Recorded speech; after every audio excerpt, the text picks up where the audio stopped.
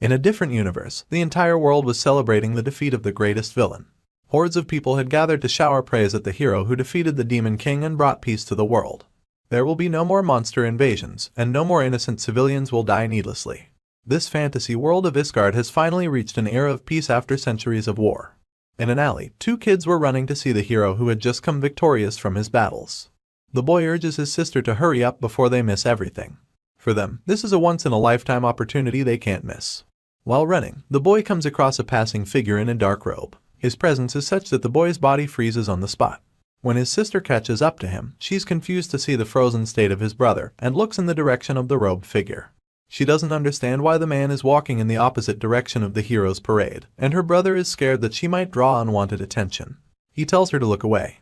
Looks like the boy was able to identify that the robed figure is a dark magician, a sinister class of mages who dabble in the powers of darkness. His sister doesn't really understand the big deal behind being a dark magician, but the brother educates her that it basically means that person in the dark robe is cursed. The man in dark robes carries a white sack on his shoulder and walks a lonely road towards the cathedral, where the saint of this era awaits his arrival. As she was gazing at the world that will finally get to see some peace, she hears a knock on the door. When she turned, the robed figure stands there at the entrance. Her golden hair are a symbol of her divine powers, and her white robes signify her purity. She looks at the man and welcomes him back. In contrast, the robed figure's dark clothes and silent presence give off nothing but sinister vibes. If the saint is a being of pure energy, the robed man is the incarnation of darkness. His name is Minold, and when he unpacks the sack which contains the head of the Demon King, it is revealed to us that he was in fact the true hero all along. But due to the dark nature of his powers, he had to become a shadow, while a useless man in fancy armor took all the glory. The saintess thanks the dark magician on behalf of the empire, but her words are cut short by the magician. He has but one desire. He did all that was asked of him, and now he wants the saintess to fulfill her end of the promise. The saintess wears a grim expression, but assures the magician that she remembers her promise and will be sure to fulfill it. And since that will be the case, perhaps she should refer to the dark magician not as Minold, but as Kim Min-jun, which was his original name before he was forcefully summoned to this world. Standing under the statue of the goddess, the saintess tries to have a heart-to-heart discussion with the protagonist. She tells her that she's sorry he had to bear such a heavy responsibility, and she explains that she did not give him such a job because she hated him. In fact, she will be forever in his great debt. But the man replies that he hates her so much that he could die right now. Even when met with such a cold response, the saintess says that she will do everything in her power to change the people's opinion about the dark mages in this world. She begs the man to reconsider his wish to go back to his old world. But there's nothing to consider in Kim Min-jun's mind. He replies that he has already been used enough. Now, he simply wishes to return to his world in one piece. She sighs and says that if he stays behind for the sake of the empire, she promises that he will be rewarded for all of the ill treatment he has received thus far, and more. But looks like she was too late, and the dark magician tells her to stop her acting. The saintess protests that she's not acting, and is being very sincere with her words. To which the protagonist replies that there is nothing she can give him. The saintess' eyes widen with surprise. By virtue of being the god's chosen, she holds quite a lot of power in this world. So what does this man desire that she cannot provide? He replies that he was brought here by force. He was used like a slave, and now she wants him to stay behind so he can wipe her ass some more. For him to forsake his life like this, what can the saintess give him in return? She answers that she can grant whatever he desires, because if he were to cease existing, the empire's peace may not hold for long. But then, the protagonist asks for his first wish to be granted. He wants to eat Korean fried chicken, but the saintess doesn't even know what it looks like. He asks for kimchi, but once again, the saintess doesn't know anything about it. He complains that the food in this world is disgusting. He has eaten nothing but high-calorie biscuits all these years. How can he be expected to live in a world where he's forced to eat such trash? And if he can't be provided with good food, can the saintess at least provide him with a gaming PC and a good internet connection? Of course, none of that is possible in an undeveloped world like this. In the end, the saintess clenches her fist and gives up on keeping him in this world. He never belonged here in the first place. She drops her head in defeat and agrees to start the return ceremony right away. She takes him to the summoning chamber, where the protagonist reminisces his memory of the past when he was first summoned, and is happy that he will never have to see this place again. The saintess tells him to stand in the summoning circle in the middle, and proceeds to start the return ceremony. And then, a bunch of magic patterns start moving under the protagonist's feet right away. She tells him that she will start by removing the protection of the saint from his body first. Kim Min-jun takes off his glove and looks at the hand with the saint's symbol on it. Even though it's called a protection, it's just a leash that stops the summoned person to fight the saint. He's glad to finally be getting rid of it. The saintess holds out her hands, and a radiant light purifies the symbol from the protagonist's hand. She seems quite perplexed, because not only the dark magician will be giving up on all the incredible power he built up over the years, he is also refusing to take all the riches and the fame that he would get by staying here. But the man is fed up with this world, and asks the saintess to mind her own business. Instead, he asks why the saintess isn't concerned about this situation. Once the symbol is completely gone, he could kill her if he wanted to. But the woman replies that she knows she is the root cause of all the hatred in his heart. If he were to kill her, she would gladly accept her death. And now that the protection is undone, she tells him to kill her if he'd like. And if he has no such desire, she'd like to start the next stage of the ceremony. The next step involves removing the powers the protagonist has obtained in the world of Isgard, and the saintess steps back from the circle to complete this process. But this is where things won't go as according to the saintess, but how the dark magician wants. He quickly hurls a rope of binding dark energy to subdue the saintess and hold her up in the air. She tells the man that possessing the powers of this world will kill him if he uses the dimensional gate. What he's doing is complete nonsense. But this man worked himself to death to obtain these powers. There's no way he will leave them behind before going back. He drops the saintess on her ass and proceeds to open the dimensional gate himself. Even though her life was spared, the saintess is more concerned that the dark magician will never be able to open the dimensional gate with his unholy powers, and will probably die as a result. But looks like her worries were unwarranted, since the protagonist was already standing there with a fully functioning portal. Even then, the saintess warns him that he's risking his life by attempting to travel the dimensions so rashly. But he was already aware of such things. That's why he practiced his magic thousands of times to perfect it. He's confused why the people of this world divide the magic into light and darkness in the first place. When he reached the peak, he realized that all magic is the same anyway. In any case, he puts his hand in his pocket and says that there is something he would like to give to the saintess before he leaves. What could it be? Nothing. It's just a fist, which he tells the saintess to shove up her ass as he enters the portal, knowing that he will never have to see this stupid world ever again. She shouts for the protagonist to stop before the portal destabilizes and kills the caster. But it was already too late, and the summoning chamber was soon filled with waves of bright purple energy. And then, the portal collapsed on itself and vanished into thin air, leaving the saintess all by herself in the chamber. She slams her fist on the floor in anger. Even though they had their differences, she's upset that she was hated to this extent when she did nothing but fulfill her duty. She never wanted to make anyone suffer, and she never enjoyed putting the protagonist through all that hardship. But now, none of that matters, since the two of them are worlds apart from each other. In an unassuming building on Earth, purple lighting sparks, and Kim Min-jun is teleported inside. Finally, he's back on the planet he was taken from. Even though he did it so confidently, he felt like he was going to die during the dimensional travel. But all of that is finally over. As he stands, he finds himself in the same room he was summoned from. And when he looks at his table, his phone is still charging. This sensation of having your phone in your hand. Min-jun can't describe in words how much he missed this feeling. And his favorite game, Dungeon Power Fighter, is still installed inside. Only when he opened the game, the reality started kicking in his mind, and he couldn't help but laugh maniacally at his successful return to Earth. But it's too soon to be happy. For some reason, there's no internet connectivity in his apartment. And outside, a squad of soldiers is hugging the walls as if they are in a war zone. The unit commander asks if they're correctly headed in the direction of the creature, and the scout confirms that they're on the path relayed by the radioed location. He asks his corporal why regular soldiers like them were dispatched to deal with something so dangerous, and the corporal is just as confused. He says that such questions should be asked to the headquarters. He knows nothing. Nothing can be done now, and they have no choice but to fight. So the soldiers take a deep breath and get ready for battle. On the corporal's signal, they rush to the road and turn the corner to shoot the enemy. But what they see is completely different from what they were after. Kim Min-jun is walking the streets, pissed at the fact that his phone is getting no network connection, and not a single store is open in the area even though it's the middle of the day. The soldiers are confused to see a civilian in an area that was restricted from access, and shout for the young man to come back to them. Min-jun is also surprised to see the armed soldiers. He wonders what the army is doing in a civilian area.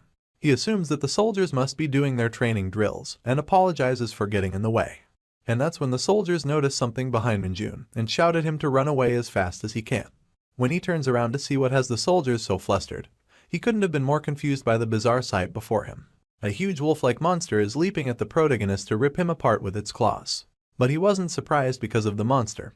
He was surprised why something so weak-looking could have the soldiers so scared. After all, he just came from a world where he fought much stronger monsters for years. But when he clenched his fist to summon his dark powers, the demonic energy failed to manifest. It was completely gone. Not that it really matters in this case, since Min-jun is able to crush such small fry with his sheer strength, and has no trouble burying the wolf monster's face in the ground. The soldiers are stunned silent by this superhuman display of power, and the monster's teeth break off completely from the force of the impact. The fact that it dared to attack him is still pissing off Minjun, and he brutally crushes the monster's skull with bare hands. Even though he can't use his dark magic due to lack of the demonic energy, he's still not weak enough to be beaten by such monsters. After all, he went through hellish strength training every day when he was in Isgard. Still, he knows of the identities of these creatures. But why has it appeared in this world? He has a lot of questions, and only the ones behind him can answer them for now. But when he calls for their attention, the soldiers are so scared that they can barely speak.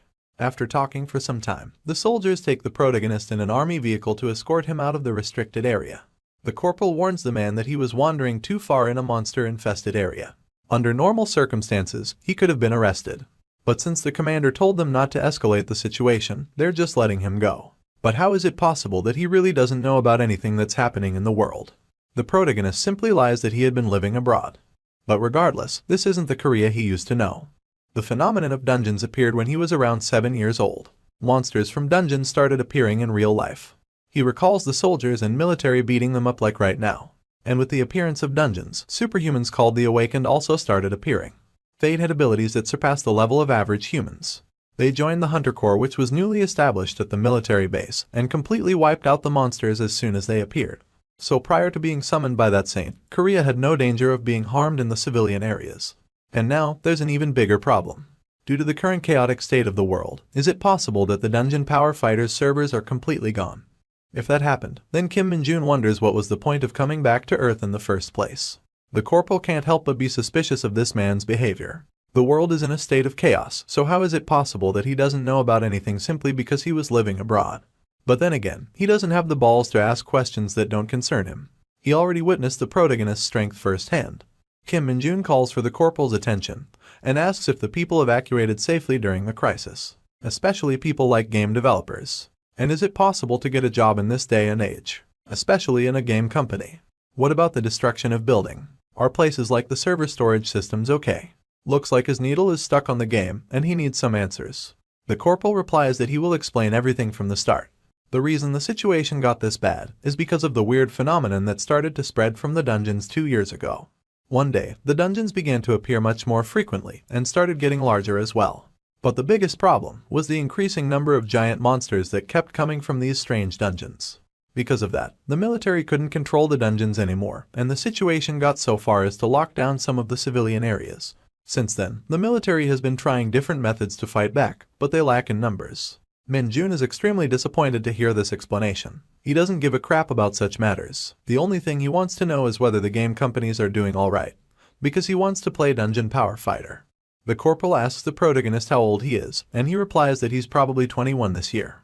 The corporal suggests that he should enlist in the military soon if that's the case, since half of his 20s are about to evaporate into thin air. Min-jun doesn't understand. The mandatory military service used to be 5 years for the Hunter Corps and 3 years for regular troops, so why would he need to waste half of his 20s? But since the situation has worsened in recent years, all troops now serve for 5 years, not just the Hunter Corps. If Min-jun is 21, he probably has his enlistment letter ready. What a disappointment. He came back so he could live the rest of his life in easy mode and play his favorite games. But now he has to serve in the military for 5 years. He's furious that he didn't even get to connect with the game servers yet. That's when his phone finally receives some network, and he gets a message from the military. It's an enlistment date notice to join the X Division, and the enlistment date is tomorrow. The timing couldn't have been more uncanny, so the protagonist assumes that this is probably some spam message. But the corporal assures him that it's real and not a spam.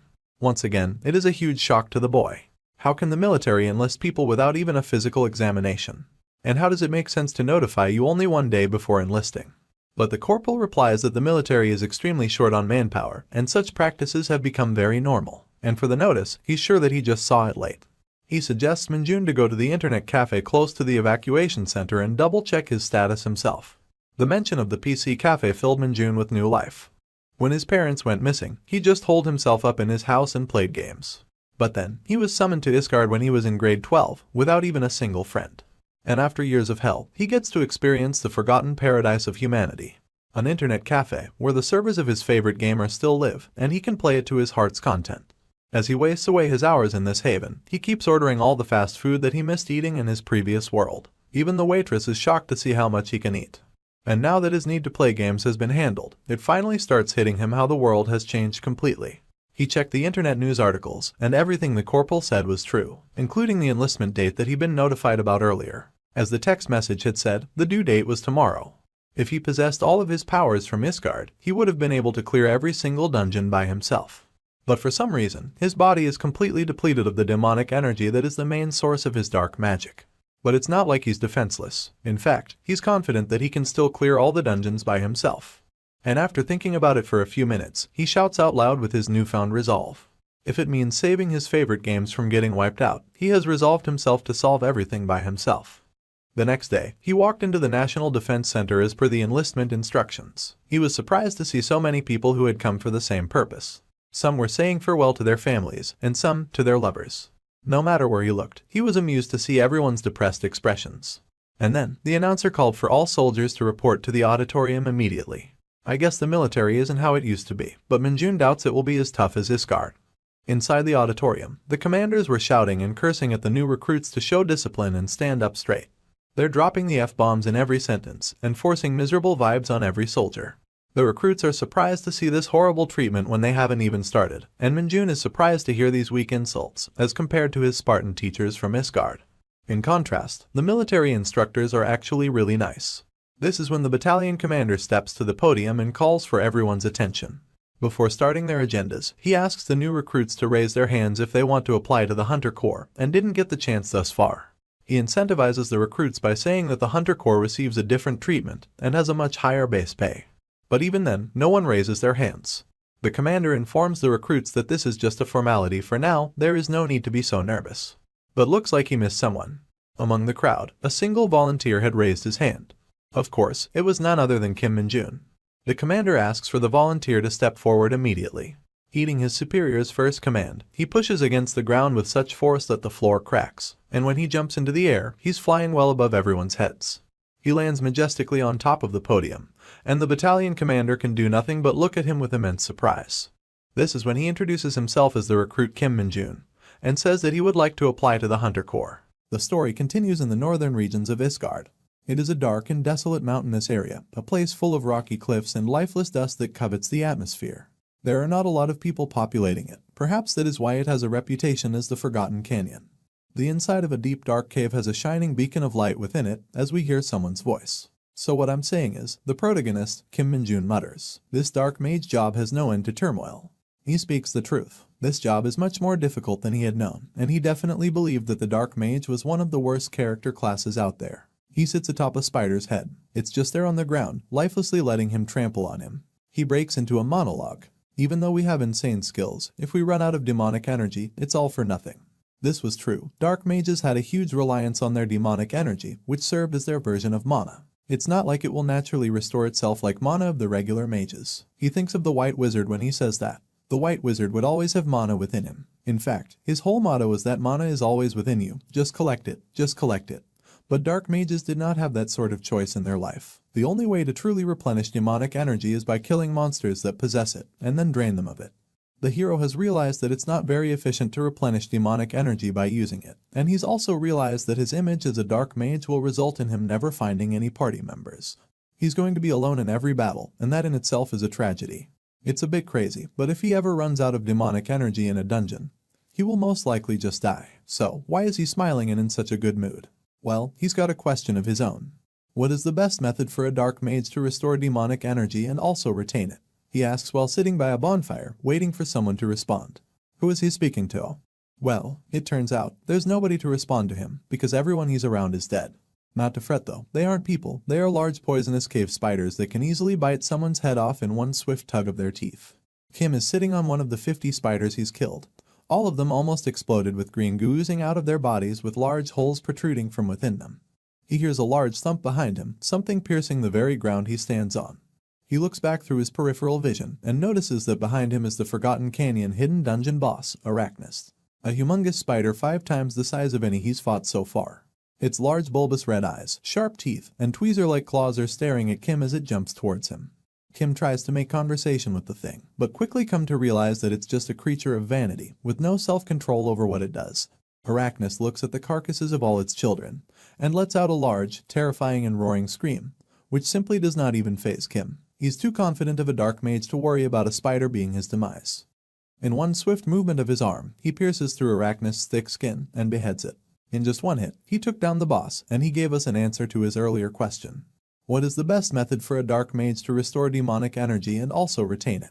Well, according to Kim Min-jun, the answer is to defeat monsters with maxed out strength levels. Honestly, that makes a lot of sense. 645 days before returning to Earth, Minold has taken on a dungeon of spiders and their queen all alone by himself and has come out triumphant. Fast forward to the present time, we see Kim Min-jun in a normal-looking environment, with a cup of coffee being given to him. You say your name was Kim Min-jun. The voice asks him, to which he responds yes. The man in the army uniform then tells him to wait there, and a troop from the Hunter Corps will come by. He thanks the man, and acknowledges that the coffee was made by the battalion commander himself, which is a big deal for Kim. The guy sits down with Kim and asks him some personal stuff. You seem enthusiastic. Why did you apply to the Hunter Corps? The man asks him. Things are pretty bad these days, and most people are pushing to return back to the regular army, despite them having special abilities. Why do you want to be in the Hunter Corps in particular? The man is inquisitive. Kim simply responds by saying he has some business in the dungeons. They both stare at each other awkwardly for a minute, before bursting out into laughter at the absurdity of Kim's answer. The battalion commander then tells him that since Kim is so funny, he won't charge him for the auditorium flooring that he smashed. While Kim's internally thinking that he's not joking, so why is his answer so funny to the old buffoon? Here, we get some context. All dungeons that spawn in Korea are managed by the army, and not just by any regiment. The Hunter Corps are a unit of highly skilled soldiers, and the only way to advance through the ranks is by showing your worth, showing your power and your abilities. Min-jun wants to become part of the Hunter Corps so he can get access to dungeons. He wishes to clear a majority of them by himself, and when that happens, he thinks that he can get the ability to recover his powers. Of course, this is all Min-jun's imagination, and reality may differ from this, though it's still fun to hope. He's so confident in his abilities that he thinks he can probably gain 10 stars, advance 10 ranks and clear pretty much every dungeon in 5 years' time. After that, he thinks that he can simply relax and spend the rest of his days being a highly paid public hero figure. A perfect plan made by someone who wants to speedrun his life. While Kim Min-jun is contemplating this quote-unquote fantastic idea, Hunter Corps Sergeant Lee Seung-no enters the room and gives a commanding salute. The battalion commander introduces the sergeant to Min-jun, and the sergeant immediately is interested. He asks Min-jun if he really has hunter abilities, and if he does, he can easily open a status window. He asks Min-jun for all of his stats. The sheer energy of this sergeant seems to irritate Min-jun. What is wrong with this guy? He thinks to himself, are all Hunter Corps this frustrating? Anyways, he opens up the status window and starts to check it. He realizes that they had status windows even in Iscard, so this shouldn't be anything new to him. Although it was just numerical values of your stats and abilities, so he didn't care much for it. Status window, he says, commanding it for his stats. But then his face has an expression of shock. The twitchy sergeant keeps asking him what he sees on the status window, but it turns out the status window shows nothing. It just says error. Sergeant Lee seems visibly frustrated. He had never heard of something like this before. Now, somewhere in Gyeonggi-do, at the Hunter Corps Training Center, a conversation is taking place inside of the battalion commander's office. It's been a long time. I haven't seen you in 10 years, says the battalion commander. Didn't think I'd run into you here. Why don't you take a seat, Hunter Sun Yunseo? Hunter Sun Yunseo stands tall, staring into the battalion commander's eyes. She says that she isn't a hunter yet. Just like everyone else who has enlisted, she's merely a recruit. She wonders why the battalion commander has called her to his office and asks her to not give her any special treatment because of her father. The battalion commander shuts down any of her worries and mentions that she was called due to a separate matter from General Sun. He then continues with more information, saying that Hunter Sun won't be getting any special treatment, as the Hunter Corps are already a difficult organization to get into. Hunter Sun is further confused. She asks why she was summoned, to which the battalion commander gleefully responds. You're a renowned rookie, he tells her. Why wouldn't I be interested, seeing as I'm the training commander here? It turns out, the training commander just called Hunter Sun to give a few words of encouragement before she got busy with her training. He thanks her for choosing to enlist as a soldier instead of an executive, as someone with her skills would be incredibly useful in the field. He tells her that they are always short of people like her, who are skilled and committed to doing their duty, and that he thanks her both as a citizen of Korea and as a soldier. This obviously embarrasses her a little bit, but she thanks the commander for the kind words. Outside of the window, the commander sees a truck pulling up, which reminds him of Min-jun, and he mentions to Hunter Sun that she might be getting quite a funny comrade on her team soon. So, they decide to go pay a visit to Min-jun together. Min-jun arrives with Sergeant Lee at the Hunter Corps Training Center, and he's immediately overtaken by the sheer beauty of this building. It's a huge building, With many floors and a complete coating of glass, it shines brighter than the sun. Minjun is utterly taken aback. How much taxpayer money did they pour into this thing? He wonders to himself. He notices that this facility is simply no joke and thinks whether or not there's a PC room in here. Sergeant Lee is there to keep him grounded though, and he reminds him not to get too excited as his recruitment hasn't been confirmed yet because of the error thing with the status window. Sergeant Lee reminds him that since he's a special case, he will be tested personally by him. And it's obvious that Lee doesn't like him much, because he says that if it was up to him, he would have sent him to the military police right away. He continues his rant. When all the tests are completed and you're confirmed to be a liar, you best be prepared to enlist into the military police immediately. It's almost as if Sergeant Lee is a bit jealous of Minjun, which Minjun wonders too, thinking how Lee is being stingy about everything. Anyways, he asks Lee what the test is, and Lee points towards a large crystallized red rock. It turns out, this is a red stone, a byproduct of the dungeons that emerged. This is an extremely hard, dense and heavy rock, and it's something that wouldn't even budge, no matter how strong a recruit may be. Thankfully, Minjun isn't just any recruit. Lee gives him a test. If Minjun can move the red stone even an inch, he will pass the test. That brings a smile to Minjun's face. Is that all? He exclaims. The test is too simple for him. Lee's demeanor immediately changes. He realizes that Minjun's not as daft as he seems. Lee thinks to himself, there's no other way to check someone's status window, and there have always been liars who try to take advantage of their mediocre abilities and get into the Hunter Corps. Lee wonders why the status window had an error, despite Minjun having jumped 5 meters to the podium before. He is almost certain that Minjun is a liar. A bit farther away, on the balcony overlooking the testing room, the training commander brings Hunter Sun with him to see Minjun's test. He apparently showcased incredible physical abilities in front of the battalion commander at the recruit training center, but his status window shows an error somehow. The training commander tells Hunter Sun that he's never seen such a case in all his years being in his position, and that he has high hopes for Minjun, and wants to see how unique he will be. Minjun is standing near the red stone, with his hand placed on it. He wonders to himself, this is that ridiculously heavy red stone that was all over the Iscard dungeons. At this size, I can easily push it away. Minjun leans forward, pulling his arm backwards with his fist closed. He's revving up a punch that will definitely push the red stone. Who knows, this might even have some demonic energy inside of it. He thinks to himself. Sergeant Lee and Hunter Sun are looking at him, wondering as to what he's about to do. In a swift strike, Minjun lands a punch right at the center of the rock. But it doesn't just move, it completely shatters. The dust settles, and there's a large hole in the red stone. All 3 of the spectators are completely shocked, their mouths wide open in surprise. It turns out, there is no demonic energy inside of the red stone. Somehow, Minjun had managed to absolutely obliterate the red stone. His sheer power was so much that even he himself was surprised. What a monstrous bastard, Sergeant Lee thought to himself, completely shocked at Minjun's prowess. The first day of training begins, as recruit Nam and Hayek and the rest of the recruits are clearly struggling to go through it. They are running up the stairs, as in Hayek's internal thoughts are going all over the place due to the fatigue he's feeling. There is something wrong. Even before enlisting in the Hunter Corps, I knew that training wouldn't be ordinary. He thinks to himself, trying his hardest to not lose his strength while climbing up the infamous 6,000 steps. Since you'll participate in actual battles immediately, you must train like crazy for 4 whole weeks. You weigh yourself down with sandbags from the very first training session, and you have to climb the infamous 6,000 steps. And Hayek continues, as he's obviously not having the best time here. The instructor that keeps hassling you while he checks your finishing time is something already expected. Here he's obviously talking about Sergeant Lee Seung-ho, who they call the Devil Instructor.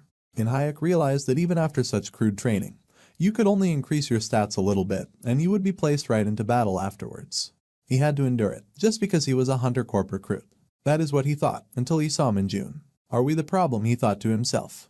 Minjun, on the other hand, was having the time of his life, going through this training swimmingly. H feels extremely light on his feet. If he had all of his demonic energy, he'd be flying. He loves the training here because it's so simple compared to the experience he's had in all his time during dungeon dwelling. Compared to the rags in Iscard, this military uniform is definitely my style. He thinks to himself, and he absolutely loves the food that they serve in the Hunter Corps mess hall. Their routine is quite strict. They have to wake up at 6 a.m. and after breakfast at 8:30. Their morning training lasts up until lunch, after which they do afternoon training till dinner. However, the one thing that he loved the most about it is that he gets to have free time at night.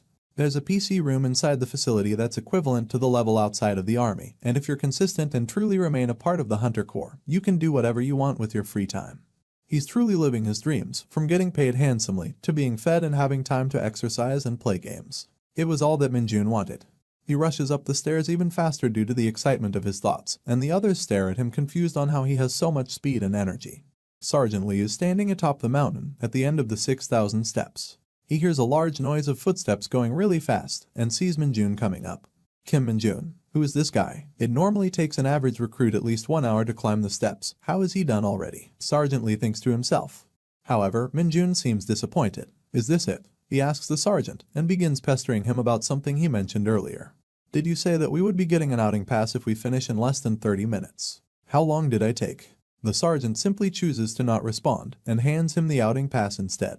Minjun begins thinking on where he should be using this outing pass. Meanwhile, the sergeant is checking how long it took him to finish. And Minjun made a record-breaking 21 minutes, 1 second and 43 milliseconds, something no one had ever done before. He's the first recruit ever to receive an outing pass. But it isn't everything to have high stats and good strength. The most important thing is the ability to react to monsters for the Hunter Corps. The sergeant is slowly beginning to see the potential in Minjun. Looks like he'll be paying close attention to the protagonist from now on. Back in the common room, the recruits are having existential crises, worried whether or not they'd have to go through such strict training regimens every day. Hayek is excited looking at his status window. Looks like his stats went up, and Anna the recruit congratulates him. This excited everyone, and all the recruits around Minjun started to check their stats through the status window. He was sitting there wondering, they're all getting excited simply over one stat point. Really, he recalls his training days in Isgard, where his stats would go up by 10 per day. If he wanted to raise his resistance to physical damage, he would get beaten up until his stats went up. The other recruits begin speaking to him. You've got an outing pass, what will you use it on? Hayek asks him, and Minjun is just unsure of what he'll use it on for the time being. One of the other recruits expresses jealousy, while another one begins talking about something he heard. I overheard the instructors earlier, and they said no one has managed to obtain an outing pass from Sergeant Lee so far. This excites the other recruits. Hayek asks Minjun if he works out a lot, while another recruit tells him that it was incredible watching him climb up those stairs like it was nothing. This is something Minjun had never felt. Having people chat with him and converse with him like he was a normal person. He thinks about his time in Isgard. Since he was a dark mage, the people of Isgard pretended like he didn't even exist. Like speaking to him was some sort of sin. They even refused to make eye contact with him, because they thought that he was bad luck. He likes that communication is a thing here, and he honestly is a fan of it. He hears that Hayek mentioned to another recruit, the PC room is open, are you going to use it? The other recruit says he's too tired. But when Minjun hears of this, he bursts with energy and jumps out of his seat with excitement. The PC room is open. Why are you just telling me this? He runs straight towards the PC room to get to gaming.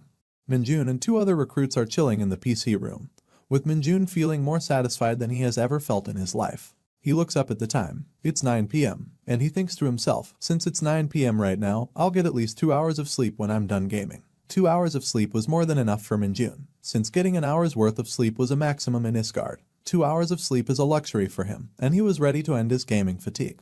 The other 2 recruits in the room just stare at him while he's playing Dungeon Power Fighter and wondering there are people who still even play that game.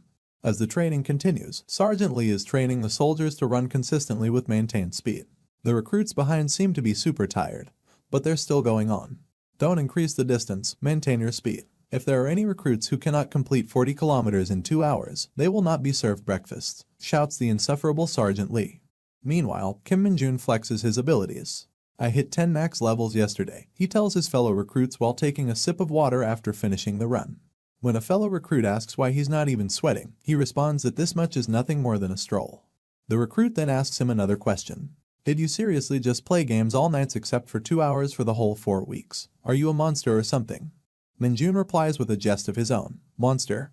I brought water to share with my lovely comrades, I guess you guys don't want it, as he begins to spill the water onto the floor.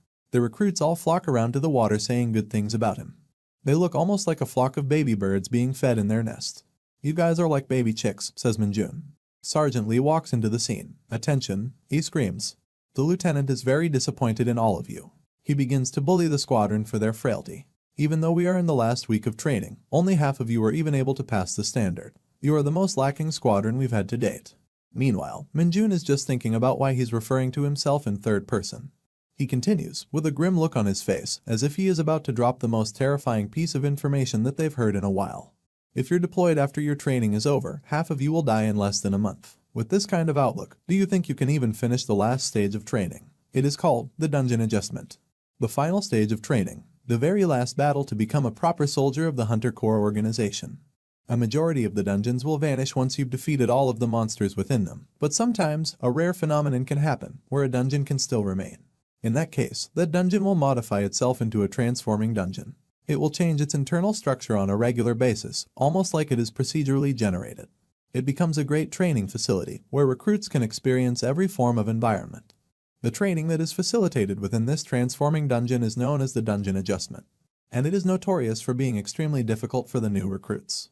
They are already scared out of their minds, but this kind of reaction is expected. In fact, the lieutenant prefers to maintain this level of tension. It's good to handle recruits as if you are handing race horses. When they need discipline, you must have a heavy hand on the whip, and console them with carrots when the time is right. He encourages the recruits by giving them a piece of carrot they would drool over. He announces that the recruit with the highest score from this training will receive a 2 nights and 3 days vacation pass. This is the part where he expected everyone to be overjoyed, but their reactions are as dull as a koala.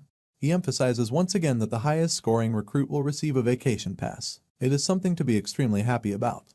He hypes them up with the amount of things one could do in 3 days. But no matter what he says, the recruits aren't the least bit happy with this lackluster reward. Of course, with the exception of our protagonist, who couldn't be happier to hear about a 3 days vacation. And finally, it came time for the hellish dungeon training to begin. The recruits were extremely surprised to see the sheer size of the dungeon gate before them. Some of them are still confused what they're supposed to be doing here. This is when an army truck nearly runs them over and stops in the front, knocking up the dirt in their faces. The recruits are confused, but it doesn't take long for them to see what the truck had brought along. The story continues with 2 very important questions. What were those luminous eyes behind the cage, and what possible danger could the military be planning to introduce to the unsuspecting recruits? Those eyes glared through the bars in the cage, with growls that would send shivers down your spine. Upon further inspection, as the eyes adjusted to the darkness of the cage, the recruits saw beasts with large fangs and furry skin. The cage was filled with hounds. These weren't just regular hounds though, they were a bloodthirsty and an absolutely terrifying breed. The recruits were terrified, with 2 of them quickly choosing to hide behind Kim Minjun while another one of the recruits fell to the ground. Of course, Minjun didn't think of the hounds that way. Instead, he found them to be quite amusing. He thought they were equivalent to tiny puppies and did not fear anything about them. The lieutenant screamed at the recruits, wondering if they were scared of the hounds. He then tells them that those are the monsters that they will be facing during their time in the transforming dungeon. This scares the recruits even more. The lieutenant instructs them to form teams of 4 people before they can enter the transforming dungeon. The goal is to defeat at least 1 monster and then make their way back out of the transforming dungeon so that they can prove themselves as valuable future soldiers to the Hunter Corps. He gives them a small pep talk and basically tells them to push through any of the pain, and that definitely lifts their spirits up. He then tells them to gear up, as it seems that they are about to get some fancy armor for this mission. One of the instructors asks the recruits to proceed one by one and pick up their Hunter Corps exclusive safety suit, also known as the Mid-2. This suit looks like a piece of armor shining in silver, with a tough and heavy-looking exterior, almost like a steel chassis. However, the only purpose of this armor is to protect its wearer. It is roughly made and is quite rigid along with being incredibly heavy. The recruits seem a little skeptical about it, wondering if the Hunter Corps could have provided them with something tougher. Minjun doesn't like this piece of armor either. He feels really gross wearing it, knowing that this armor has probably been used hundreds of times by previous batches of soldiers. Since this armor cost around 50 million Korean currency to make, he asks the lieutenant if he can take off the armor quickly if he defeats the hounds fast enough. The lieutenant, being a stout bully for his recruits, just tells off the recruits for being too arrogant without even seeing who asked the question.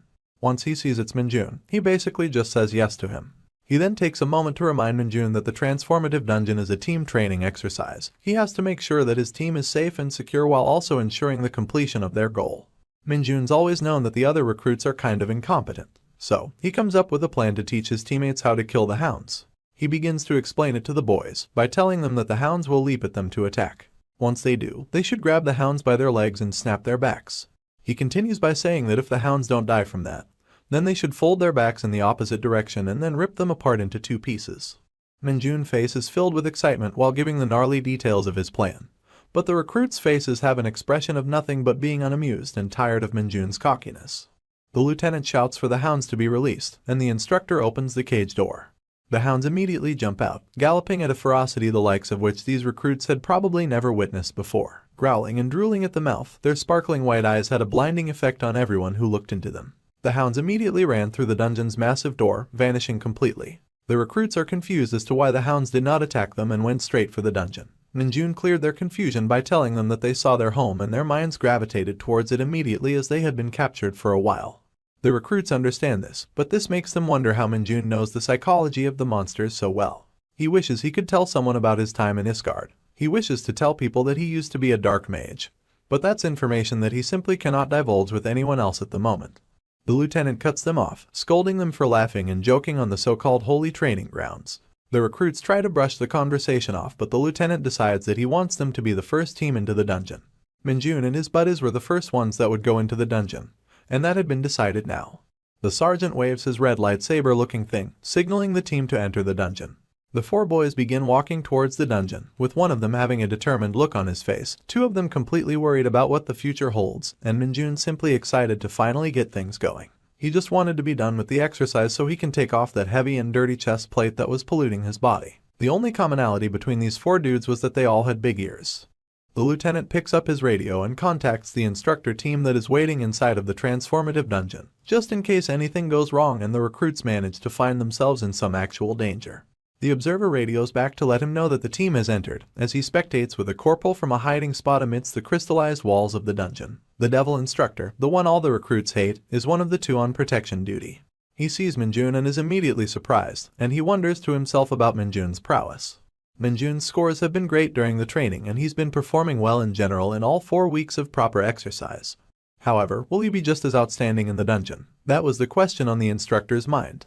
The bloodthirsty hound eyes stare at them from within the crevices in the walls, waiting for an opportune moment to strike them down as Kim Minjun and his team walk further into the depths of the dungeon. The wolves are seemingly ready to pounce on the 4 recruits, but Minjun is also seemingly aware of the situation and knows that they are following them stealthily. He thinks to himself on how he can take them down by just a flick on their foreheads as they pounce to attack. The problem, however, is that he can't do the exercise all by himself, otherwise his teammates won't get any stat points. Since this is a team exercise, they'll all have to contribute. So, Minjun lets his team know that the hounds are about to attack. They're completely surprised, and the shock takes over their brain as they start to scream out. Minjun reminds them that the protective suit is really strong, but they don't listen as they're frozen in fear. He decides to take the lead and walks in front. One of the hounds runs towards him, but Minjun makes a quick dodge towards the side of the hound and punches it on the head, immediately killing the furry animal. Meanwhile, one of the other recruits gets pounced on by a hound as it bites into his arm. The hound stares into Minjun's eyes while the recruit screams for someone to help him, and Minjun quickly runs to him. He kicks the hound away, sending it flying into a wall towards its instant death. He helps out the recruit, and realizes that the situation is much more dire than he thought.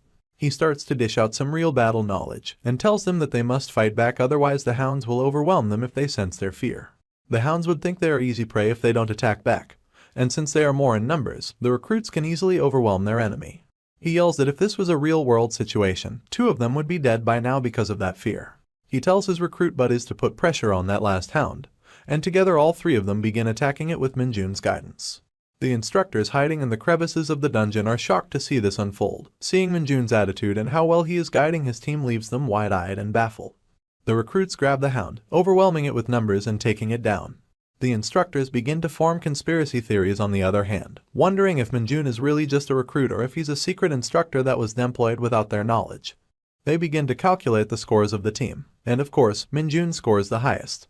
He scores high because he not only showed great physical strength, but because he also showed great leadership skills. He helped his team overcome the challenge by encouraging them and making them work together.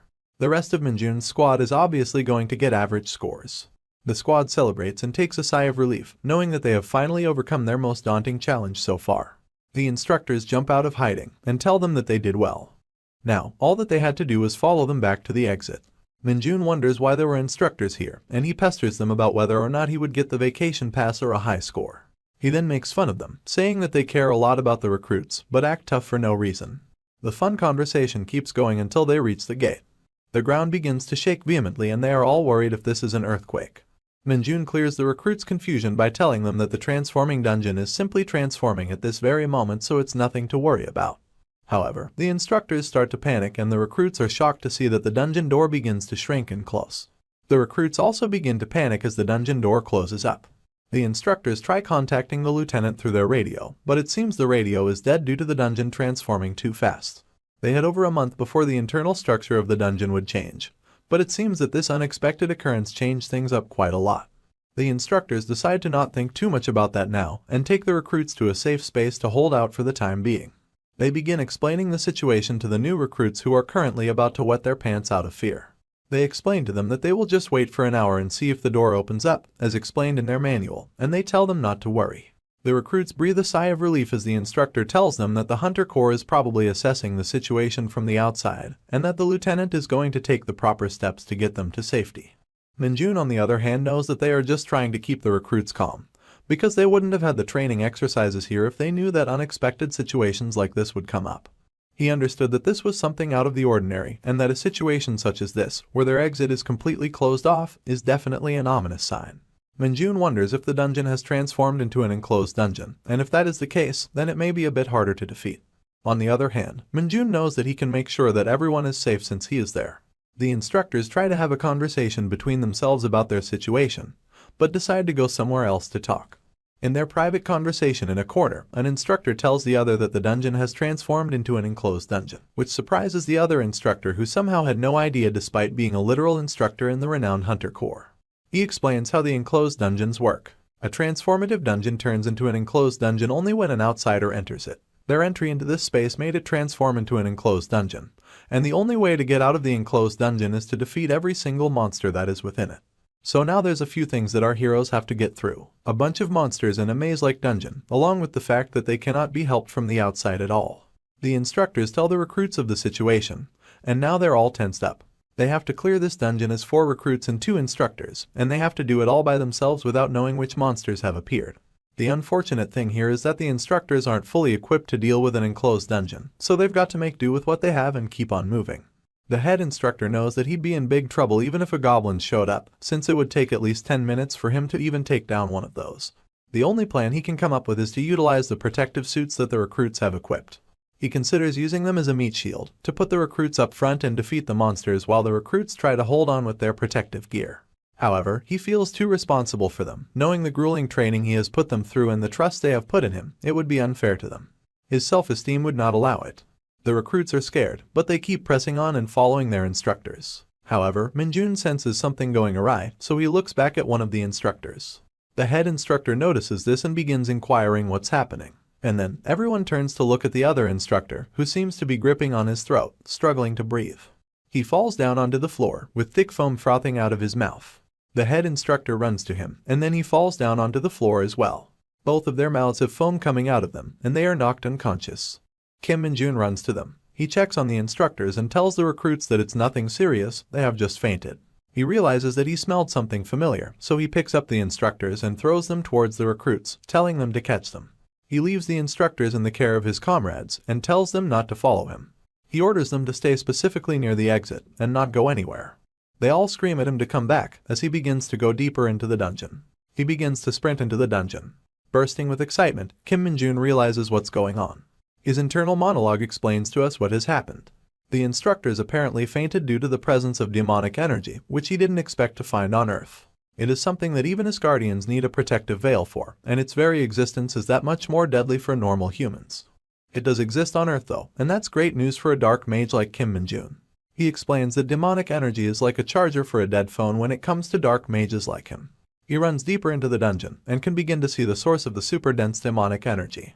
This brings even more excitement to our hero, who simply cannot wait to see the true levels of what he is about to face. However, when he reaches as close as he possibly can, he doesn't see anything, nor does he hear anything. There is nothing but the void of silence staring back at him through the glowing purple crystals in this enclosed dungeon. He simply cannot find a single trace of any monsters around him. However, all he had to do was to simply look up. The scent of the demonic energy had led him right towards his prey. Kim Minjun had finally found a worthy opponent, one that reeked of demonic energy.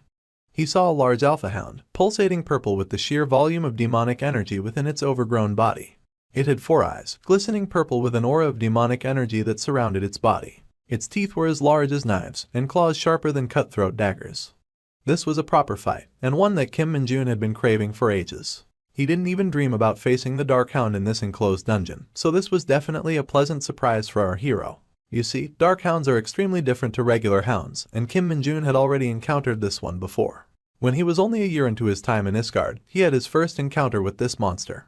He had never seen something so terrifying back then, and he was quite new and underleveled to fight a behemoth like that, so he almost died during that time. However, things were different now. Kim Minjun is not the new summon, he's the final raid boss. And he was more than happy to see a familiar face. Kim Min-jun decides to take this hellhound head-on. Having full confidence in his abilities as a dark mage and a hunter, he knew that he could more than easily overpower the foul creature. The monster was hanging on the ceiling, staring at our hero, and it decided to pounce upon him. He pulled his hand back, closing his fist in the exact same way he prepared to punch that redstone before he got enlisted as a recruit into the Hunter Corps. The smile on his face was infuriating for the monster, which lunged at him immediately at the first chance it got. He thanked the monster for the meal as he pushed his arm out in such a fast punch that it sent the monster flying upon the slightest contact with its fur. The monster had died, and the insane amount of demonic energy that was locked deep inside of its monstrous body began to pour out. Kim Min-jun obviously took this opportunity to drain as much of it as possible, absorbing every bit of demonic energy that he could. However, the scent of its monster blood was still in the air, and it was still just as sickening as Min-jun remembered. The monster's blood on his hand was poisonous, as it turns out that defeating dark hounds is difficult due to their poisonous blood, which can cause the skin of any human to rot upon immediate contact. Min-jun stares at his hand, his veiny hand covered in the monster's blood. But if we know one thing about dark mages, it might be the fact that none of those poisonous effects apply to them. They cannot be hurt by a dark hound's venomous blood, just like the demonic energy feeds them rather than hurting them. Min-jun drained this monster of all its demonic energy. It was a feeding that he hadn't gotten in ages. However, this whole ordeal had left him wondering over a few things, and those things troubled him quite deeply. He wondered how a dark hound, a monster that is normally only found in Isgard, is doing on Earth in an enclosed dungeon of all places. He had always considered the idea of monsters on Earth being able to harbor demonic energy, but since the instructors were completely unprepared for it, he was sure that this was the first instance of something like this happening. Not to mention, he had not seen a single note about the demonic energy in any of the training manuals, or the monster education at the training center. Of course, the possibility of a monster as dumb as a dark hound being able to manage interdimensional travel on its own simply had no chances of happening. Kim Min-jun was definitely confused, but he had a theory. He believed that only a dark mage as powerful as him could have made this possible, and perhaps the saint who could utilize the god's powers would be able to do that. Anyone else stood no chance at pulling something like this off. Though at the end he did consider that he might just be overthinking things, and he tried to force himself to think that this might just be a minor occurrence or a coincidence of some sort. For now, he just decided to take the corpse of the monster back to make the report to his superiors. The instructor is being woken up by the voices of the young recruits. He opens his eyes as he hears the panic in their voice. They stare at him as their voices calm down a bit with their instructor's awakening. Suddenly, he screams out loud as if he had woken up from the most terrifying nightmare. This scares the life out of the recruits. They thought that these guys had woken up as zombies, but they just get up with concern of everyone being okay, or if anyone is hurt. They tell the instructors that they're fine, but then they speak about how Kim Min-jun delved deeper into the dungeon by his lonesome, which shocks the instructors. They begin to give him further details of what happened, and the instructors are furious in utter disbelief of Min-jun's actions. The instructor is in complete shock. He genuinely cannot believe that Min-jun would do such a thing. He thinks that Min-jun's behavior should get him kicked out of the academy immediately. However, he knows that he doesn't have the authority to make that decision right now, especially since he fainted instead of keeping the recruits safe. Just when the instructor thinks about going out and saving Min-jun, one of the recruits tells him to look to the other side of the cave. Well, it seems that Min-jun has returned, and he has the corpse of the monster he killed on his back. The instructors are shocked once again. It seems as if making this face is their only job. They look at the hound and realize it looks very different than the regular ones.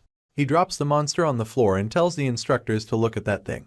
The instructors begin to analyze the body of the monster and realize that it's the creature that caused them to faint. The recruits, on the other hand, are also in disbelief, wondering how their comrade even managed to kill such a big monster. Min-jun looks towards the cave's entrance and realizes that the portal gate has opened.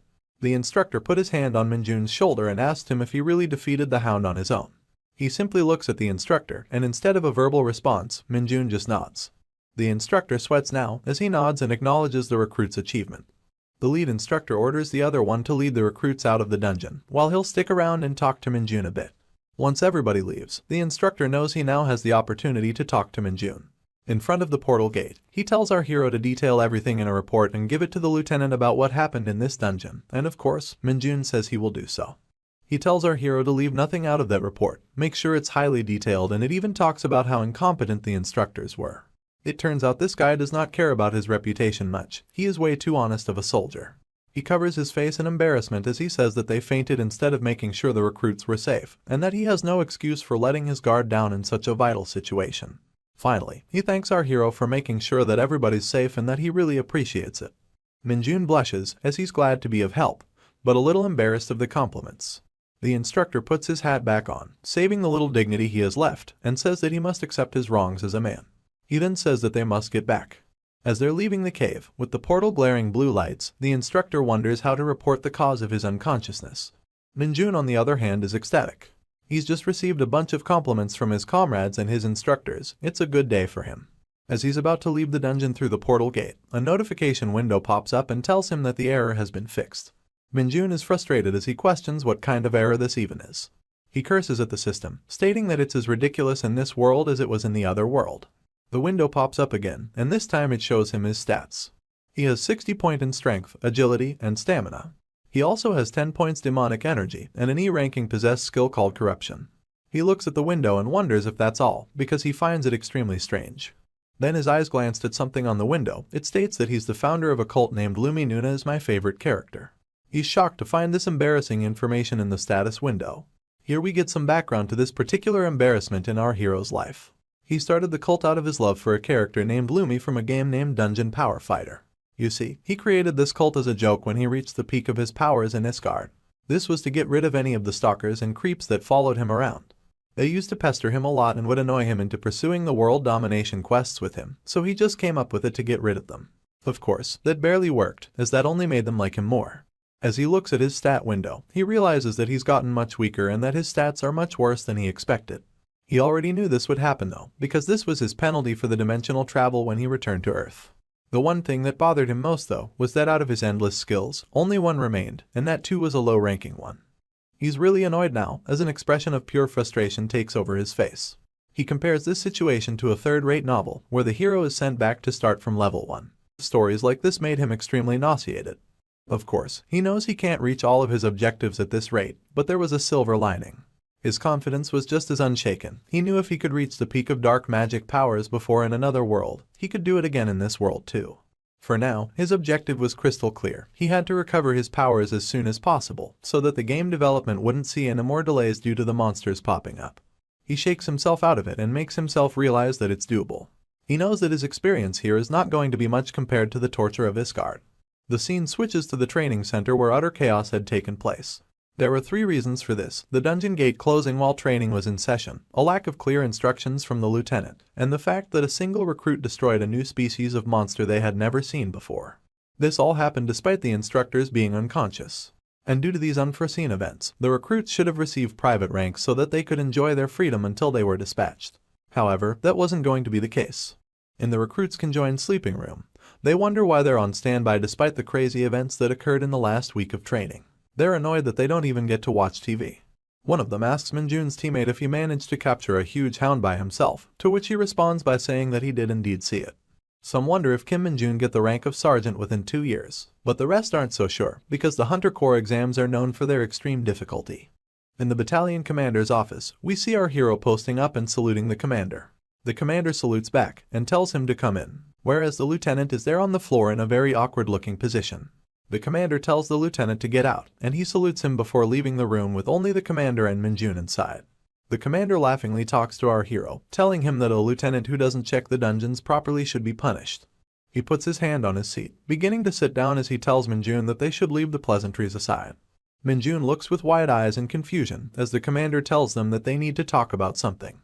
He tells them that since Minjun has received the highest score, he's going to give him a special proposal. He asks Minjun if he wishes to hear it. A crane in a flock of chickens, that's the commander's metaphor. This idiom is used to describe an outstanding person, someone who is much more skilled at a certain thing than the others in their batch.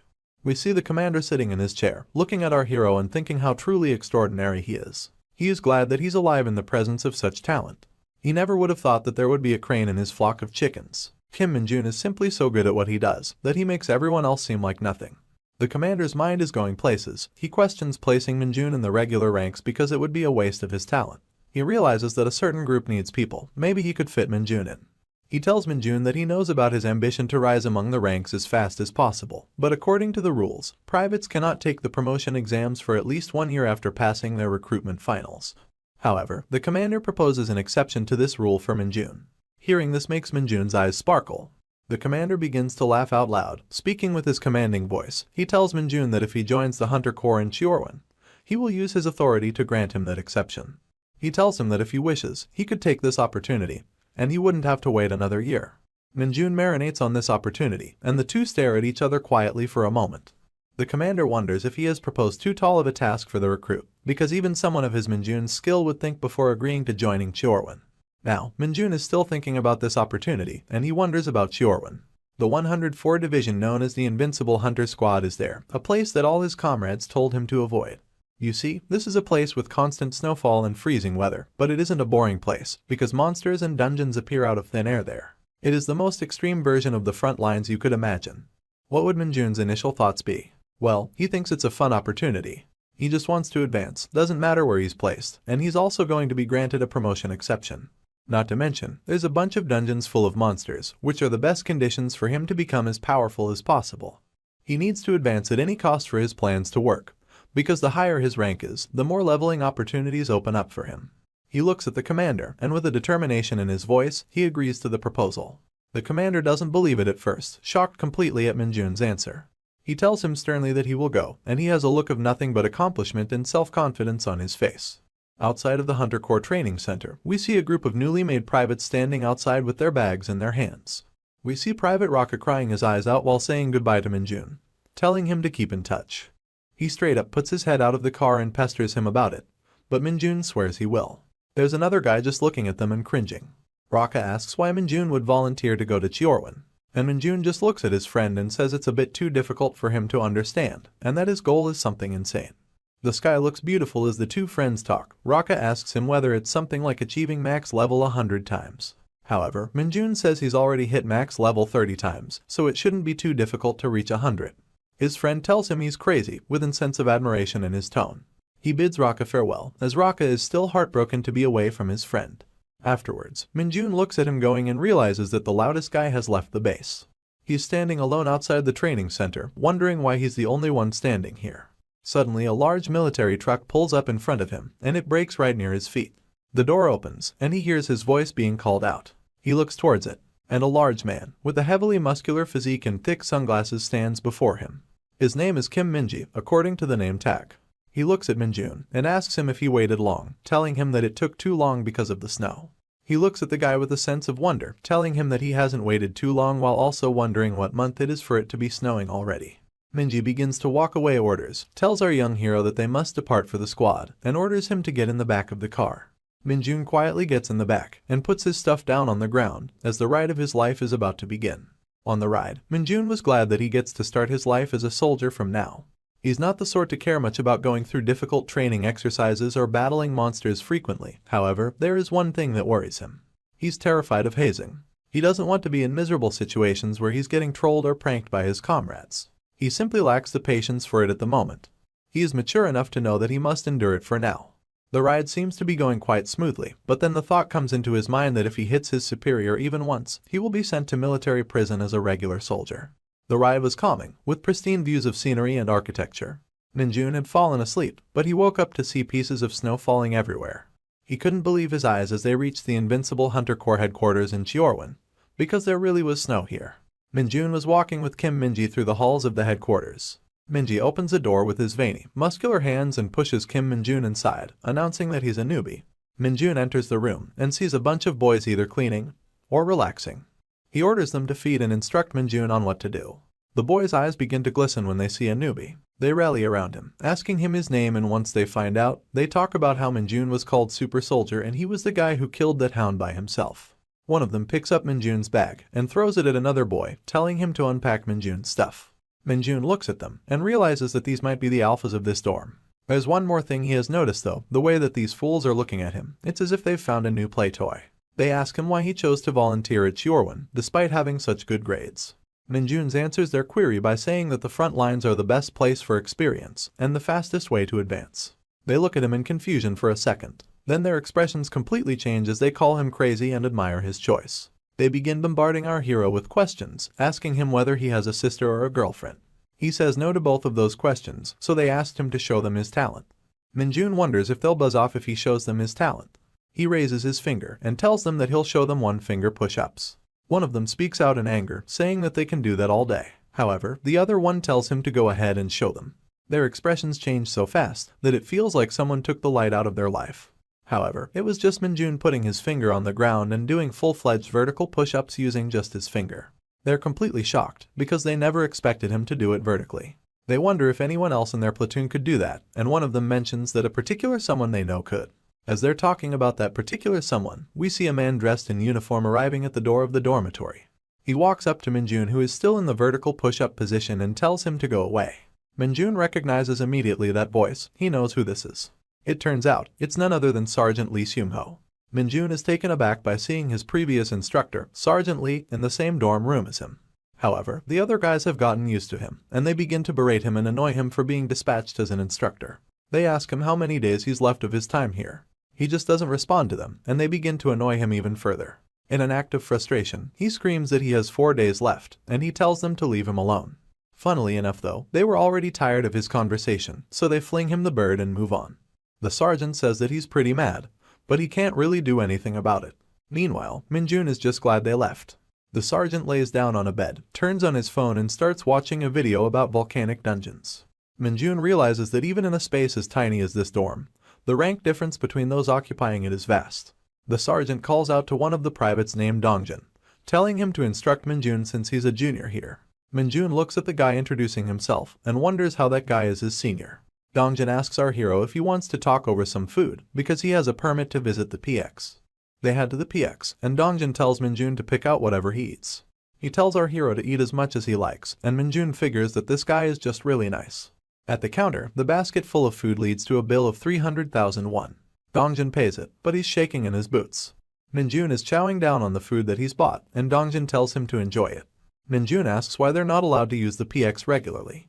Dongjun tells him that it's a rank system. Privates first class and below are only allowed to go there on weekends. On top of that, one needs to be a private first class or above to use gyms, and if you want to use the PC room, you need to be a corporal. Minjun almost choked on his food when he heard this news. He found it crazy that you needed to be that high of a rank to use the PC room. Dongjun agrees that it's unreasonable but knows that he can't really change anything at his rank right now. Minjun asks with curiosity in his voice whether there is a way to change that, surprising Dongjun. He says that the only way is by getting to the rank of sergeant to even attempt it. Minjun is heartbroken and extremely frustrated, because he was really looking forward to the PC room. Dongjun dives deeper, and he tells him it's very difficult to become a sergeant in the Hunter Corps. He gives a little info about himself, saying that he had failed the advancement exam many times, so he's been stuck as a private first class for 3 years. Minjun thinks that he should get promoted quickly so he can bring Dongjun up with him as well. He encourages him to keep trying as he will surely get it in the next attempt. Here enters another bully, who puts his arms around Dongjun.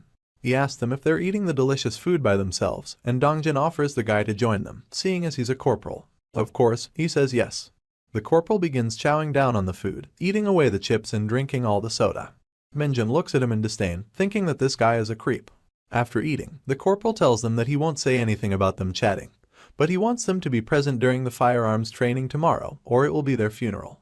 Dongjun steps in and says that he was about to explain firearms training to our hero, since it's a bit different in Chiorwan than in other places. The corporal takes offense to this and begins to mock and ridicule Dongjun.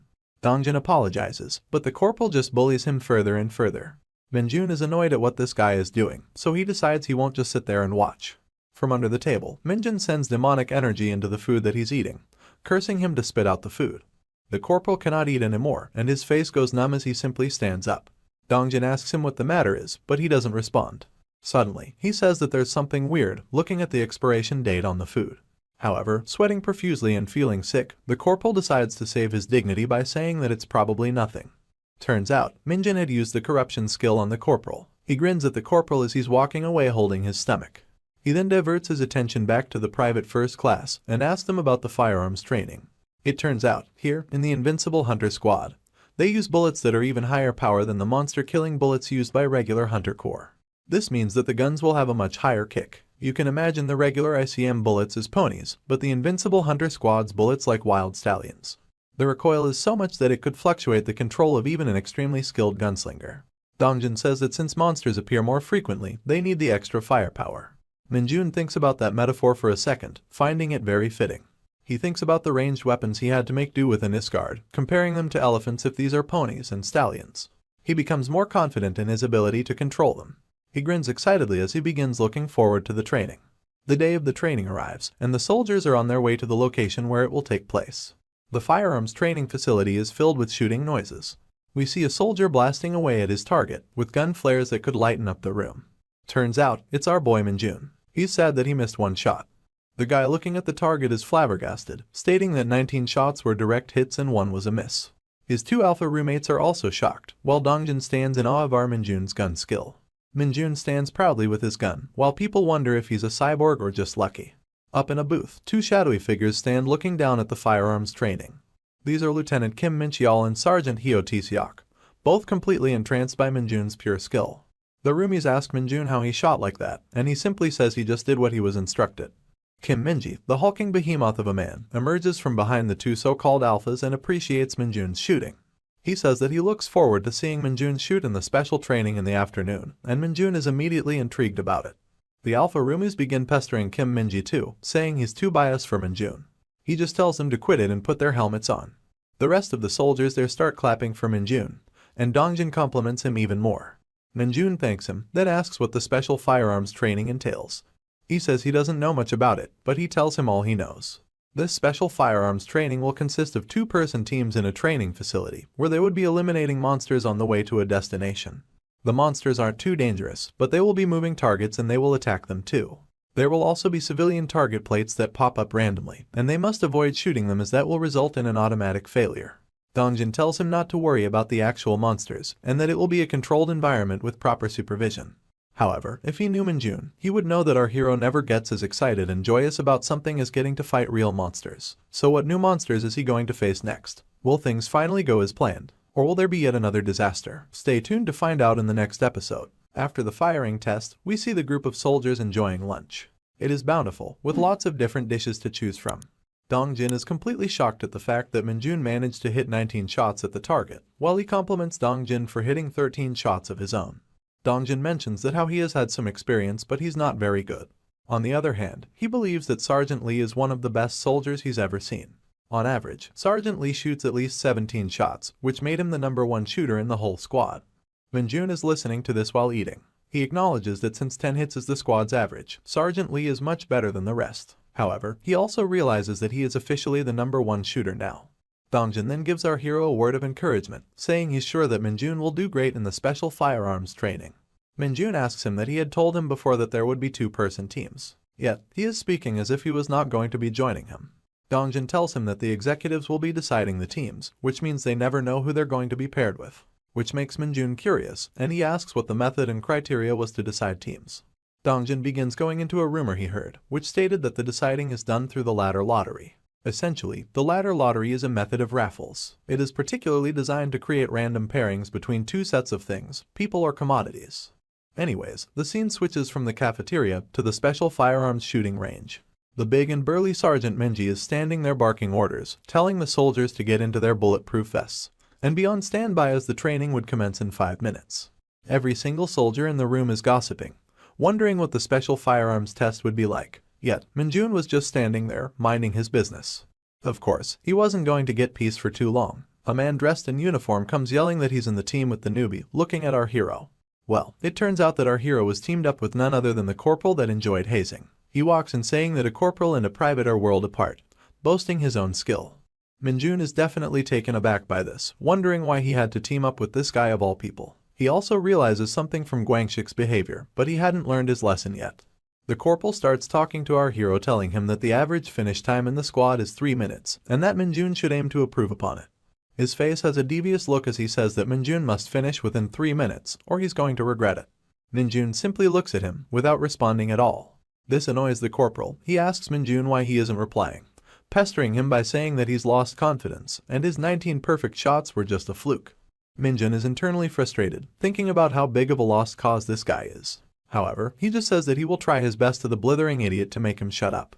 The corporal doesn't care about that though. He wants Minjun to just provide results, and he says if Minjun finishes later than him, he would die. He points at the squad talking to Sergeant Minji and says that he should observe the team going ahead. The 2 soldiers stand in different elevators, whereas Minji stands in the middle as he tells them to get ready. It's Kim Moongi and Jeong Hanyang, and those 2 state that they're ready, hence they start descending. The special firearms training is a special kind of creature. It involves 2 members of the same team in separate elevators being sent down to the underground facility. This tactical training taught soldiers to slay monsters and protect civilians. However, now it was something different, almost a competition amongst the troops. It was a race now, and the whole purpose of the trial was to see who reached the end fastest and cleanest.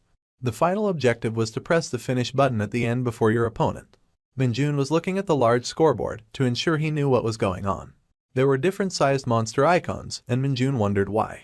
The corporal told him that it showcases the threat. The more dangerous a monster is, the bigger the icon will be. He begins explaining Minjun the format of the special firearms trial.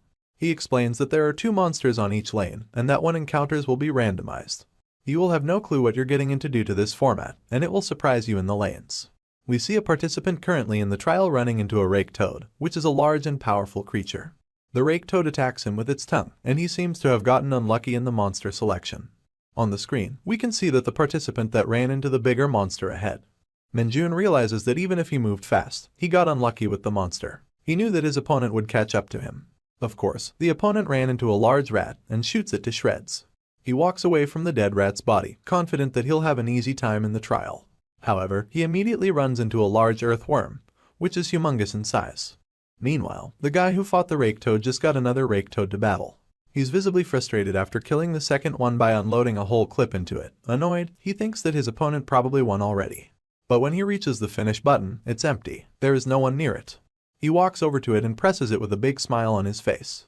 The buzzer sounds, and the crowd celebrates as the challenge was completed in 2 minutes and 24 seconds by the trooper as the others discuss the sandworm thing.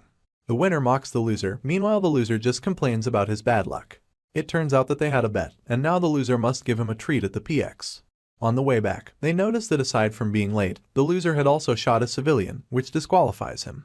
The 2 walk out bantering about what they will buy, and the corporal notes that 2 had made a bet before going in. This catches Minjun's attention, and he's intrigued by the idea of a bet. Surprising the corporal, he tells him that they should make a bet too. He says that the loser should grant the winner any one wish. This makes the corporal laugh, but he decides to indulge Minjun out of overconfidence.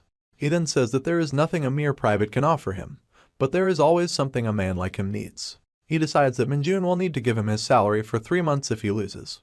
Minjun is a bit disappointed to see that he couldn't come up with anything better than money, which is such a typical mob behavior.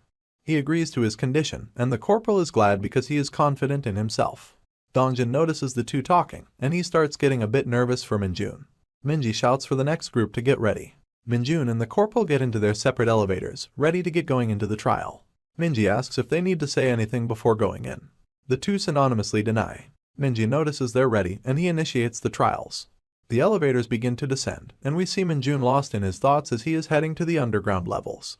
He notes that he fell for the corporal's provocation, and he's a bit unhappy that he made himself noticed. However, he is well aware that he's not mature. He's never going to let provocations slide by. As the elevator doors open, his demonic aura begins to sense the demons in the trial. At the top level of the building, the other candidates are looking at the score screen and excited to see the trial. They're talking about how the 2 candidates made a bet, and they're confused how a private could possibly hope to win against a corporal. Suddenly, all of them are shaken as the ground exempts a harsh tremor. It begins to move rampantly, and some of them lose their footing in fear before the tremor stops. The candidates ask each other whether that was an earthquake. Dongjin says he doesn't think that it was. They look at the screen, shocked to see that one of the monsters is moving towards the other monster in Minjun's lane. The door opens and Minjun is making his way through the lane, wondering what that tremor was. His face is taken over by confusion and instinct, and his eyes are left wide open. It is a gigantic one-eyed monster, with humongous claws and horns, devouring a large rat monster. Looks like Minjun will have to face the toughest monster he has so far fought on Earth. Realizing that it's probably just another monster with a big body, he calms himself down immediately. But he's still confused why it's eating another monster. The monster sees Minjun present in the lane. Minjun looks up, directly into its big ugly eye. The monster begins to rage, pulling the rat out of its mouth. It throws the rat at Minjun, but he jumps and maneuvers around the hit. He lands safely on the ground, and a thought enters his mind. He wondered whether fried chicken was on the menu in dinner, and he wants to get this through fast so he can eat. He notices the civilian target he's not supposed to shoot, and realizes that he cannot shoot mindlessly. The monster takes a step towards Minjun, as our hero notices that the creature is trying to attack him. He loads up some demonic energy in his left hand, as he wonders why the creature is rampaging. The monster tries to grab Minjun with its massive claws, but Minjun strikes with a fistful of demonic energy. It carves through the creature's arm, cutting through it with 3 precision slashes. The monster begins to scream out in pain, as its hand is torn apart and dismembered. Minjun sees this and smiles. Now all he had to do was shoot it down. However, his attention is caught again. You see, the monster's arm begins to regrow right in front of Minjun's eyes. And to make things more interesting, instead of regrowing its hand, it regrew a giant sword in its place. The troops can see that Minjun is fighting a large creature on the screen. They're all confused on what's happening and why one of the monsters is missing. Minji is looking at this and he has a revelation. If the first monster is missing, that means the second monster was the Cyclops. Cyclops are also known as the devouring demons. They consume a source of energy to increase their regenerative and attacking capabilities. Minji wonders something though. This monster doesn't attack unless its life is threatened, and he wonders what provoked it so much that it broke out of captivity and started raging after devouring the other monster. It was our boy Minjun, and the intense demonic aura that he carries around himself with a smile. As Minjun was dodging the excessive slashes from the Cyclops, he found himself high up in the air, battling the overly aggressive creature. He loaded up his gun, knowing it would be easy to kill it with his hands, but he'll indulge the gun fun since it was firearms training. He began raining bullets at the Cyclops' face. The bullets tears through its eye, and the monster roars out in pain. Minjun lands on the ground, as the monster is suffering but not in silence. Minjun notes that its eye isn't regenerating very fast, so he can end it now. The monster quickly turns its head towards our hero.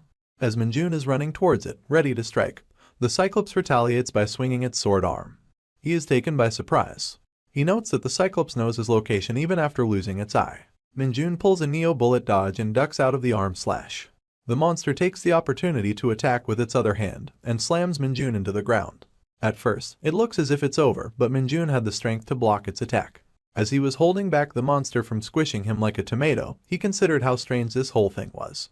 There was no shot that the training center would use a monster this violent, and even though he squashed its eye, the monster knew where he was exactly every time. This is where he has the epiphany. Was the monster reacting to Minjun's demonic energy? The scene cuts to the elevator door opening within the lane. Minji walks into the second lane, carrying his incredibly large LMG. He is worried about Minjun's safety. He blames himself for letting something like this happen, as an energy-fed Cyclops isn't something a private could go up against at all.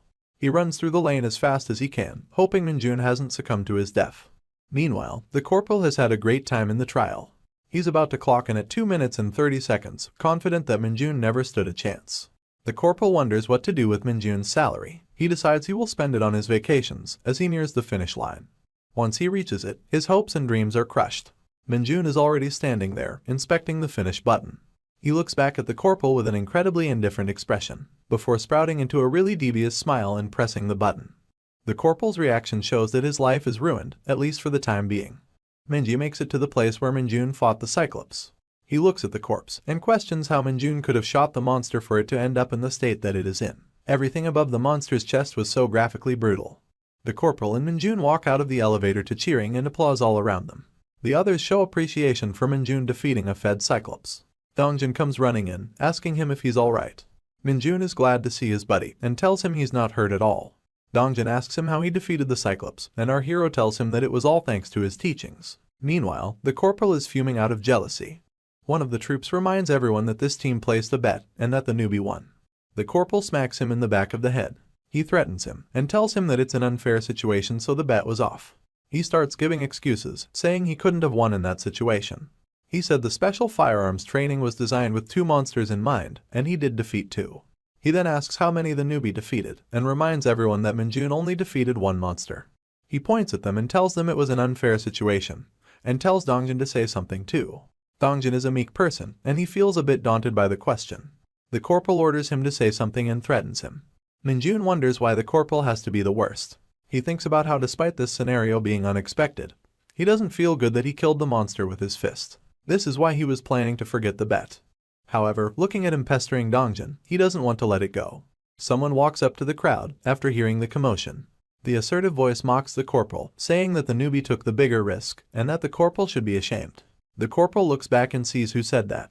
The mystery man divulges information about the Cyclops, saying they're harmless but once they turn, they are horribly difficult to fight. He tells the corporal that the newbie faced a much bigger threat, and everyone knows this. They're all shocked to see who said such wisdom-filled words. It was none other than our very own, Sergeant Lee Seung-ho. We appreciate the casual appearances he makes. The corporal is embarrassed. He tries to mock Sergeant Lee, saying he's showing off his rank in front of the juniors. Sergeant Lee shuts him down, saying he's the one always showing off. The corporal tells him to stop embarrassing him over his jokes, and the sergeant decides to double down. He tells the corporal that everything that doesn't go his way becomes a joke to him. Sergeant Lee says that being higher rank is great, because he gets to embarrass stubborn donkeys like him. Minjun smiles as he now knows that's how things work. Meanwhile, the corporal is fuming red with embarrassment, anger, and every other bad feeling. Honestly, this is the face I wanted to see him make ever since this fucker made his first appearance. Comment down below if you're satisfied as well. Sergeant Lee turns his head to him, seeing his reaction, and asks him if he has anything to say. The corporal brushes it off and says he doesn't. The sergeant tells him he's right. He doesn't have anything to say because he shouldn't, leaving the corporal embarrassed in front of his juniors as he walks away. It's evening time, as Dongjin and Minjun are standing outside cleaning and conversing. They talk about Sergeant Lee receiving a double promotion. Dongjin tells Minjun that Sergeant Lee was a special case since he had the highest grade in the advancement exams. He continues, telling Minjun that the 2-rank promotion has now been made unavailable. It turns out that a staff sergeant that got it caused an accident in a dungeon. Sergeant Lee was the last case of this double-ranked promotion. Minjun wonders if there are ways to get special advancements, and Dongjin tells him that there are exceptions like rescuing a civilian during an emergency. There's also achieving outstanding accomplishments in a monster hunt, but they're all subjective cases. He tells our hero to forget that the regulation even exists, as there have been next to no hunters who have advanced with it. Minjun acknowledges that, while realizing that subjective means the commander will have the final say. He's quite desperate for an advancement at this point. He doesn't wish danger on civilians, but it's as if he's almost disappointed that there aren't enough incidents happening on this border as they said. He wants to advance already after being a private for 2 days, whereas Dongjin is just standing there encouraging him. Minjun wishes for a gate to appear, and just as he thinks that, there is an alarming all over the camp. The broadcast comes from the control center, telling everyone that middle bat monsters have appeared at an oil reserve. They instruct all hunters to gather there and immediately install the protective shield. Dongjin tells Minjun that they're going, and Minjun has a huge smile on his face. Middle bats are monsters the size of a human child. These monsters live in colonies and attack in droves since they individually do not pose a threat.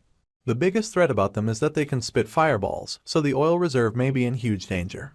Their attacks could lead to the whole military camp being blown away. We see 2 soldiers standing guard at the oil reserve, and the bats begin to come at them. One of the soldiers points his gun at the monster, but another soldier stops him from shooting. He tells him that they might start attacking if he shoots at them, and that could compromise the oil reserve. The soldier questions this decision. He asks if he doesn't shoot, then is he just supposed to watch the monsters? The other soldier is smarter, telling him that they should observe since they aren't approaching yet. The issue has also been reported, which means a squad with a protective shield is on its way. The soldier with the itchy trigger finger asks what happens if the monsters blow up the oil reserve, making his comrade feel super nervous. They imagine an incredibly huge explosion that would devour the entirety of the military camp. They are mortified and start panicking, wondering what they should do and why the middle bats showed up there of all places. Finally, Minjun comes walking in, stating that he will draw their attention. They are surprised to see a newbie being this bold. He starts walking towards the middle bats, and they scream at him to fall back since he doesn't have any equipment.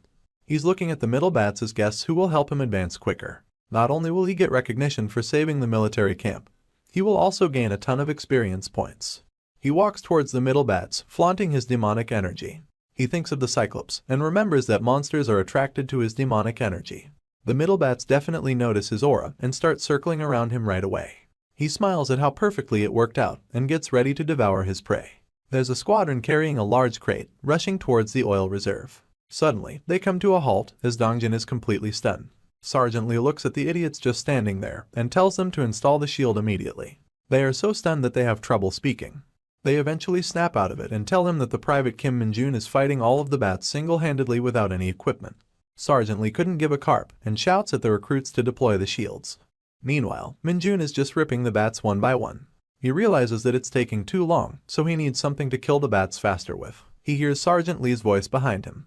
Sergeant Lee is running towards him and telling him to fall back. Minjun ignores what Sergeant Lee said and just wants all of those experience points. He notices that Sergeant Lee has a baton in his hand, and that catches Minjun's attention quite well.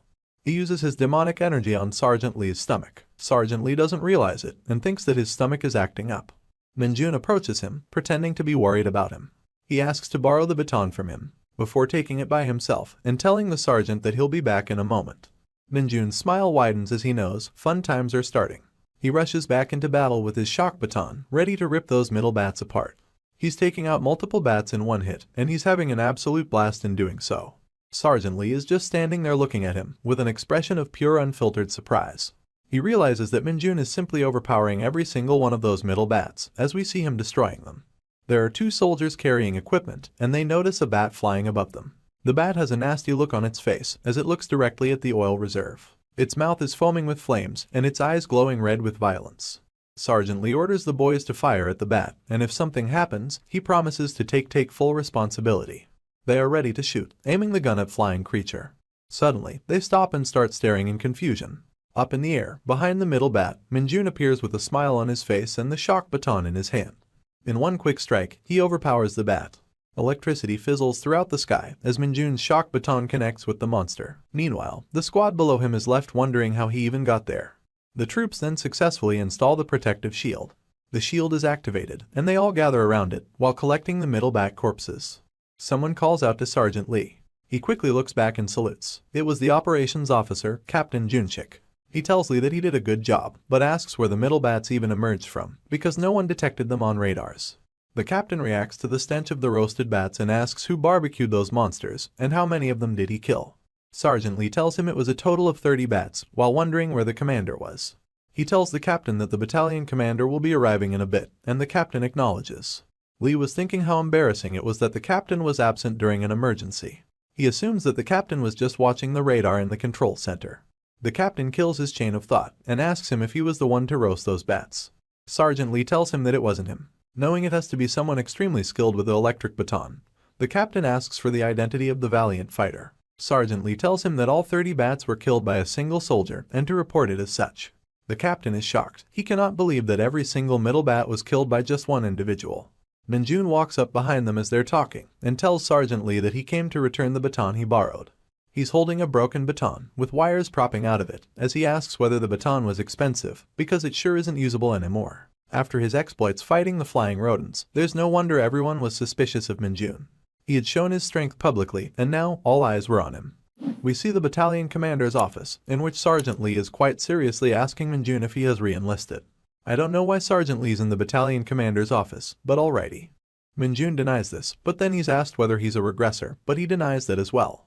Sergeant Lee tells him never to do anything rash like this ever again then. He tells our hero that he might have been lucky this once, but that luck won't be on his side forever. Minjun assesses how it wasn't luck, but he should keep his mouth shut. Sergeant Lee goes on explaining a bit more now, talking about how Hunter Corps are a special unit. They are smaller in scale and scope with 4 battalions each. Not to mention, each battalion consists of fewer troops than in the regular military too, but there's a reason for that. Minjun thinks about how that's because not all the awakened keep re-enlisting.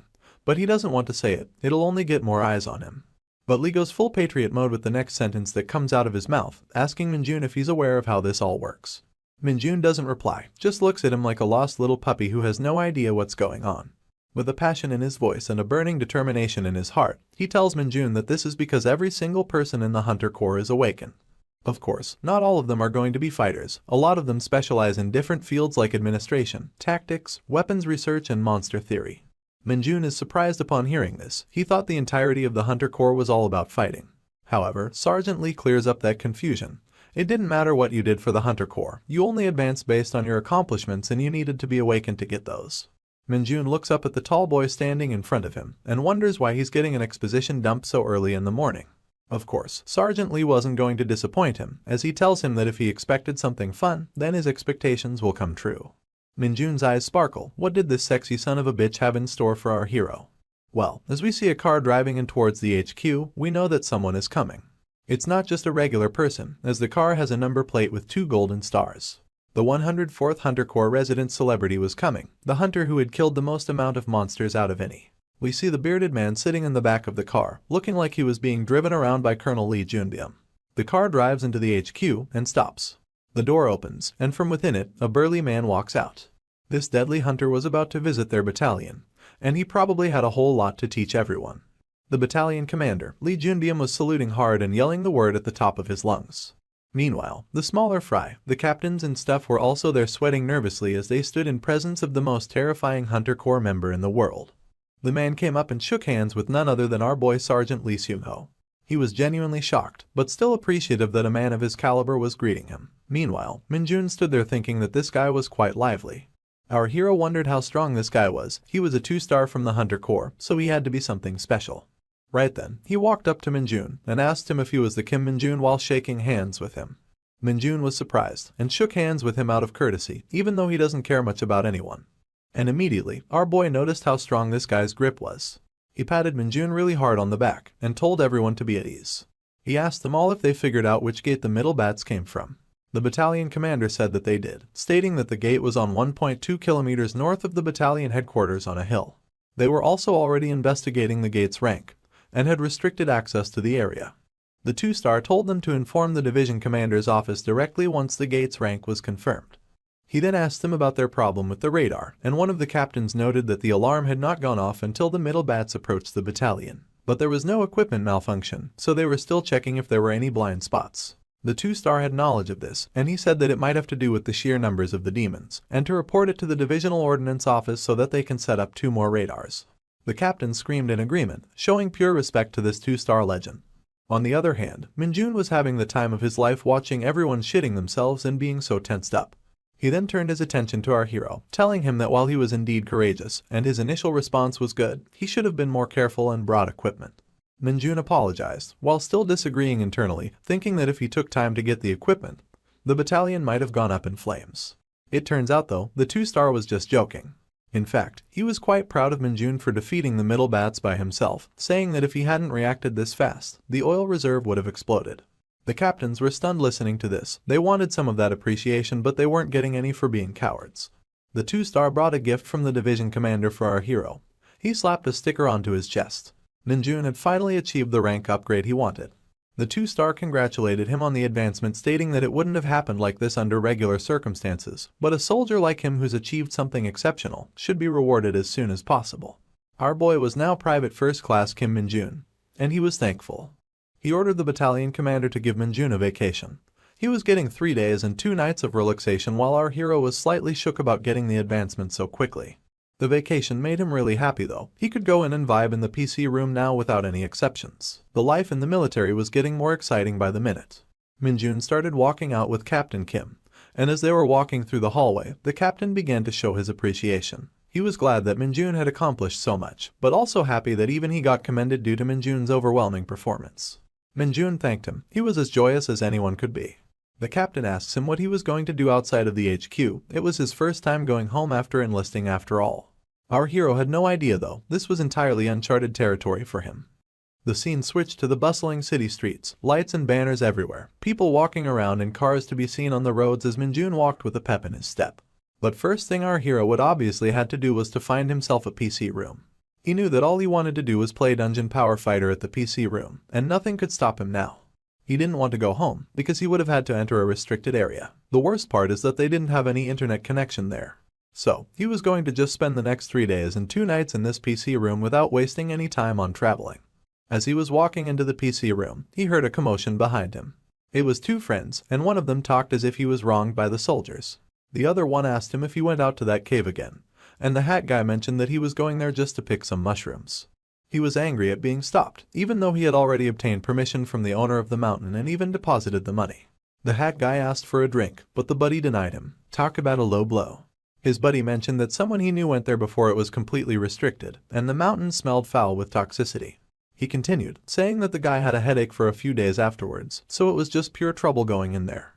The hat guy said that he'd wear a mask or something when he entered, but their conversation was cut by our eavesdropping gamer, Minjun. Minjun asked them where that place was, and they looked back at him nervously because he was in uniform. They looked at each other for a moment, thinking of what to say, but at the end they decided to tell him eventually. Actually, instead of just telling him, they took our guy. They dropped him off at the side of the road, just near a place called Huechin. They couldn't drive him any further due to it being a restricted area, but Minjun thanked the guy for the ride. The chonky boy asked him if he could really resolve whatever was on the mountain. Minjun looked into his eyes with determination, telling him that the restriction will be lifted by tomorrow and that they will be able to go there again. They noticed the 2 stripes on his chest, realizing that he was a private first class. They stared at him for a few moments, not knowing what to say. Then they drove off. They weren't going to hang around for someone to see them. Minjun looked up at the mountain, and he could sense the demonic energy that was radiating from within it. He had decided to come to Huechin for his vacation instead of spending it all on the PC room. He had smelled it from afar, that familiar scent. He could visualize it, that purple energy in the air and that foul smell. It was demonic energy, and our boy was happy he had found this opportunity to take it all in. There were guards protecting the cave entrance. They were wearing gas masks on their faces because the demonic energy was too overwhelming. Minjun was hiding between the trees, looking at them. He noted that the security was quite heavy near the entrance, but he had to find a way in by any means whatsoever. He didn't want to get noticed, so he gestured his hand and a wave of demonic energy emanated from within it. It floated towards them like air. They couldn't see it, but they ended up breathing it. As soon as they inhaled it, they could feel that their stomach was hurting as they clenched their tummies tightly. They looked at each other and thought about what to do, thinking that they'd just hold it in, but then they couldn't. They decided that they needed a potty break after all, thinking how no one would come here anyways. The entrance was now empty, with no security at the cave's opening whatsoever. It was time for Minjun to head in. He started walking into the cave, slowly placing one foot in front of the other. As soon as he entered, he could see the place was glistening with demonic energy, and that put a smile on his face. However, there was one problem. When he placed his hand on the ground to sense anything in the area, he couldn't sense any monsters whatsoever. He wondered why the demonic energy was so dense in this cave if there weren't any monsters. As he went in deeper, it didn't matter if there were no monsters here. All he wanted was that sweet, sweet demonic energy, and he began to suck it all in. The demonic energy was flowing into his palm, giving him the power that he craved so much. His demonic energy stats were increasing. It was rising so steadily with every moment. As he looked at the notification window that had appeared in front of him, he had now reached the demonic energy threshold, so his skill called Corruption was now enhanced. Along with Corruption, he had unlocked a new skill called Nightwalker. Minjun was overjoyed. This had been a phenomenal turn of events for our guy. This was a thing to celebrate for our hero. Not only did he enhance one of his skills, but he had unlocked a brand new one. As he looked at the status window, Minjun thought about the sheer amount of luck he needed to get this for free. His strength, agility, and stamina were at 60 points, and his demonic energy was now at 15 points. He looked at his hand, feeling the power surging through him. Free demonic energy, and a usable skill without having to put in any effort whatsoever. This was a major dub. The Nightwalker gave him the ability to summon a shadow, called the Nightwalker. He knew about this because he had used it a lot in Isgard.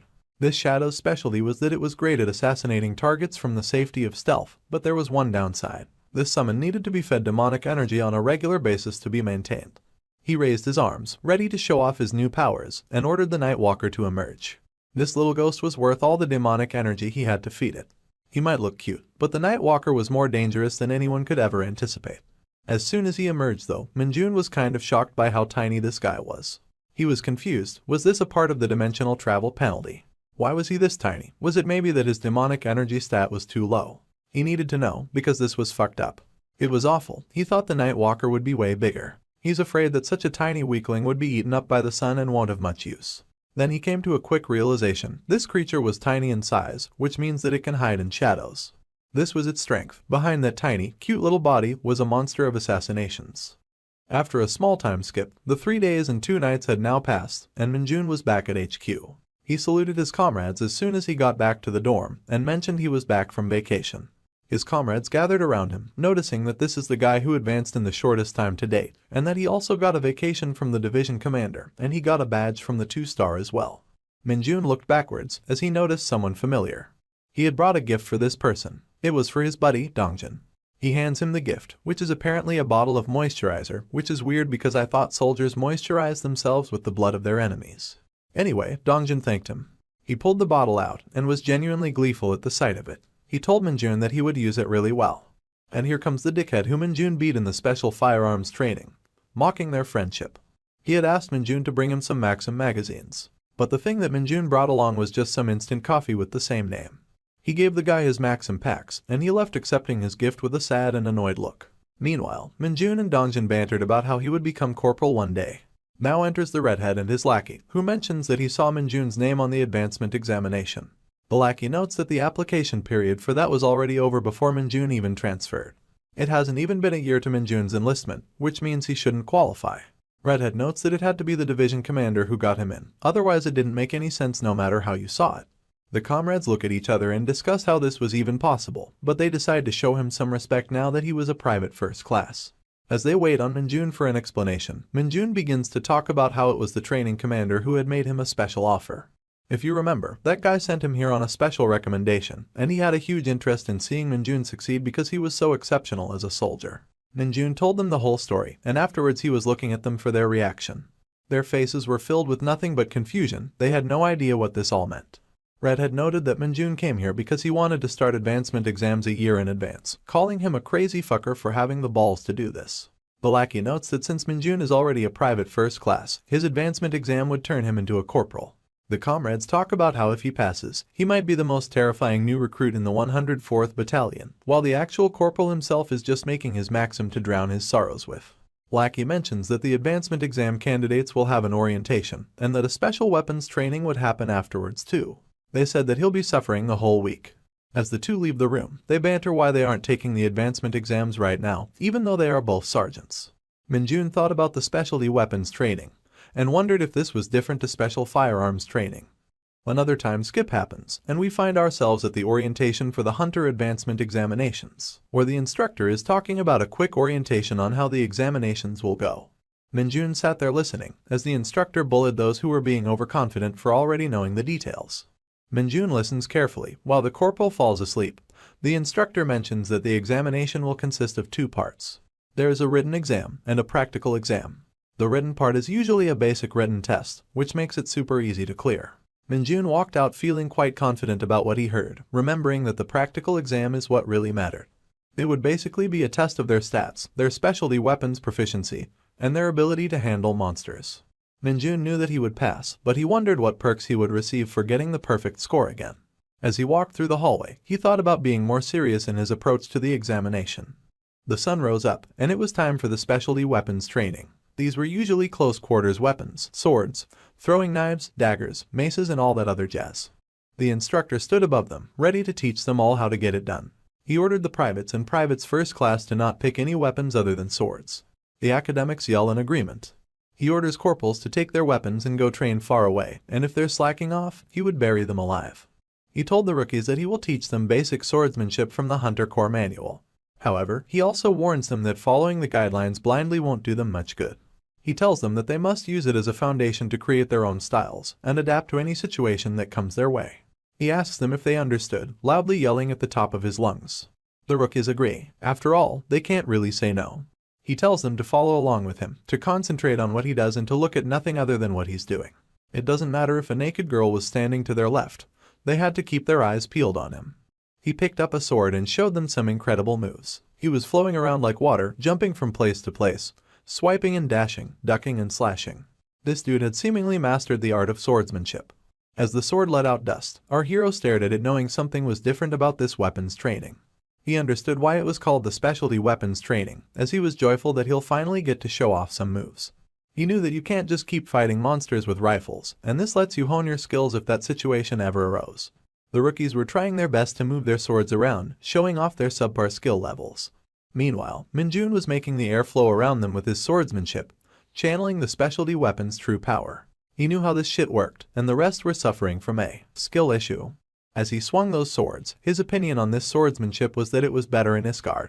He leaped up in the air and tore through the air, making it quite literally visible to the naked eye, while the rest of the rookies stood flabbergasted. Minjun knew that the technique is all that mattered, as he showed off his impressive swordsmanship skills to the rookies. The instructor tells everyone to halt and calls Minjun to the podium. Minjun notes this and says that he is on his way. He walks towards the instructor, thinking what did he even do this time? He slowly walks to the podium, his sword in his hand and his mind racing. He tells all the rookies that their movements are horrible and that they do not flow well, and that they must all take cue from Minjun.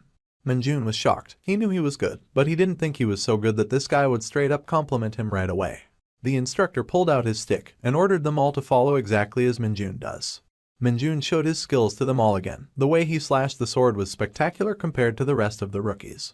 The instructor knew this, and he kept pointing out how he was doing this to the rookies and how they should follow him. He keeps blazing his sword around, carving through the air and atmosphere before landing on his knees. The rest of them were standing there. They had no idea how to even fathom replicating that. Minjun sat tired. It was a hot day and he basically served as the training instructor for the private and the private first-class soldiers. The instructor showed up behind him. He told Minjun that he did good while pulling something out of his pocket. He handed it to Minjun, telling him to eat it when he was alone. I hope this isn't an advertisement, but if it is, please pay me. Anyways, Minjun had a pack of something in his hand now thanks to the instructor, while he wondered if the instructor just carries this shit around. He looked at the pack, and just as he was about to start eating, someone else showed up. It was none other than Dongjin, who asked our hero to look at his form during the break. Minjun wondered why he wanted him to look at his form while hiding the packet given to him by the instructor. Dongjin said that his specialty weapon is the sword, but it's still tough for him to fight monsters with it. He wanted Minjun to take a look and give him pointers. Minjun had no idea what to say, but this was his boy, his homie, and he agreed to help him as much as possible. Dongjin showed off his form, and he seemed to be doing quite good with the sword while Minjun leaned against the wall, snacking away as he looked at his buddy's skills. He ate the chocolate sandwich, noting that Dongjin seems to have been training for quite a while from his moves. He noted that Dongjin's movements weren't the problem, but he lacked something, and that something wasn't easily achieved. Private First Class Lee Dongjin's problem was confidence, and our hero knew this right away. He remembered his time in Isgard, and how he used to lack confidence too. He knew that it might not be the right time yet, but that there will come a day. On that day, Dongjin will transform with the help of our hero. He will turn Dongjin into a top-tier hunter, a confident one who is always ready for combat. The last chapter ended with the anticipation of the advancement examination, and it was the day that they would finally begin. People at the HQ were spending time doing different things, taking it as respite from the preparation that they had done. Some were watching TV, loving the music as they looked at idols. Others were playing basketball. Sports was always a fun way to relax. There were others that were playing board games. Suddenly, an announcement blared on the speakers. It was telling all of the hunters who were scheduled to take the advancement examinations to proceed to the military training ground immediately. Everybody was knocked on the head with this news, except for our hero. Kim Minjun stood ready to take on anything in the upcoming examination. He had a determination in his eyes, as he knew that today was the day he would be becoming a corporal. The sun was shining on the faces of the young examinees as they stood in the military training grounds. The instructor for this exam was 2nd Lieutenant Kim Cheolman, because everyone is going to be called either Kim or Lee in this series. He tells everyone that he will be their guide through the exam. The examinees listen carefully, but before that, he wants to see the number of personnel from each company. A bus comes up, as it seems that they will be taking the exam somewhere else. The 2nd lieutenant stands and checks as everybody enters the bus in an orderly fashion. Once everybody's in, he talks about how the exam will be held at the 105th Division. The bus takes off, and he tells them to look at their practice questions while they were traveling. In the bus, the examinees are a bit flustered to say the least. Minjun starts eavesdropping on a conversation between two examinees. He hears them talk about how the 4th Battalion is coming to the advancement exams, which means that they, and by extension we, would get to see some females in this series after so long. One of the examinees is really excited to show his weapons proficiency in front of the girls. They talk about how the girls might want their numbers and stuff. Meanwhile, Minjun is just listening and laughing. He knows that they're going to try their best, but it doesn't matter, he was too confident in himself. The road to the 104th Division was filled with beautiful vistas. It was very evident that this was a military establishment when they finally arrived, full of perimeters with security and shit. The scene switches to written examination room number 7. Here, all the examinees are seemingly done with their written examinations, and it was time for them to get their results. The invigilator, Kang, says that everybody has passed except for Cho Jeongwook. This was the same guy who was talking about getting the girl's number, and he's about to be really embarrassed because everybody is laughing at him. He starts to sweat nervously when he finds that out. He was not even going to get to show his skills off anymore. On the way outside of the written examination, his friends are bullying him for failing the exam, which was easier than a driver's license test. Minjun wasn't paying attention to anything. He was having the time of his life vibing on his own. Everybody was walking in a straight line, as it seemed that it was time to take the physical exam. Here, a familiar face pops up. This is someone we haven't seen in a while, but this blue-haired woman was staring at the examinees walking away. Inside of a beautiful-looking building at the 105th Division HQ, we hear a speech going on. Inside the auditorium, we see a bunch of soldiers as the speech giver is applauding the examinees on having come so far. This was Lieutenant Colonel Lee Cheolju. Like I said, it's just gonna be Kims and Lees in this series. This was the man in charge of the advancement exam. He talks about how his objective is not only to find people worthy of promotions. In fact, they wanted to showcase a friendly competition between 3 different divisions. Minjun is looking at this and feeling sleepy. He wanted the exam to start already so that they could finally advance. However, Lieutenant Colonel Lee talks about how there are members who are attending this examination based on special exception. He calls out Minjun's name, but he wasn't alone, as LC Lee takes the name of the blue-haired girl, Private Sun Yunseo. LC Lee keeps talking about how they are hunters who enlisted a year ago, but they're very exceptional at their job. Meanwhile, Minjun is incredibly happy to find out that there's someone special other than him. At this point, almost nobody is giving a shit about anything that LC Lee is talking about, except for the nerds. The nerds talk about how if you applied to the front lines you can get special exceptions. While there's another one talking about how a lot of people rejected the offer to join the 104th Division, and if they didn't, they could be like Minjun. There's another one who talks about how Minjun already became a private first class. They all get very excited and start looking at our hero. He was turning heads everywhere. His head-turning skills are so great that he eventually turns even the blue-haired girl's head. Of course, he pays no mind to the attention from anyone else. However, when he notices that Sun is looking at him, he can't help but look back. Sun immediately gets shy though and turns her gaze away. Minjun pretends that he didn't see anything, even though he did catch her looking at him. Anyways, LC Lee tells everyone to do their best, which is something no one probably heard either. Finally, someone useful gets up on the stage. Thankfully, this guy isn't named Lee or Kim. This is Captain Jeong Sangcheol, and he announces the commencement of the test for strength, agility, and stamina. The first one is going to be the strength test, which is going to be really simple. All they had to do was push back examiner Dave Bautista. Minjun remembered how there was an exam that made him push a huge red stone, and he wondered why all of the exams were like that. They only had a time limit of 1 minute to do this, and it looked like a piece of cake pretty much. If they managed to move him 10 meters backwards, they get the highest score out of a 100-point scale. Dave Bautista stood in front of the 10-meter squares that they had made on the ground, and they would be called up one by one to try their luck. A private named Kim, once again, from the 103rd Division was called forward first of all. This dude looked pretty bulky, wearing a tight t-shirt that showed off his muscly physique. He walked up to Dave Bautista and grabbed his shoulder, pushing him as hard as he can. I want to call this guy the boulder, because he was not even feeling a hit. He was pushing so hard that his face was going red, almost as if he was giving birth. Dave Bautista shoulder tapped him, and sent the guy flying away. This man, who looked as if he was about to score some winning points, was immediately disqualified. As the loser lay on the ground, the invigilator mentioned how if you don't earn a score of 40, you disqualify immediately. The rest of the examinees start shitting themselves when they see this ludicrous display. I mean, I would be too. After this, people were swatted away at the hands of big man Dave Bautista like flies. Some were earning 10 points and getting disqualified. The others were getting 20 and then getting disqualified just the same. There was no clear winner, and even the invigilator was getting pissed off by how incompetent these shitheads were. Finally, it was time for someone interesting.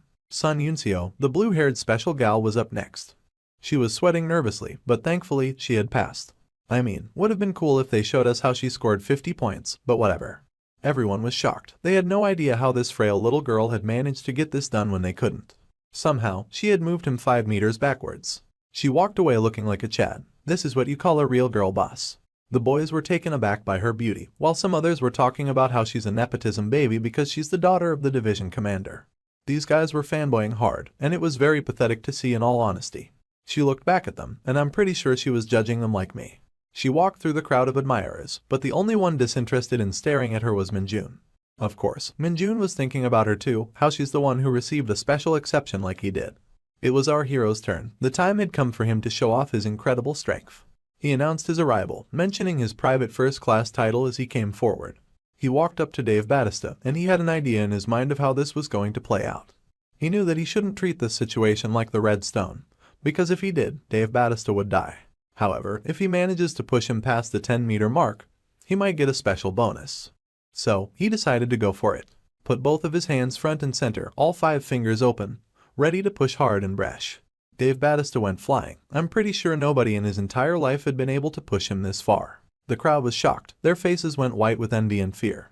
Thankfully, Bautista managed to land on his feet. He wasn't just burly like a bear, he was nimble like a cat as well.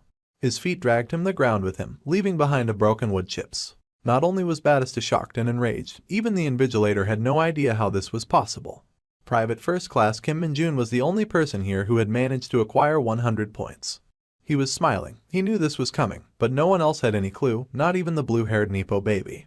As he walked away, feeling Sun's gaze, he realized there weren't any bonus points after all. Of course, Min-jun wasn't the final examinee, and there were more yet to be disqualified. A girl was sent away crying because she failed to push Dave Bautista more than 1 meter, resulting in her disqualification. The rest of the examiners were just standing there wondering why this was so difficult. The strength test had finally ended, and it was time for the next one, which would be the agility test. Of course, being the agility test, it would start without any breaks. The ones who were disqualified were sent away. They made lines and walked away disappointed with their own performances. Meanwhile, the staff was changing up the equipment and bringing in new stuff that would be used for the agility stat test. They were setting up a big green net, and I mean, they were having some trouble setting this shit up. Then, they brought in a huge minigun. Honestly, it looked like an anti-tank weapon, but it was just a big minigun that they would be using for the agility test. The examiners were looking at this and they were terrified. They were wondering if they were going to be made to dodge bullets after using up so much of their strength trying to push the behemoth Dave Bautista. The invigilator was laughing as he finally revealed that they would indeed be dodging rubber bullets. It didn't matter if they were rubber bullets, they were being shoved out at an unprecedented pace from within an anti-tank weapon. In other words, it would still hurt like a bitch. He tells them to dodge everything, and they start to be nervous. This time, there was a lot more pain involved if they messed up. While they were all pissing themselves, Minjun found this amusing and just smirked at how interesting things had gotten. The man operating the gun was ready, and he was out for their blood. Okay, so the objective here was to dodge the bullets for a consistent 1 minute. If they would last 1 whole minute surviving the bullets, they would achieve the perfect score. Of course, all the contestants had to stay within the designated area inside of the net. The thing that made the examinees even more scared though, was that the examination could also be passed while tanking the hits for 1 minute. You just had to stay inside of the net for 1 whole minute, and you would pass with flying colors. Those who ran out of the safety net in less than 30 seconds, or those who became severely injured would be disqualified immediately. Now, it was time for the test to commence, but before that, Minjun heard a familiar voice behind him. As the voice called out to him, he turned his head in surprise and looked back. It was none other than his homie Private First Class Dongjun, smiling and waving at him. Minjun was surprised to see him there. He had no idea that Dongjun had passed the strength test. Dongjun asked him why he was this surprised. Did he really think that his homie was going to fail the strength test? Minjun denies that, even though he really did think that. Just like you thought that too. Dongjun tells our hero that all the private first class have passed the advancement exam once before, so they were a bit used to the format. The only thing that messed them up was that the overall score standard was higher for them, which is also the reason why Dongjun had been failing the tests for so long. He gives our hero a tip, telling him that these rubber bullets fly at the same speed as real ones, so you shouldn't be dodging them based on his eyesight. As the bullets came out of the gun, flying as fast as any regular bullet, he told him that it was important to predict the bullet's trajectory and dodge them accordingly. The bullets were hitting people, and there were screams all around the military training grounds. As soon as the first bullet landed on a guy's skull, it cracked it open and made the guy bleed. He was on the floor there, just crying out in pain and bleeding away. Of course, he immediately got disqualified, and an examiner was told to escort him to the infirmary. As Minjun saw the situation, he noted that so many people were being disqualified just from the stat tests. Perhaps this was why the pass rate was so low. But still, it was reasonable that these tests were so difficult, because there were so many monsters out there that were so much more terrifying than any of these tests could ever even imagine. And you knew that this was reasonable, as he thought about the damage that monsters could do. Another examinee was disqualified, but this time it was because he ran out of the safety net because he just did not want to get hit by the bullets. The invigilator was extremely annoyed. He told them that they were cowards, because this test was nothing compared to the sergeant advancement exam that was taking place in the exam room next to them. People were walking away disappointed, nervous and sad in their own performance, but these tests were tough, so I forgive them. Even though they don't know I exist, I'm just a random narrator out here. Of course, someone interesting had to eventually come up, and this time it was none other than Private Sun Yunseo, the blue-haired Nepo baby. She walked up in front of the safety net and cracked her fingers. She was ready for some action. The bullets came flying in. The crowd was watching in anticipation. They were all slightly nervous for the girl. They should have known better. She was better than them all, and she dodged the bullets better than they ever could. 9 seconds had passed and she was dodging bullets like Neo from the Matrix. Jumping and dodging, dashing, dancing and doing whatever else you can think of to avoid the onslaught of bullets. The crowd was in awe of her skill. They couldn't believe how good she was. And as the clock reached 57 seconds, even the invigilator applauded her for dodging everything. The 60 seconds were finally over, and Sun Yunseo had not been hit even a single time. She had received a perfect score. As she walked past the crowd, everybody was staring at her or trying not to stare at her, but they were all impressed by her amazing skill. She passed Minjun by, giving him quite a mean look. He looked back at her and wondered why she was doing that. Meanwhile, the rest of the examinees were just staring there wondering if these two were dating. After all, why would she be looking at him if they weren't? She stepped slowly there, staring deeply into our hero's eyes, leaving him wondering what she wanted from him. Thankfully, the tension was broken by the invigilator announcing that it was Minjun's turn to bite the bullet, or dodge it. He quickly turned away from her and started walking towards the safety net. She still looked at him while she was walking away. Guys, I gotta say, this tension is too much for me to handle. Minjun used his peripherals to look back. He was getting a bit uncomfortable by the fact that she was still staring at him. Just a bit too much now, not gonna lie. As he stood in front of the safety net, he wondered what she wanted. Was she expecting a compliment? But why would that be the case when they don't even know each other? While he was in thought, he did not realize that the gun was primed and ready. The chamber went off, and the bullet came flying towards him like a meteor. He quickly dodged it by moving his head away. The bullet was too slow for our hero. Sun was impressed. I think she thought of him as her rival, but his skill is way too far ahead of her. He still had his hand in his pocket, as he thought of showing her just how capable he is. He wanted to truly show off the difference between their skill level, so he would keep his hands in his pocket as the bullets came raging in. Everybody was shocked at this display. They couldn't figure out how he was going to do any of this. Yet somehow, Minjun was dodging every single bullet just by slightly moving. Not a single jump, not a single dash, he would just slightly curve his body every single time a bullet would come to strike. Aside from that, he kept moving closer towards the gun, leaving less space between him and the bullet. Eventually, he was so close to the gun that the bullets just moved past his face as he gave his blue-haired rival a smile. She was shocked, that's for sure, as she reacted out in nervousness. Meanwhile, he was just dodging bullets while staring at her and laughing. This guy was destroying her soul. The invigilator was so dumbfounded when he saw this ludicrous display that he forgot to even check the time. It turns out that the gun had been firing for 1 minute and 10 seconds. He immediately called a ceasefire and stopped the bullet hell that Minjun was standing amidst. Not to mention, he gave our hero a perfect score on the agility test. The gun stopped, as Minjun was just 2 steps away from the barrel. He had truly shown off here today, and even if he didn't impress the ladies, he surely scared the life out of them. The originator had no idea how to even respond, so he just ignored it and started calling the next contestant. The agility test was done, and it was much later in the afternoon now. After a small break, the rest of the remaining examinees were called onto the grounds as they stood in front of a big blue portal gate. The invigilator told that they did great on the agility test. As he was sweating profusely from the heat, he told them that they would commence the stamina stat test now. The stamina stat test was the last out of the 3, and it was way too simple. Everyone had entered the dungeon through the big blue portal gate, and it was time to start marching inside of the empty transforming dungeon. The test was simple. The contestants had to race inside of the empty transforming dungeon. They had a time limit of 40 minutes, in which they had to reach the examiner at a turning point, where they would get their hands stamped by him and return until the time ran out. Of course, to make things interesting, they never told the examinees the distance to the turning point. They had no idea how long they had to keep marching to get to the turning point. This would be a proper trek. As Minjun was marching with the rest of the examinees, he wondered if they were all pacing themselves since they just started. As he was walking, he wondered if he would get into trouble if he just ran ahead. He was getting bored from walking so slowly. Marching was really not his thing. In that moment, someone tapped his shoulder and he could feel them brushing past him. It was none other than the blue-haired nepotism baby as she ran past him, zooming ahead. She looked back at him, staring into his eyes. As he wondered what she wanted this time, he quickly realized that this was a race now. She started running, and everyone else started running behind her. The long march had turned into a long race. Still, it made a lot of sense, as there was a 40-minute time limit. Minjun was overtaken by excitement when he realized that she had just managed to send him the signal to a challenge. The blue-haired girl dashes off ahead, taking the lead in the race as she looks back at our hero, challenging him to keep up. He immediately realized what it was, as he burst out laughing, knowing that she was challenging him. The game was afoot, and the race had started. It was going to be a trek to the finish line, and Minjun had no intentions of losing, as he started to put one foot in front of the other, at a pace faster than you'd ever see from a regular soldier. He made a break for it, running ahead of the competition while they could only look and do nothing. They could not compete with him, this man was too fast.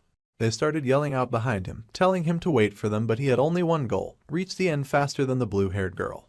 The dungeon was rocky, and the fog was covering the little visibility that was available, but the blue-haired girl had no intentions of sticking around. She wanted to win just as bad as everyone else.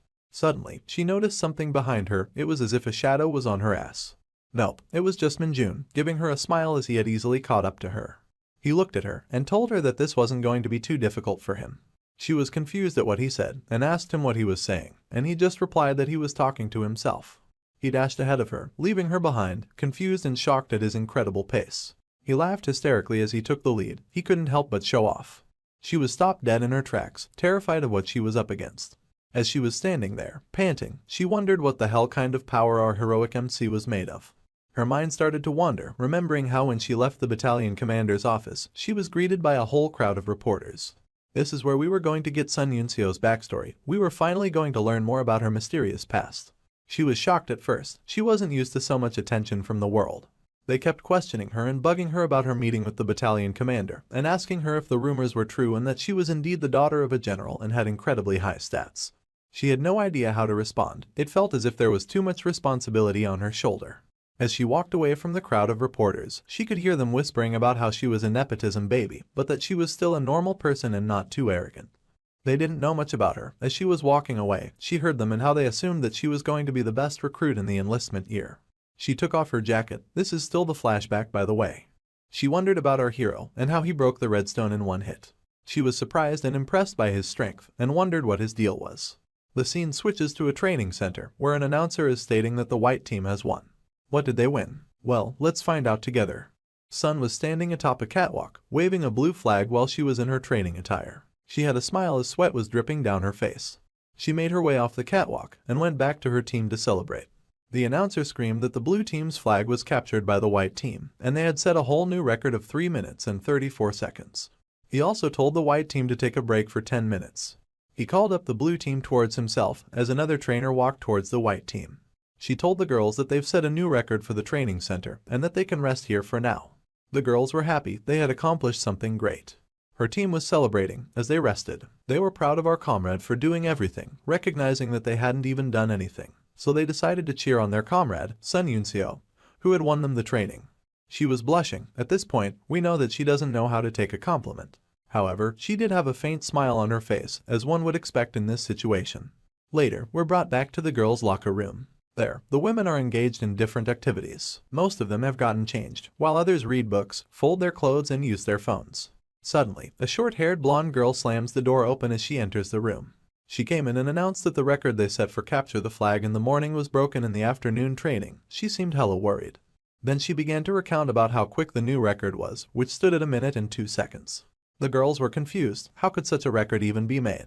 It turns out, it was none other than Kim Min-jun, our MC, who had broken it. This immediately alerted Sun Yunseo.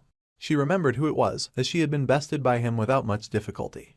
In the girls' shower, we don't get to see much, but they seem to be vibing. However, Min-jun's name is on every person's mouth at this point. This was during the time where he got a near-perfect score shooting the ICM bullets, and Sun Yunseo was starting to get annoyed by his constant record-breaking performances. Blondie kept talking about Min-jun during every other activity or training, and at this point, our girl had had enough. It didn't even stop during midnight, when they were supposed to be sleeping, as she kept mentioning about how he caught a hound which was the size of an elephant in the dungeon. Sun finally told her to shut up and go to sleep. Blondie was not shutting up though. It's almost as if she was zoned out while talking about our hero, and Sun just wanted her to be quiet. Eventually, she spaced out herself into a sleep that would bring the memories of her past in her dreams. A solemn figure was tying the laces on their boots. They had rough hands, the hands of a soldier. It was a bulky figure. The physique seemed to belong to a man who had seen many fights in his lifetime. A little girl approached him. It was none other than Sun herself as a child. The man was her dad, a veteran of the Hunter Corps. She looked up to her father, and in her dream, she was staring at him while the background was completely white and colorless. The entirety of the color went into that man. It seems that he was a huge source of joy for Sun, and his smile brought her happiness. He gave her a pat to the head, roughing up her hair and showing her some fatherly love. As he left through the door, she looked at him in yearning, almost as if she didn't want him to leave. In that moment, a small smile appeared on her face as she knew exactly what her goal in life was going to be. She was going to become strong. Just like her father, she was going to keep everyone safe and make a name for herself as a powerful soldier in the Hunter Corps arsenal. The scene switches to the battalion commander's office, who compliments her on the phenomenal training she's been doing for the past 4 weeks. He called her in his office so that he could discuss something important with her and asked her if that would be all right. She thanked him for the consideration and wanted to know more about what he wanted to discuss. He asked her where she wanted to apply and told her that since she has exceptional grades, she can be dispatched to any division that she wants. It was as if she was standing in a winery, but instead of wine bottles, these were military headquarters. She just had to pick her poison. She thought about her answer as the battalion commander insisted on knowing where she wanted to go. Did she want to be near her father or somewhere else? She just mentioned the name of our hero, Kim Min-jun. This confused the battalion commander, trying to understand what she meant. She decided to clarify things after taking a deep breath. She asked him which division did recruit Kim Min-jun apply to, because that was going to be her poison of choice. Finally, we are brought back to the race. As Sun Yunseo is running, splashing her feet through some muddy water, she remembered that she didn't apply to this division just so she could have childish competitions with her fellow recruits. As she's trying to gain more momentum, she realized that she provoked him because she was a little upset. Perhaps that is why he was mad and showing off. In her mind, she kept seeing him as the main rival during this assessment. He bested her each time they competed, first during the strength stat test, and then during the agility test. She realized her errors. Her jealousy had gotten the better of her. So, as she decided to run faster, she noted that she would apologize to him first. The goal was clear. She wanted to become stronger. She never intended on becoming number 1. She came here just so she could get stronger without her father's help. But making enemies was not part of the plan. She knew that she had encountered someone extremely skillful here, and instead of being her rival, he should be someone that she learns from. She was not going to be childish anymore, as she had finally reached her destination, the turning point stamp validation booth. Yunseo noticed that Minjun had already gotten there, and the man in charge of the stamps kept telling him to go away. He was wasting time just standing there. However, he was just standing there in spite, just so he could show her that he got there first. As he ran past her from the turning point, he told her that he almost fell asleep waiting for the slowpoke that she was, which embarrassed her. The embarrassment quickly turned into rage. He had pissed her off real good this time. She started yelling at the invigilator to stamp her quickly because she wanted to get back in the race really fast. As she started dashing away from the turning point, she decided to fuck the apologies.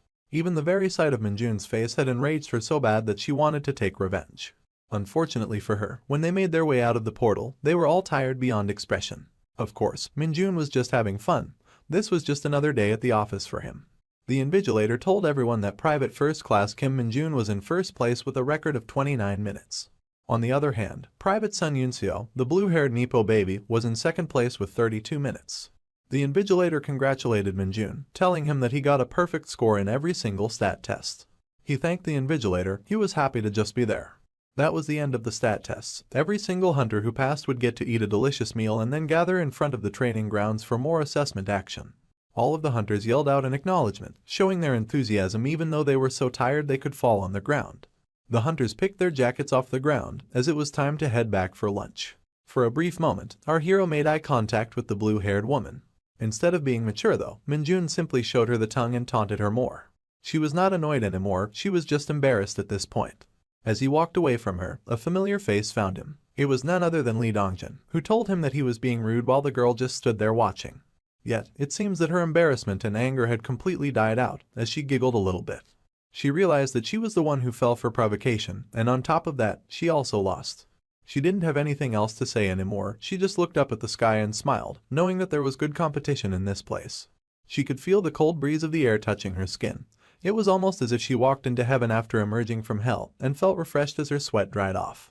She straightened her hat, preparing herself for the next assessment that was about to take place, and she started moving towards the rest so she could join the group for a hearty meal after the tough stat tests that she had gone through. After they had finished eating, it was time for the second practical examinations to start at the examination center. We see a wooden club slam into the ground, as it seems that the second practical examinations had already begun. There were a bunch of goblins standing around a lone fighter. The hunter had a sword in his hand, and he had already slain one of them. One of the goblins roared out loud, its yellow eyes piercing through and causing terror. The other goblin started laughing maniacally. It wanted to engage, but it was scared. The corpse of a dead green goblin sullied the ground, its tar-like blood splattered all over the place. The hunter was none other than Private First Class Lee Dongjin. He wiped the sweat off his forehead as he got ready to take on more of those ugly fuckers. He looked at them, analyzing their movements so that he could mark his target. A blue goblin jumped off, lunging towards the Private First Class. However, Dongjin was prepared as he maneuvered his sword. The one thing that he didn't expect though was for both goblins to attack at the same time. The other one started moving behind him as well, and he was about to turn into a meat sandwich if he didn't make a decisive move. He turned his eyes quickly towards the blue goblin, knowing exactly what to do. He immediately blocked the blue goblin's wooden club from turning his face into pulp, using his incredibly strong katana. Then, he used his foot to kick the goblin in its chest, giving it a pretty good heartache and also sending it flying far away. In the meantime, the green goblin had made its way exactly behind him, but the Private First Class was prepared for any attacks coming his way. Dongjin moved out of the way of the club attack, barely managing to save face and save himself from any damage. The counterattack was brutal as he slashed the goblin through the chest, carving into him as a fountain of blood started to spurt out of its cut-open upper body. Yet somehow, that evil little goober managed to land on its feet. Dongjin was annoyed, but most of all he was frustrated that his sword swipe didn't kill him. The goblin was angry now, its iris turned red as the carved-up chest kept leaking blood out.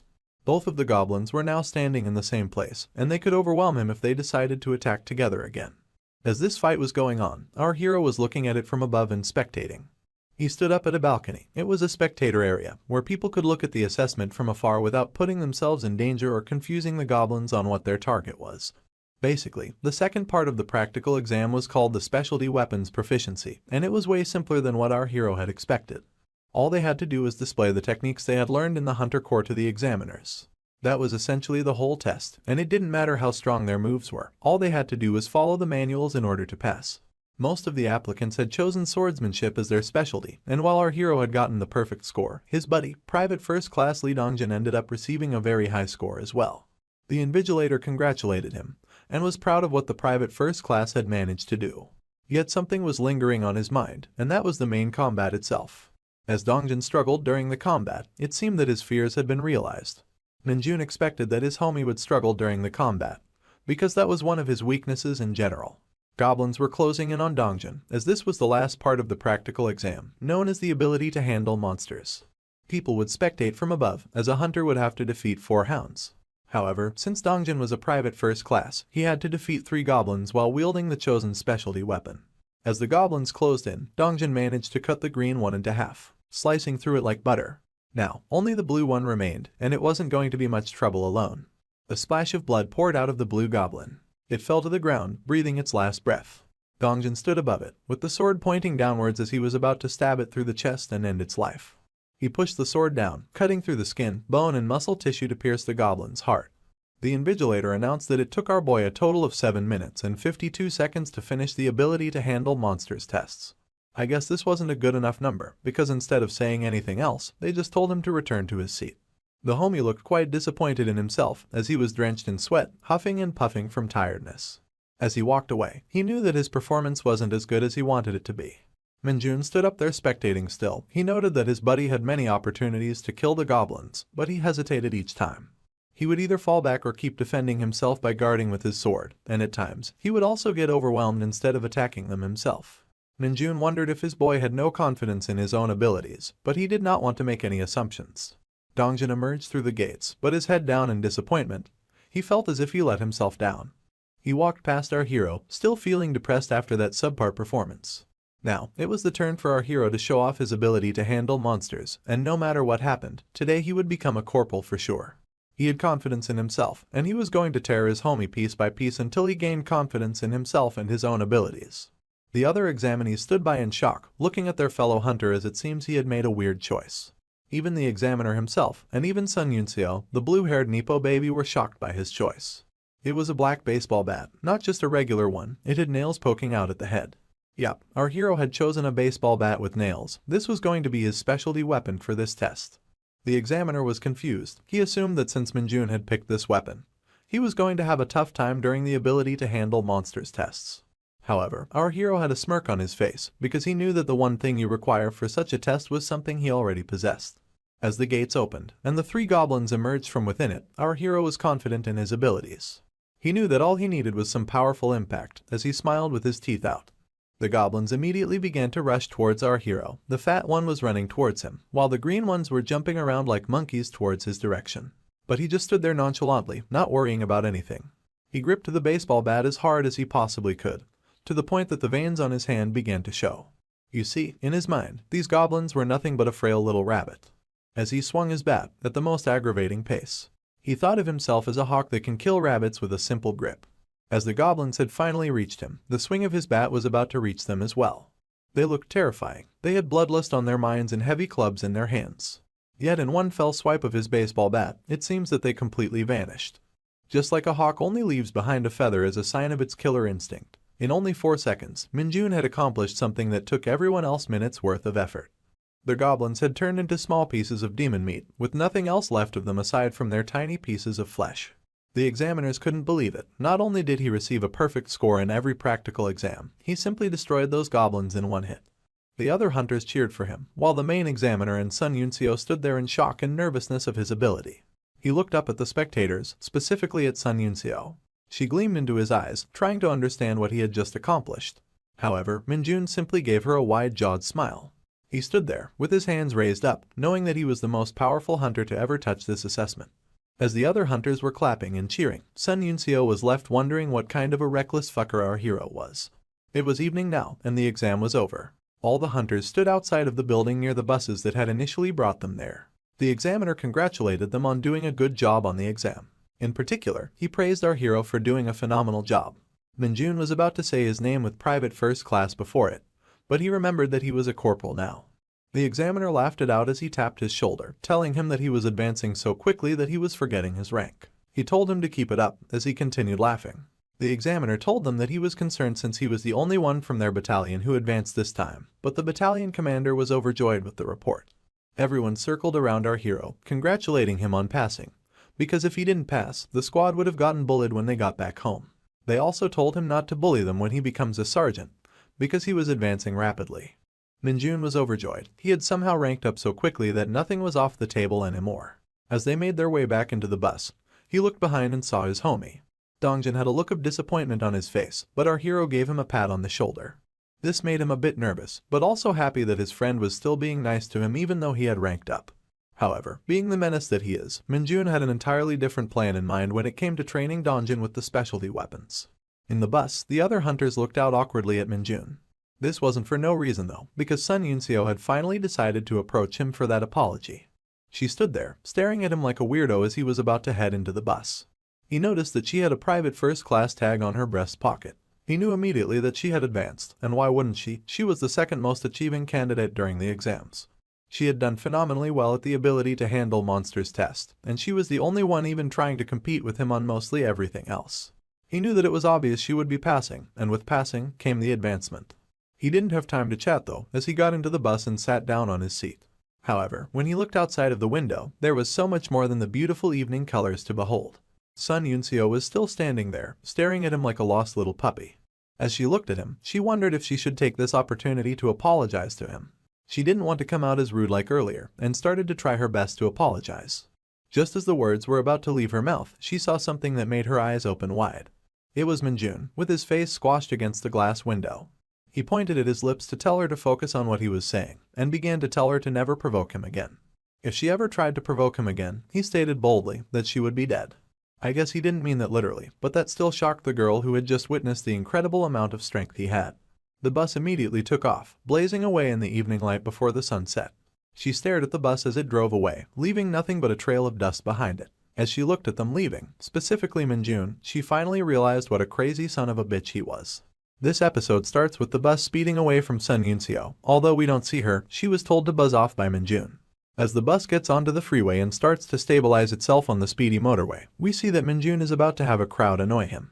The boys in the bus start pestering him, asking him why Sun Yunseo looked so interested in him as they left, and how she would keep staring her down even during the tests. They want to know more about what's going on between them, and they're adamant on knowing. Minjun doesn't know what to say, but he decides that honesty will work just fine. He tells them that she provoked her, so he just showed her who's the boss by bullying the life out of her during the tests. The guys are stunned. They look at him in surprise and slight shock. Then they exploded, asking him how she even provoked him. According to them, the look in her eye was definitely not provocation, more like some sort of infatuation.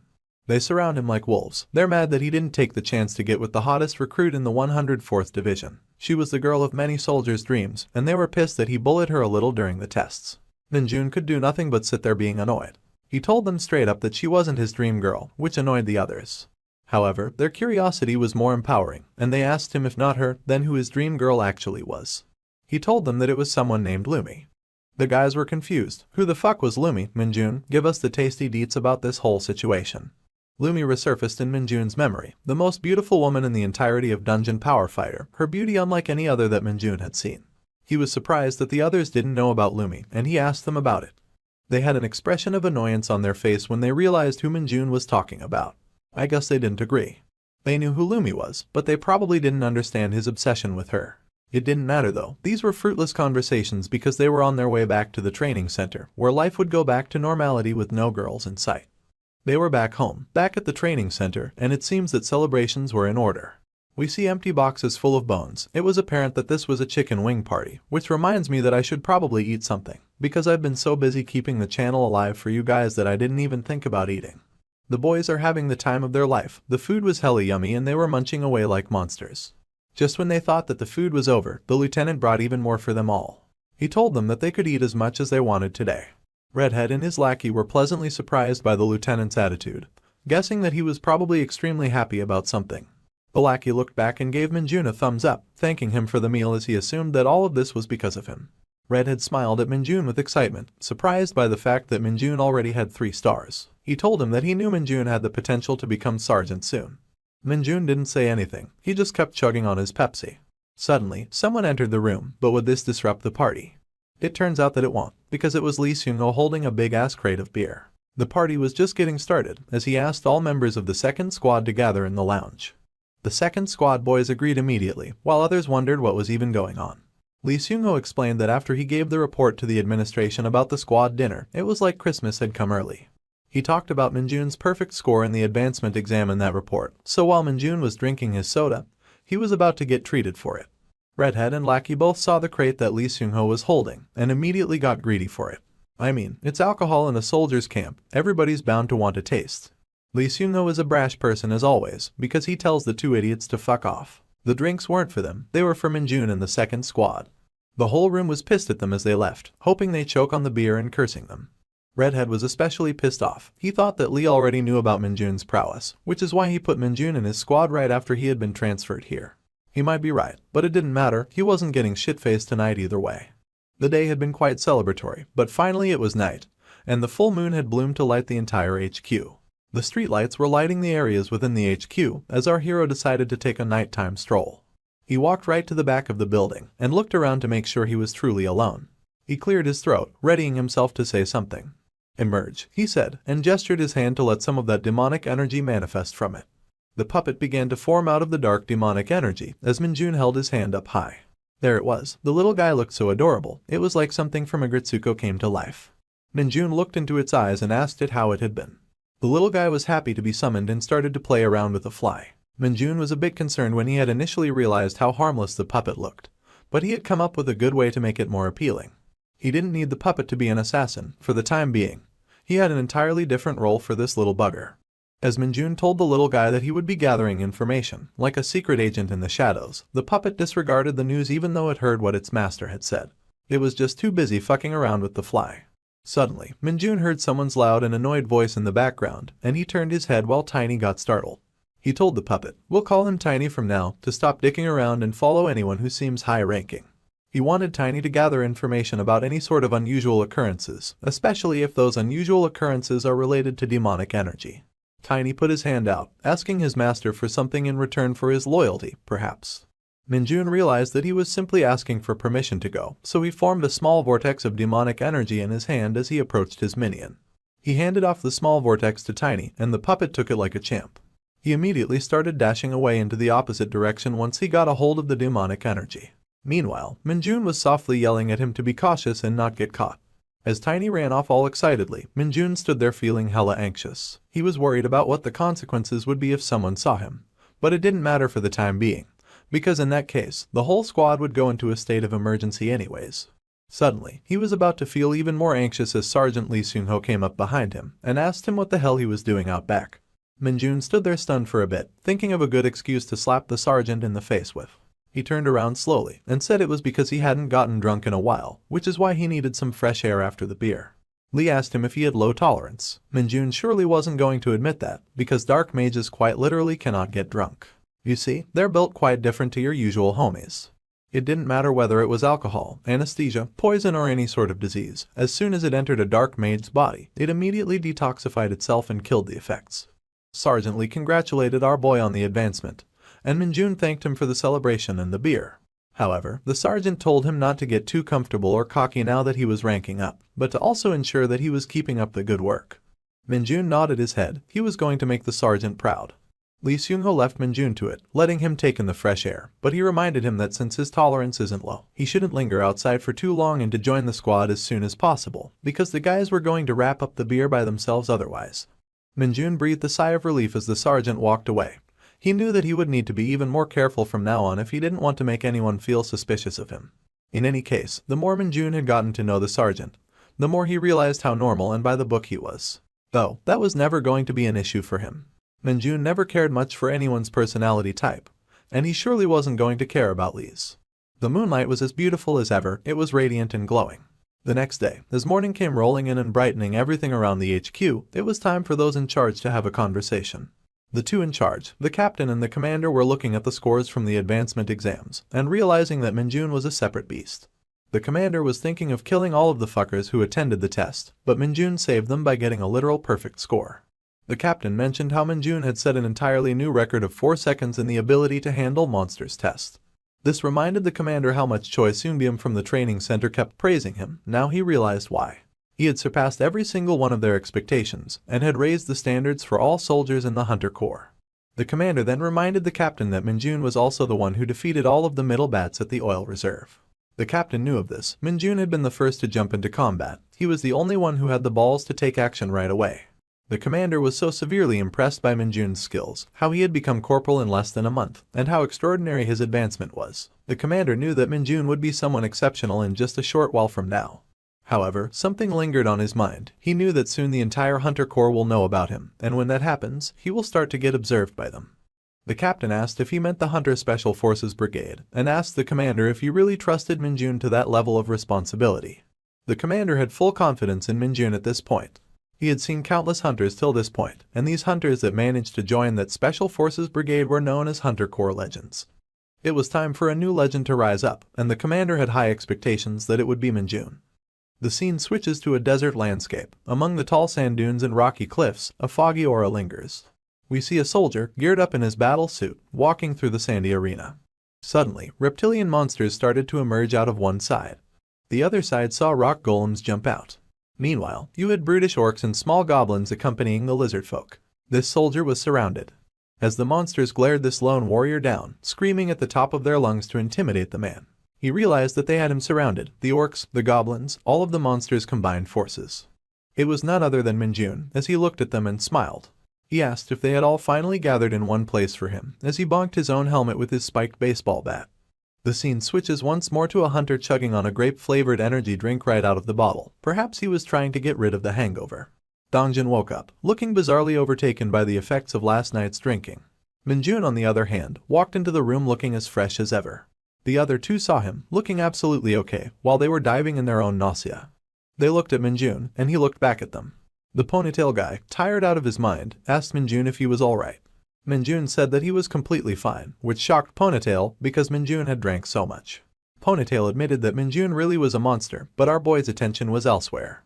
As Sergeant Lee walked into the room with a towel wrapped around his neck, Ponytail asked if he was alright.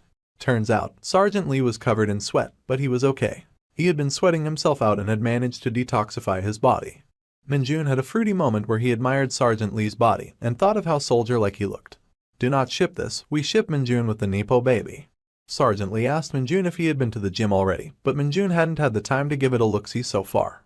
Turns out, Minjun could use it as much as he liked now because he was a corporal, and he yelled yes sir in acknowledgement. As Sergeant Lee was leaving, he stopped as he was reminded of something else. He turned his gaze towards Minjun and told him that the VR device for their squad was pretty good and that he should give it a try sometime. This perked Minjun's attention immediately. VR was going to be his playground. He got insanely excited as he wondered if it was truly time to test out the Hunter Corps VR room that he had heard so much about. Minjun stood outside gym number 2. This is where the VR device was also located. He stood at the door and readied himself to enter a new world. His excitement knew no bounds, and he wanted access as fast as possible. So he grabbed the doorknob and turned it to enter the fantastic room full of new technology. It was an awe-inspiring moment for him as he took it all in. He saw how realistic the room looked, but I mean, it is a real room, so I am confused why he would think that. The idiot. He headed towards the control panel and tried to figure out how you manually choose a scenario. After fiddling around with some options, he saw a selection of monsters that he could choose from. Hounds, monster rats, goblins and orcs were available and he immediately picked an orc. He could also select the number of monsters, and since Minjun wanted to truly have fun, I guess you know what happens next. He gave a devilish smile as he knew exactly what he was going to do. He started smashing the plus icon and adding more and more orcs into the scenario. He wanted as many orcs to fight as he could. Turns out, the maximum number was 30 monsters. That was quite disappointing for our boy. He wanted to feel like he was inside of a Dynasty Warriors game, which really does have you fighting like 100 enemies all at once. There's nothing like it. Unfortunately, he had to go next and now it was time for him to select a weapon. This was exciting, and as always, Minjun knew what he wanted. He had made his selections, and the only thing remaining was to now get into the fun. He grabbed the VR headset and the controller, putting the headset on. This started to initiate the battle. As he stood there in the VR room, he saw the room transformed from a regular training room to a literal desert. He was now fully suited in battle armor, holding a baseball bat with nails sticking out of the top end. He was really surprised by what he saw, and looked around to find that he was in a completely different place. Immediately the orcs started to spawn in front of him as the countdown began. Once the countdown had finished, the orcs started to punch and stomp the ground, while running towards our hero with a rage in their eyes.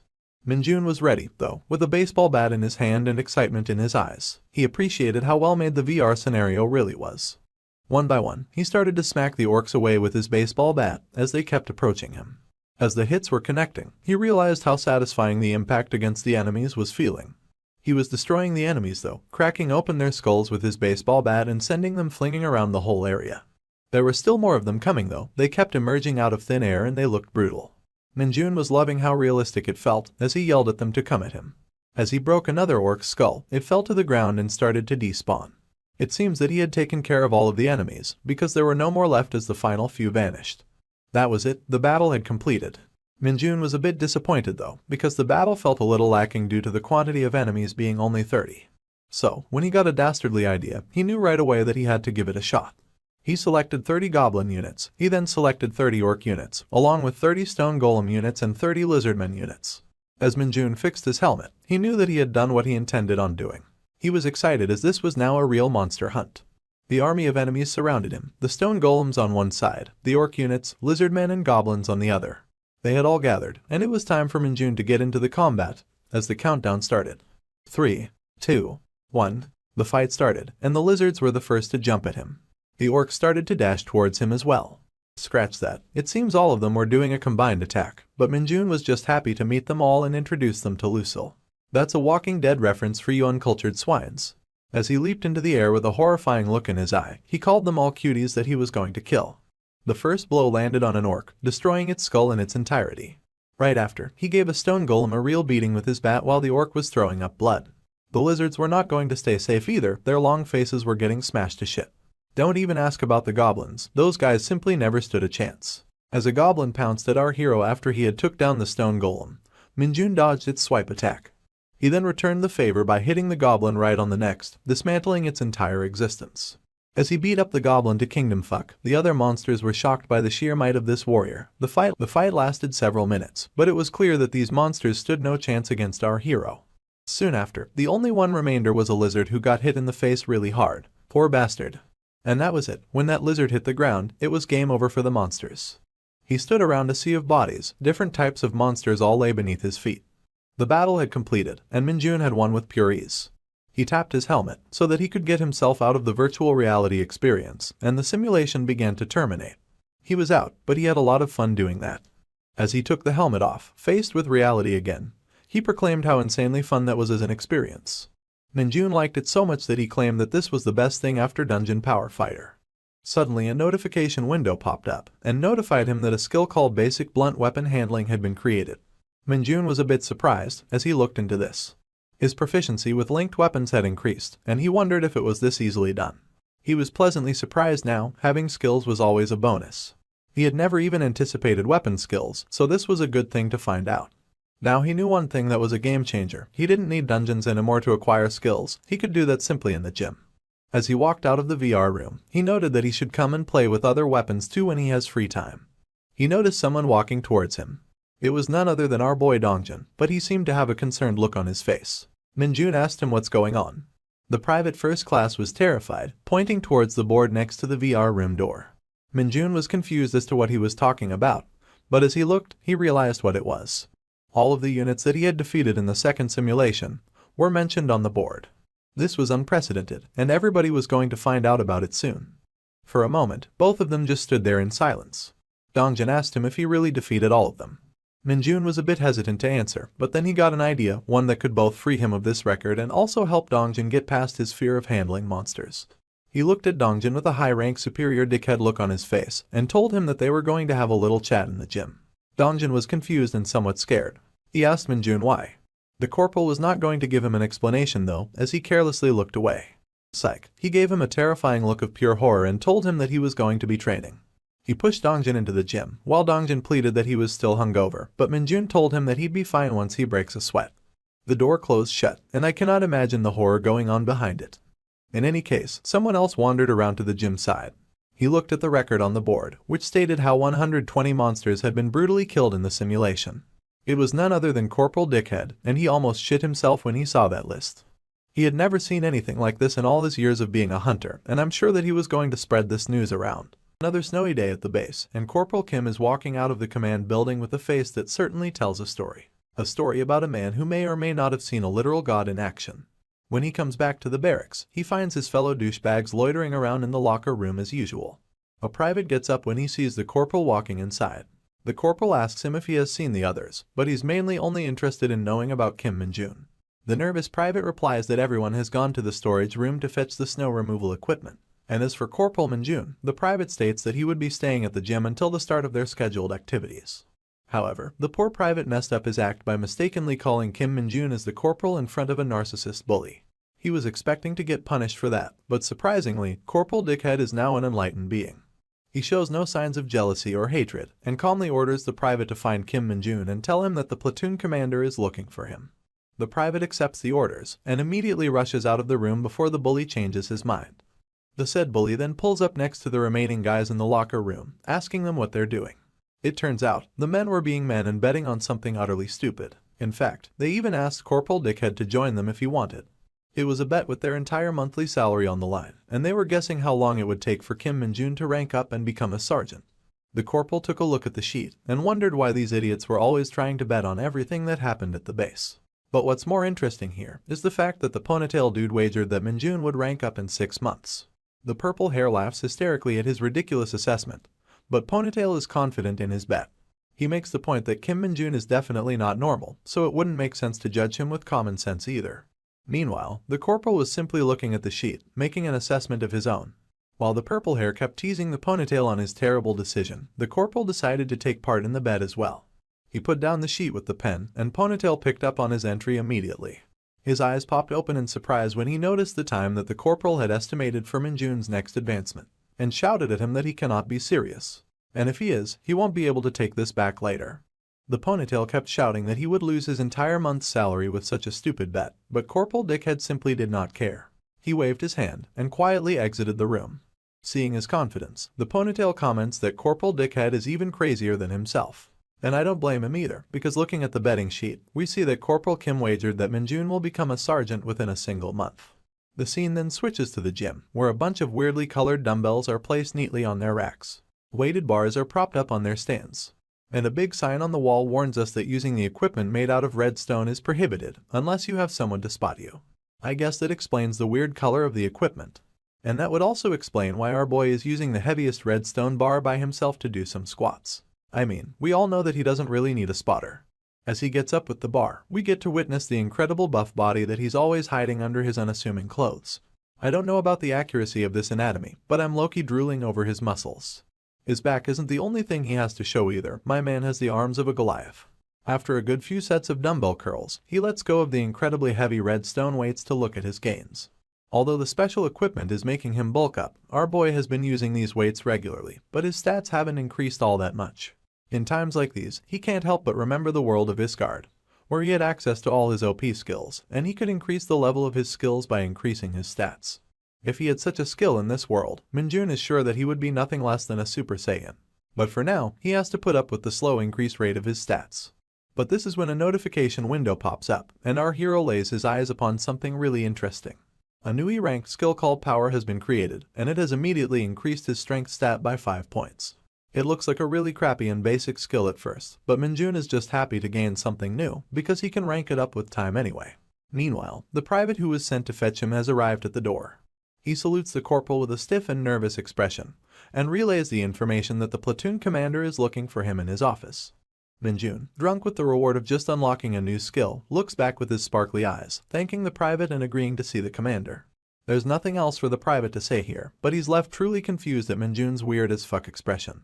While our boy happily gets dressed to go and see the commander, the poor private is left wondering if everyone in the base has gone crazy without him knowing. The next thing we know, we find ourselves at the administrative office in the main building, where Kim Min-jun walks in, saluting the platoon commander and confirming that he's here to see him as requested. The platoon commander sees our hero and waves his hand with excitement. I guess he was looking forward to their meeting. As Min-jun comes closer, the commander gets up from his seat, letting him know that it wasn't anything serious, and they can continue the conversation in the counseling office. As he points towards the counseling office where they're headed, he asks Min-jun about his life as a corporal, because it has already been a week since he attained his new rank. Min-jun replies that he's having a great time, and congratulates the platoon commander on his advancement as well. That puts a sparkly smile on the commander's face, because I guess he was pretty excited about the whole thing. He takes the compliment and replies that his advancement was only thanks to Minjun, because he took care of that incident with the middle bats. As the two take their seats, the commander once again thanks our boy for his excellent contributions, and Minjun replies that he only performed his duties. The platoon commander then hands out the file he had been holding this entire time, and explains that this was the reason he called Minjun to the office. As the platoon commander explains, this was something given out to Minjun by the battalion commander, who acknowledged his achievements regarding the incident with the middle bats, and also the fact that he obtained a perfect score on his advancement exam. We see that the file was actually an award of excellence for our hero. The platoon commander apologizes for giving it out so casually, but assures him that this award will definitely go down as a big achievement in Minjun's military life. Hearing that, our boy's ears perk up once again. If he can rack up such achievements, he asks with his signature sparkling eyes if they can be used to grant him further exceptions. Of course, the platoon commander isn't sure of that either. He tells the new corporal that such awards aren't easy to obtain, and very few people have been able to obtain them as early as Minjun. Not to mention, even fewer people have actually managed to get multiple awards of excellence. But none of that can discourage our excited puppy. Instead, he asks his senior that if he can get 10 of these rewards, will he be able to advance to the next rank faster. He keeps making up some fantasy scenarios in his mind on how he can get even more time to play his favorite games, and the commander is just sitting there silently, wondering if Minjun thinks that these awards are given out like coupon codes for Amazon. Anyway, a few days pass by, and we're now standing in front of an underpass where a dungeon gate is open, and the commanders are briefing the units about their mission. The platoon commander explains that their platoon has been assigned to clear this dungeon, and we see a lot of familiar faces while he further entails that if everyone completes their job like they were trained, he is confident that everyone will walk out of the dungeon without any injuries. He lets everyone know that they should already be familiar with the type of dungeon they're about to enter, while Sergeant First Class Kim Minji puts down a crate of necessary supplies for all units. Everyone from the platoon makes a disgusted as fuck face as they lay their eyes upon the crate of supplies, and they do it for good reason. You see, as the platoon commander takes out a face mask from the crate, we get to know that the dungeon they're about to enter is called the Monster Rat Nest. In other words, the literal sewers. Soon after, we find ourselves inside the sewer dungeon, where the units are splashing through the disgusting and toxic waters. At the back, we have our trio of Corporal Kim Minjun, Corporal Ponytail, and our best friend, Private First Class Lee Dongjun. As the three complain about the rotting stench of these sewers, we see that Sergeant Lee and the second platoon commander Kim Cheolman are the ones in the lead, while Sergeant First Class Kim Minji and the privates follow our main group from behind. Let me tell you a little bit about this place. You see, the Monster Rat Nest Dungeon, that's referred to as the sewers inside the Hunter Corps, isn't categorized as highly dangerous. However, it usually spawns more than 200 monster rats, and the narrow environment of the tunnels restricts the usage of firearms, which makes it a fairly complicated dungeon. Sergeant Lee puts up his fist to signal to the platoon commander, letting him know that they're about to step foot into dangerous territory. The commander passes on the warning to Lee Dongjun and the people behind him, and we see that our group now stands in a rather open clearing inside the dungeon. Sergeant Lee points out that this open area has only 2 entrances, so they should lure the monsters to this place to wipe them out. As you can see from this little mini-map, the platoon has entered from the left, and the only other entrance to the area is directly in the opposite direction. The platoon commander agrees Sergeant Lee's plan, and signals the remaining units to start preparing the bait. We get an aerial view of the platoon, as we see someone approaching the commander with the crate that contains the bait to lure out the monsters. The man who brought the crate is a private first class from the same platoon, and the mere stench oozing out from the close box is making Corporal Ponytail uncomfortable. I don't blame him either, because the dungeon's disgusting odor, coupled with the special gas masks from the Hunter Corps, makes an environment where the hunters can't perform to their full potential. It also doesn't help that while the platoon commander tries to take out the bait, the crate is literally oozing with an ominous and disgusting feeling. And as it turns out, the bait was actually a rotting banana, which stinks worse than the farts of that one disgusting uncle in all your social gatherings. The thing is actually so bad that the author had to censor it for your viewing pleasure. Kim Minjun and Corporal Ponytail reel from the sight of that bait, as Ponytail comments that it's no wonder the rat monsters smell so horrible. If they only eat disgusting shit like this, it wouldn't be possible for them to smell any better. In any case, upon the commands of the platoon commander, everyone starts moving to plant the baits in every corner of the cave. But this is when something odd catches the commander's attention. As he steps forward towards a corner, his foot comes into contact with an ominous pile of bones. The commander reels back from the shock when his eyes witness the next scene, which truly makes him confused. Not only was the entire floor covered in bones, there was something odd about the bones themselves. You see, upon a close look, you can tell that these bones actually belong to the monster rats that they have come here to exterminate in the first place. When the platoon commander notices the same, and bends over to inspect the scene, Purple Hair yells out that a swarm of monster rats is coming their way from the second entrance. Seeing the battle approaching, the platoon commander quickly changes priorities to command all his units to assume their respective formations. The shield unit steps forward in unison to guard the attack unit from any ambush. We see that Sergeant First Class Kim Minji is the one handling the shield bros, and the platoon commander is giving out orders to the attacking hunters who will directly face the enemies. Corporal Ponytail and Purple Hair start betting with each other on who will kill the most monsters, and I'm really starting to feel like these two have an addiction. Sergeant Lee warns the idiots to not let their guards down, but Ponytail ignores the warning and asks him to join them on the bet as well. Strangely enough, that puts a smile on Sergeant Lee's face, because the idiot energy is a good source to lighten up the mood in such a tense situation. Meanwhile, Minjun is only focused on the task ahead. The crappy bananas seem to have worked better than I expected, because the monster rats literally start pouring out in hordes from the other end of the cave. The platoon commander takes out his sword and orders all units to hold the defense line and to not break the formation at any cost. That means the soldiers will engage the monsters in their current standing positions, and as the rats leap out with their gnarly claws, Minjun is finally feeling excited to get in on the action. Purple Hair managed to slice off the head of a monster rat in a single strike, and Ponytail manages to kill off 3 at once with his dual-wielding weapons. Sergeant Lee is always a cut above the rest, and easily manages to incapacitate his side of the monsters with his iron knuckles. Minjun is having fun observing these people from the sidelines, probably making a tier list of reliable comrades in his head. 2 more people stand out from the rest, and these are the sergeants of the second platoon.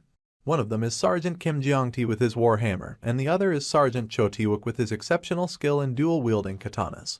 Surprisingly, even the previously known Corporal Dickhead is pulling his weight excellently by handling several monsters at once. While Kim was paying special attention to the corporal who had previously shown rather pathetic attempts to bully him, he gets jumped by a gang of 3 skeevers. However, these puny monsters aren't even worth our hero's attention, as he keeps looking away, but somehow still manages to club the rats exactly in the face. In fact, the single swing of his club was so fast and powerful that all 3 buddies ended up losing their heads in the blink of an eye. Despite all of this, some monster rats were managing to slip under the feet of the fighting soldiers. But of course, there's a last line of defense, waiting to intercept these pesky little intruders. Sergeant First Class Kim Minji and the platoon commander himself are ones handling the outliers, and as long as they stand, none of these monsters will manage to lay their claws on the shield bros who are watching the other entrance. As you would guess, these guys haven't escaped Minjun's eyes either, and while he continues to play whack-a-mole with his monsters, he notes that the wide area that the 2 top-ranking officers of the platoon are covering is the testament to the fact that you can't advance in rank unless you have the ability. But then, he finally lays his eyes upon the last man who keeps surprising him on multiple occasions. This man is slicing off the rats with his weird cross-patterned swordsmanship, and he's none other than our homie, Lee Dongjun. Minjun had been taking special care of Dongjun for a while now, and seeing the results of his friend's special training put a smile on his face. He's not the only one to notice the improvements in Lee Dongjun either. Sergeant Lee is also smiling from the back after seeing his incredible potential. As someone calls for extra hands on their side, Dongjun is the one to answer their call, and right behind him, Corporal Purple Hair and Dickhead are still busy chopping up the rats. After slicing off the monster, Corporal Dickhead takes a moment to stare blankly in the direction of our hero and Dongjun, probably wondering if Minjun can make him stronger as well. However, this is not the time to be thinking about such unrelated stuff, so he swings his sword to wipe the blood off his weapon and gets ready to face the remaining enemies. And just as the rat corpses were piling up in the middle, the shield bros notice something going horribly wrong in the rear. It's a fresh horde of the monster rats, and they're coming from the rear entrance which the shield bros were stationed to cover. The platoon commander hears the signal from the privates and warns everyone to get ready for monster wave number 2. He then immediately takes action and commands the 1st and 4th squads to deal with the monsters in the rear, while simultaneously ordering the privates to back off using their shields and to not engage in battle by themselves. The corporals of the 4th squad arrive for help quickly and promptly get busy chopping up the rat bastards with their various melee weapons. After a lot of slicing and dicing, and a swarm of dead monster rats on the floor, some of the soldiers start taking it easy, as they notice that the enemies have almost completely been wiped out. However, our boy Minjun notices something odd. His senses focus on a surge of demonic energy in the air, and he immediately starts looking around to confirm his suspicions. He didn't notice anything earlier due to the gas masks, but as he pays more attention, he can definitely sense a lot of demonic energy, and it can all be traced to a mound under Corporal Dickhead's feet. And just as Minjun notices that, the mound in question starts to break up. Our hero warns the soldier that a terrible monster is about to emerge from the ground, and as Corporal Dickhead looks below his feet, he knows he's fucked. The entire ground blows up in a massive column of dust and debris, and all the soldiers around the area fall backwards from the force of the impact. The platoon commander almost loses his shit when he witnesses the thing that emerges from the ground. This thing is an enormous mutated rat, and its existence in this dungeon would classify it as an irregular monster. Apart from the signature front teeth of a rat, this anomaly also has a pair of huge fangs on the side, and an extra pair of eyes that's glowing with an ominous purple color. It finally clicks with the platoon commander that the monster rat bones he saw earlier must be the doing of this irregular. It must be feeding on other monsters to fill its stomach. But while his assessment of the situation is important, a much bigger problem lies bare in front of the commander. The humongous mutated rat is staring down at its prey, and the food in question is none other than Corporal Dickhead, who was unlucky enough to get knocked over by the impact when the monster emerged. The creature is baring its teeth at the corporal, and he's currently too defenseless to do anything about it. And you can't blame him either, because even the platoon commander is paralyzed with fear after looking at the unholy creation in front of him. He wants to help the corporal, but his body is frozen in place. Sergeant First Class Kim Min-ji is also too far away to help in time, so the only thing he can do is shout at Corporal Dickhead to get up and run. Unfortunately for everyone, this man has totally soiled his pants, and running is the last thing his noodled legs are currently able to do. There's no time for him to take any action either, because the irregular monster has finally decided to swing down at him with its razor-sharp claws. Thinking that his life have come to an end, the corporal tries to shield himself one last time by putting up his hands and closing his eyes. You would think that Kim Min-jun would come to save the day, but the one who approaches the scene first is someone with a sword. The irregular rat's claw comes down on the soldier like a meteor, and although the helping soldier manages to deflect the blow, his own weapon gets knocked out from his hand. As the sword flies behind him, we see that the soldier who came to help was Lee Dongjun, and he's now holding firmly onto the shoulder of the corporal. Corporal Dickhead looks back at Dongjun in disbelief, still thinking about the fact that he's not dead. However, Dongjun rushes him to get up and start running before the monster attacks again. And just as they feared, the spawn of hell is now angry, shrieking out waves of terror with its abnormally large body. But while the platoon commander was shouting and fearing for the life of his men, it was finally time for our boy Min-jun to jump into the field. With his shield in his hand, the hero jumps high up into the air to mount the back of the monster, while the same monster is busy cornering its prey on the ground. Kim Min-jun draws back his shield, preparing to unleash a devastating shield bash on his enemy. However, he takes one last look at the rat before attacking. He notes the defocused eyes of the monster and the exceptional fearlessness in its actions. There is no longer any doubt in his mind that this creature is possessed by the demonic energy. And since that much is clear, he turns himself into a literal human comet, pummeling down the face of the monster into the ground. Lee Dongjun and Corporal Dickhead jump back from the impact, shielding their eyes to protect themselves from any oncoming shrapnel. And then, out from the dust emerges a thumbs up of excellence. It's our boy Min-jun, and the thumbs up is signaled towards Lee Dongjun for his valiant effort in protecting his comrade, without any fear for his own life. After seeing Kim Min-jun arrive on the scene, Dongjun lets out a smile of relief. He knows that his homie will take care of the rest. So, he takes the corporal and rushes back to the defense line, where the platoon commander is shouting for Min-jun to fall back, and Kim Min-ji is commanding the remaining corporals to get into formation. Meanwhile, Min-jun is simply facing forward at the enemy. The irregular monster is up and about once again, baring its disgusting fangs at the latest attacker. It unleashes an attack filled with demonic energy at our boy, and as we see from the aerial view, a shockwave of the purple energy starts traveling in all directions. This causes the stalactites on the ceiling to break and fall, and the platoon commander finds himself surrounded by a rain of rocks.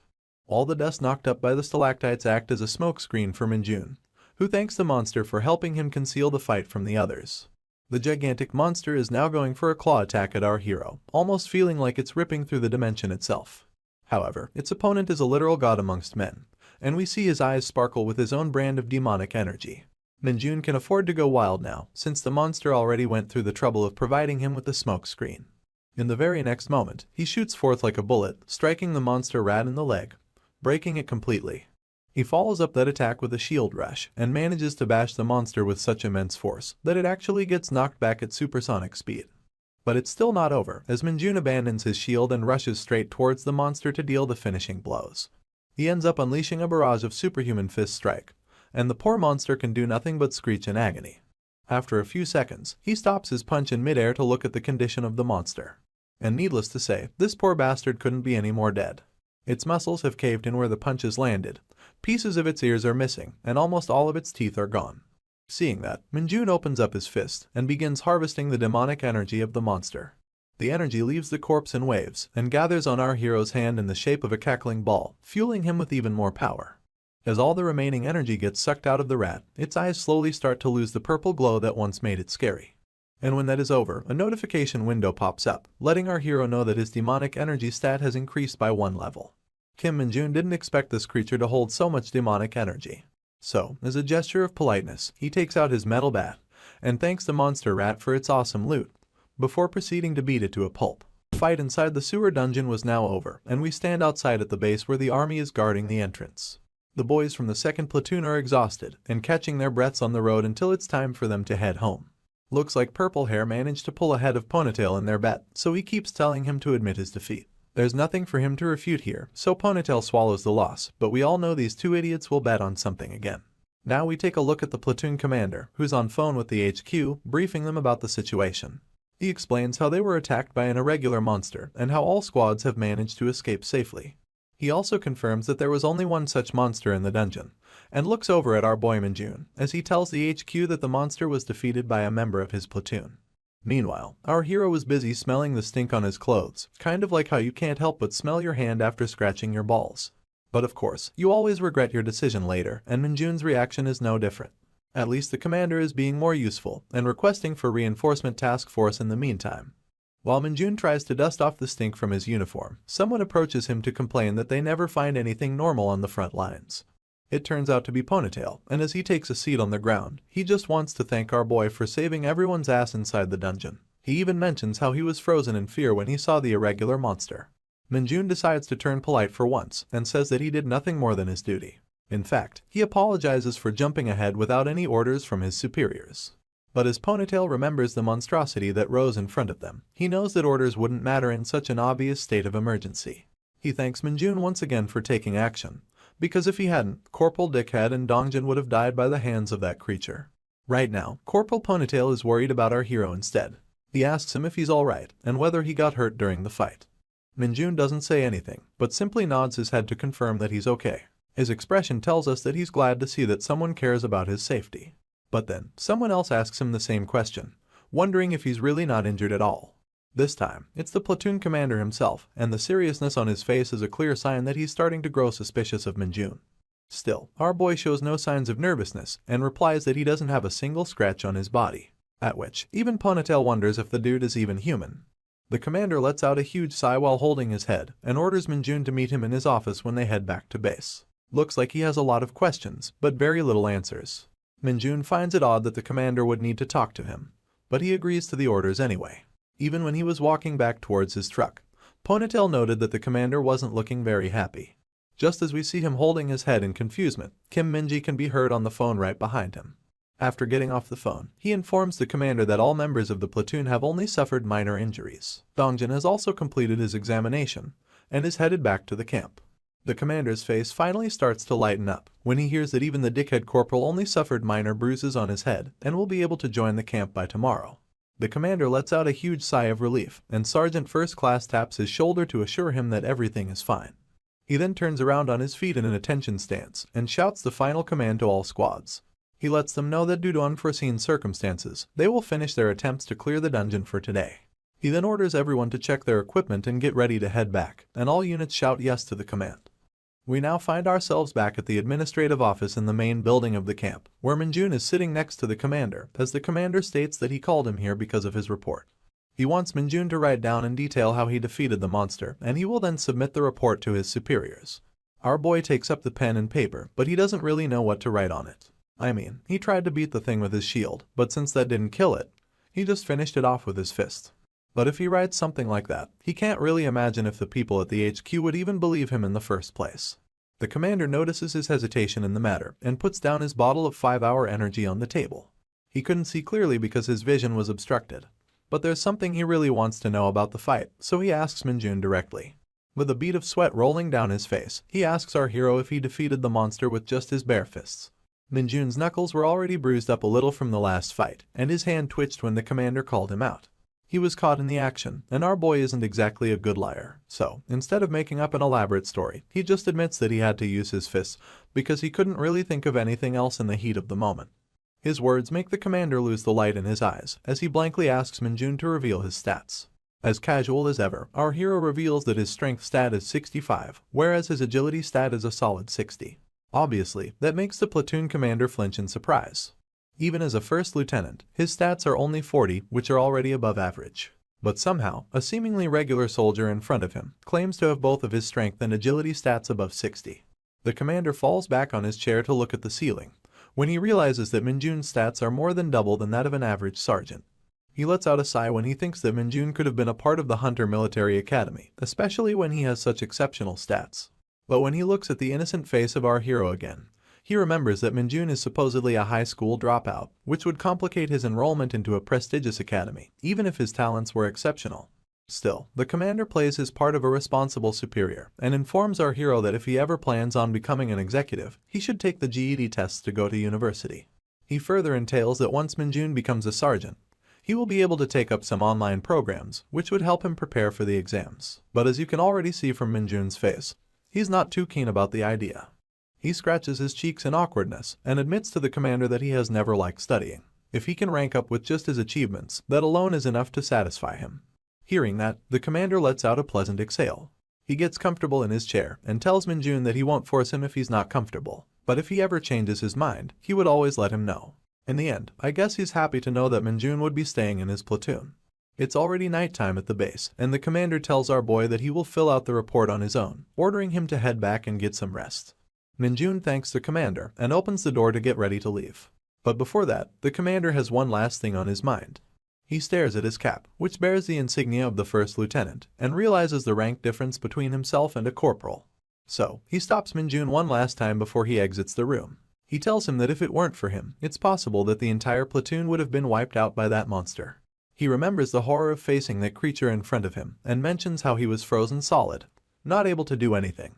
In the end, he thanks Minjun from the bottom of his heart. As his direct superior, he felt that he should be the one to acknowledge his achievement first. Once again, Kim Minjun smiles at Commander and humbly replies that he only did what he had to do. That puts a big smile on the commander's face. He couldn't be happier to have someone so reliable under his command. But of course, as our boy walks out of the office, we know that he's not such a simple person. It's true that he only did what he felt like doing, but the reason behind his actions wasn't the safety of his comrades. In fact, his only real priority was to obtain the demonic energy and to build up his achievements so he can keep ranking up. And speaking of his comrades, he comes across an unexpected face which kills his excitement. Kim Minjun, Lee Dongjun, and Corporal Dickhead stand face to face in the hallway, and we see that the former bully is still bandaged up after his encounter in the dungeon. It seems like the corporal wants to join Lee Dongjun's special training program under our hero's guidance, but Minjun doesn't look the least bit happy to hear that. On the other hand, the corporal is literally sweating like a pig, unable to hide his embarrassment, but still willing to become our hero's student. As Dongjun stands nervously next to the two, Minjun starts asking a bunch of questions. Firstly, he's confused how the dickhead even came to know about the special training. And secondly, as he points his finger directly at the former bully, he wants to know why he wants to train with them when he hasn't even recovered from his injuries. The bully thinks back to the time in the sewer dungeon, where Dongjun was fighting unlike ever before. He had an unwavering resolve in his eyes, and he showed no hesitation in the face of danger. Lastly, he was the only one who came to save him from the monster's attack, when everyone else was frozen with fear. Given all of that, the bully nervously replies that Lee Dongjun has grown a lot in a short period of time, and it must be thanks to Minjun's special training. He tries to be more honest, but his pride as the former bully won't let him. The dude can't even look our hero in the eyes when he says that he wants to join their training to become stronger. It's taking him a lot of courage to even voice these words, but at least his heart is in the right place. Now, we tend to forget because Minjun has been acting nice most of the time, but our hero is a natural-born bully. Even right now, he's having a really hard time holding back his amusement. In the end, we can see his inner devil stand behind him as he tells the corporal that he would never accept him so easily. With a wicked smile on his face, he actually calls the corporal by his full name, Kim Guangshik, and lets him know that there is a certain order of doing such things. Guangshik knows exactly what Minjun wants, but he's too embarrassed to say the words. But after a moment, the apologetic corporal finally decides to swallow his pride for the sake of getting stronger. He bows down in front of Dongjun, aggressively thanking him for saving him in the dungeon, and apologizing for bullying him previously. Of course, our boy couldn't be happier to see this, but Dongjun is starting to get nervous because he is a junior. The corporal finally becomes fully sincere and apologizes once again for all his previous actions. He states that he is serious about training alongside Dongjun, and reveals that he would like to become a non-commissioned officer due to some personal circumstances. Since Dongjun is such a sympathizing homie, he turns to Minjun, telling him that he doesn't mind if the corporal joins them in their training. But of course, Minjun doesn't share the same feelings. He stays silent for a while, which starts to confuse Dongjin. And then, he finally opens his mouth in an ominous fashion. He replies that he's not fine with taking in the corporal, which comes as a surprise to both men. Wangshik feels dejected, but he understands that Minjun wouldn't be comfortable around him due to his past actions. So, he just thanks the two for saving his life in the dungeon, and promises to never bother them again. He then turns around to leave with his slumped shoulders. The dude looks like he will never recover from his emotional damage. But then, our hero tells him that he can take him in, but only on one condition. That perks up the ears of the corporal, as he immediately turns his head to hear what Minjun has to say. But in all honesty, no one would have expected him to say the word pigeon. Of course, a big question mark dangles on the corporal's face, as he has no idea what Minjun means by pigeon. But the misunderstanding soon gets cleared when our hero makes the face of a divorced auntie whose only hobby is to ruin others' marriages, and tells the corporal that he will accept him if he acts like a pigeon for an entire day. Wangshik's head starts boiling with rage when he hears that, but Minjun tells him that he would never accept him if he doesn't comply. So, as enraged and angry as he is, the corporal starts puckering up his lips. Every single vein on his head starts to pop out. His eyes start to twitch, and all of his teeth grind against each other as he starts to slowly coo like a pigeon. Dongjin can't believe how far the corporal is pushing himself for the sake of receiving this training, and right behind him, Minjun is starting to look like one of those smiling titans from Attack on Titan. I mean, just look at this dude's face in a close-up. He's not even bothering to hide his amusement. At this point, I'm not even sure he's supposed to be the hero or the villain. The scene then switches to a beautiful night, a fantasy-like cathedral, and 2 full moons in the starry sky. It's pretty clear that we're now in the world of Isgard. A creaky trolley is being pushed around, and a muscular man in a Spartan helmet is the one doing the pushing. We also see that the object on the trolley is covered in a cloth. He stops the trolley just before reaching a woman in white clothes, and when the said woman thanks the muscular Spartan for his good work, we get a proper look of her familiar back. This woman is none other than the Saintess that we haven't seen since episode 1. The Spartan man just stares silently at the Saintess, with his battle-hardened scars clearly visible under the moonlight. The Saintess turns around, expecting to hear a response from the Spartan warrior. But when he says nothing, she asks him directly if there's something he wishes to say to her. Finally, the warrior speaks. He asks the Saintess how long she's planning to keep doing this. Hearing that, she turns around to step forward in his direction. But instead of standing in front of him, she goes past him in the direction of the trolley that he brought here. Her face now fully visible under the bright light of the moon, and her features as holy and beautiful as one would expect from a person of such charisma. As she slides the curtain on the package to take a look inside, I think I speak for everyone when I say that we can all appreciate this elegant view. What peeks from behind the curtain is the purple glowing eyes of a beast, whose angry growls can audibly be heard to the Saintess. She lets go of the curtain to conceal the monstrosity and lets out a small exhale of satisfaction. The concerned warrior once again tries to call out to the Saintess, as if trying to convince her that she should reconsider her actions. But then, the holy maiden holds her left hand in front with her palm open, and on her command, a massive purple magic circle opens up in the middle of the room. The same magic circle that was once used to transport Kim Minjun back to Earth. The circle draws the abundant magic energy from the surrounding air, and the Saintess speaks to the Spartan warrior once again. She says that she's sending another gift to the man who decided to leave them, but her next sentence makes the warrior reel back in surprise. Much like Minjun, this bitch knows how to change her expressions fast, and with the devil riding her shoulder, she proudly claims that there's no such thing as too much anger when it comes to revenge. So I guess now we know why our boy kept running into irregular monsters inside every dungeon. I swear, I'm never letting a woman become my enemy. Now we head back to Earth, where a soldier is busy digging up dirt with a shovel. It turns out to be a sergeant from the 2nd platoon, and purple hair is right beside him. Even though they just came back from a dangerous dungeon, it looks like the army is already using them for manual labor to erect a new camp. When the sergeant finally loses energy and slumps over like some damsel in distress, purple hair makes an astute observation. He asks his superior if all these new camps actually help when it comes to fighting monsters. And when they look over at the other guys digging holes, even the orange hair sergeant is forced to wonder about the camp's functionality. But in the end, they're just soldiers who can't disobey orders, so it is really not up to them to decide the functionality of anything. And while they were discussing, a military vehicle makes a stop right in front of the squad. The sergeant and the purple hair corporal both drop their jaws when they see the vehicle. Their faces tell us that they just received more work. And that is indeed the case, because the truck just brought in a material called stetl, which makes every single soldier sigh in unison. This stetl thing comes in the form of cubes, and the squad members immediately get busy transporting them, with Sergeant First Class Kim Minji handing them out from the truck. We see that Kim Minjun and his student are also hard at work, transporting the stetl cubes to their designated locations. And now, it's turn for the newest member of the main roster to make his appearance. Corporal Guangxik is also on duty, and it feels like he has something to say. Out of nowhere, while obviously looking over-encumbered with the weight of a single cube, he starts explaining why this material is called stettel in the first place. According to him, stettel is a nickname given by the soldiers because they're not sure whether it's made out of stone or metal. This unassuming-looking cube is extremely hard and weighs a lot more than what it looks, which is precisely why the military uses this material to build their camps in different areas. Guangxik was just about to explain how this material is actually extracted from certain dungeons, but then he notices our boy Minjun right next to him. Of course, this fucker is casually carrying 2 of these cubes on his shoulders, and they might as well feel like paper to him. Seeing one cube on his right shoulder and another one sitting on his left, the corporal is left stunned. But he should know better that anything is possible when it comes to Minjun. Realizing the same, the sergeant gives up on figuring out his unusual friend and whispers to himself that he just wanted to explain a few things in case anyone was curious. I have a feeling that he'd be doing a lot of explaining in the future as well. In any case, the labor-intensive work of the soldiers continues, and each played their parts in transporting the special material to the camp. Minjun was sometimes seen carrying 4 cubes at once, which definitely surprised the others, but we're already past that point. When the truck gets emptied out, Kim Minji commands everyone to take a 10-minute break before starting again. As the tired soldiers make themselves comfortable on the road, Sergeant First Class Kim Minji approaches the platoon commander. He reports that he heard something unusual when he went to pick up the materials at the division headquarters, which immediately grabs the commander's attention.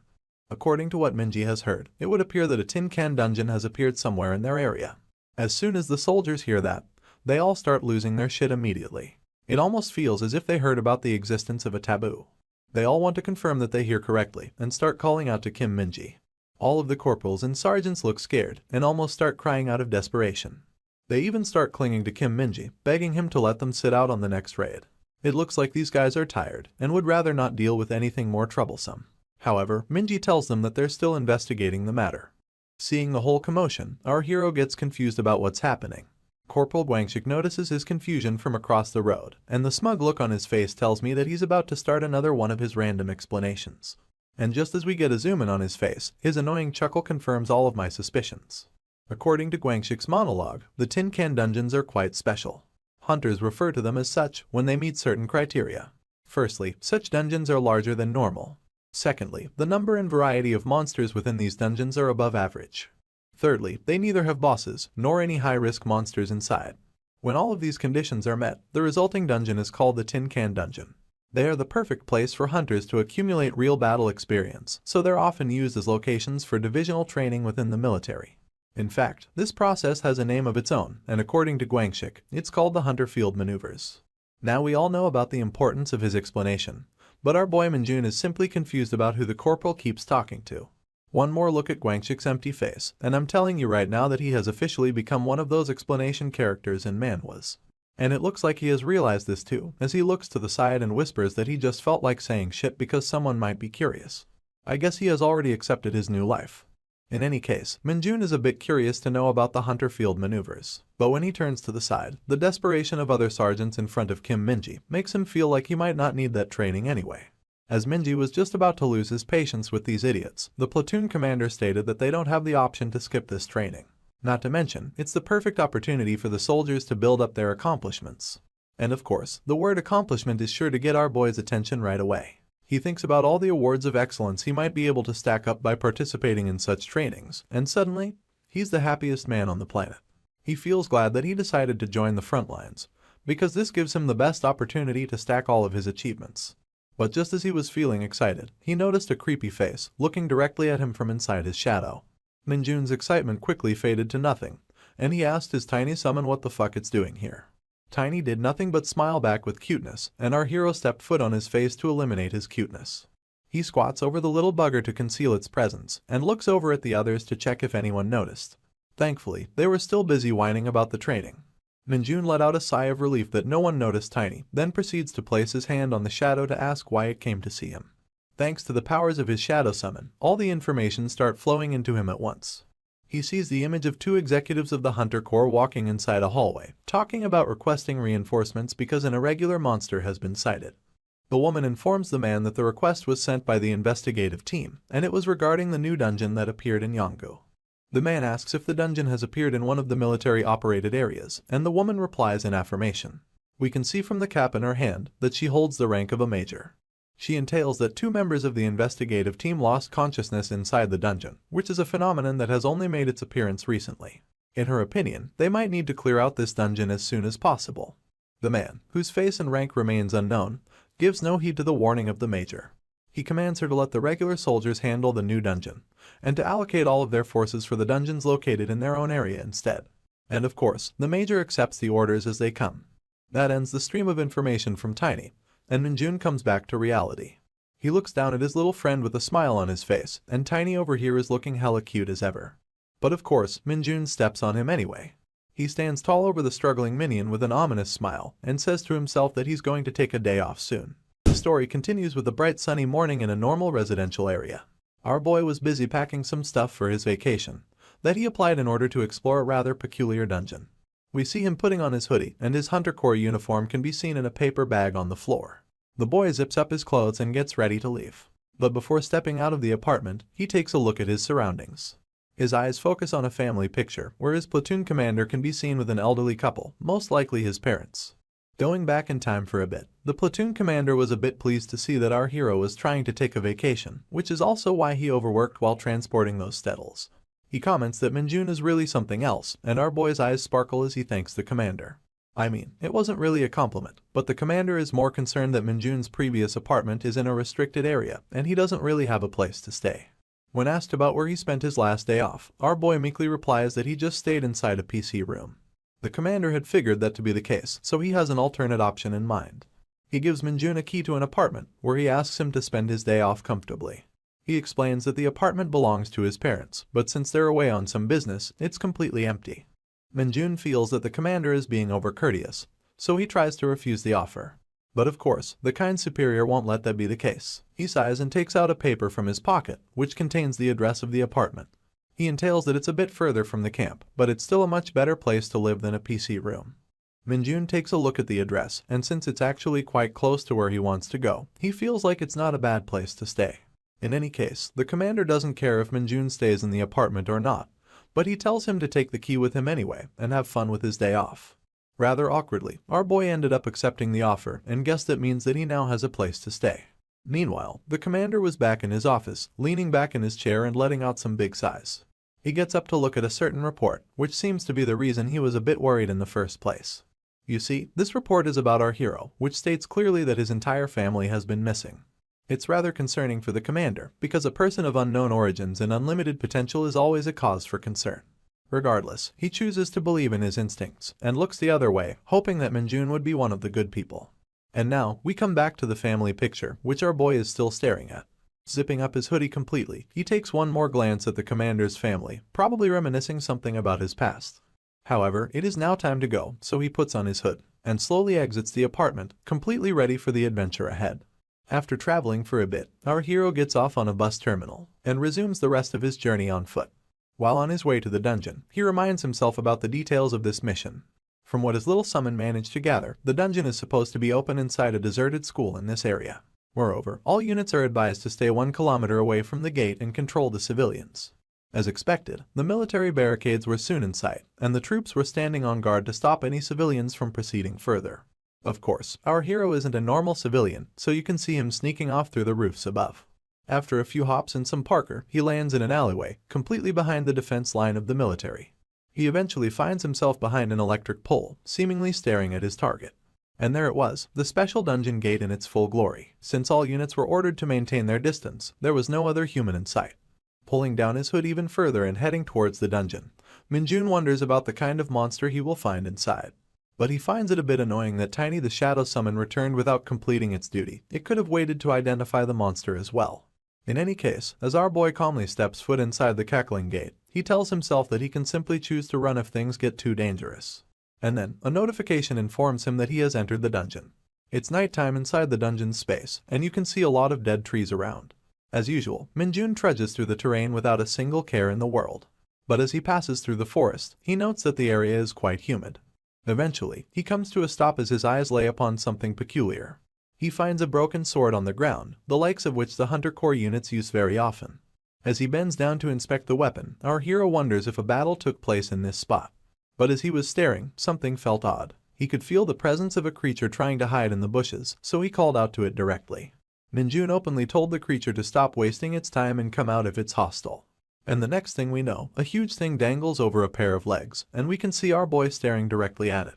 Thank God it was just the cloth. I would have lost my shit if this was something else. In any case, the eyes of this creature glow ominously with the same purple energy that we always notice in other demonic monsters. It has a really huge and bulky build, and for a second, Minjun wonders if the creature is a goblin. He then takes a second guess, calling it a kobold, because goblins aren't usually so big. But whatever the creature is, its size is unusual for its species, which definitely puts our boy on guard as he gets up from the ground. He gets himself into a fighting stance, wondering how the investigative team managed to come alive after facing off such a monster. In the next instance, the massive creature leaps off the ground, and we can see him in the air, going directly for our hero.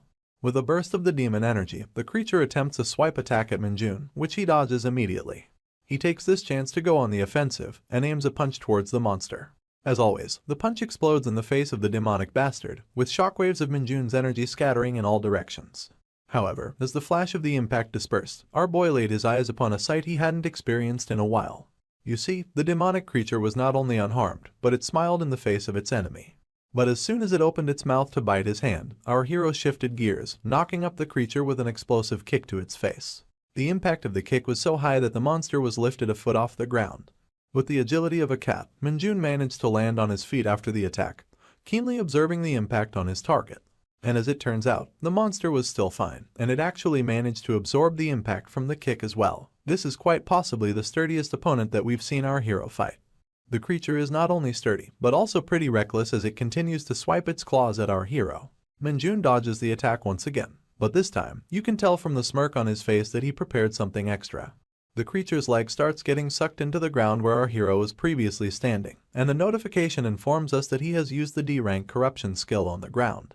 It turned the solid earth into quicksand, and the monster's leg kept getting sucked inside. This was the perfect time to resume the attack, so our hero started rushing straight towards the demonic creature with his superhuman speed. He followed up the dash with an onslaught of powerful blows, each landing on different parts of the monster's face. Even while pummeling his enemy to death, Minjun was impressed by the monster's tenacity. It wasn't even trying to block. And then, as one more punch goes for the creature's side, a bluish hue lights up in the shadows. It swiftly blocks our hero's attack, which is the first time the monster tried to defend himself since the start of their fight. As the counter swipe reaches for our hero's face, his eyes get fixed on the blue light from before. As expected, something is definitely shining at the sight of this weird troll-like monster. But in his fixation, Minjun lets down his guard and gets rocket launched by the swipe. As always, he manages to land on his feet, and the monster is just growling without moving from its place. This is the first time an attack has landed on Minjun since his return to Earth, and the fucker managed to rip up his brand new hoodie. Now that things have gotten this far, our boy looks at the broken katana again, and equips himself with the weapon.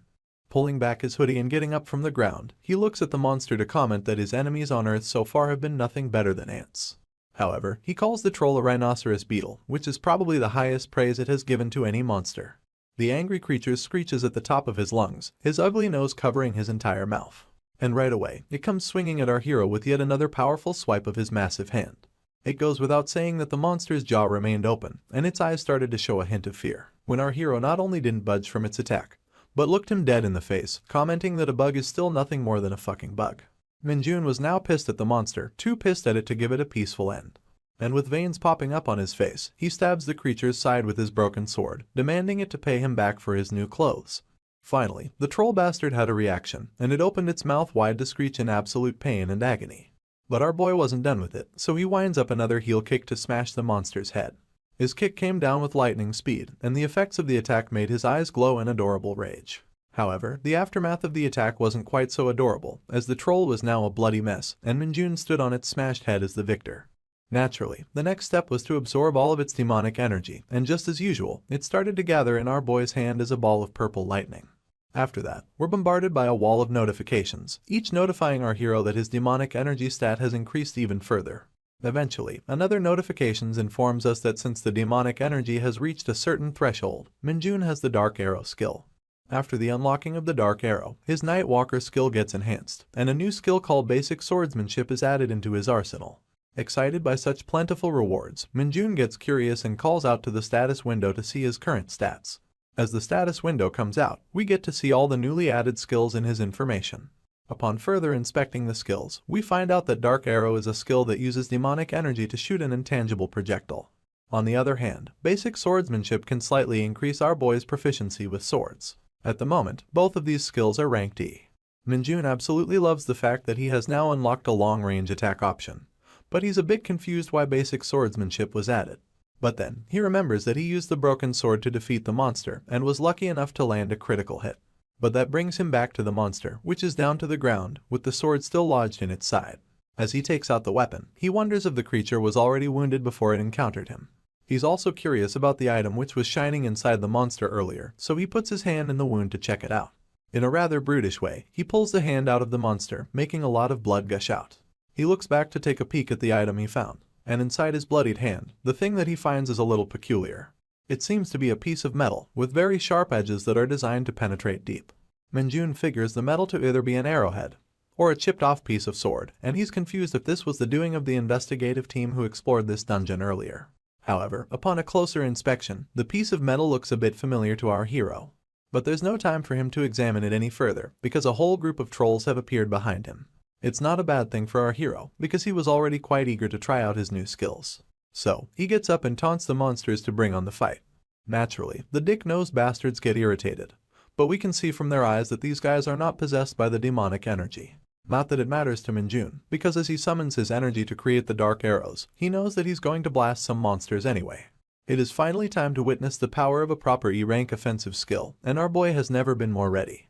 The arrows shoot out from both his hands, each traveling an unpredictable trajectory, but heading towards their target nonetheless. Each arrow manages to take down Brian and Steve, while John just stands scared in the middle. Minjun's mission inside the dungeon is already finished, but he doesn't see any harm in sticking around to have some more fun. However, what's considered fun for Minjun is a nightmare for John, and he knows that he's royally fucked. Our boy will make sure to not only make some lasagna out of him, but also add all of his friends to the mix.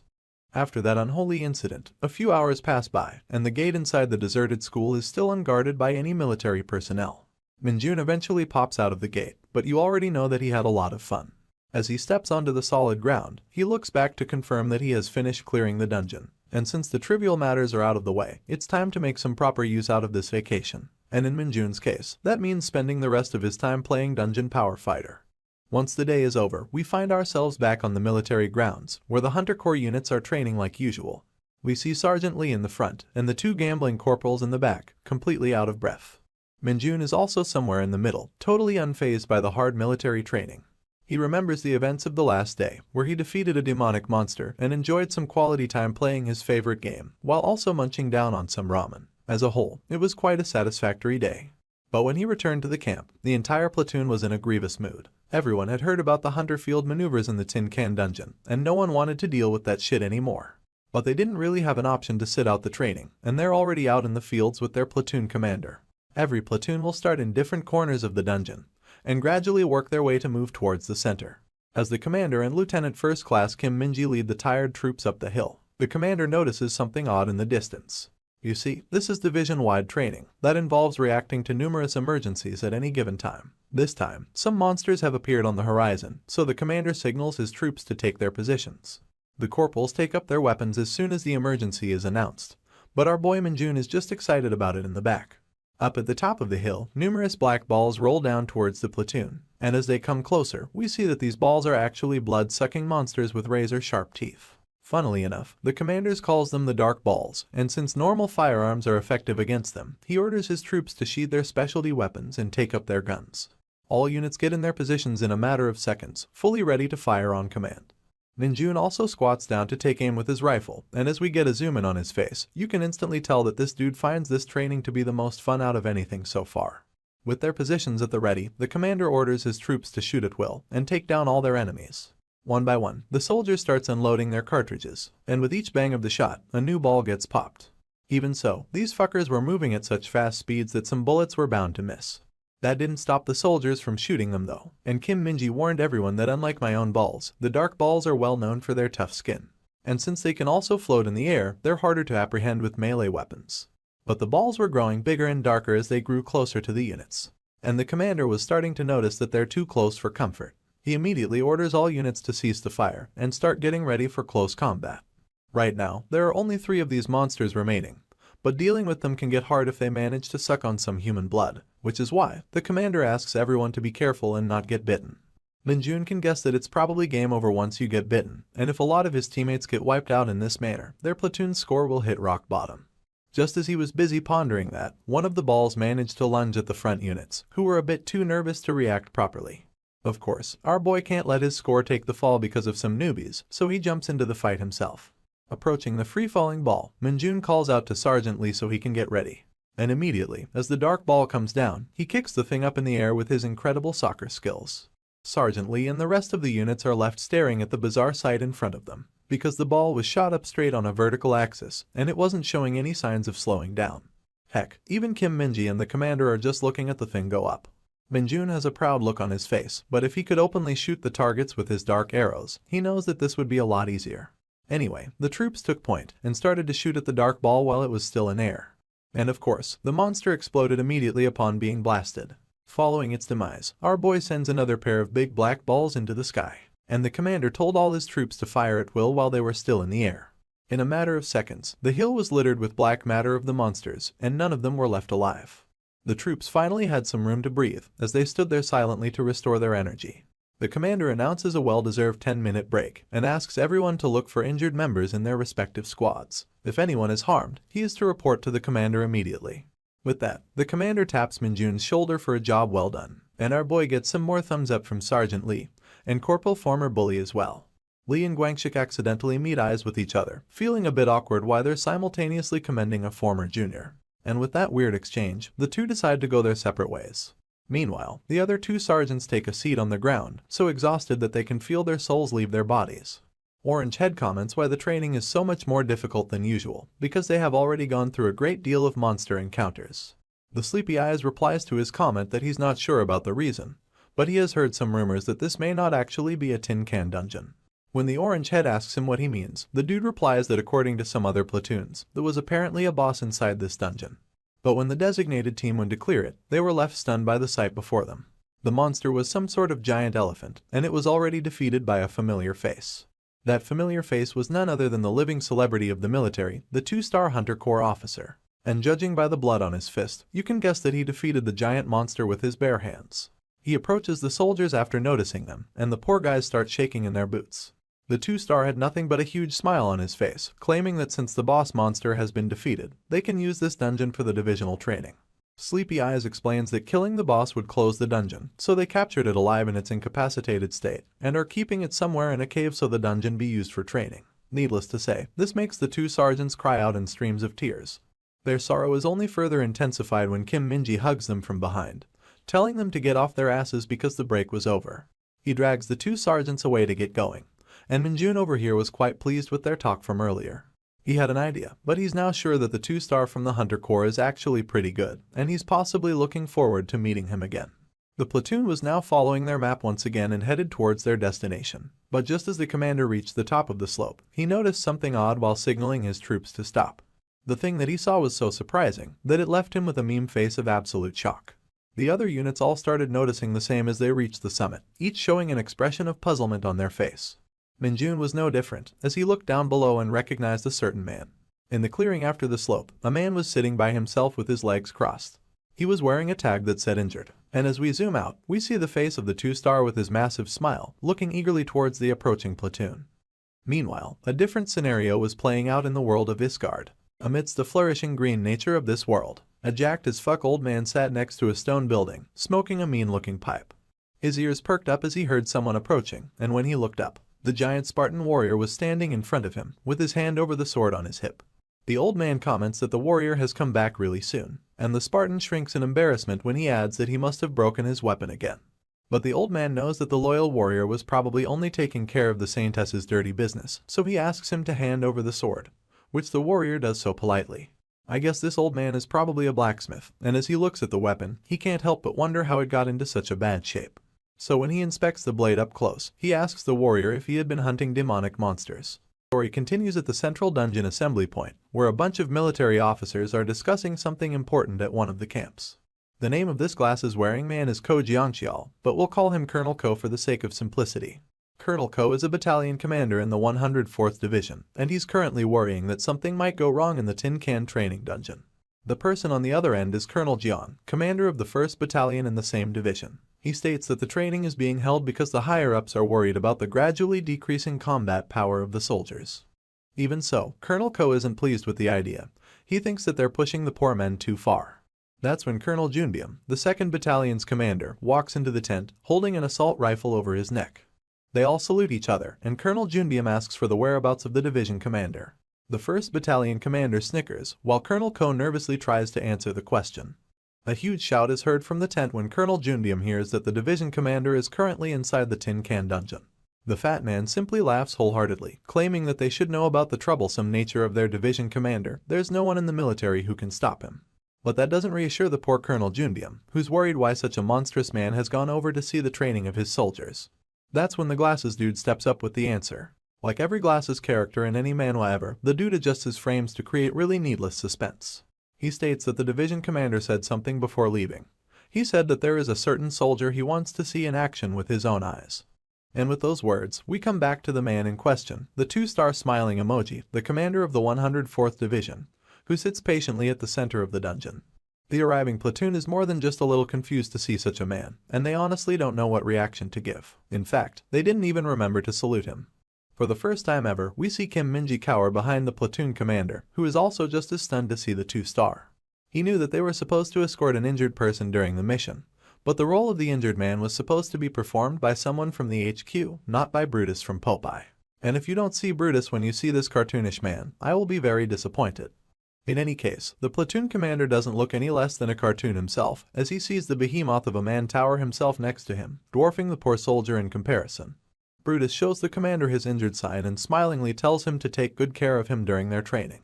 That very statement sends shivers down the spine of the commander. The poor dude is just lost for words. But I guess he finally remembered to salute his superior, so he gets into stance and takes up this absurd mission. 2 privates bring out a stretcher, and the nervous Kim Minji tells the division commander that they will carry him for the remainder of the mission, even though he's almost the size of a mammoth. Brutus stares down at the sergeant first class, quite displeased to see the tiny stretcher. He approaches the sergeant while addressing him, and Kim Minji shouts out his title in fear of the commander. And with just his bare hands, Brutus spins up the stretcher into a ball, breaking all the supports like they were twigs. I guess he really didn't want to lie down on this thing. He then claps his hand to clear off the dust and walks away from Kim Minji with an annoyed expression. But I guess Minji is a good soldier since he still tries to reason with the division commander, telling him that the injured person needs to be on the stretcher for the purposes of the training. Of course, Brutus denies his attempt and tells them to continue their training without minding him. And while the sergeant was busy crying, the 2-star spots our boy right behind him.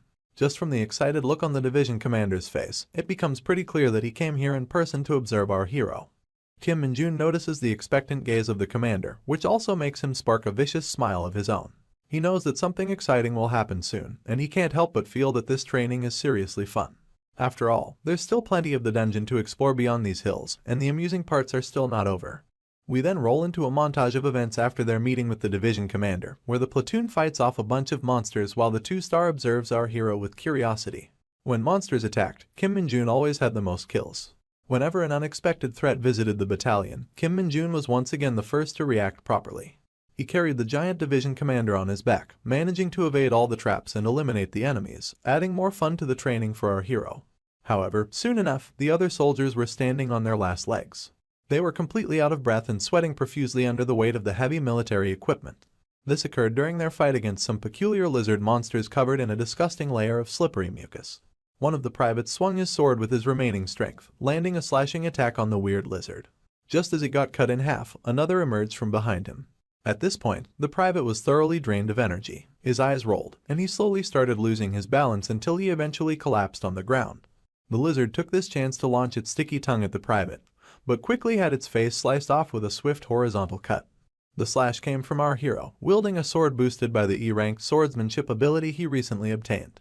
Although the skill itself isn't special, Min-jun realizes it adds a significant boost to his power, possibly allowing him to level up sooner. He extends a hand to the exhausted private, helping him off the ground while the others work to slowly finish off the remaining monsters.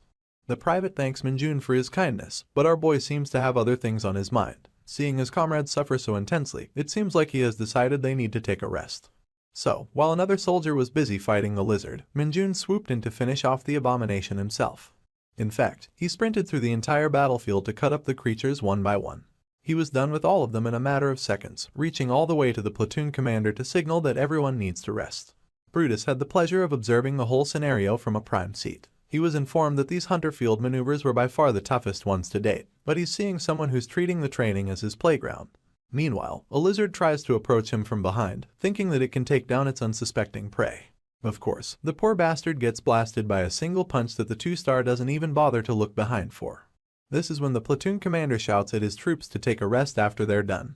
Precisely what Minjun wanted for the tired soldiers. He gives the commander a thumbs up in acknowledgement of his decision, yet another gesture that the two-star doesn't fail to notice. He smiles at the potential of this new corporal, and it's clear that our hero has left an everlasting impression in his mind. Now, let's switch the scene and take a look at another platoon fighting in a different part of the dungeon. It's the female-only squad of the division, and they seem to be fighting the big black balls that our hero fought earlier. Much like Minjun's team, the girls are pretty much exhausted as well. It looks like these balls are giving them a lot of trouble. That's when one of those abominable creatures charges at a private, with the soldiers getting in position to parry, but another familiar blue-haired girl is already on the scene to deal with it. That's right, the Nepo baby is back, and as she slices the black ball in half, we see that our girl is still as sharp as ever. Soon enough, all of the monsters lie dead on the ground, and the girls finally get a chance to catch their breath.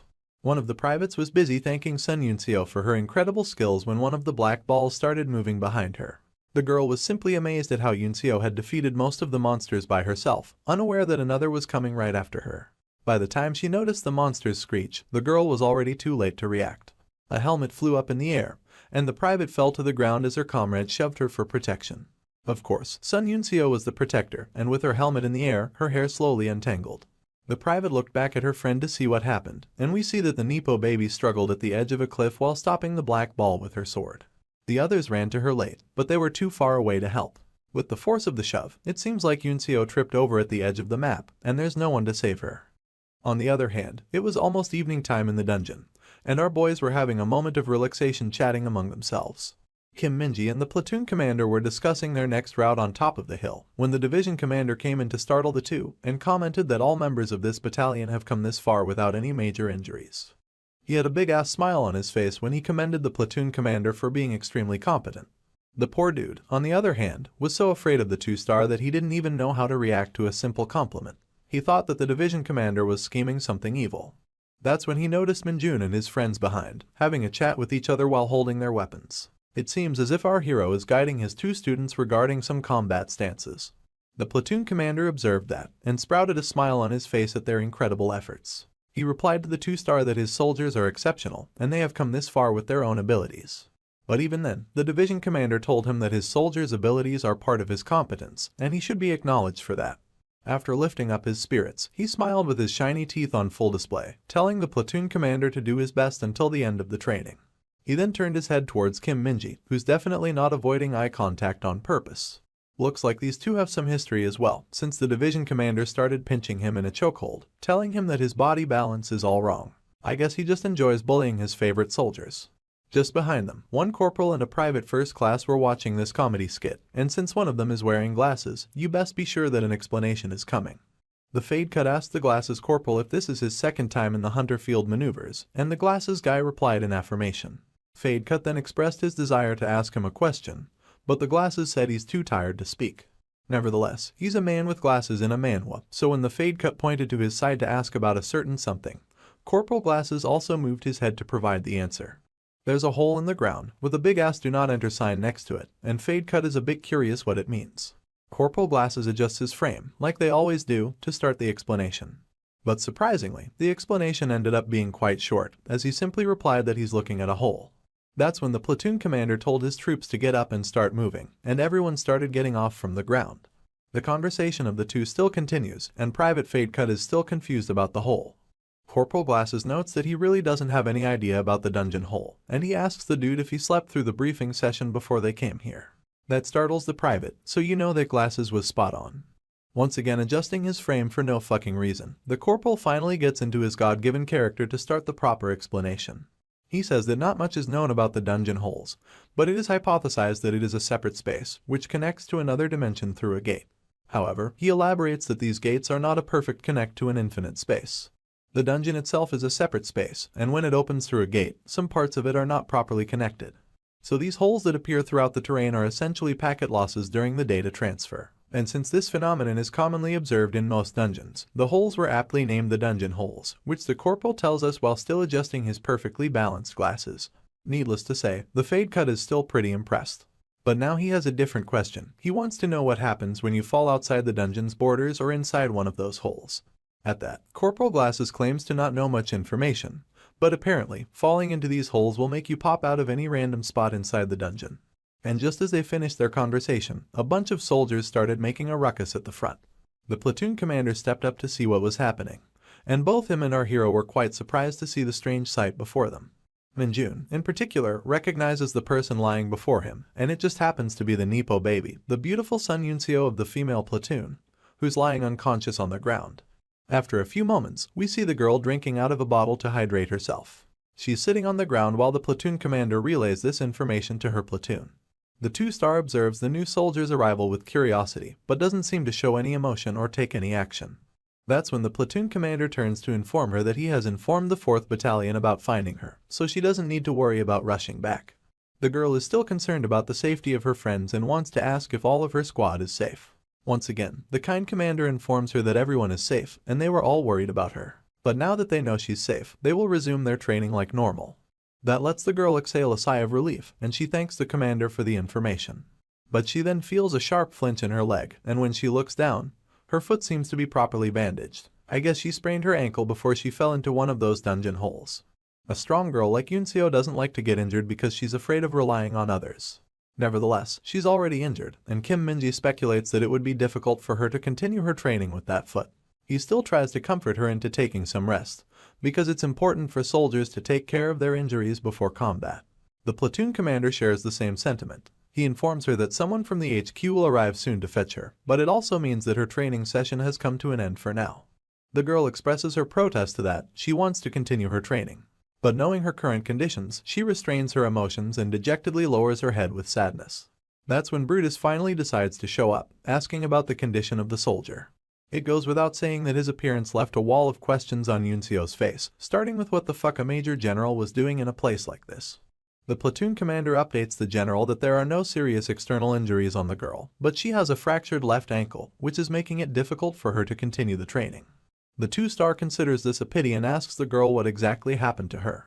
The shocked girl panics and gives out her name first, then proceeds to explain that she fell off a cliff while fighting a monster, and when she opened her eyes, she was already here. The division commander speculates that she probably fell into one of those dungeon holes, but he considers it lucky that she's still somehow alive. But then, something suddenly clicks in his head, which makes him flinch in his position. He asks the girl for her name once again, and the Nepo baby replies that she's a private first class, and her name is Sun Yunseo. The division commanders seem to have an overreaction at that information. He yells if she's actually the daughter of Sun Tiho, who belongs to the 4th Company of the 4th Battalion. The girl seems a bit shy of her status, but reluctantly agrees with the general since he was right.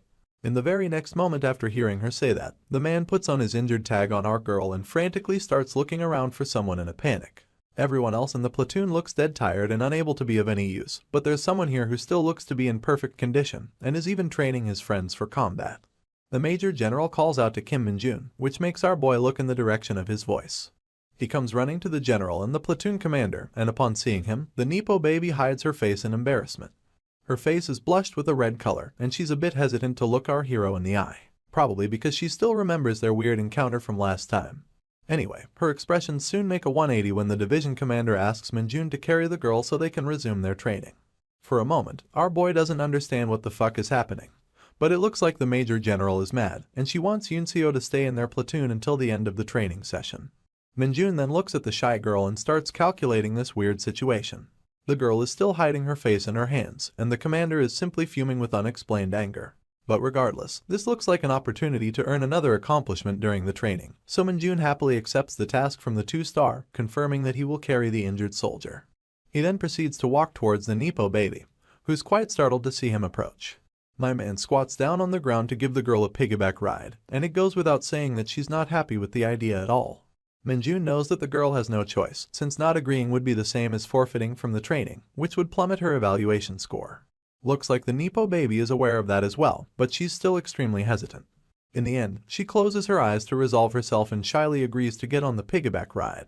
Our hero couldn't be happier to hear that, as it means he's well on his way to unlock a new achievement with the general. The others look at Minjun like he's a monster, not understanding where he gets his bottomless stamina from. But they're happy since they don't have to carry a person instead. Our hero picks up the girl on his back, and the platoon commander walks next to ensure they're okay.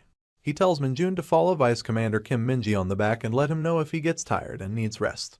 Of course, this bastard over here doesn't have any intention to rest, and it's not like he's gonna get tired either, he's just too happy at the prospect of a new achievement. He looks at the Nepo baby with the same excitement, thinking of her as a ticket to his bonus.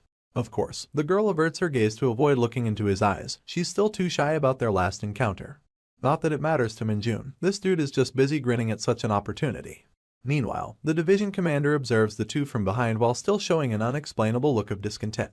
Kim Minji walks up to him and informs him that rumors will spread if they make an exception for the daughter of another division commander. But it's not like the general has any intention of backing down. There are no regulations that state they can't help the injured, and all of this is still just a part of their regular training. But despite that, Kim Minji notices a hint of something else when the general says that there's something he's missing. His brows twitch with annoyance, and he looks genuinely angry while calling out the name of Sun Yunseo's father, Sun Tiho. He calls him a fucking asshole, and I'm really not sure why he's so pissed to see his daughter inside this dungeon. Let's resume our epic story, this time, directly with the face of our favorite Nepo baby, Sun Yunseo. She looks at the exhausted soldiers ahead of her, and then averts her gaze nervously at the men behind her. Kim Minji looking as solid as always, but the general behind him should have absolutely no place in this training. Nevertheless, it's a sausage festival out here, and the poor lone girl couldn't be more uncomfortable. Not to mention, she's being carried by yet another weirdo. The girl tells Minjun to let him know if he's tired, because she can always choose to retire from the training. But our boy rubs off her concern, blatantly stating that she's lighter than Stettel. And in case you forgot, Stettel is supposed to be one of the heaviest materials on Earth, so that wasn't exactly a good compliment, as you can already see from Yunseo's startled face. My guy then continues to guess her exact weight, but is stopped abruptly by the embarrassed lady. Meanwhile, the other soldiers are simply too tired to bother with this nonsense. Embarrassed and blushing, Yunseo tells our hero that she will stay quiet, so she requests him to shut the fuck up as well. And for some reason, the general seems quite interested in this conversation.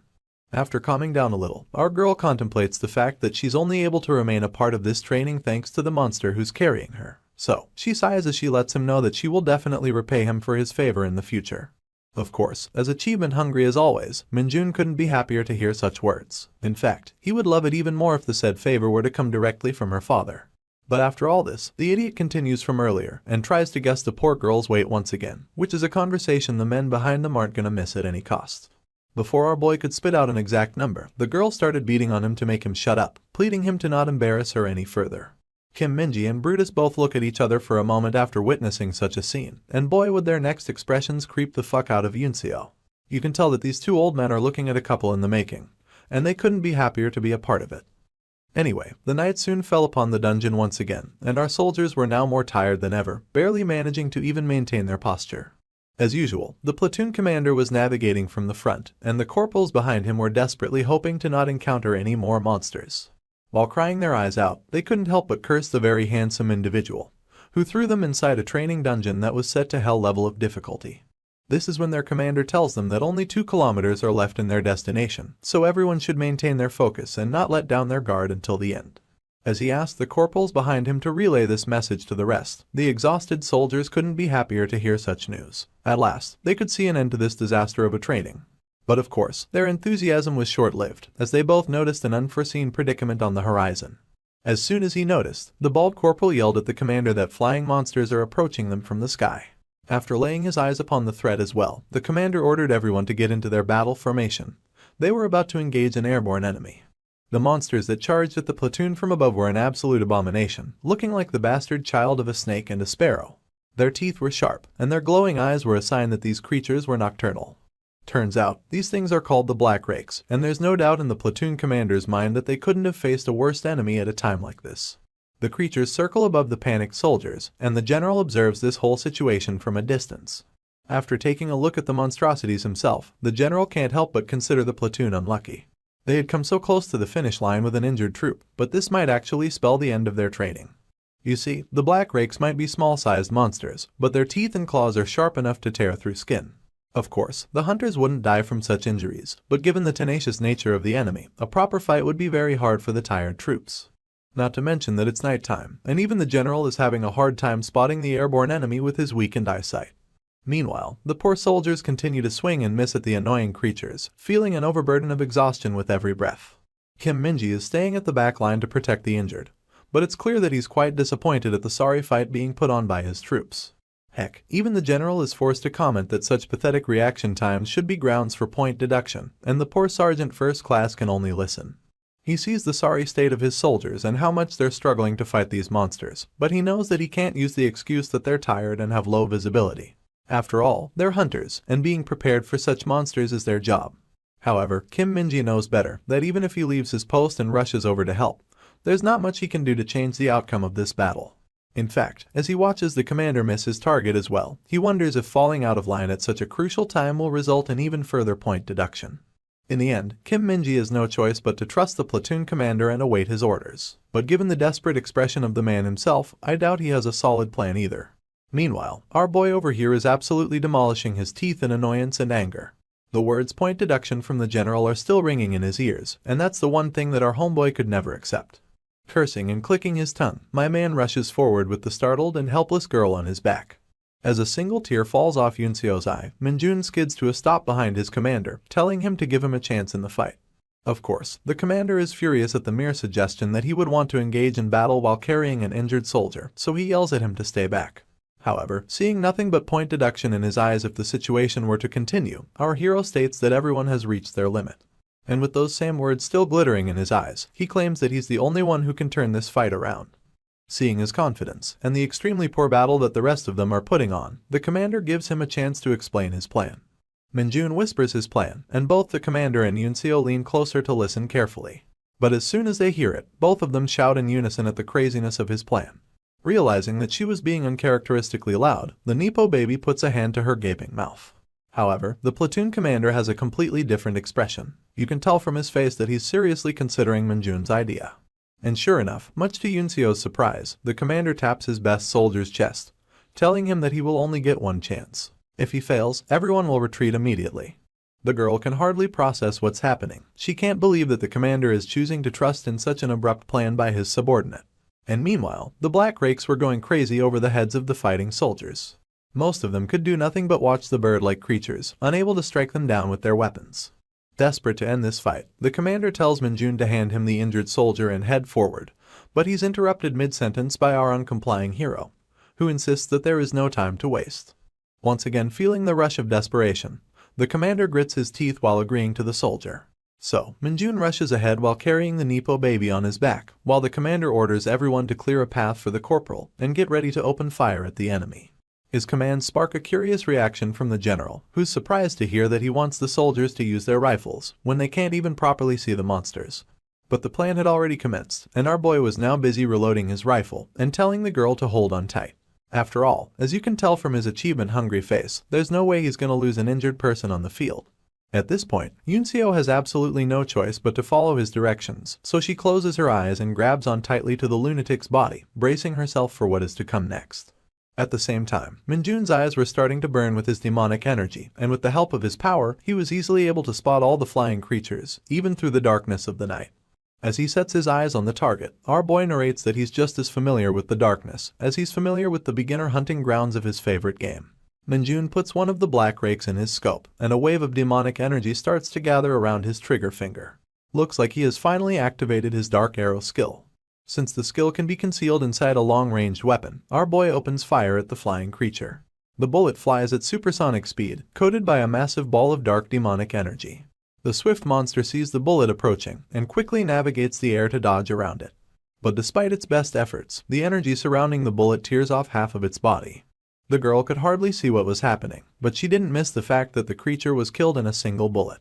And that alone was something really worth thinking about, since she couldn't wrap her head around how Minjun made it happen. You see, our boy knew that it would work. The bullets have grown to the size of cannonballs thanks to the dark arrows, which of course makes them incredibly hard to dodge. And since he's the only one with night vision, no one else can really see what is happening in the night sky. And so, like the main character from Metal Slug, my man starts shooting like a maniac, while Yunseo simply held on for dear life. The Black Rakes couldn't have been better targets for his newly unlocked skill, as they kept getting blasted in the air by the seemingly undodgeable dark arrows. All the other platoon members stared at the spectacle in a daze, hardly able to believe what the fuck was happening. As the monster's flesh fell out of the sky in bits and pieces, the only thing going through their minds was how incredible Kim Min-jun is. On the other hand, our boy was now done with his one-sided massacre, so he looked back to face his squad, letting them know that he has killed everything. I can only imagine what sort of embarrassment must be going through the poor girl's mind as she's forced to cling on to such an absolute monster, who doesn't seem to give any fucks about this situation at all. Anyway, the squad can finally continue its march, and it goes without saying that everyone is more exhausted than ever before. But still, as is apparent from the platoon commander's face, they have all eased up after going through their last battle. And at last, they can see the military barricades of their destination. The camp has been waiting for their arrival, marking the trainees who finished first, and congratulating them for going through this hellish training. As the superiors applaud their efforts, our soldiers form lines and start entering the camp. It was a long journey, but they can finally take some sighs of relief and relax their minds. These guys couldn't be happier at the moment. Kim Min-ji was the last to enter the camp, and after checking off all the people who returned, the attending sergeant announces that all members of the 2nd platoon from the 2nd company have passed their training. The exhausted boys smile at the result of their hard work, glad to have finally made it back after finishing every single one of their tasks. Min-jun has a big-ass smile on his face as well, because thanks to him, his entire platoon has passed, and there won't be any point deductions. This is when the medical team arrives with the stretcher to take care of the injured Nepo baby, and the platoon commander finally shouts to congratulate all of his troops, because none of them gave up. He knows the end report is gonna be sweet. True to their commander and duties, the soldiers all salute and raise their thumbs in acknowledgement of their feat. Now it's Kim Min-ji's turn to take over the command, and he orders his troops to not behave unruly now that they have returned. They will relocate to their barracks very soon, and then everyone can relax however they want. Everyone starts retreating towards the main tent, but the platoon commander spots an outlier in the group. It's none other than Min-jun, and he's asking the medical team where he can get rewarded for his accomplishments, instead of finally putting down the poor girl on his back. The commander takes this opportunity to call out to him, which immediately averts our boy's attention. Looks like the commander wanted to personally thank his best soldier for his excellent contributions, and always taking the right actions in the face of danger. Min-jun thanks the commander for his high praise, although he would much rather prefer a more tangible reward. In any case, the medical team was now getting tired of waiting, so the Nepo baby finally tells our hero to put her down. As she adjusts herself on the stretcher, the girl apologizes for any inconvenience she may have caused to the platoon, and thanks them for helping her finish the training. Since the commander is just a solid man all around, he tells the lady to not think of herself as a burden. He's just glad that they were all able to finish the training together. This is when the elephant behind them starts bursting out in laughter, looking extremely pleased with the end result of the training. With a big-ass smile on his face, the general expresses his absolute joy over the fact that everyone from the platoon managed to pass this dungeon without hiccups. In a fit of his excitement, he lunges forward to hug our hero, but I guess Min-jun didn't like that idea because he quickly dodged out of the man's sweaty arms. There's a brief moment of awkwardness when the general just stands there with his arms crossed, but then he turns around like a bear to go for yet another hug. I don't need to explain much in this panel, because it's clear from our hero's face that he hates the idea. The entire comedy sketch was being witnessed by the Nepo baby and the commander, who just find it hard to believe the completely absurd nature of the general. But then again, it's not like they can't understand his excitement either, because it's only thanks to Min-jun that they were able to finish their training at all. When the general had finally managed to catch the poor soldier, his attention was averted by someone's salute. And immediately when he laid his eyes upon that person, the general froze up like a deer before a truck. The one who saluted was 4th Battalion commander of his division, Colonel Yu Jihai. She's the one in charge of all the female units in the 104th Division, and judging by everyone's scared reactions behind her, she's quite the scary individual. The woman goes right past the general, ignoring him completely with an annoyed expression on her face. And Min-jun can't help but wonder what sort of authority can she have to ignore her superior like that. Surprisingly, when she sees her favorite soldier, the woman's frown turns into a smile, and she asks the Nepo baby if her injury is serious. Yunseo explains that she simply sprained her ankle, and should heal up in no time. Seeing that the girl was lucky enough to fall into a dungeon hole, the colonel feels relieved, and asks the medical team to escort her with care. And when she's done with that business, the stout woman turns her gaze back to her left. She stares directly at the scared general and asks him about his training observation activities. With a double-edged smile on her face, she asks him to have a private talk with her so she can give him a piece of her mind. The division commander wonders if he has to do it right now, but the colonel won't take no for an answer. With the face of a benevolent demon, the woman warns him to follow him right away, and I guess we can all tell that Brutus is finally fucked. God knows what happened between those two afterwards, but our scene has now switched to the next day, a bright sunny morning inside the 104th Division's HQ. Inside the cafeteria, Minjun was busy munching down on a fuck ton of carbs and protein. I guess his hard work has earned him a good meal at least. Other than the chef who seems to be carrying even more chicken, our boy is the only one inside the cafeteria at this moment. The chef brings him a fresh batch of piping hot fried chicken, which makes Minjun's eyes sparkle with excitement. Unable to believe this VIP treatment, he asks the man if it's alright for him to have so much food. The gentle chef gestures him to look around and says that no one else will visit the cafeteria today since they're all tired and sleeping, which means Minjun can eat everyone's share by himself. My boy couldn't be happier to hear such news, so he gratefully accepts the benevolent gift of scrumptious fried chicken. As he continues to chow down on those juicy thick thighs like an absolute glutton, the chef indulges him in small talk, telling him that their platoon is being rumored as the best in the division after their training. He tells him about all the praise he has been hearing about him from the battalion commander and the other colonels, and remarks how he even managed to defeat a bunch of black rakes by himself. Our hero was just busy gulping down his food, but the chef was really impressed that he managed to solo so many monsters in the darkness. He comments how this round of hunter field maneuvers was rumored to be the worst one till date, and more than 50% of privates gave up the training in the middle. I guess the chef was a chatty guy, because he kept going on his useless banter for quite a good while. On the other hand, our boy was simply appreciating the incredibly juicy meat that he could now eat all by himself. While all of that was going on, a few officers were walking down the empty halls of the building. The colonel in the middle noticed something from the corner of his eye, and felt a bizarre moment of silence when he saw that the training grounds were completely empty. He comments how the entire camp feels like a ghost town, which alerts the captain next to him. The captain with the scar over his mouth replies that everyone has been given a day off after their exhausting training, and the majority of the soldiers are just sleeping in their barracks. The colonel seems pleased to hear that, but comments that they should also get up and eat. And continuing their walk, he mentions how everyone did amazing in their recent training, and how the division commander looked quite pleased with the results. That sparks the interest of the other captain next to him, who loves the fact that the division commander personally went to observe the training. He finds him to be really cool, and not overbearing at all. Of course, he's the only one who feels that way, because the colonel isn't pleased to hear such words about Brutus at all. In fact, he finds him nothing more than overbearing. He remembers how the commander of the female battalion gave them all a serious lecture over the division commander's careless attitude, and the fact that he left his post to fool around in a dungeon. Captain Kim looks shocked to hear that. He finds it hard to believe that a colonel would yell like that in front of a major general. But his superior corrects him, letting him know that she wasn't in the wrong at all. After all, it is a fact that Major General Brutus left his post without saying anything. Since the captain still looks a bit skeptical, Colonel Lee lets him know that the 4th Battalion's commander is a scary individual. Imagining her as a super soldier with a blade on her shoulder, the man can't help but comment that everyone in the division fears that woman, and even he is not an exception. In any case, he's glad that the matter with her was settled thanks to Kim Min-jun, because thanks to his incredible results, the division commander's interest in him was somewhat justified.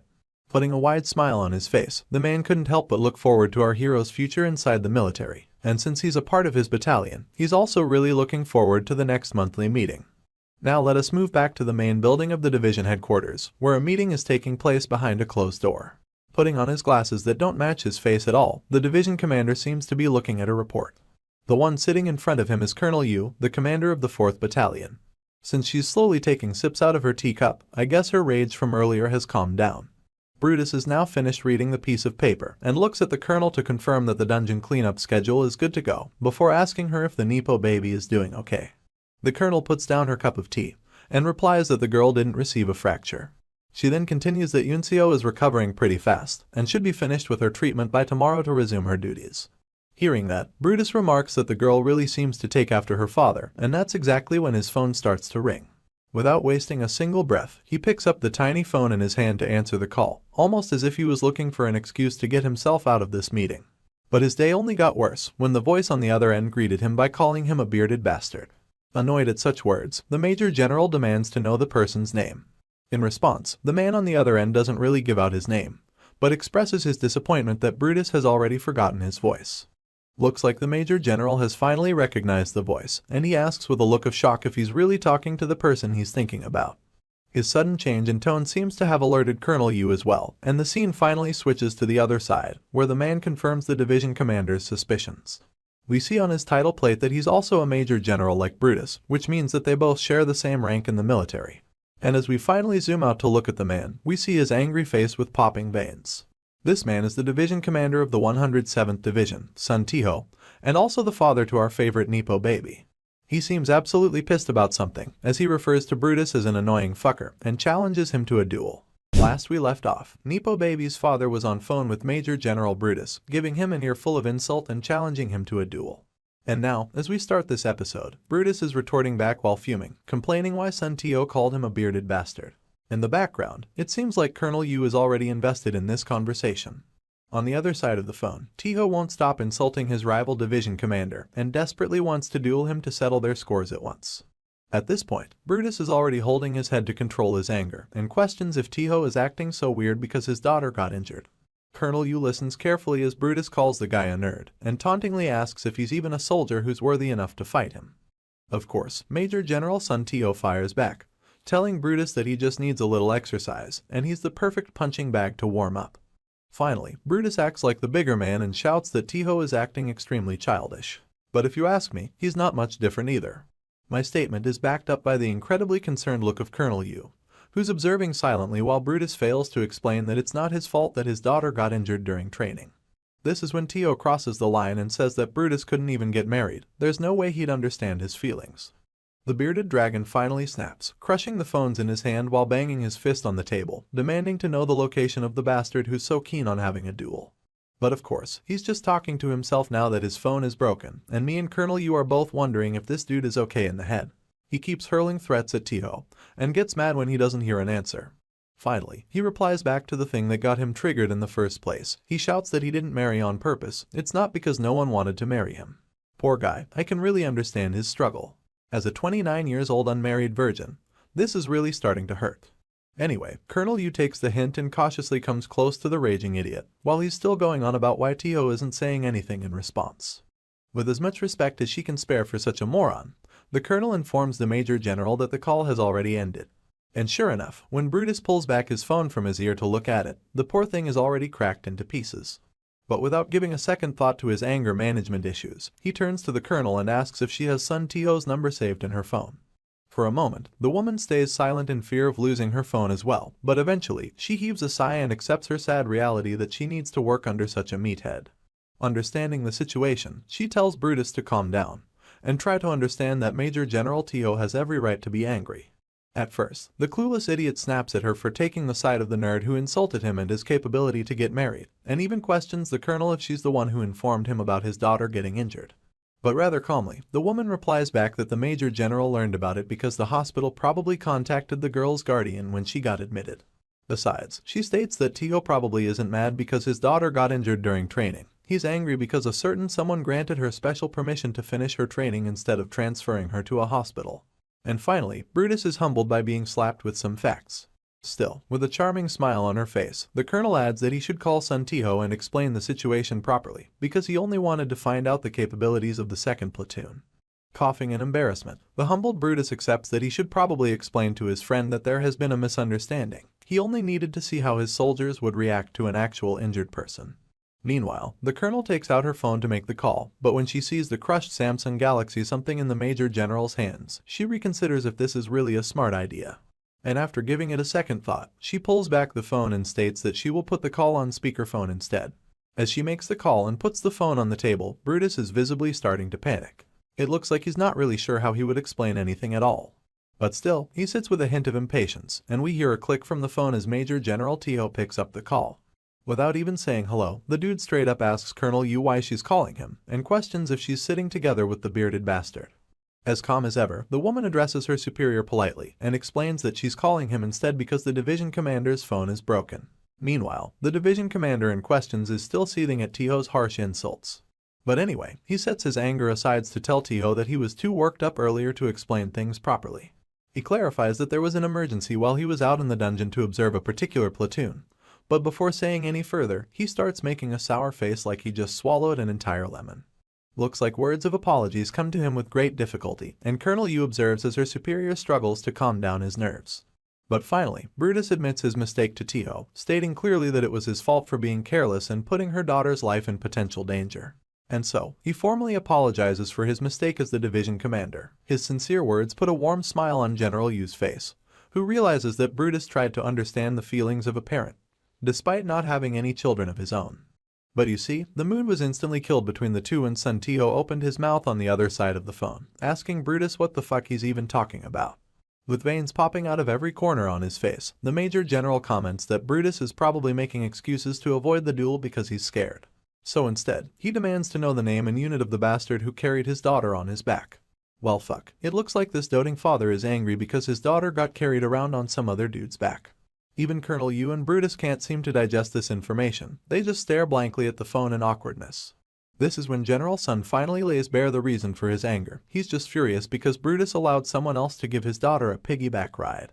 He was about to go on and ask about the bastard's name again who dared to carry her daughter, but Colonel Yu decided to take the initiative and ended the call to stop things from getting worse. Of course, her phone immediately started ringing again, because Tio still needed that name, and the colonel was now starting to get worried about everything. The phone kept ringing non-stop, so the woman took a peek to see how Brutus was handling this absurd situation. As you'd expect, the guy was furious. He mustered a lot of courage to apologize for his mistakes, only to find out that the fucker on the other end was angry for something completely unreasonable and unrelated. Colonel Yu got anxious, and she tried her damnedest to stop the beast from going berserk. But I guess it was already too late, since Brutus could hardly contain his anger as he asked her to prepare a vehicle. He took all of his frustration on the poor sofa, and I'm really starting to think he needs some therapy. The flustered colonel steps back in caution, asking the Major General where he's planning to go. And the camera finally pans towards the absolutely fuming face of the idiot, who's about to crush his own teeth while he orders the colonel to clear her schedule, because they're going to head straight for Sun Tio's division. At this point, Colonel Yu is straight up calling both of these men as absolute idiots in her mind, and she's absolutely fed up with their poop-filled brains that are only good for fighting. Meanwhile, the man who's unknowingly causing all this chaos is simply strolling across the hallways without a care in the world. Heck, he loved the chicken he got for free in the cafeteria so much that this is pretty much all he can think about. But well, even if he sings and moves along with hands in his pockets, there's not a moment in Minjun's life that can be considered boring by any standards. Because in a shadowy corner to his right, his tiny minion was waiting on his master with a sexy pose to give him a speck of his attention. Sure enough, my boy noticed something off at the corner of his eye when he walked past, so he stops his stroll to confirm his suspicions. And when he suddenly turns his head around to see what the heck he saw, the little condom head was overjoyed to see his master notice him. He couldn't help jumping up and down with his tiny hands and legs. Of course, his adorable actions go right past our hero, because this dude is just annoyed that Tiny is appearing in random public places again. And so, he grabs the little fucker by the head, puts him in his pocket, and bolts out of the hallway to talk to it in private. He finds himself a quiet backside corner of the building where no one comes around. And after confirming that the area is void of any human presence, he allows the tiny shadow demon to come out and state its business. Minjun warns his minion to never come out in public places again, and asks it why it came to find him in the first place. The shadow demon seemed pretty confused at first, and started explaining in its weird sign language that he made sure there was no one around when he showed himself earlier. Minjun seems to be aware of that, but that doesn't mean he won't get pissed off if Tiny keeps popping out randomly for no reason. That harsh treatment makes the adorable creature sulk. He just wanted to surprise his master and gain some affection. Finally realizing that he was being too harsh with his words, Minjun heaved out a sigh and spared some demonic energy to feed the shadow minion. He presented the spiral chaotic energy to Tiny on his hand, and the little bugger instantly became happier. In a matter of seconds, he started devouring the spiral, and while adoring over it, our boy asked Tiny why he came to see him. To explain the matter, Tiny pointed out his finger at his master. Minjun noticed that it must be something worthwhile if his minion wants to experience it in person, so he extends his finger as well until a link has been created between their memories. Tiny's memories take us immediately towards a scene of destruction, where an entire town block seems to be decimated by some sort of fight.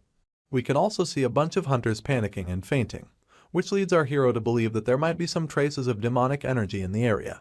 Lastly, we see the sign that shows the location of this place, and I'm guessing this is going to be our hero's next destination. A lot of stuff has been happening in that area, so Minjun can easily guess that this should be worth the trip. He commends Tiny for going so far away to find some traces of demonic energy, and the little dude is getting cocky with just this minimal amount of praise. It's not surprising that he was able to travel so much though, because Tiny has the Nightwalker skill that lets him travel great distances in the shadows throughout the night. To encourage good behavior going forward, Minjun feeds the little fat fuck another spiral of demonic energy. And with that business out of the way, he's starting to plan out how to take another leave so he can excuse himself and leave for this area. While heading back to the dormitory, the matter seems to be completely occupying our hero's mind. He can't possibly leave without any notice, and it will be a waste of his vacation days if he were to apply for a day off by himself. As he opens the door, he wonders if he can get granted a holiday by the army itself so he won't have to waste his vacation days. But when he looks into the room, his entire squad seems to be cheering on with excitement in front of the platoon commander.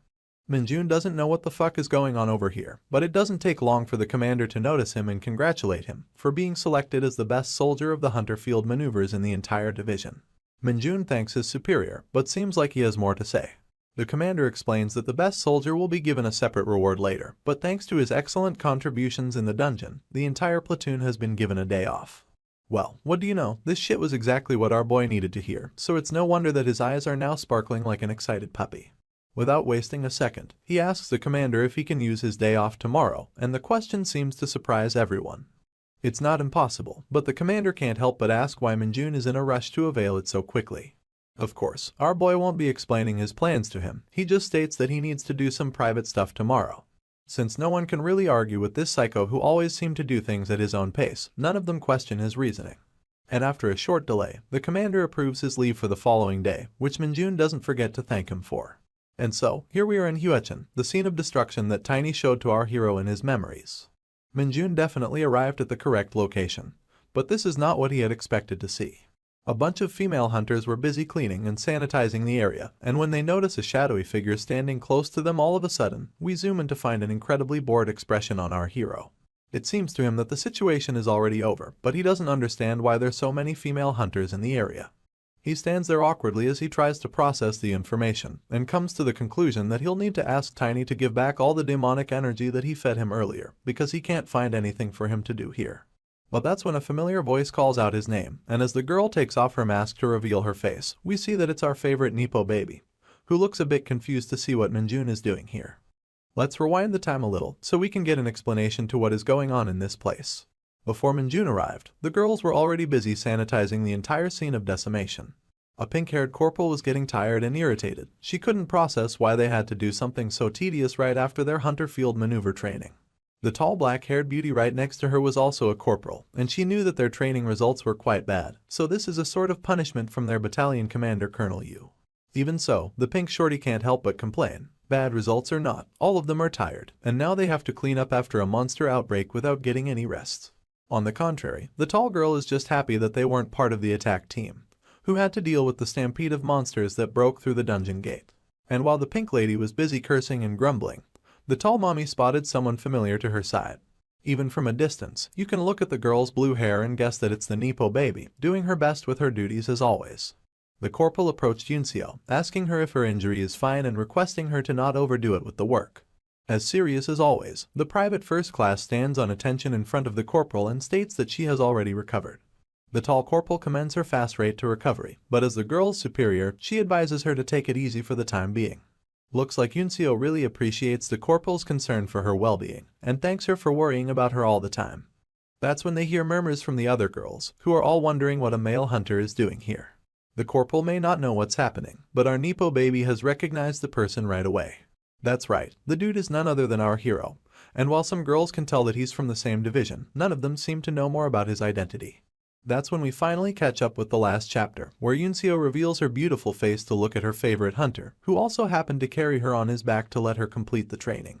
Minjun, on the other hand, couldn't be wearing a more opposite expression on his face. He's just lost to see what this girl is doing here, probably because he didn't intend to get identified while conducting his shady business. Yunseo walks closer, and the two have a little standoff in front of the other female troops, who all seem amazed to see a male soldier in their midst.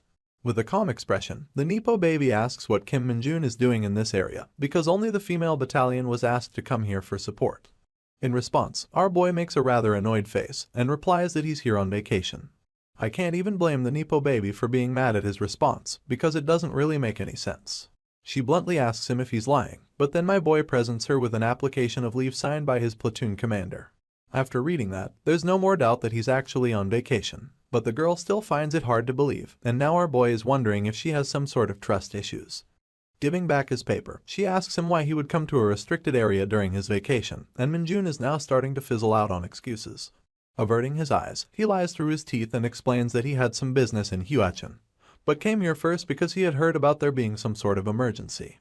Just then, his sight falls upon a blue fracture in the air right behind the troops, which quickly expands in all directions to become a full-fledged dungeon gate. Of course, this is the sort of thing that makes our boy happy, and he quickly assumes a stance to get ready for some actions. The cackling sounds of the gate make Sun Yunseo turn around as well, and now everybody is panicking that a dungeon gate has opened. As they all rush to vacate the area, the pink-haired corporal cries that her day is only getting worse. They now have even more mess to take care of. For now, the tall beauty seems to show the most reasonable response, as she orders everyone to rush back and report the situation to the platoon commander before taking any unnecessary action. It's a total mess out there, and while everyone is heading back to their camp, only our hero is walking forward. The Nepo baby notices that, and quickly urges him to evacuate with the rest as well. But you see, this is exactly the sort of thing that Minjun was hoping to encounter when he came here. There's no way he would leave now. And so, he makes the excuse to the girl that monsters may start pouring out of the gate soon, so he will be the one to stay behind and buy time for everyone else to get themselves armed and ready for combat. I mean, just look at this dude's grin, he couldn't be more happy. Sun Yunseo can't understand his reasoning though. She thinks it's too dangerous because they don't even know what sort of monsters will come out of the gate. But once again, Minjun reminds her that the attack team has already left the scene. And if monsters actually come out, then everyone in this area will face a lot of danger. He assures her that he will make a run for it if the situation gets too rough, and if she has any equipment to share for him, he urges her to let him borrow it before retreating with the rest. One last time, the concerned girl tries to talk him out of this terrible idea, and this time, Minjun reminds her of her injured foot. He tells her to hurry up and start running, because it might be too late once the monsters come out. At last, the girl grits her teeth and gives up on having this argument, so she proceeds to take out the knife from her belt so she can hand it to our hero. Putting the hunter knife in his hands, she begs him one last time to evacuate if things get too dangerous. And with those words, the girl finally starts running away from the gate, promising to bring back the rest of her platoon soon. Now that everyone is gone and out of the way, our boy is free to face the gate and get ready for some juicy action he's always craving. He walks closer towards the gate, reminding himself that many monsters chose not to come out of a dungeon gate when it opens in the human world. He takes the hunter knife out of its sheath and drops the cover along with his military bag on the floor. The gate is now oozing all sorts of negative energies, but Minjun is perfectly ready for anything to come. He knows that the monsters who come out of these gates tend to move in packs, and sure enough, the first silhouette we see comes in the shape of a boar. As it steps out of the gate completely, we see its strong tusks and salivating mouth, along with a purple layer of demonic energy that's covering its entire body. As expected, it's a pack animal, and our boy is fully prepared to take it on. Following right behind the first one, a bunch of other red boars start crawling out of the gate, and the one at the front already seems to have its eyes fixed on our hero for a charge as it roars at him in anger. I guess these bastards stink quite a bit, because even Minjun is forced to close his nose when they get close. While he was busy waving away the stinky air, the stampede is approaching with a charge that's ready to blow him away. But instead of fleeing in response, Minjun braces his knife and starts running towards the boars instead. He starts off by shooting a bunch of dark arrows from his palm, but surprisingly enough, the arrows seem to bounce off on the boar's tough skin. I guess his E-ranked skill isn't strong enough to penetrate the hard skin of these creatures, but that doesn't mean Minjun doesn't have any alternate means. First of all, he jumps up into the air to avoid a direct collision with these charging beasts. And while they're confused after losing their target in an instant, our airborne hero is ready with his knife to slice up some angry piggies. He comes raining down with a barrage of swift slashes in all directions, carving up the demonic beasts in quick succession. But even after that attack, the eyes of the creatures stay purple and angry. And although they're all staggering, none of them have fallen to the ground or lost their balance. Minjun acknowledges that their skin is tough, but that doesn't mean their organs and insides will be the same. And so, my boy unleashes his D-ranked skill, Corruption. It sends out waves of volatile demonic energy out of his body, and enters the insides of the monsters through their various cuts and bruises, corrupting their wounds from the inside. With an evil expression, Minjun taunts the creatures if his demonic energy doesn't suit their taste. On the other hand, the sturdy boars are finally starting to bleed to their imminent death. But first, one of them decides to charge one more time with its last remaining strength. Of course, it doesn't take our boy any effort to dodge the attack, and it even works out in his favor as the stupid boar team kills its friend by charging into it instead. It's now time to reap the benefits, so our boy starts absorbing the demonic energy out of the fallen creatures. In a matter of seconds, the light starts to leave the monster's eyes, and the last remaining few also buckle to their knees after having their life force sucked out of their bodies. Now that they're on the verge of death, my boy comes back with his knife to finish the job. With another barrage of quick slashes, he finally manages to carve up the beasts one final time to end their miserable lives. And with that, a bunch of notifications start informing him of his achievements. His demonic energy stat increases by 3 points in total, and his Nightwalker skill gets enhanced to a new level. Moreover, since he was handling a blade, even his basic swordsmanship skill receives a level up. Now that he's done with the ones who rushed out first, Minjun gets ready to face the next wave of monsters. He hopes that more will come pouring out soon, and he can't wait to absorb all of their demonic energy as well. But just then, his enthusiasm is killed when he hears someone call out his name from behind. He turns his head to see what's happening, and it looks like Yunseo is already back with her friends who are now fully armed for combat. Our boy didn't expect them to come so soon, and he gets greeted by a heavy-handed shake-up to his shoulders by one of the girls. This short-haired lady is the Nepo Baby's platoon commander, and she seems desperate to know if our boy got hurt by the monsters. Of course, Minjun replies that nothing happened, but the commander finds it hard to believe. She scans him from top to bottom for any injuries, and asks him why he stayed behind to fight the monsters on his own. Once again, Minjun's response stays the same, as he claims that he had to stay behind to buy some time for the rest. His words are sparking a lot of pink hearts and love bubbles inside the thirsty girls of the platoon. Because let's be honest, these poor girls don't get any bad action in the military. On the other hand, our boy is just angry that they came over and ruined the entire purpose of his vacation. He didn't even get to step inside the gate. Anyway, the platoon commander finally asks him about the man's unit number and asks him what he's doing here in the first place. Our hero then takes out his signed leave paper once again and explains that he's Kim Minjun from the 2nd Company of the 2nd Battalion. The female commander verifies the leave, and Yunseo stares awkwardly in the background to see if her reaction will be any different afterward. Naturally, the commander has to ask why a corporal would be strolling around in a restricted area on his rare holiday, and wonders if it's because he lives nearby. That's not really the case, of course, so our boy gives the same excuse that he gave to Yunseo, that he had some business in the area, and came over to see if he could help when he heard that a gate had opened nearby. As a skeptical person, the commander finds it hard to wrap her head around the soldier's reasoning, but that doesn't mean the other girls feel the same. They're just swooning over our guy for his heroic behavior. Not seeing any point in interrogating him any further, the commander turns around and tells everyone to vacate the area until the investigative unit and the attack team arrives to properly resolve the situation with the gate. And as soon as she steps away, the rest of the girl rush towards our hero to ask him a buttload of questions that he's too annoyed to answer.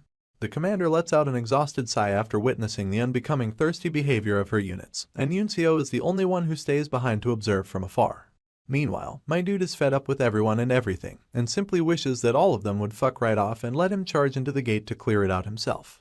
Looks like being surrounded by a bunch of hot military girls isn't enough for this fucker, but I guess he has a separate list of priorities. Welcome back to one of my favorite series on the channel, where we start episode 16 during the night time in the camp. A loud shout of confusion is heard coming from the administrative office, and we head inside to see that the platoon commander is on phone with someone, who's updating them about the recent stunt pulled by our hero during his vacation. Unable to believe the report, the shocked commander once again confirms if they're talking about Corporal Kim Minjun from the 2nd Battalion. The man confirms that he's one of his subordinates, and is currently supposed to be on vacation. The next part of the report included our boy's current whereabouts, and the fact that he solo killed a bunch of red boars after volunteering for work. The commander can't help but get up from his seat after this information, surprising his colleague from across the desk. As it turns out, the person giving out the report was the Nepo Baby's commander. She explains that although the gate has been closed and they are currently disinfecting all of their troops, there's something else that bothers her. She's too confused by the fact that Minjun is still deciding to volunteer and help out with the disinfection, which is a case she has never encountered before. My man's excellent sweeping techniques are being witnessed by the corporal duo from last episode, and the tall beauty can't help but wonder why someone would waste their precious vacation on something so bothersome. The pink shorty, who is already too fed up with the cleaning tasks after her dungeon training, is already head over heels for our hero who's sacrificing his own time to help them out.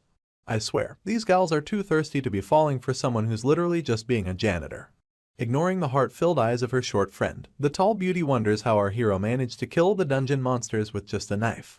After all, she'd heard that a charge from one of those boars feels like getting hit by Truck Coon and sends you straight to the other world. Meanwhile, the man who has already returned from that other world is a bit frustrated that he couldn't reap the full benefits after killing those monsters. Still, he has decided to help out with the cleaning to leave behind a good image. That's when our favorite Nepo baby approaches him from behind for a talk, surprising the little fucker because his mind was filled with impure intentions. Following up that exaggerated reaction, he proceeds to piss off the girl by saying that he was accidentally about to hit her in the face. You'd think that this would be a start of an interesting conversation, but my man just ditches the girl and tells her to move out of the way when he's cleaning.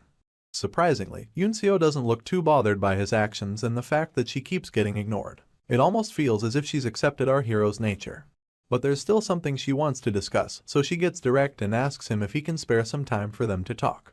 In contrast to the ruined structures of the town, the moon on this night was incredibly beautiful and radiating with its maximum glow. And under its calming light, the two most important characters of this series stood facing each other to exchange some words. As nonchalant as ever, Minjun is the first to break the ice and ask the girl what she needs to say. The Nepo baby runs a hand through her hair, starting the conversation by recalling the first time they met each other during the promotional exam. Back then, she remembers that she was too arrogant in her behavior, but there's one more thing she just can't seem to forget. She confronts our hero about it, asking him if he cursed at her from the window seat when he got on that bus to leave. Naturally, this Saitama clone with hair has absolutely no idea what she's talking about, and there's no way he'd remember every time he goes out of his way to piss someone off. But then it clicks to him anyway, the scene of him pressing his ugly mug against that window glass to threaten the girl standing outside. After remembering what happened, he corrects the girl that he didn't curse at her, he was just threatening to kill her if she tried to mess with him again. Of course, that shit is even worse on its own, but Minjun doesn't care. The girl heaves out a heavy sigh after hearing him out, and rolls her eyes like a defeated wife who knows her husband would never quit smoking, even if he says otherwise. In any case, Nepo baby realizes that she was the one who instigated him first, and although her apology is late, she makes sure to say sorry to the man she's now greatly indebted to. Minjun sees her proper nature and sincerity, but for a wild nut like himself, he finds her way of living to be very tiring. On the other hand, the girl looks up at the man with a concerned face, hoping to see a reaction.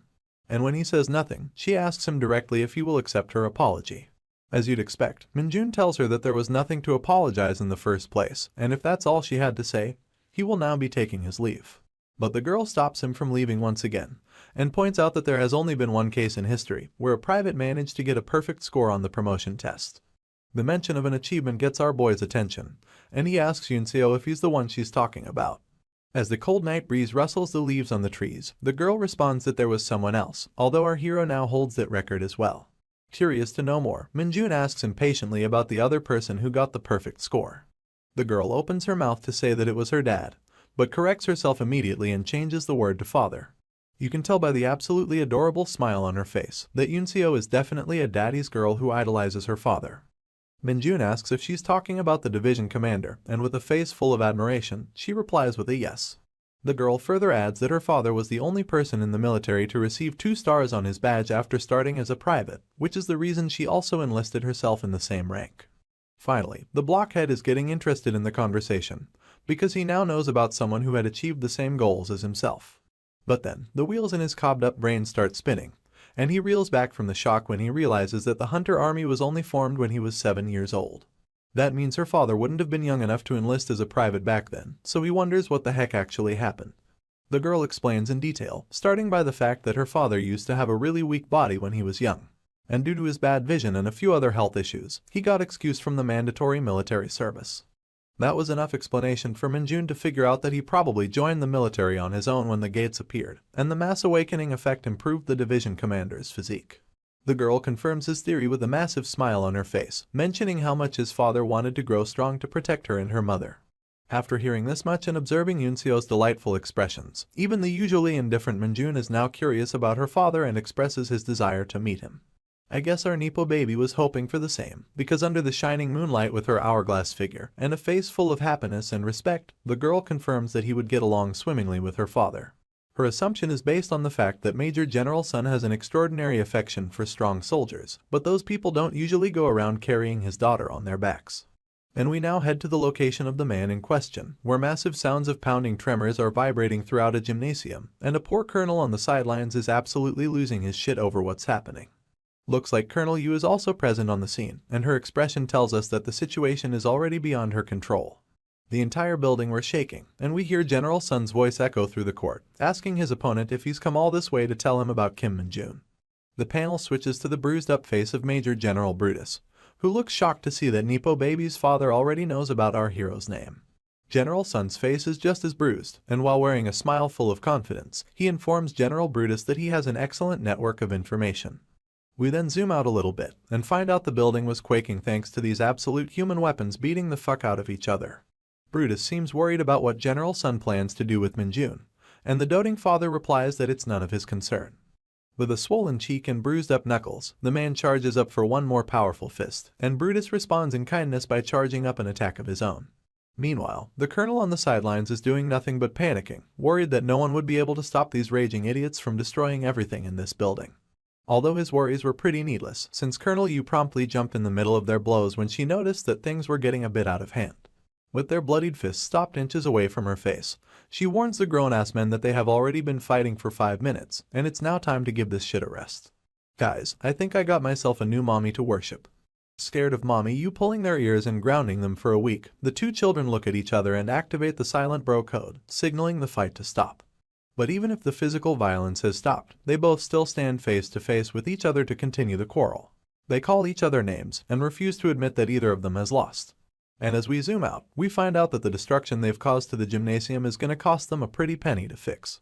In any case, the fight ends at last, and we find ourselves outside of the building once again.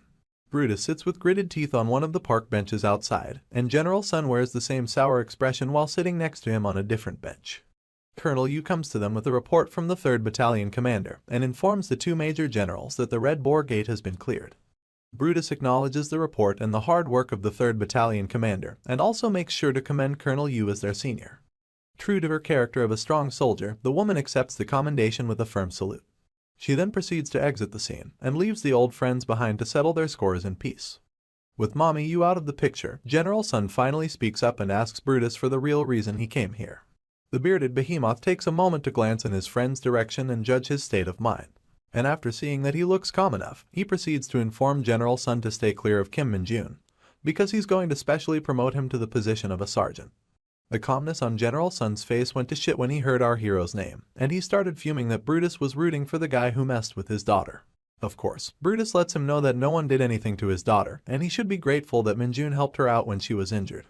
They both take a few moments to let off their steam once again, and I'm really starting to wonder how such idiots manage to climb to their positions. Anyway, now that he's a bit more rational, General Sun states that Min-jun was only recently promoted to a corporal. And from what he hears, it also wasn't long ago when he was specially promoted to private first class as well. Brutus acknowledges that, and admits that he plans on at least raising him up to the position of a commissioned officer. The doting father lets out a heavy sigh upon hearing this, worried that such an action would give him a lot of unwanted attention. Not to mention, Gu Haxiao, the actual fucking general of the entire hunter army, would definitely want to recruit Min-jun under his command, once he finds out that he's earned the acknowledgement of Brutus. Our bearded friend seems to be aware of that, and since he can't possibly go against the general's decision on his own, he has come here to ask Major General Sun to be on his side in the future. Of course, the doting father strikes back by saying that he can't possibly place his blind trust on a man he has never met, and he will decide what to do when he meets our hero in person. Basking under the beautiful radiance of the full moon, the two then stare off into the distance as Brutus asks his friend if he has any ulterior motives. And in response, the man simply chooses to stay silent about his intentions regarding Min-jun. At the same time, while these old rivals were reuniting, something incredible was happening at the location of our hero. Kim Min-jun was surrounded by an ominous energy, and he felt himself reeling back from the sight he was witnessing. You see, a dark-robed figure was conjuring himself up in his dimension right before his eyes, and our boy was too stunned to react to this bizarre scenario. Surrounded by dark demonic energy, the man finally finishes materializing and stands up to his feet, and we see his long silver hair peek out from the robes. As he stands up and looks at our hero in front of him, a cunning smile appears on the man's face as he calls out that he has finally found him. But before we explore further what's going on, let's rewind the time a little bit and start from the moment where our hero and his new female friends were going their separate ways. The female soldiers were getting on the bus to leave for their camp, and the girls who had fallen mad for our hero were saying farewell, hoping to meet him again. The pink shorty in particular was very keen on asking him out for a date, but the tall guardian behind her was there to keep her on a leash. Before the shorty could blurt out her phone number for Min-jun to call, her friend shut her up by holding her mouth and thanked our hero everything he had done to help them. The pink shorty then turned around to argue why her friend would ruin her perfect moment, and it allowed some time for Yunseo to exchange some glances with our hero. This time, there's no cursing, life threats, or awkward rivalry between them, so the girl simply bids her farewell with a warm smile. Just like that, the bus had left, and our boy was left alone on the road to go about his way. He turned around and heaved out a sigh, looking glad that he could finally stop with his nice guy persona and go back to being normal. That's when he laid his eyes upon something unexpected, and as the perspective switches, the pouting condom head was standing close to him once again. Minjun looked at him with eyes full of disappointment, not knowing what the creature wants this time around. The tiny shadow demon coughs on his hand while extending the other, quite shamelessly asking for more demonic energy for his ever-growing belly. Of course, my man is already angry with Tiny for the misinformation earlier, so there's no way he's gonna reward him with anything good.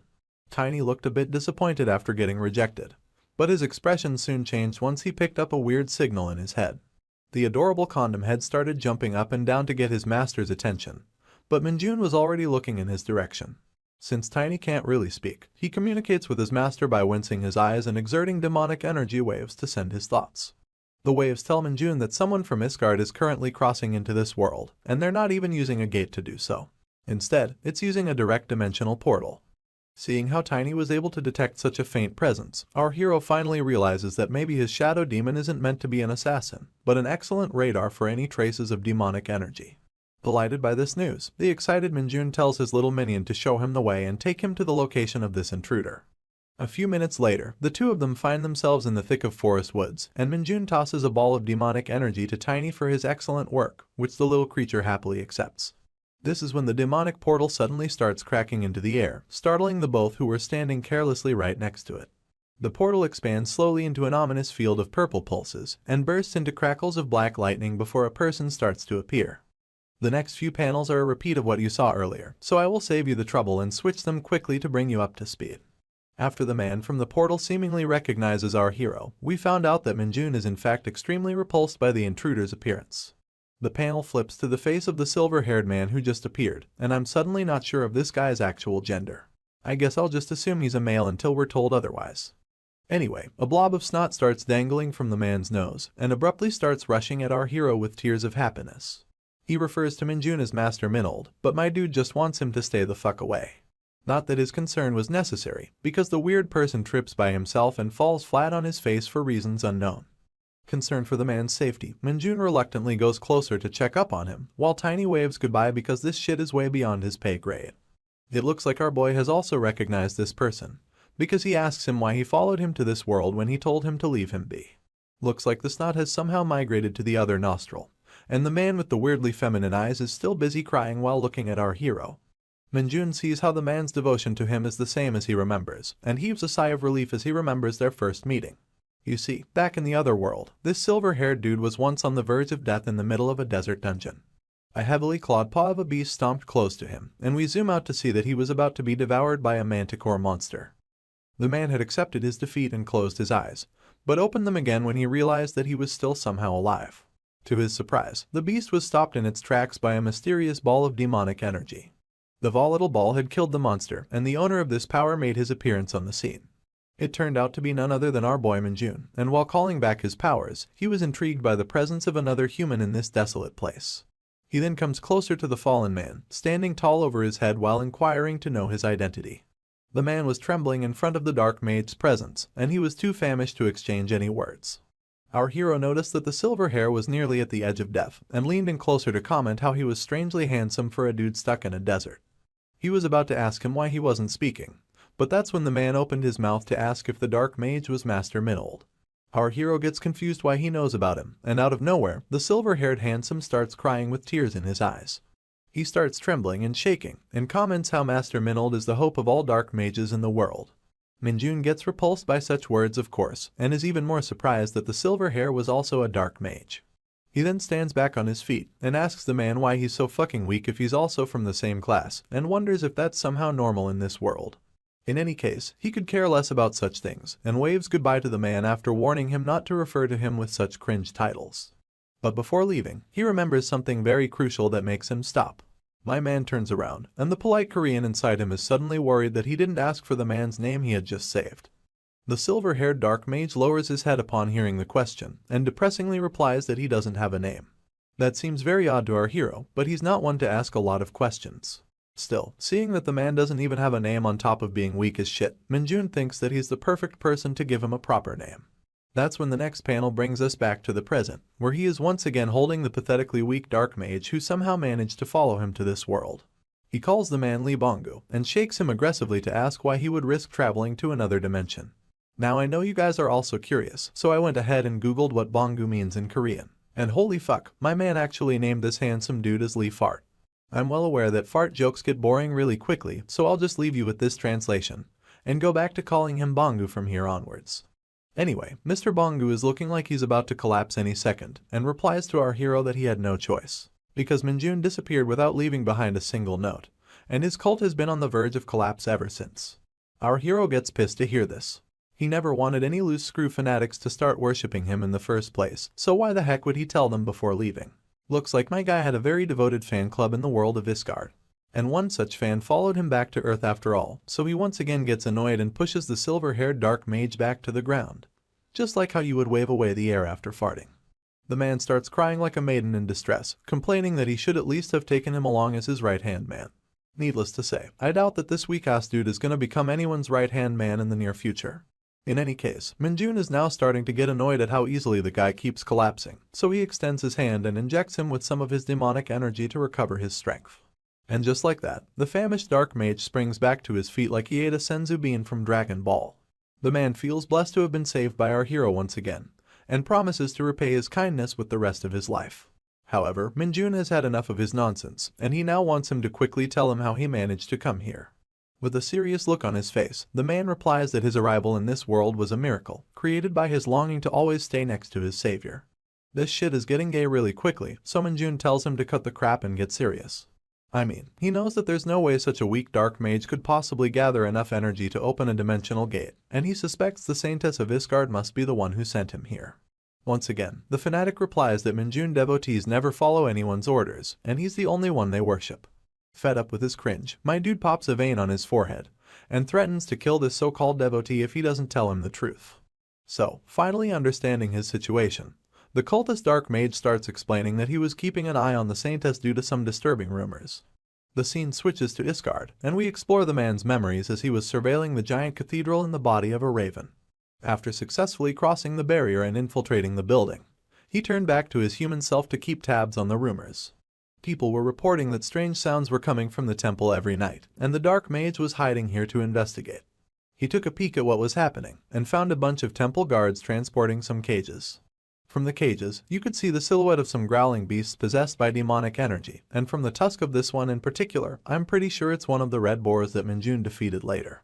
Rumor had it that the temple was catching a large number of monsters, and from the way these guards are transporting the cages, it's safe to say that everything was true. Bongu followed them up to the door, and what he saw inside had completely left him shocked and bewildered. Although the Saintess and the guards noticed his presence, he managed to find out why none of the monsters were ever seen leaving the temple. And following his intuition, the man jumped straight into the summoning portal in the chamber instead of trying to run away. He had wondered how these monsters could have disappeared without a single trace, and without a doubt in his mind, this ominous summoning circle was the reason.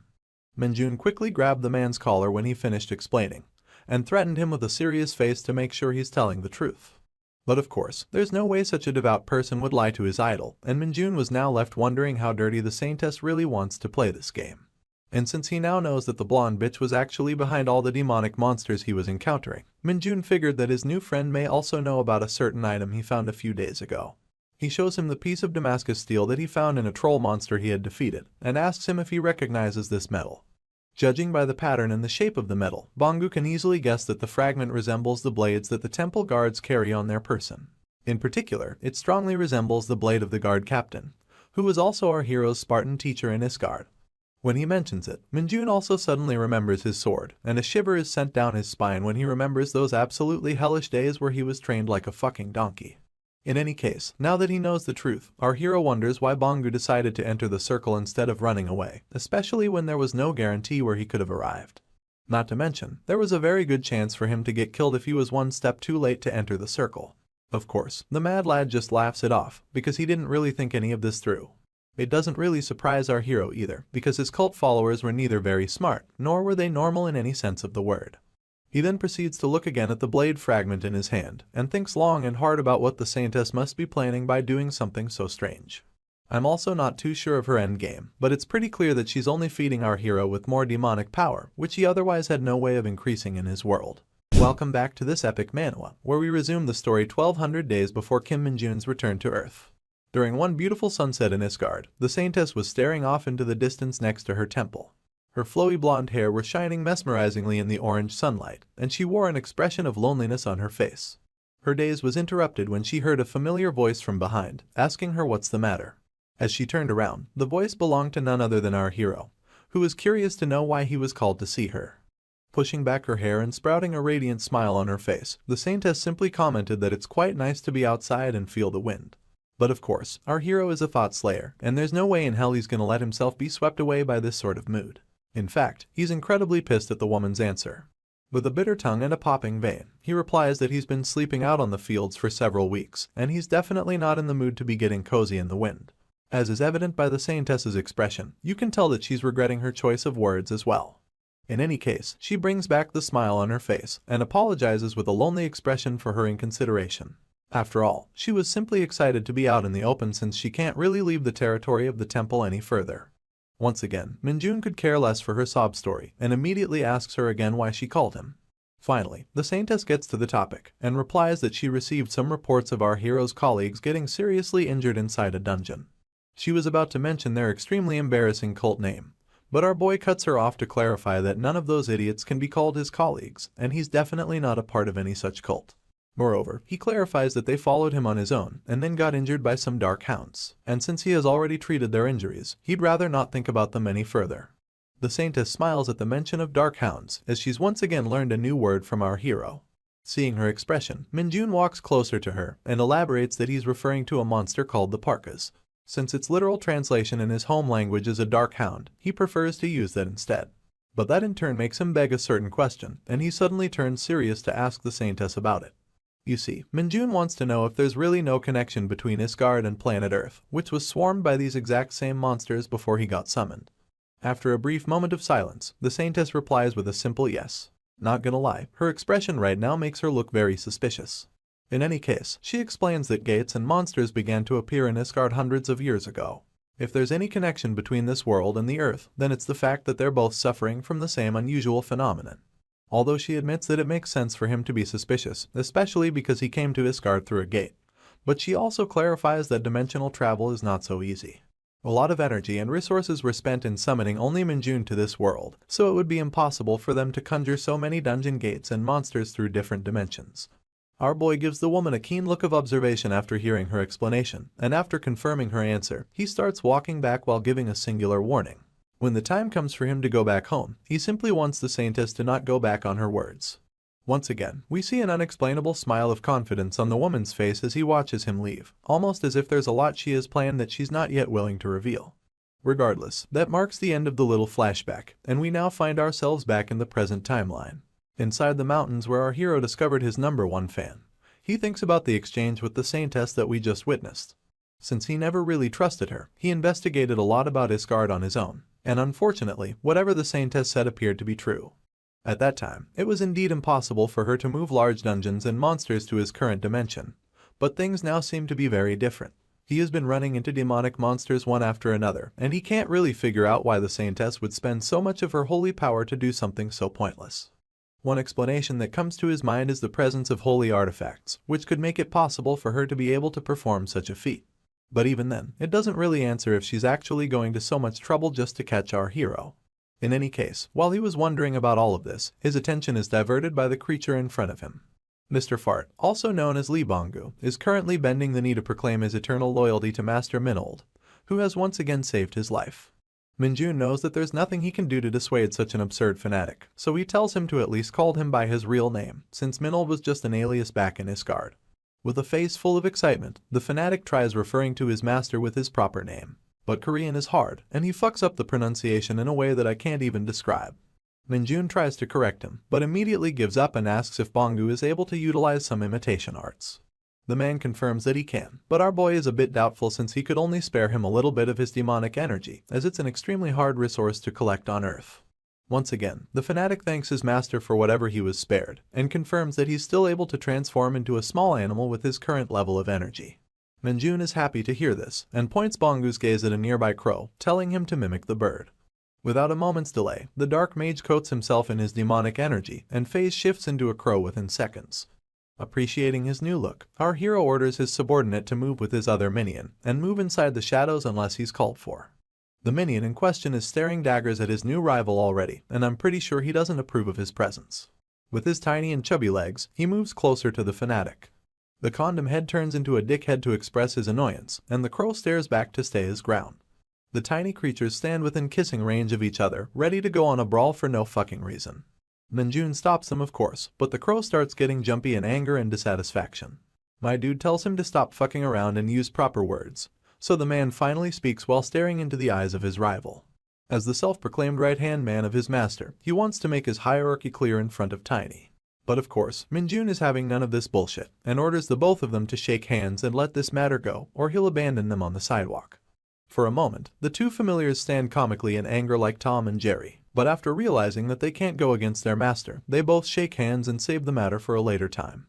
While the peace lasts under the rustling green trees of the forest, Minjun quickly makes it clear that Bongu will follow Tiny's instructions to know what he needs to do, and Tiny will stop Bongu from doing anything crazy if he loses his way.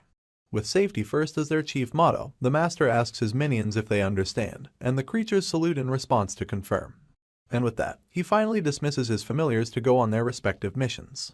The crow flaps its wings to take flight, and the night walker disappears into his shadow to tag along. Now the both of them being part of a singular body, they finally fly off into the night sky to do whatever the fuck they're supposed to do. As Minjun watches them leave, he heaves a sigh of relief with a rumbling stomach. Not sure if anything is still open at this hour, but my man expresses his desire to fill his stomach with some ramen and then go to sleep. A few days later, we find ourselves back at the camp, where an excited Corporal Guangxik bursts into the locker room to announce something exciting.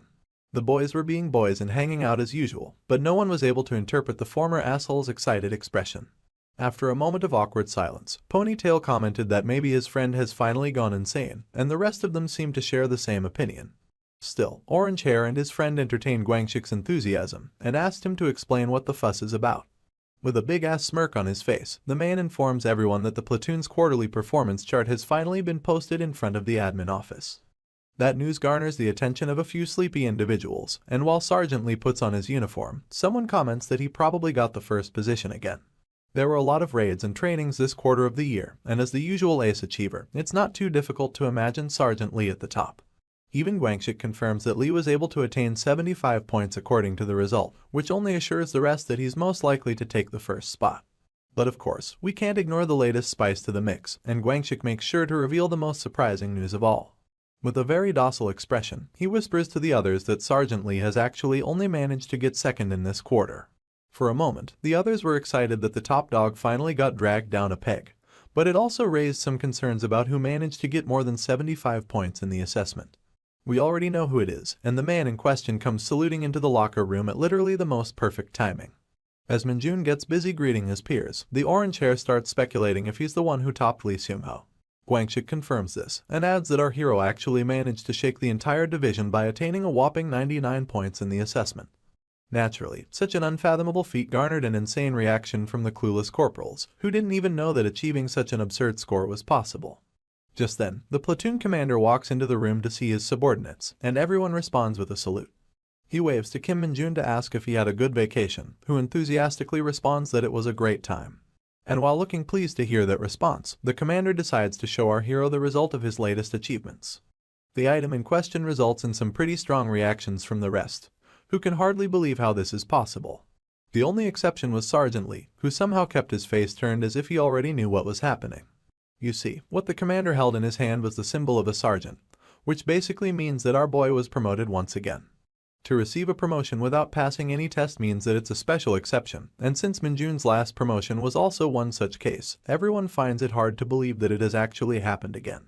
But regardless of their doubts, the commander confirms that they received the official documentation at their division today. And not only was Minjun chosen as the best soldier in the entire division during the Hunter Field maneuvers, but his volunteer work to clear a dungeon during his vacation was also highly acknowledged by the military.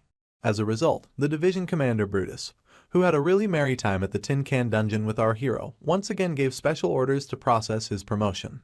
Needless to say, my dude was more than overjoyed at such blissful news, and he couldn't help but think even more highly about Brutus. And now, the platoon commander removes the 3 bars of a corporal from Minjun's shirt and replaces them with 4 bars, which now officially showcase that he has been promoted to a sergeant. Naturally, a promotion is always a cause for celebration, and the entire unit claps wholeheartedly for their brand new sergeant. Except maybe one person, who was looking incredibly concerned regarding a certain matter.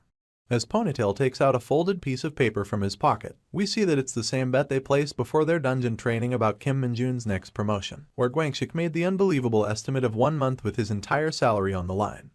Although it's still a bit unbelievable, Gwangshik is more than happy to have won this bet, and Ponytail has no choice but to accept the reality and give up on his salary. But of course, lottery winners always get targeted whenever they win, and the paper was immediately snatched from the corporal's hand. The snatcher was none other than Minjun, and his new subordinates were already sweating bullets in nervousness about what he might do with their bet. As expected, our hero targets his disciple first and asks him if he's aware that he's now addressing a sergeant. It goes without saying that the former asshole has long since learned his lesson and would never dare look down upon the sergeant. After taking a thorough look at the paper, Minjun sees that his disciple has won a very generous bet, and Gwangshik wastes no time confirming this information, although he stumbles multiple times over his words. By now, the poor corporal is extremely nervous and sweating, because he had no idea what our hero might be thinking. I guess his anxiety is justified, because Minjun is wearing one of the most wicked expressions I've seen him wear in a long time. He comments that it must be nice to be a winner, and I can only imagine what he's planning to do with his disciple. In the next scene, we're taken to a new location, where our hero is still donning his new badge and smiling like someone who's really having the time of his life. The reason for his happiness might just be the misery of these people who bet on him, and the two of them are already standing on attention and sweating. Meanwhile, poor Gwangshik looks like his face is almost about to explode, and he desperately offers to give 30% of his winnings to Minjun. Our hero looks down at the struggling man and proclaims that he isn't doing this for the money. Hearing this, Gwangshik raises the offer to 40%. And as we finally zoom out to get the full view, we see that Minjun was forcing him to exercise with the stupidly heavy red stones. Once again, he tells his disciple that money isn't the problem, and he wants Gwangshik to understand that he's not really upset by the bets either. The poor man, who's also crying at this point, apologizes for the misunderstanding, but that doesn't explain why he's being punished. And to add fuel to the fire, Minjun even tries to add more pressure on the poor fellow's weights. Finally, just as the corporal's soul begins to leave his body, our hero decides to take pity and lifts up the bar with a single hand. The steaming corporal is now looking almost lifeless on the bench, and his 2 friends are scared beyond belief to see how the sergeant is managing to lift the redstone weights with just one hand. You see, according to Minjun, none of this can be considered as punishment, as he's simply helping his disciple train who previously expressed his desire to grow stronger. Moving on, he'd like to extend his generosity to the other 2 as well, but the betting addicts both nervously reject the humble offer in fear of their lives. Seeing their disagreement, Minjun shows a pitiful expression and calls it a shame that they don't want to train. And taking his smile as a positive signal, the corporals try to make the escape by saying they now have somewhere they need to be. Of course, they're stopped in their tracks when they hear the ominous tone of our hero, who's still repeating that it's such a shame. He then slowly turns to face the 2, and with an absolutely horrifying smile, he reminds the corporals how it's a real shame they actually think they have the right to refuse his commands. Shivers are sent down the spines of the poor gamblers in pure horror of what might happen next, and as we step out of the training room, we can hear nothing but screams of agony. A while later, Gwangshik is still unconscious on his bench, and the other 2 are coughing and panting on top of a pool of their own sweat. Looks like they had a really nice workout. Minjun takes this unfortunate timing to finally reveal that he has a favor to ask from the corporals. And immediately, the both of them are alerted to hear his commands. As long as it's not physical training, these idiots are actually willing to do absolutely anything. That's when Minjun starts hitting them with some facts of low-class injustice, where if a hunter is lower than private first class, he can't use either the training room to train, or the PC room to play games. At first, the 2 corporals were lost in the sauce, but then our hero starting expanding that anyone who's lower than the sergeant is not even allowed to use a smartphone, and the list simply goes on. After hearing his complaints for a while, the gamblers rise up on their feet. They have the most resolute expressions you're ever going to see them make, and they completely understand that such discrimination and injustice in this day and age is extremely barbaric. And so, although they don't really give a rat's ass, they both understand their assignment and look at each other to acknowledge that they must work together in order to eradicate such rules. That's exactly what our hero wanted for them, but he warns them to not go overboard with any of their actions. He says that he will try to convince the other sergeants to lift some useless regulations, but he's going to leave the rest to the corporal duo. Of course, his commands are immediately accepted by the cornered gamblers, who would love nothing more than to leave this room if they're done with the details. With a small chuckle and a sigh, our boy waves his hand and allows them to leave. Ponytail and his friends start bolting out of the room as fast as they can, and Guangxik finally regains his consciousness at the same time as well. He tries to follow behind the two with his trembling body, but is immediately stopped by Minjun once again. Almost fearing for his life, the man turns around slowly to acknowledge the call of his sergeant. But at this point, the poor man is hardly able to keep his eyes focused in one direction. And to add salt to his wounds, Minjun reveals that there has been a reshuffle of personnel, and Guangxik has been placed under his squad going forward. From now on and always, the poor corporal will be forced to train together with our hero with his life hanging from a thread, and there's absolutely nothing he can do but cry out his eyes and accept his fate. Although I feel a bit sorry for him, I'm sure he'll turn out to be a solid companion for our hero in the future. Next up, we jump through time to get to the next event. But first, let's take a moment to learn about a certain monster. This slithery thing is called the snake mine, and it's a snake-like monster that lives underground for the most part. They are often found in large groups or colonies, and unlike most snakes from Earth, these monsters are not venomous. Other than their 4 green eyes, their most distinguishing feature is the 2-headed rattle on their tails. When these snakes are killed, they explode themselves in a small but lethal radius.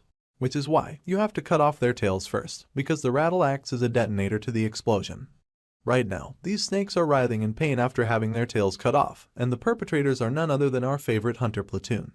In order to avoid a chain explosion from these creatures, the platoon commander and his squads are slowly cutting off their tails so this dungeon can be cleared. Normally, a small team of experienced hunters is usually dispatched to deal with the snake dungeon, but this time seems different. Before Sergeant Lee had a chance to react, a mine snake had already leapt into the air to aim for his throat. He tries to block his face by guarding up with his arm, but his eyes are left wide open when the threat is suddenly dealt with. You see, someone had caught the snake's tail, and it prevented the monster to extend its body all the way to the sergeant. The catcher was once again our hero, Kim Min-jun, and the bag full of mine snakes on his back shows us the reason why no one is really concerned about the creatures. After all, this dude had caught countless of these things back in his guard, and he's experienced enough to clear this entire dungeon by himself without letting a single snake explode. With him around the block to help out, the commander and the others can breathe a sigh of relief for sure. Looks like by the time we were shown the action, the platoon had already made good progress in the dungeon, and the commander was now ordering everyone to take a 10-minute break. The soldiers took a breather beneath the shade of some rustling trees after clearing out the ground, and the commander got busy mapping out their route along with Kim Min-ji. Sergeant Lee was busy inspecting his weapon for the next battle, and Min-jun was seriously happy that he unlocked yet another skill. This skill is called the Agility Boost, and at its current rank, it's allowing our hero's agility stat to increase by 5. Our boy would have preferred for a class-exclusive skill to show up, but even something like Agility Boost is enough to make this trip worth his time. At the same time, while he was inspecting his status, his crow familiar started speaking to him via telepathy, which immediately alerted Min-jun's attention. The crow informs him that he has detected the presence of some demonic energy, and it's gathered in a fairly considerable amount. This information is important, so our hero looks around to clear the coast before discussing it any further. He then expresses his absolute joy at the news and asks the crow about its current location. The scene then switches back to Lee Bonggu's perspective as he stands within electrocuting range on a pole in front of some house. After a needlessly dramatic pause, the crow responds that he's currently inside the Incheon metropolitan city. A few days later on a weekend, we see the same house that Bonggu was scouting, but it's now during the nighttime. Our hero stands cautiously next to a nearby pole in his jacket, and as the crow comes swooping to land on his shoulder, he asks his minion about the current situation. As instructed by his master before, Bonggu confirms that he didn't take any action and only kept watch from a distance. However, since he couldn't sense the presence of a monster, it's more likely that the demonic energy is the byproduct of a dungeon. Min-jun then asks for the number of people inside the house, and the crow informs that no one was seen inside the building until yesterday. Right now, however, one person is confirmed to be living in that house. According to the crow, the infiltration would have been much easier if Min-jun had come here the previous day. But our hero scoffs at such a suggestion, since it was already really hard for him to get the permission for an overnight stay outside of his camp. In any case, he gets ready to get going by putting up his mask, but he would hate to go as far as to call it trespassing. After all, he's simply going inside the house to remove some extremely dangerous objects. Now that might make some sense on paper, but it is still very blatantly a crime, so Min-jun warns his familiar to not get caught. With that said, the next thing we're shown is our boy's boot on a ledge, and we zoom out to see that he's entered the house through an open window. After sneakily turning the corner towards the living room, it seems as if our hero has finally laid his eyes on the object that brought him here. It was a piece of purple crystal sitting on top of the TV cabinet, and it seemed to be the thing that was oozing all of that demonic energy. Minjun approaches the object rather cautiously, but even though its demonic energy can be felt really clearly, it doesn't seem harmful to the body at all. Getting even closer to the enclosed crystal, our boy almost feels as if its energy was somehow refined. Before he can touch it, however, a voice comes from behind to warn him not to move. We see a very familiar physique of a female soldier with blue hair, and Minjun feels like he has been caught red-handed in his crime. As you must have already guessed, the voice belonged to none other than our favorite Nepo baby, who's dressed very loosely inside her night. In this video, we start our story from back inside the house that our hero infiltrated in the last episode. The Nepo baby was still unaware of the home invasion, and was chilling down on the bed with her phone in her hand. Looks like she was talking to her mom, who was pretty excited to inform her that she went on a movie date with her father. Unable to believe that her usually strict father actually booked some tickets to the theater for her wife, the daughter couldn't help but smile at his cute side. Her mom asks her if she'll be fine on her own in the house, and while Yunseo was writing down a reply, she heard a certain rattle in the house. It was concerning enough to make her stop writing and get alert, so she quickly opened the door to take a peek outside. Looks like the noise was coming from downstairs, so without any hesitation, she started sneaking down to confirm what's up. That's when she noticed something from the corner of her eye, the dark figure of a hooded man, sneaking about her living room like a robber. Of course, being the soldier that she is, the girl decided to call out to the invader and warned her not to move. She had already struck her fighting stance by now, and since she was convinced that no one would dare try to rob the house of a military general, she demanded the invader to reveal his motive. It took a moment for our hero to slowly turn around and acknowledge the voice, and when he looked at the person behind her, he was completely shocked to his core. Of all the people he could have expected to meet in a place like this, it just had to be the Nepo baby, someone he just can't seem to shake off his tail. Gotta admit though, our girl is looking smoking hot in those pajamas. Anyway, the two of them shared an awkward moment of silence in the living room, with neither of them saying anything at all. Naturally, Minjun was quite pissed at this point at the absolute absurdity of this coincidence. He stared daggers at the stupid crow who brought him here, and scared of his master's wrath, the traitorous bastard started pointing his feathers at the condom head, claiming that he's the one who first detected the demonic presence. Our boy could care less about the quarrel of his minions, and now that he knows that he's inside a division commander's house, he can kind of accept why there would be a byproduct of a dungeon inside. But what he can't accept are the absolutely worse odds of meeting the Nepo baby here. It was the same back when he found her during his forced vacation as well, and it really seems as if they're both bound by an ill-fated relationship. Our guy puts up his hands in frustration and annoyance, and the girl behind him sees it as a sign of aggression. Alerted by the danger, she puts up her fists and warns the intruder to freeze in his spot, as he's been clearly warned to not do anything stupid. Minjun ignores the warning of course, and simply puts his hands back in his pocket, convincing himself that he won't leave empty-handed. His careless actions alerted the girl to make her move, and she immediately took action to subdue the hooded figure. Her first attack was a high kick, which our boy ducked without a single moment of hesitation, while also rummaging around his pocket to look for something. He took out a pen and a folded piece of paper that he was randomly carrying, probably because he expected to leave a note of apology somewhere during his mission. Determined to drive the bastard out of her house, the girl relentlessly kept attacking him with a 1-2 boxing combo, but our boy simply dodged all attacks and continued his writing on the paper. Naturally, Yunseo was getting quite pissed at this point, so she decided to close things out with a heel kick to the robber's head. That's when our boy was finally forced to pay some attention to his attacker, and he noticed that the girls had improved a fair amount since the last time he saw her. In fact, he believes that she has the potential to get promoted to the position of a sergeant pretty soon.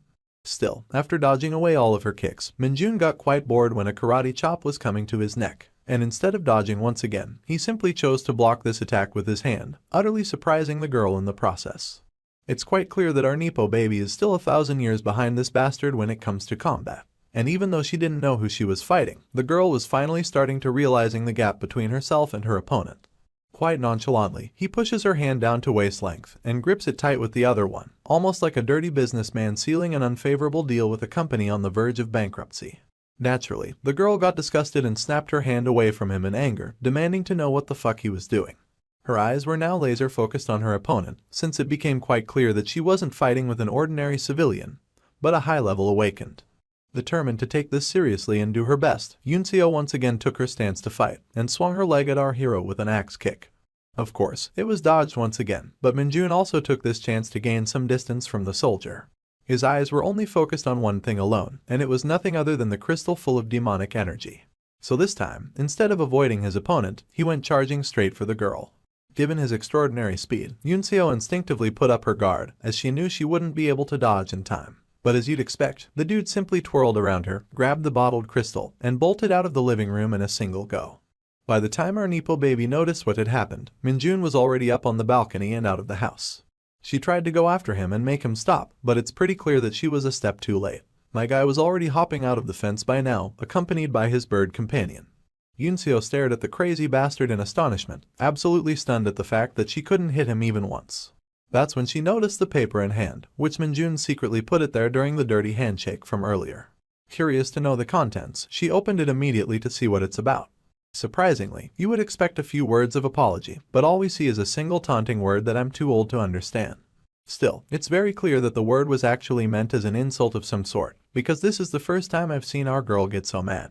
As the perpetrator in question escaped the scene of crime in the middle of the night, the entire block could hear the faint echoes of curses getting thrown at him by Yunseo. A short walk away, the hero managed to hide himself inside the woods, and immediately got to inspecting the weird crystal that brought him so far away from his camp. He was surprised to know that the object had a lot more demonic energy than most mutated monsters, and since it was inside the house of a hunter, it's safe to assume that its energy isn't harmful to the human body. We get a weird angle from the crow, shivering and commenting that the crystal probably belongs to a monster itself. And as we zoom out, we see that both these goons are currently facing punishment for their previous misinformation.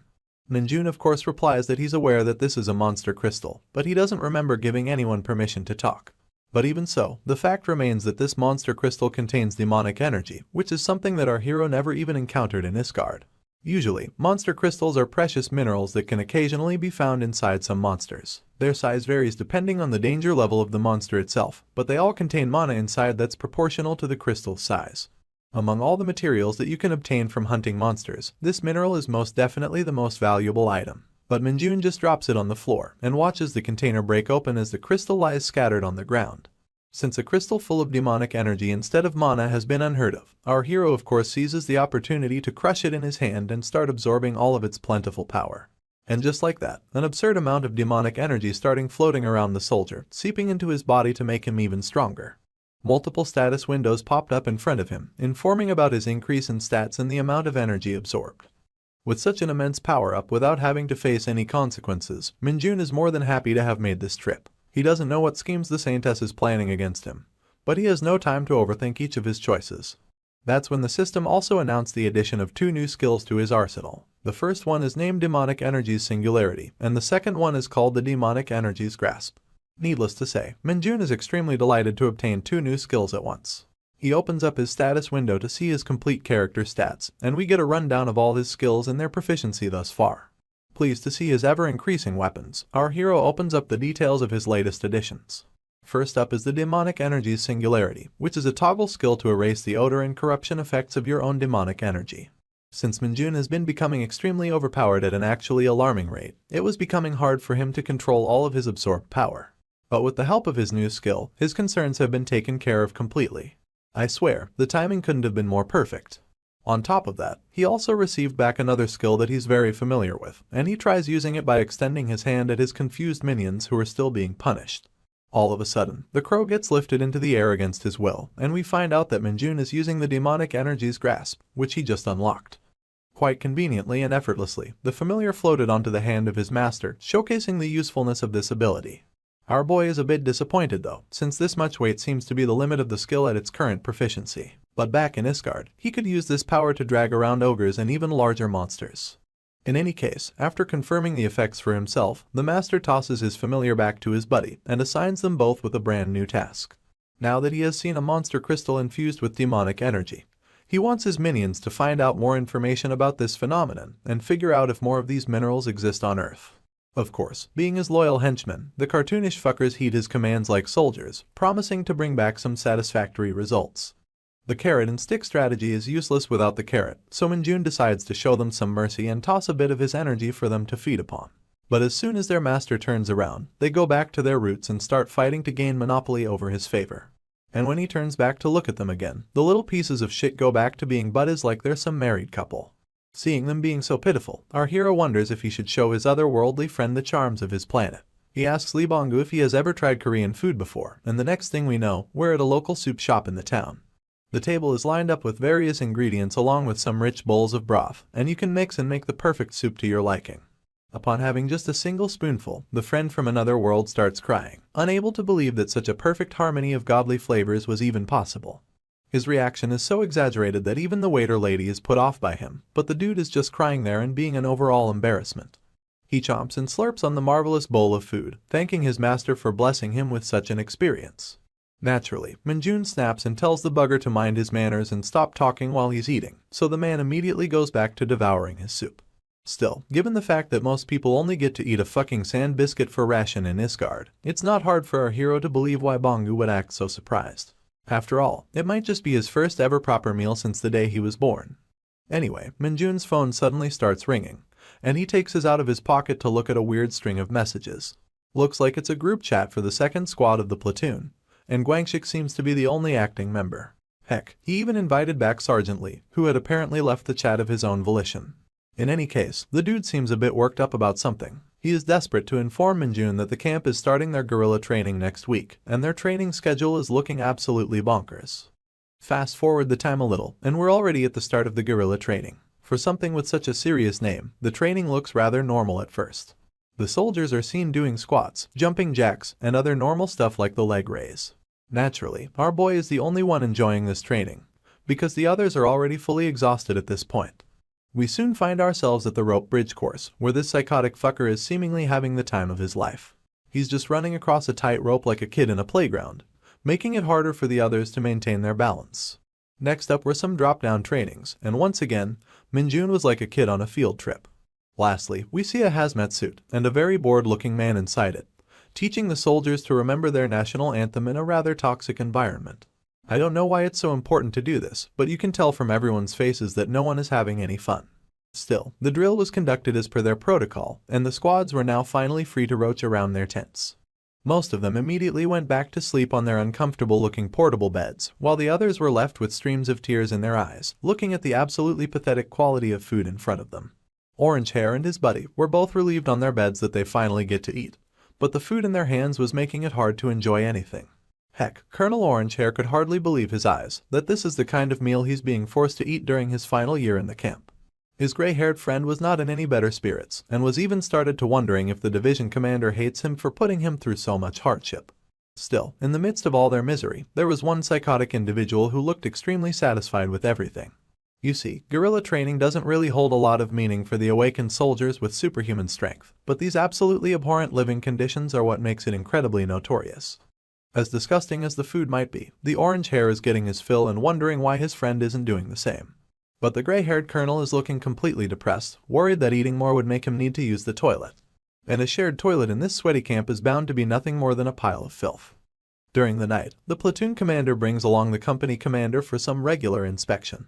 Sergeant Lee salutes his superior and reports that the platoon is currently under personal maintenance. The company commander tells everyone to be at ease and informs that since everyone is tired, the instructors will stand watch on the camp instead. He also congratulates everyone for doing good in their training, but is rather concerned about something else. With a fist full of determination and fire in his eyes, he shouts at everyone to do their absolute best in tomorrow's trench combat, which just so happens to be the real highlight of this training. The next day, under the partly cloudy sky, each platoon was busy cheering their individual squads for battle. Two incredibly bulky soldiers were duking it out in the arena, and as we zoom out, we finally see that the so-called trench battle was currently in full swing. The rules are simple. Inside this square arena, you have to either defeat your opponent completely, or push him out of boundary to secure your win. Currently, the mughead with a huge grin on his face seems to be the leading contender. After testing the waters with his opponent, he lifts him up in the air and very casually throws him out of the platform like a ball. And immediately after, he swiftly tackles down the rest of the opposing squad to eliminate them as well. The defeated soldiers fall on top of each other, and the referee calls for the battle to stop when the victor has been decided. The winning squad belongs to the 1st platoon of the 2nd company in the 1st battalion, and they have now officially been announced the victor in their combat. The guy who single-handedly wrecked all of his opponents was still smiling confidently, almost making it seem like he's gonna win the entire thing. The judges were the battalion commanders sitting under a tent, and someone in particular looked a bit displeased with the results. This person is Colonel Junbyum, commander of the 2nd Battalion, and even though he admits the exceptional skills of the mughead, he can't help but feel a bit disappointed. That's because the mughead is apparently the winner of the last year's trench combat, as well, and he belongs under the command of the 1st Battalion Commander, Colonel Jeon, who's currently very happy to see his squads in the lead. Colonel Jundium knows the man's skill is real because he just saw him push off an entire squad on his own. The 3rd Battalion Commander takes this chance to chime in as well and slyly slips that the mughead was actually offered a promotion, but the 1st Battalion pushed it off for the time being. That immediately alerts Colonel Jundium, and the reason is actually pretty valid. He starts yelling at the 1st Battalion Commander that he delayed the man's promotion on purpose, just so he could use him again to win the trench battles. Because otherwise, his rank would not permit him to participate in this training. Of course, the cunning man gets aggressive at the accusation, blatantly refusing to admit any such intentions on his part. This kind of rivalry is a bit expected, because the trench combat is usually seen as a direct competition between the battalions. And while the glasses guy was smirking behind his hand after instigating a fight, the 4th Battalion Commander was simply silent. She kept herself out of the idiotic commotion of the rest, which only seemed to be getting worse, but her silence doesn't mean that she isn't competitive. In fact, Colonel Yu's eyes were firmly fixed on the referees and the results they announced. Upon a closer look, you could see that she was hardly able to maintain her emotions at the moment, because out of all her units, only a single squad had so far managed to stay in the tournament. We're then greeted upon the magnificent sight of the qualifying squad, featuring our favorite Nepo baby in the back. There's also the slender black-haired beauty and her pink friend on the side. But the main highlight for me are those abs. I mean, the incredible Dami Mommy build of the golden-haired soldier in the front, whom we've never before seen in the story. I can't wait to know about this new and hot character, but I'm afraid that it's time to move away from this panel. We move ahead to our hero's side now, who's just sitting in a corner with his buddies, watching the match winners step away from the stage. That's when the passing mughead notices his face and stops in tracks due to curiosity. He suddenly sprouts a wicked smile on his face, asking our boy if he's the famous Kim Min-jun from the 2nd Battalion. Of course, the man replies with a yes, and he seems a bit excited to note that other battalions have heard about him as well. The mughead tries to act all chummy with him, commenting how he'd heard that Min-jun was the fastest person to become a sergeant. My guy is not one to get hyped by praises, so he just coldly affirms the rumors with a yes. But of course that's where the ugliness of the mughead comes out, and we see him smirking at his future opponent with confidence. Without beating around the bush, he straight up lays it on our hero that he expected to see someone more impressive. But judging from his physique and personality, he's utterly disappointed that he'll be facing such a stupid opponent. Needless to say, his remarks didn't fly over the head of Min-jun's friends, and they immediately stood up from their seats to yell at the mannerless troll. But then, before each of them could say anything at all, the hulking man placed his humongous arms on their shoulders and pressed them down to really show them the difference in their levels. With a face even more disgusting than before, he tauntingly responds that he didn't mean to say those words out loud and hopes that his behavior would be overlooked. His single palm is bigger than their entire shoulder, so it goes without saying that the two corporals are quite intimidated by the mughead's towering figure.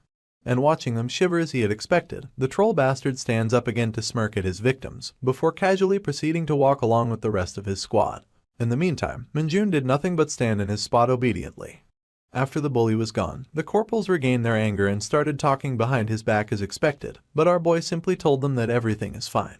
Wangshik was literally about to turn into an angry tomato after hearing this, and really wanted to go back to the troll and give him a piece of his mind.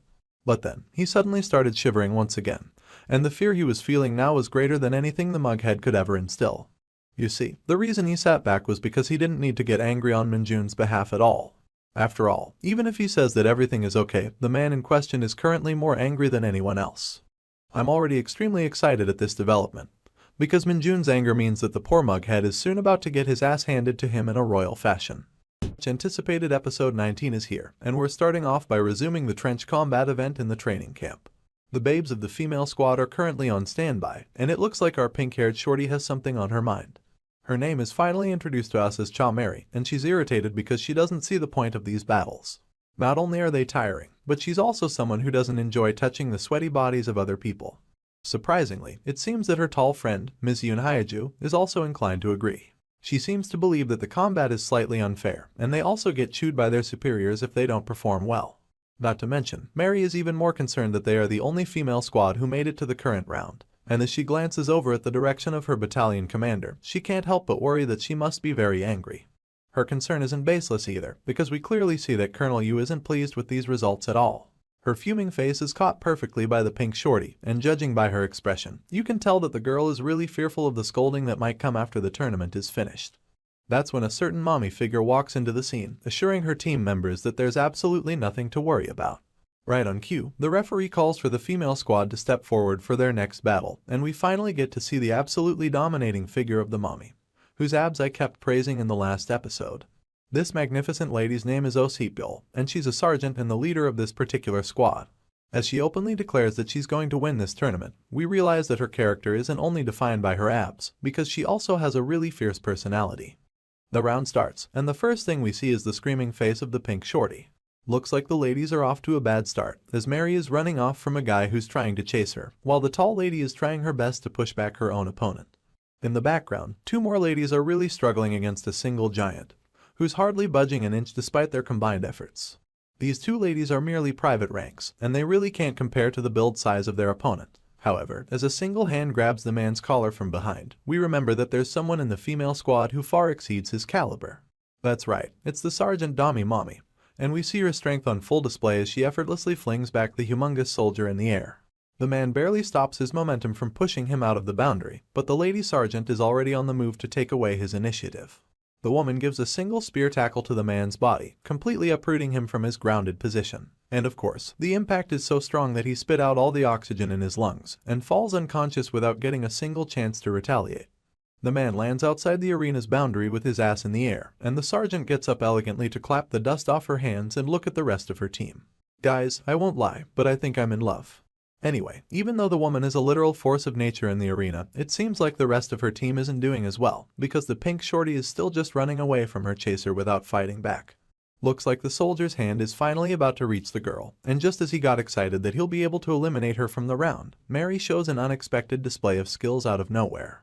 She grabs the unsuspecting soldier's hand from behind her and flings him upside down with the perfect posture of a judo master.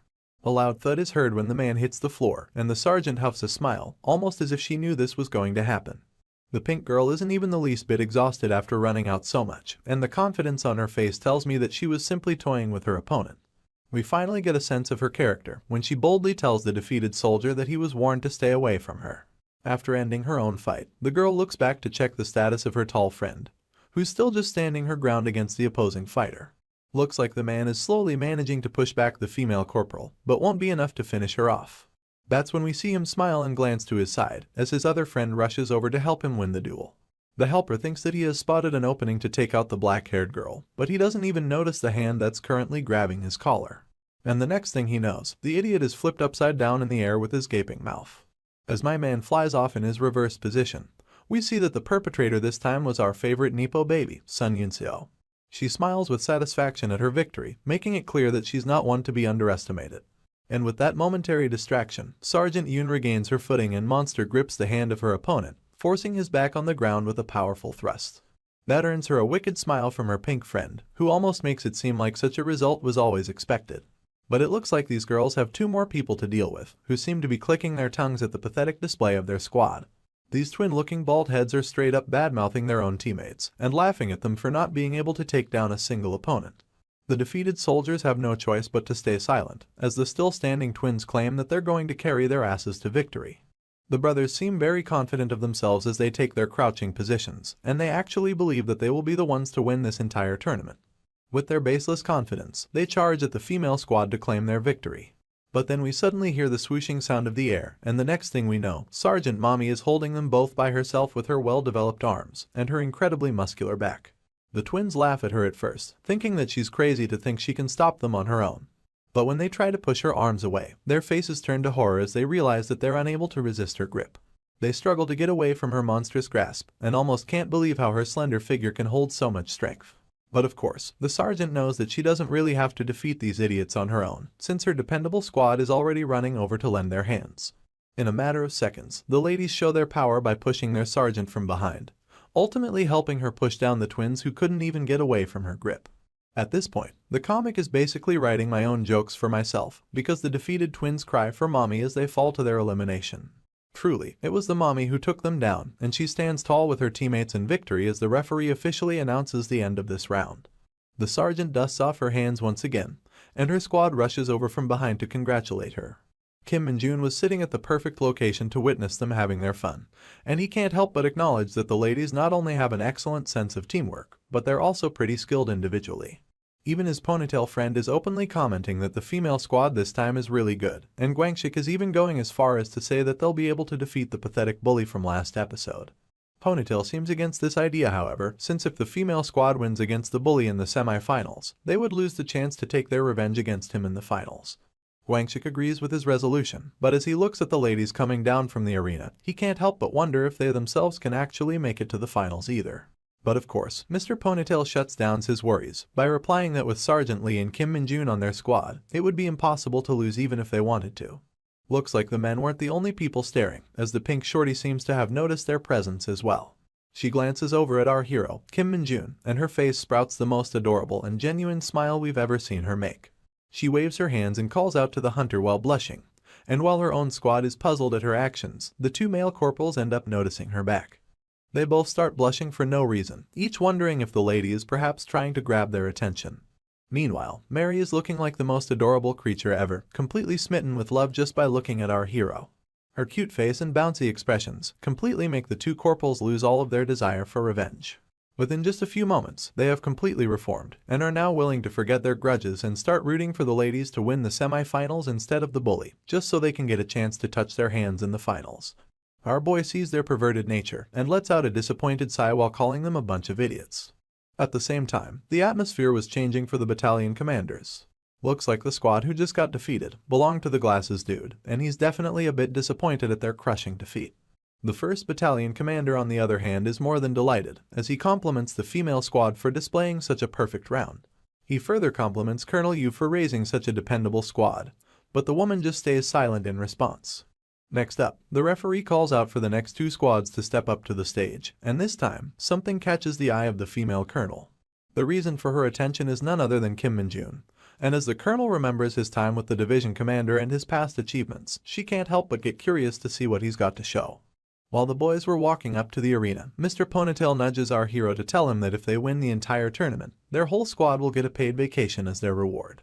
My man replies with an annoyed expression that he has no desire to go on a vacation with these idiots, at which the other two laugh that maybe they should give up on the first place after all. Of course, for our achievements-hungry hero, such a result would never be acceptable. So he ignores their childish rebuttals, and with a scheming face that we're all so familiar with, he comments that they can simply enjoy their vacation separately. In other words, this dude has absolutely no intention of giving up on that first-place position. Eventually, the two squads line up in front of each other to face off for battle. A group of unfamiliar faces on one side, and our hero with his team on the other. The referee shouts for both teams to get ready and listen for the whistle before starting the fight. Of course, the whistle is blown, and the enemy team is the first to take initiative towards our heroes. Sergeant Lee and Corporal Ponytail also head forward to intercept the charge, but my boy just stands back with his dead fish eyes as usual. Lee displays his unmatched strength by holding off two opponents on his own, and Min-jun's disciples quickly follow him up to take on the others. They both tackle the unsuspecting opponents with blistering speed, leaving them dazed and unbalanced. Guangxik sprouts a confident smile while holding onto the soldier, and can't help but comment how light he is as they both lift them up into the air. Looks like our hero's Spartan training has really made them strong. Dongjin seems to have the free time to glance at the others while he's easily handling his enemy, and it seems like the leader of the opposing group is still just judging everything from a distance. He takes a look at Sergeant Lee, who's still holding off two soldiers like a bunch of kids. And as he locks eyes with the fierce warrior to see if he wants to interrupt, the sergeant returns the glare with double the intensity.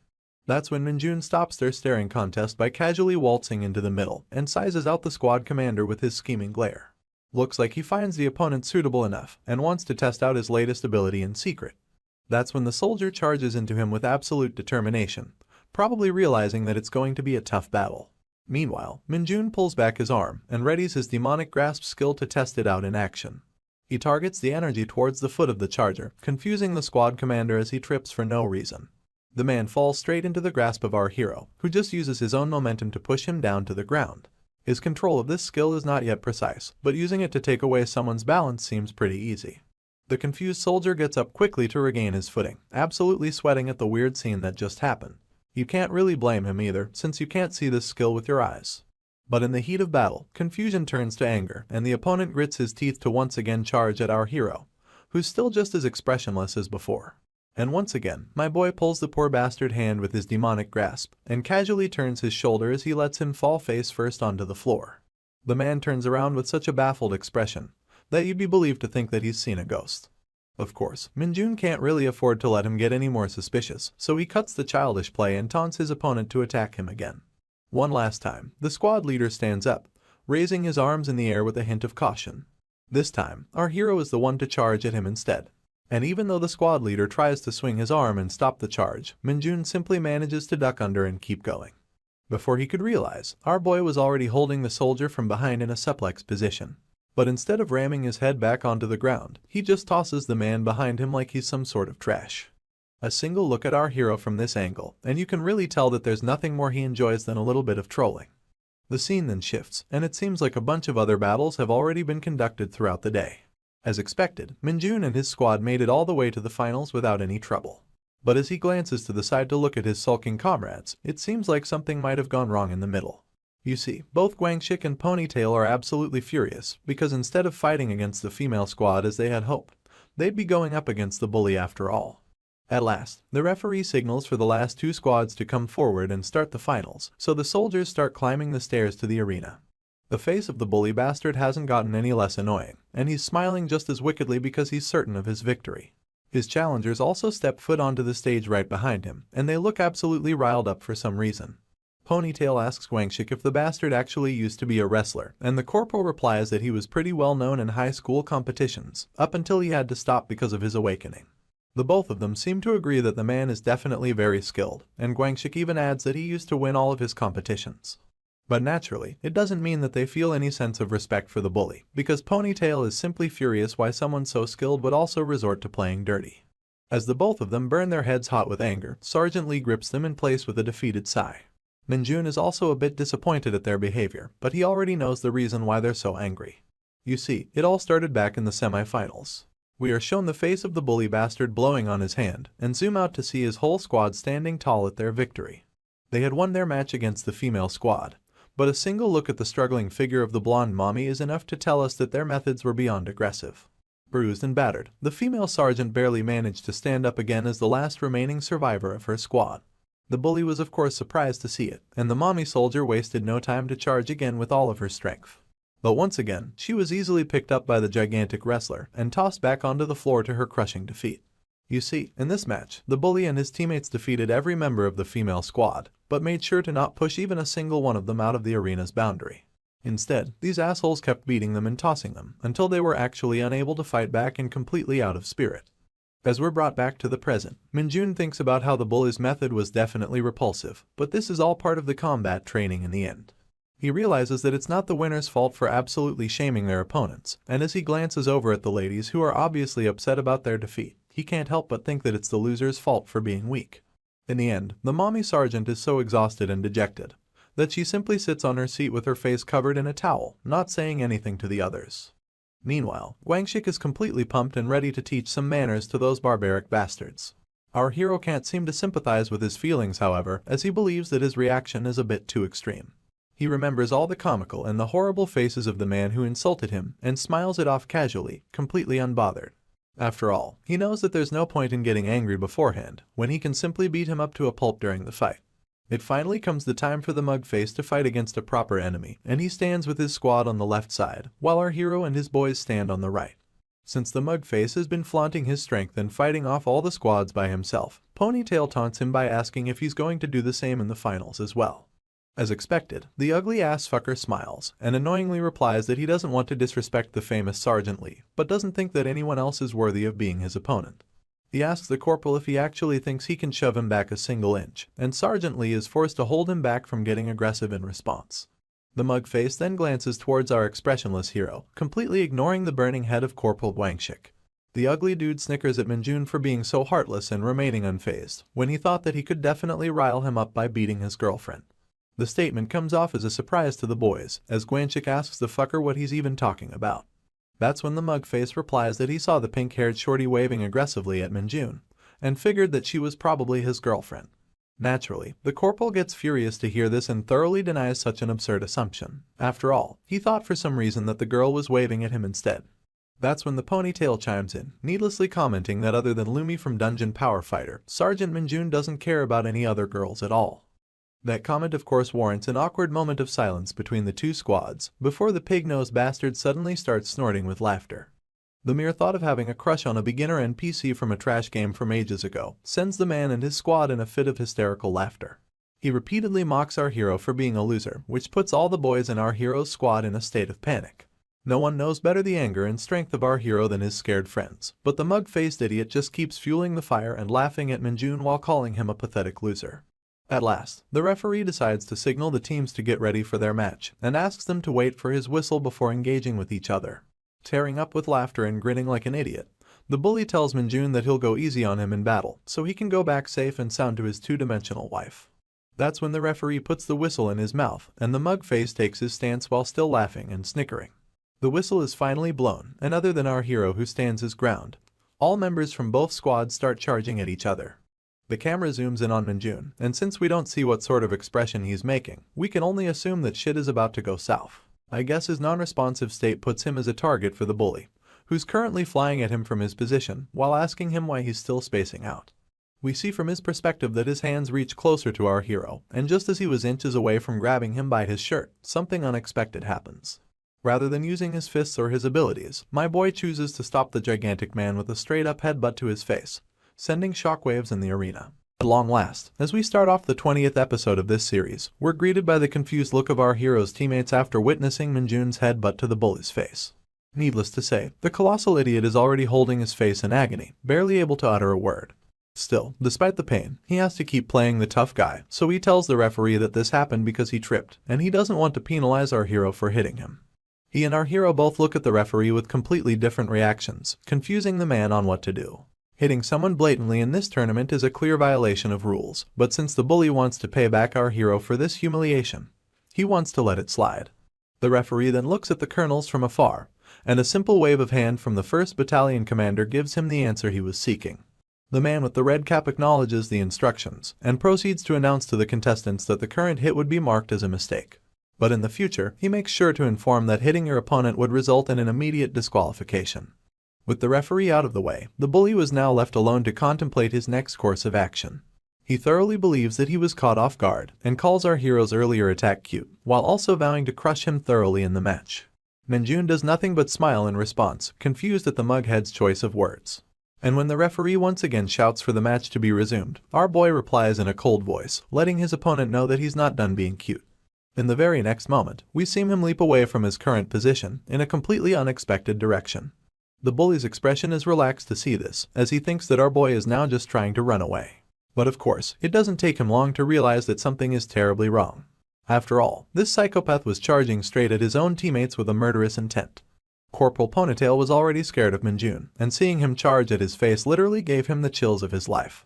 But before he could even shriek in surprise, him and his friend were both blown out of the arena with a thrust of our hero's shoulder. While in the air, the only thing the poor corporal could do was cry and wail at his horrendous luck. That's when the bully finally processed that the damned idiot was throwing his own teammates off the arena, and he was already on the move to his next target. Friendly fire was now on, and not just his own teammates like Guangxik and the others, but my guy was also flicking off the enemies at the same time. It eventually came time for him to face Sergeant Lee, who seemed pissed to see his absurd actions. While flexing his massive muscles to brace for the impact of Minjun's tackle, the soldier called him a psycho and asked to know the reason for friendly fire. Unlike the others, who were blown away simply from the impact of their clash, Sergeant Lee was able to hold off our hero for a brief moment. At this point, the bully was completely lost in the sauce. At one hand, he was able to admire our hero's monstrous strength, but on the other, he had no idea what the absolute fuck was happening. Sure enough, Sergeant Lee could also not hold on for long, and was quite softly thrown out of the boundary by Minjun, leaving the mug face completely baffled. After all, Lee was quite famously known for being the strongest sergeant in the division, so watching him lose so easily was nothing less than a shock. I mean, when you look at our hero in his current form, he looks nothing less than a demon incarnate, and it's not really a surprise that no one else stands a chance. Meanwhile, at the tent of the colonels, the 1st Battalion commander was absolutely fuming at this absurd shit show. But in response, Minjun's own battalion commander shouted back that our boy wasn't really breaking any rules. However, while that might technically be correct, the 1st Battalion commander makes a point that it's definitely not normal to be eliminating your own teammates. This was absolutely correct, so the opposing colonel lost his grounds to argue back. He had no choice but to turn his face back to the match, fully knowing that he can't afford to make any more excuses. The 1st Battalion commander kept going on his tantrum, asking the 2nd colonel if he would be the one to take responsibility if someone got hurt because of this nonsense. But that's when Colonel Yu chimed in, replying to the fat idiot with a sharp gaze that the judges will take care of this situation on their own. She recalled how her own squad was brutally beaten to a pulp in the previous match by the same people, and everyone simply left the bully bastard's actions to the judges. In her eyes, this situation is not any different. That fact, along with the scary personality of Colonel Yu, immediately put some ice in the 1st Battalion commander's ass to cool him down. After all, he knows that his squad is guilty of many fouls in the previous matches. Seeing him shut his yapping hole, the woman lets out a sigh and chooses to forget the matter. Her gaze is then refocused on the match, where Minjun and the massive bully are finally fighting in a 1v1, since no one is left standing to interfere on the arena. Even now, there's nothing but confusion on the ugly asshole's face. He can't figure out why he would eliminate every other player in the arena, only to engage in a simple wrestling match where his smaller body isn't favored. That gives him confidence though, since despite our hero's overwhelming strength, the bully knows that your technique is a lot more important when it comes to wrestling. So, with a smug look on his face, he proceeds to hook his leg behind Minjun's, hoping to trip his balance and slam him down with the weight of his body. But of course, as we all saw it coming from a mile away, the massive onion wasn't able to move our boy a single inch, let alone slam him anywhere. On the contrary, Minjun was able to lift his elephant body in the air with ease, almost as if he was trying to lift a baby. But unlike how you would catch a baby after bumping him into the air, this asshole deserves absolutely no love, and gets brutally slammed to the ground on his back. The impact made his mouth open with a gasp, emptying all the air in his lungs. As he laid there with his eyes rolled back, contemplating how his technique didn't work, Minjun simply asked him to get his ass up for a second round. Somehow, the bully managed to lift his torso. But when he looked at the demonic figure of Minjun, completely relishing in the thrill of his revenge, he knew that he was fucked. Of course, he tried to surrender right away to avoid further pain and humiliation, but our boy got close to grab him before he could finish his sentence. And once again, with the technique of a judo master, he threw back the asshole to the ground where he belongs. Right upon impact, we could see that the bully was now crying, horrified at the fact that he aggravated the worst opponent. Minjun didn't need to wait for him to get up again, as he simply lifted his body on his own, telling him that he had no right to surrender. Flailing in our hero's grip like a baby, the mughead cried once again that he wants to surrender, but Minjun had a piece of his mind to give him first. He uttered the name of Lumi, his favorite character from Dungeon Power Fighter, and it immediately shocked the bully. And while proclaiming that Lumi isn't just some 2D character, he actually spun the wrestler around in circles in the air. Needless to say, his teammates were no more than stunned at this display, and the ladies were absolutely smothered by his gallant figure. Even the Nepo baby, who idolized her father for his strength, began to really look up to Minjun in this very moment. By the time our boy was done with him, the bully was already foaming at his mouth, lost and confused. That's when my guy reveals that Lumi is his absolute favorite, and he would never forgive anyone who taints this relationship. The dude actually went off on a rampage because someone laughed at his 2D wife, and I can't decide whether that's alpha as fuck or cringe as hell. Either way, the disaster he unleashed on his hapless victim would forever be ingrained in his body, and never again would he dare to laugh at a gamer. With this absolutely satisfying end to battle with the bully, the referee finally announces the winner of the match, concluding the end of the tournament. But even though the tournament was won, some footsteps of mixed emotions are seen approaching our hero. Minjun takes note of this, and we see that his teammates, other than Dongjun, are giving him some weird looks. I guess even someone as dense as our hero would now realize that he crossed the line earlier, so he nervously tries to apologize for his actions. However, his squad could actually care less about their unnecessary eliminations. They're just glad that he really humiliated the bully, and properly avenged the female squad for the humiliation they were made to suffer. Guangxi goes as far as to say that he just witnessed the most impactful match of his life, and couldn't have hoped for a better outcome. Even the ponytail guy, who was the first to get eliminated by Minjun, has nothing but a thumbs up to give to the champion who allowed him to watch such a refreshing match. To be honest, our boy is a bit baffled by their positivity, but he can't complain that it's a good thing for him in the end.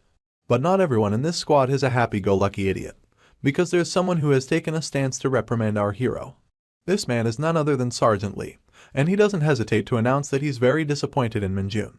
And with just those short words, he leaves the scene, leaving our boy to once again realize that he really did cross the line. The camera follows the angry sergeant for a bit, but we soon see him letting out a sigh with a faint smile on his face. He remembers the look in our hero's eyes as he was charging at him with the tackle, and can't help but admit that he would eventually get swallowed by the rookie if he doesn't manage to keep up. With a refreshed determination, he tells himself that he's definitely going to win against Minjun the next time they fight. In the end, it looks like this gym bro is actually quite happy to finally have a rival in this division. A few moments later, the soldiers from each battalion line up for the reward ceremony. Colonel Yu gives the opening speech and proceeds to grant the gold medal to our hero as the winner and MVP of the tournament. The others salute the victor, and hence the tournament finally comes to an end. That doesn't mean that the guerrilla training itself is over though, since the tents are still raised up for the soldiers for shelter. We see Corporal Guangxi coming out of his tent a short while later, properly dressed once again for the training. His purple-haired friend asks him where he's going, but my man simply replies that he needs to hit the toilet.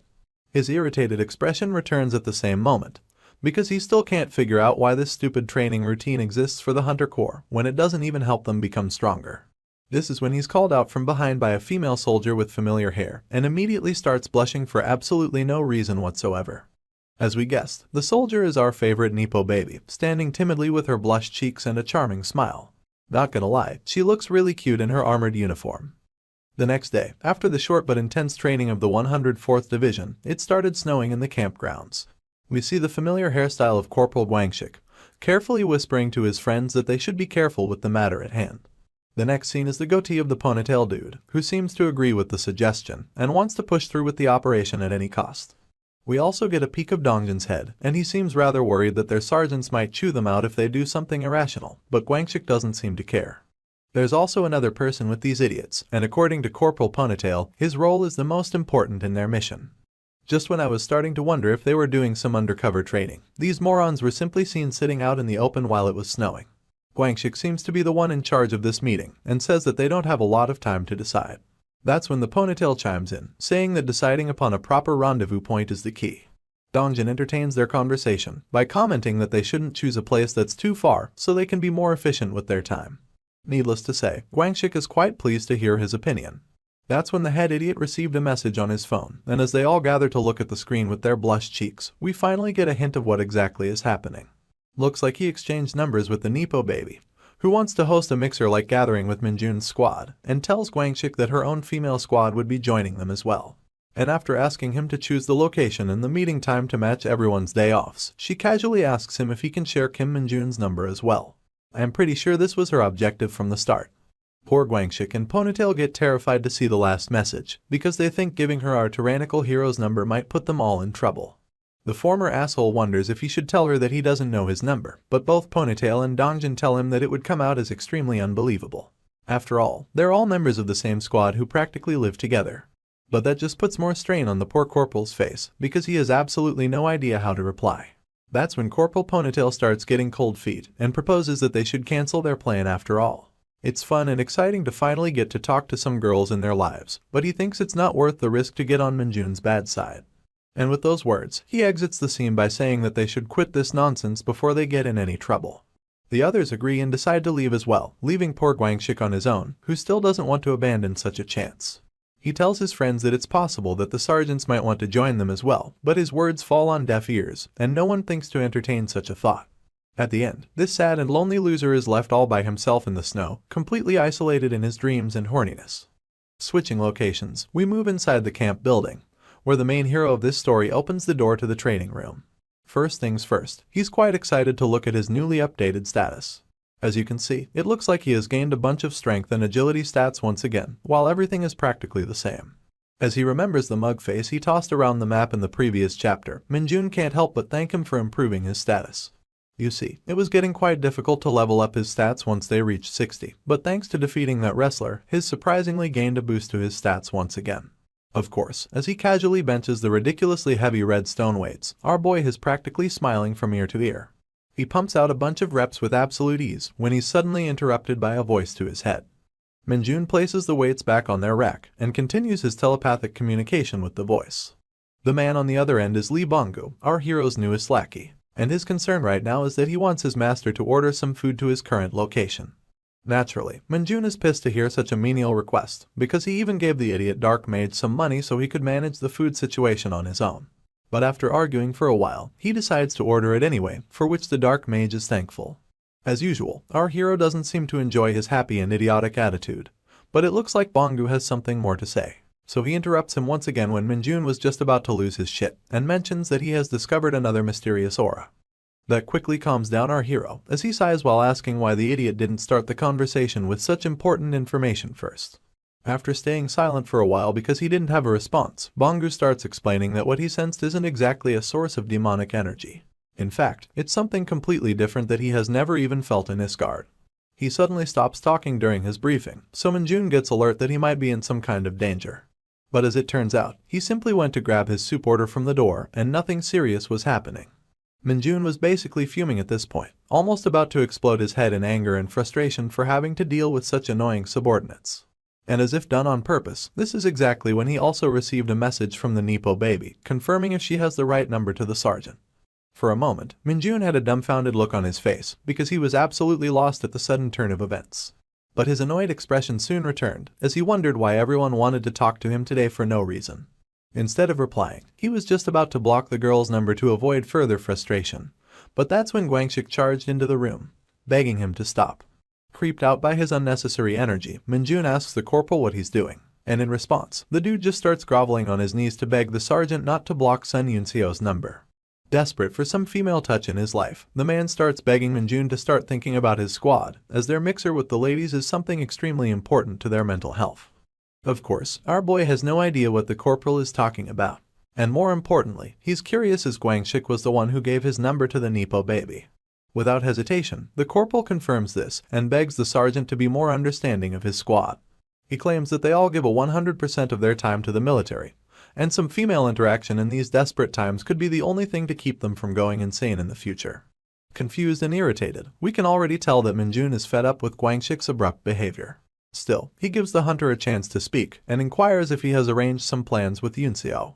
The corporal seems confused at this, as he assumed that she must have messaged the sergeant about their plans. But that was not the case, and Minjun is now even more furious that he's not getting any answers. And now, Guangxik suddenly doesn't know what to tell him. My boy then resorts to his usual method of threatening the crap out of people and asks Guangxik to choose his words carefully. Suddenly, all of the corporal's confidence and energy drained out of his face as he gulped down his saliva to brace for what's about to happen. But surprisingly, an entire week after this interaction, we find ourselves looking at the front entrance of a knockoff from Disneyland. The boys start walking in with their freshly polished boots, and although all of them are straight up dressed for war, they all sparkle with delighted expressions. Corporal Ponytail starts by thanking Kim Minjun for allowing this meeting, because he never imagined that he'd agree. Guangxik reprimands him of course, because this was all made possible by his own efforts, while everyone else was simply a traitor who turned their backs. But before he could start an argument, a single glance from our hero calmed him down immediately. Minjun replies that no one is here because of his perverted fantasies, and he simply agreed because their youngest squad member was really excited to visit this amusement park. We find out that the youngest in question is the young man from earlier, who was partaking in the secret meeting with the others to plan this gathering. Changing topics, Corporal Ponytail then decides to target Sergeant Lee Seung-ho, who also unexpectedly agreed to their plan. He comments that the sergeant is just a man after all, implying that he must also be tired of living inside a literal sausage fest. But as usual, the cold man replies that he was going to spend his day off with these idiots anyway, and thought that it would be nice to have someone else in the mix. After getting roasted by everyone else in his squad, Ponytail starts looking around to see if the female squad is already here. And his eyes immediately perk up with an unimaginable amount of glow as he spots our favorite lady group from afar away. He calls out to the ladies, and we see that all the familiar faces are gathered in one spot, but there's a humongous figure shadowing behind the girls as well. The guys couldn't help but note the towering stature of the man, and even Kim Minjun was made to take notice of his presence. The person looked directly behind the Nepo baby, and it seemed like the girl was also a bit nervous because of him. As you might have already guessed, the Goliath was none other than the Nepo baby's father, Sun Tiho. The corporals of the male squad start to make assumptions, immediately wondering if the man is some kind of gangster. I don't blame them either, as our father-in-law looks extremely terrifying. But before they could do anything irrational, Sergeant Lee stopped them immediately, asking them to stand on attention. Followed by that order, he salutes the senior officer, who salutes back in response to the greeting, while Yunseo just blushes in embarrassment the whole time. This is when Dongjin also took note of the senior officer's face, and shocked everyone by revealing that it's the commander of the 107th Division, whom he once saw before on the TV. At the same time, Yunseo starts fumbling around her dad, begging him to please go back home, as it's extremely embarrassing to have him around her friends. We already know that the scary Major General is actually quite a doting father, and he gives her daughter the most lovely smile he could muster, telling her that he simply wishes to greet the hunters that work with her, and promises to leave right after. Despite his reassurance, Yunseo seems aware of her father's overprotective nature, and doesn't feel that this is a good idea. But the man simply moves her hand away, looking straight in the direction of our hero. Minjun is actually quite delighted to see that he got noticed by the senior officer, as he always admires strong people from Earth. At the same time, the smile fades from the man's face completely, and he's almost starting to resemble a yakuza. He walks closer to our hero with his leathered boots, and towers over him menacingly, blocking out the sun. And sure enough, with the face of a threatening yakuza boss, the man demands our hero to confirm if he's the hunter known as Kim Min-jun. Story resumes, and we find ourselves once again at the entrance of the amusement park. Looks like the gang has checked in with their tickets, and the pink shorty is leading from the front with her usual bubbly energy. With a smile as bright as the sun, she urges the rest to hurry up as well, because they only have a limited amount of time to enjoy everything. As expected, she's sticking oddly close to our hero, which the male soldiers aren't happy to see.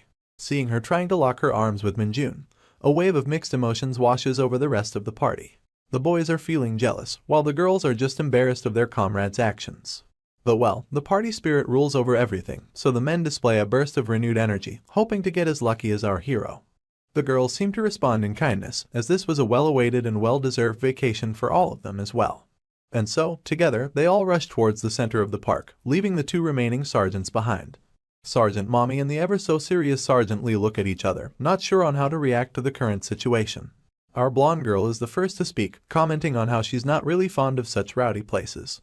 It comes to no one's surprise that Sergeant Lee agrees with her statement, which the muscle mommy was quite pleased to hear. Looks like the two of them are going to hit it off well, as they walk together towards the rest, having light chatter along the way like a pair of muscle enthusiasts. In the next couple of scenes, we truly get to see how much everyone is enjoying this event. They all throw their hands up on the pirate boat. The girls partake in some goofy festival costumes while the boys get some cotton candy. And of course, they all shout and scream on the roller coaster with a pure emotion of joy. Heck, Sergeant Lee and Muscle Mommy even have an arm wrestling showdown in the middle of the park for everyone to see. Later, we find ourselves at a children's shooting range, where the shop owner is announcing a price of 10,000 for 10 shots a person. Eager to show off in front of the girls, Gwangshik tries to give it a shot and win the big prize. His eyes are focused sharp, and there's no way he'd allow himself to get embarrassed in front of the others. But the next thing we see is him holding a tomato plushie, which turns out to be nothing more than a consolation prize for participating. Looks like this goofball didn't manage to knock a single prize. Mr. Ponytail sees this of course, and tries to one-up Corporal Gwangshik by taking the next place in line. The ladies are oddly impressed by his confidence, and he seems to boast a really nice posture with the air gun as well. But of course, my man ended up getting the same shit as Gwangshik, openly becoming a laughing stock in front of the merciless girls. Although he's convinced that the gun must have been tempered for him to miss all of his shots, there's no way his fellow corporal is going to let that slide as an excuse, as he continues to taunt him for sucking balls. That's when our boy walks up behind the two, and notices something interesting on the prize table inside the shop. The first prize seems to be a mushroom from Mario, the third prize is a fucking banana, and there's an odd little keychain in the middle as the second prize as well.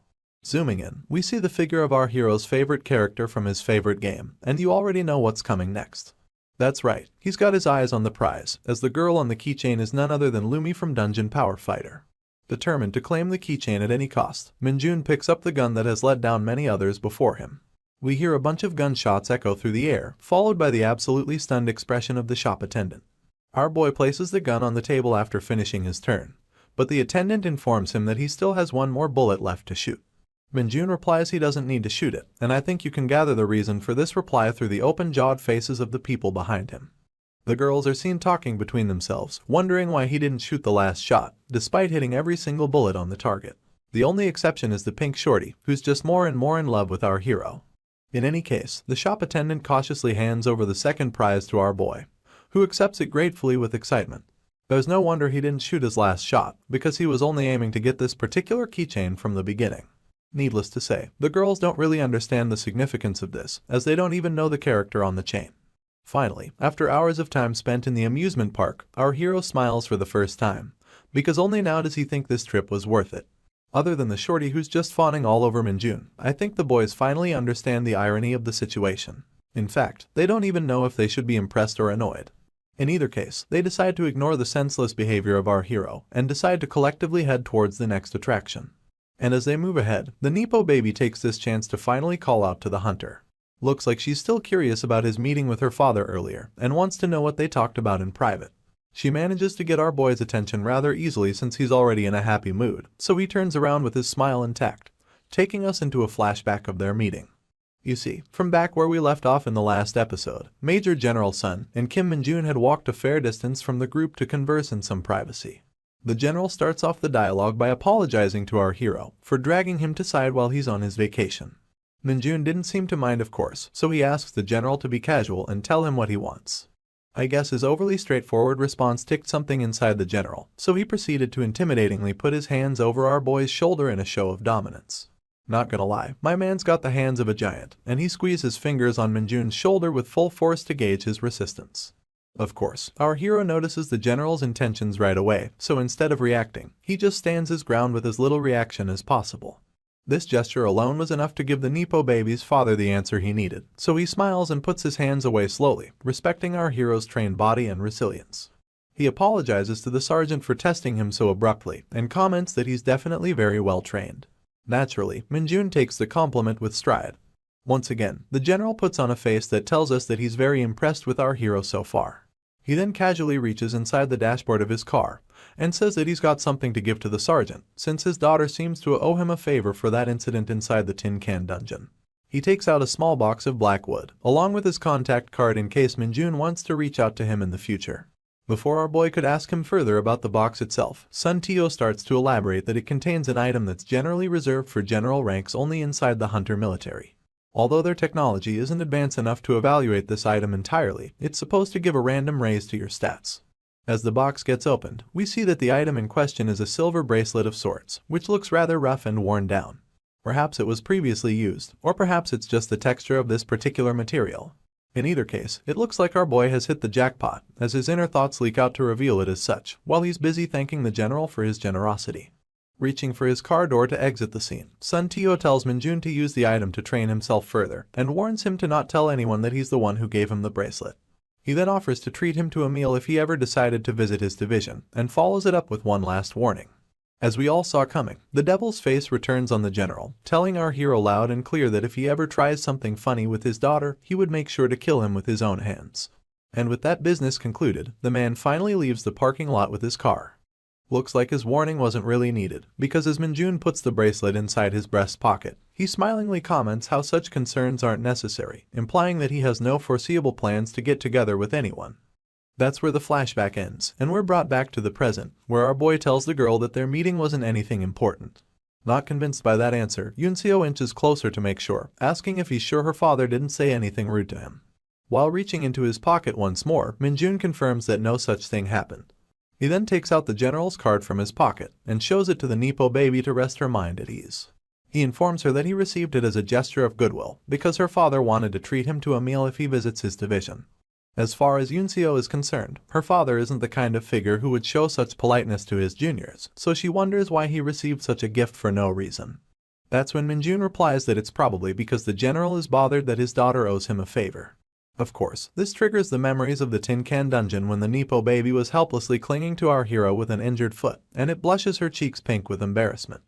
With the same shy expression, she tries to shake off the memory by addressing the sergeant once again, apologizing for the fact that he had to put up with her overbearing father. One last time, Minjun just snaps the card in front of the girl, and as she gets startled, he tells her that he's simply going to force his father to treat him to an expensive meal in return. Continuing on, we once again return to the main group, who's now just strolling inside the busy pathways of the amusement park. Guangxik tries to meekly approach the pink-haired shorty and starts getting embarrassed for no reason. Looks like he just wanted to thank her for this wonderful get-together, as she's the one who initially proposed this idea. But still, he's also curious to know the reason why she wanted to do this. The girl responds to the gratitude with a smile, and proceeds to elaborate the reason as per his request. She reminds him of the trench combat, and how her squad lost miserably to the mughead bully. And since Hunter Kim Minjun stepped in to take revenge for all of them, she just wanted to repay him for his kindness and effort. As she excitedly holds out her punch mid-air, and as Guangxik's expression gets duller by the minute, the muscle mommy wraps her arm around the shorty to further enforce her reasoning. She was very impressed with Minjun, and since this whole gathering was the female squad's idea, she tells the boys that they'll treat them to free lunch as well. With that, the two girls continue walking ahead in each other's arms, leaving the male soldiers sad and disturbed. They know for a fact that they didn't do jack shit during that whole trench combat thing, which means that this entire event was just a way for the girls to meet Kim Minjun once again. And that's not even the most sad thing to Guangxik, because he knows that his asshole sergeant didn't fight for the girls, he was just taking revenge on the bully for laughing at his favorite game character. Seriously, I'm actually starting to feel somewhat sorry for these people. So, to move away from their depressing mood, let me take you to a different part of town, General Sun Tiho's division to be exact, where a bunch of hunters are guarding a newly opened dungeon gate. A raven lands gracefully on top of an electric pole, and we zoom out a little to see that it's our hero's latest henchman, Lee Bonggu. He's currently overseeing this operation by the hunters and focusing on two soldiers walking shoulder to shoulder with each other. There's someone with a tablet in his hand, and he's surprised to see the details on the gate in front of him. This man is a colonel named Lee Sangjin, and the 3rd Battalion commander of Major General Sun Tiho's division. As usual, Lee and Kim are the only family names ever used in this manhwa. It looks like he's extremely surprised to see the amount of mana stone found inside this dungeon, as the reported quantity is a staggering 100 kilograms. As his assistant confirmed this information, the colonel turns around to look at the gate behind him. His lips curl up into a wide smile, and zooming out, his face clearly gives off the feeling that he has apparently hit a massive jackpot. We'll get back to this later, but for now, let us return to the amusement park and see what everyone is up to. As it turns out, the girls and the boys have split up at the exit of the park and lined up to bid their farewells. We already knew that the girls had a ton of fun on this venture, so they make sure to relay their thanks to the male soldiers and wish them a safe return to their camp. Looks like the boys have also forgotten their sorrows from earlier, as we see them cutting into each other to get the last talk with the girls. Their bickering continues, and we also get a cute panel of the Nepo baby shyly waving goodbye to our hero, who, as expressionless as ever, doesn't even bother to respond to the gesture. At last, time to part their ways finally arrives, and the pink shorty literally had to get dragged away by her tall friend. In the next scene, we find ourselves near a more busy area of the city, where the soldiers are slowly lining up at the bus stop to catch their ride to the camp. That's when Lee Bonggu finally starts talking into Minjun's head, annoying him and telling him that he has encountered an issue. As our boy asks him to give details, the perspective shifts back to the raven, and through its eyes, we see the full view of the violent dungeon gate, which Bonggu comments to be a bit suspicious. He previously informed his master that the gate was under investigation and properly guarded by the hunters, so Minjun doesn't understand what's so suspicious about it now. Bonggu explains that there were only entry-level restrictions on the gate previously, but now it seems to be getting a lot busier, as hunters are seen carrying inside a lot of mining equipment. The perspective then suddenly shifts to a split screen on our hero and the colonel on site, both with polar opposite facial expressions to each other. While the colonel is just happy to have encountered this marvelous opportunity to extract a ton of mana stone, it looks like Minjun has spotted some sort of trouble. The next day at Daejeon, the jurisdiction of General Sun Tiho, a certain bus approaches its stop on time. Out from the bus, an annoyed-ass Kim Minjun emerges, who looks like he was forced to make this journey. He confirms the same to us as well, loudly mouthing that the current situation is an absolute mess. Back at the site of the gate, which is still being guarded by the hunter army just the same, we see a bunch of soldiers loading and unloading carts full of mana stone.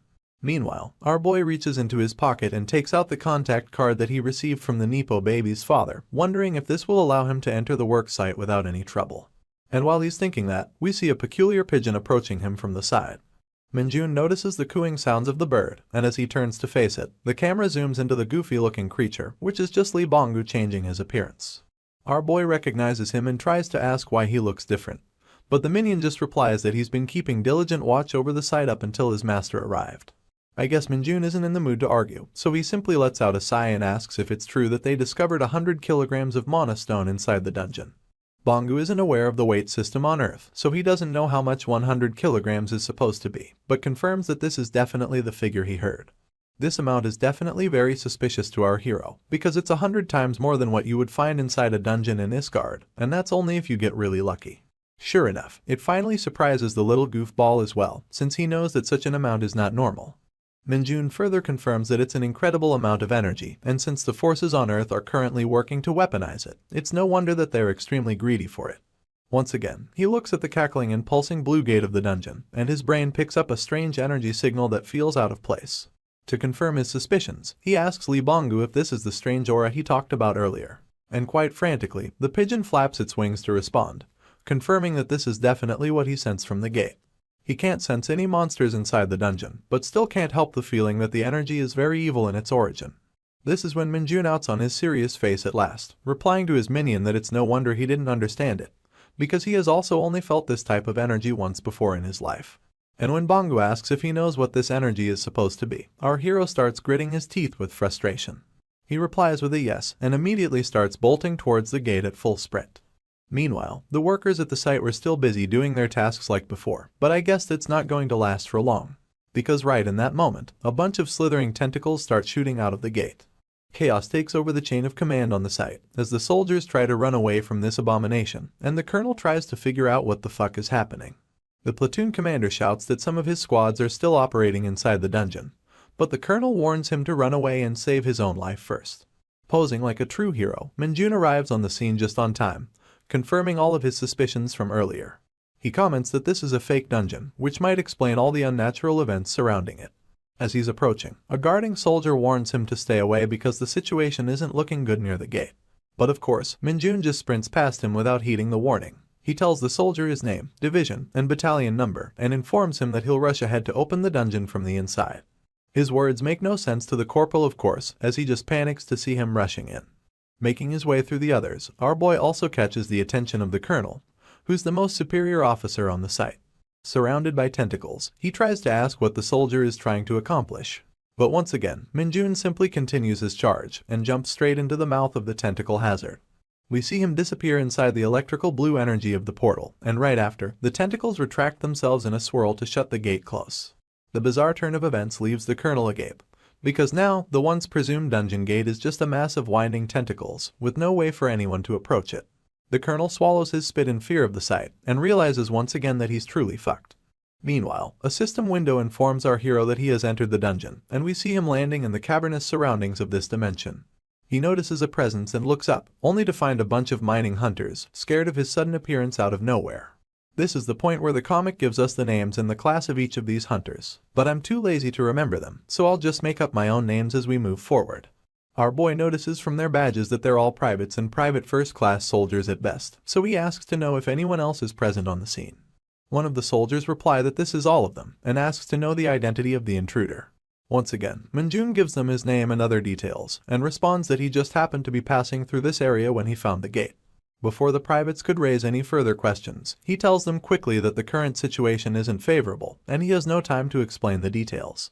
He then asks them to ensure that no one is hurt, and confirm that they're all in possession of their equipment. After a quick inventory, we see that the privates were only carrying 3 katanas, 2 daggers, and a bunch of energy bars each. Naturally, Minjun is disappointed to see this, but the soldiers inform that they're just the transportation team, so this is all they get, and the inspection team has already left. Even so, our hero doesn't understand why someone in their right mind would decide to dispatch a transportation team without any backup.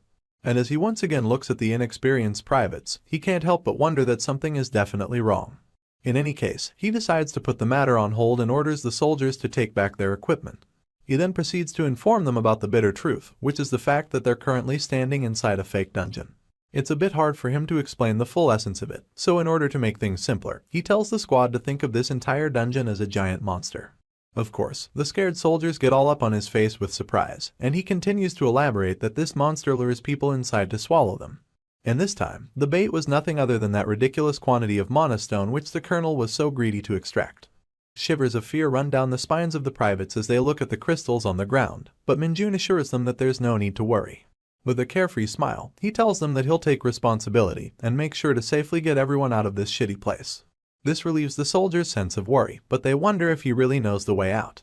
First of all, our hero tells them that they must follow all of his orders, and proceeds to inform that from now on, they will have to kill monsters and start moving towards the center of the dungeon.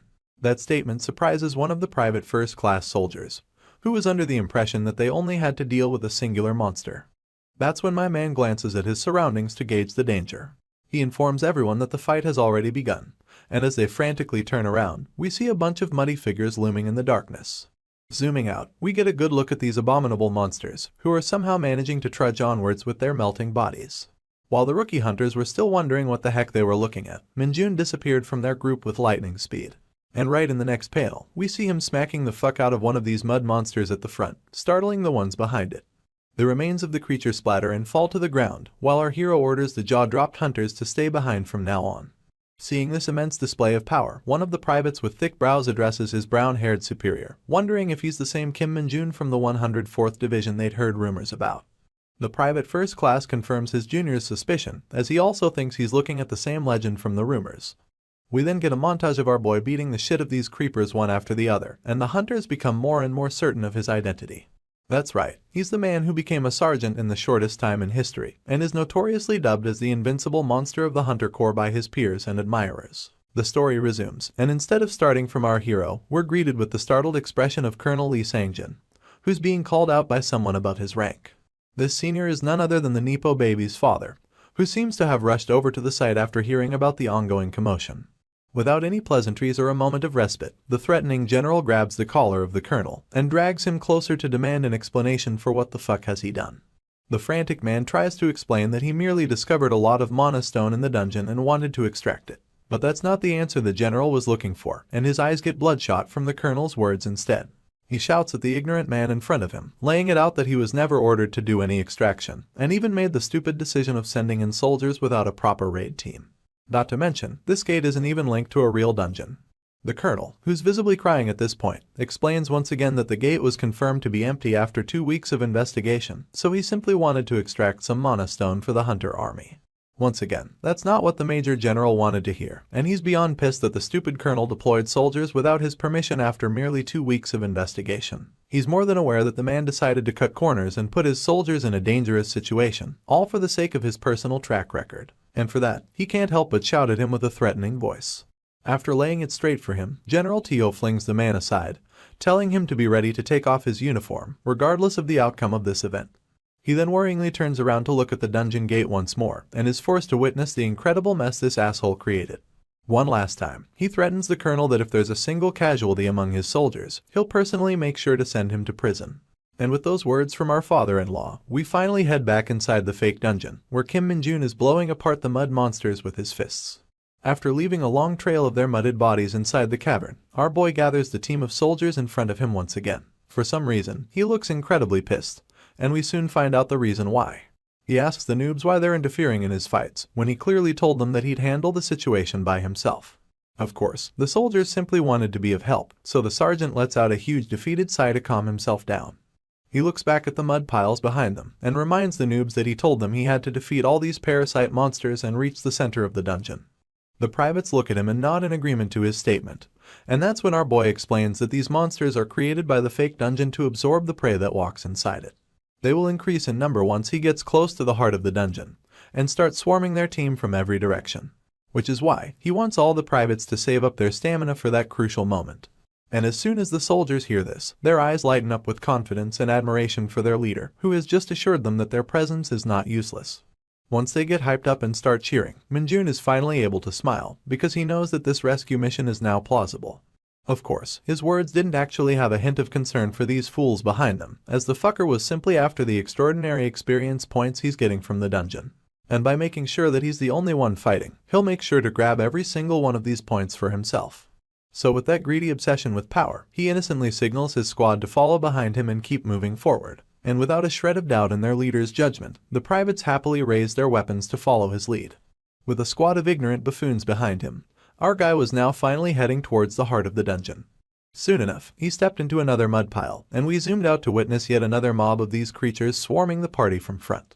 Their number was greater this time, and they all seemed to be guarding some sort of massive gem behind them, which was conveniently raised on a pedestal to mark its importance. Meanwhile, even though they did nothing, the soldiers were starting to get extremely exhausted and out of breath. Min-jun is already aware that you start losing your stats and stamina simply by staying inside this fake dungeon, and had he allowed his men to fight from the beginning, there's a decent chance that they could have died due to exhaustion. Nevertheless, he assures them that they simply need to smash the core gem that they see ahead of them, and they would be able to escape this prison. But a ton of monsters stand on guard next to that core, making it a lot more difficult than it seems. But this is when our boy tells them to play their part properly, which is to make sure that no one gets killed or hurt, no matter what happens. He almost slips in his inner thoughts and blurts out that their health is necessary for his track record, but quickly fixes his words to tell them that they just need to focus on defense and stay safe in the rear. Once again, the soldiers shout in resonance, heeding the command of their leader while striking a defending formation to ensure everyone's safety. That reassures Min-jun that he's free to leave their side, so he leaps forward into the battle, trusting the defensive capabilities of the privates. The mud monsters charge forward at the same time, but our boy simply splashes through them without any sort of resistance. He has to nerf himself and not use his demonic skills though, because the privates are watching, and he doesn't want any unnecessary rumors. So, without using anything flashy, our hero slips past the sluggish monsters with ease. They try to swing their liquefied bodies to intercept his path, but then he simply jumps into the air, while John and Ted eat the full brunt of Dave's attack. And while poor Dave was still horrified at the fact that he accidentally killed his own friends, Minjun was crashing down on him from above like a goddamn meteor. With the mightiest axe kick you've ever seen, he lands gracefully on top of the mud creature, splashing its body apart. Rest in peace, Dave. May you be remembered by someone in the comments section below. Well, anyway, Minjun uses this moment to leap forth once again and bounces ahead, leaving the majority of the monsters behind him. Dave's family steps up to block his path once again, but Daddy Mudface over here gets punched in the neck by the ruthless fist of our hero. He does the same to the second monster and once again continues to breeze past his enemies. By now, it seems as if even these mindless monsters are instinctively starting to back away from our hero, which of course makes him sprout a huge smile as he demonically orders them to keep coming at him with their sweet experience points. But then, all of a sudden, the purple core of the dungeon starts to radiate with its pinkish energy. It seems to have surrounded itself with some sort of mist, and Minjun's eyes widen immediately as he recognizes the threat. He knows that the core is starting to emanate poison, so he shouts at his squad to stand back immediately. That's when the core practically bursts with a purple cloud of poison, adding another layer to the already difficult situation. Our boy is immune to most poisons thanks to the demonic nature of his innate powers, but that doesn't eliminate the danger for his subordinates. He starts gathering a spiral crackling demonic energy in his hand to somehow deal with the situation, but he's aware that depending on the type of this poison, it might not be possible to keep his men alive. Plus he's already running out of time, so his only option is to quickly clear this dungeon as soon as possible. This is the moment when a certain ringlet starts to shine silver. The shining power is coming through from Minjun's pocket, where he kept the silver bracelet that was given to him as a gift from the Nepo baby's father. A system window informs us that the item is reacting to our hero's demonic energy, and another window confirms that the item's hidden powers have been unlocked. Our boy of course doesn't have any idea what's going on, so he takes out the bracelet to grab a quick look. He remembers the Major General's words when he received this gift, and how he explained that although the military isn't able to fully evaluate this item, it is known to increase a person's stats at random proportions. Minjun had been wanting to save this item for later when it will get harder to raise his stats manually, but he's surprised to learn that the bracelet also contains some hidden power. Right then, another window startles him as it suddenly pops up in front, and this is where we learn the full specs of this item.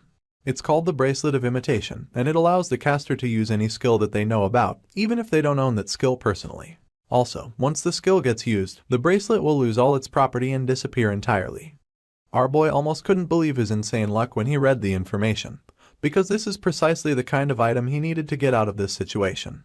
He holds out the bracelet in his hand, and recalls the perfect skill to deal with his current predicament. Since Minjun comes from another world with a plethora of experience under his belt, he knows about way more skills than he currently owns. And with his vivid imagination, he conjures up his dark powers around the item, forming a handle of some sorts in his hand. As we zoom out, we see that he's holding a massive sword of pitch-dark energy, which appears extremely volatile in its element. I guess it wasn't possible to conceal such a skill from the eyes of the privates, who can do nothing but stare at the sergeant with stun-locked expressions. Almost like Guts from Berserk, the man holds out his massive blade on his shoulder with a grin of confidence. This is one of the unique skills of a monster called the Dark Knight, which gave our boy quite a run for his money when he tried to catch him. It almost looks comical when Minjun holds out this absurd-looking weapon above his head, but the skill he uses to cast it is nothing to laugh at. This skill is called Banishment, and it uses his demon sword to open up a rupture in the surrounding space, blasting all nearby enemies through a dimensional rift. With one last smirk, my guy tells the fake dungeon to get a load of his power and swings down the gargantuan sword, which almost forms a veil of dark energy in front of him. As expected, the slash opens up a dimensional rift in front of him, and although everything looks normal for a brief moment to the mud monsters, they soon start getting sucked into the void as their bodies disintegrate. The rupture is massive, and sucks in all the enemies created by the fake dungeon in a twirling motion around it, along with all of its purple poison. The dungeon core itself wasn't an exception either, as it soon began to crack and crumble under the pressure. Not being able to hold onto its form, it got sucked into the rift along with the rest of its measly creations. By now, Minjun's energy sword has exhausted its usage, so it started to melt away its shape and disappear into the air as well. And in a matter of seconds, it completely disappeared from the hands of our hero. Not that it matters, because the satisfied look on his face is already enough to confirm that he got what he wanted. That's when his lackey in the outside world contacts him via telepathy, telling him that there's been some trouble.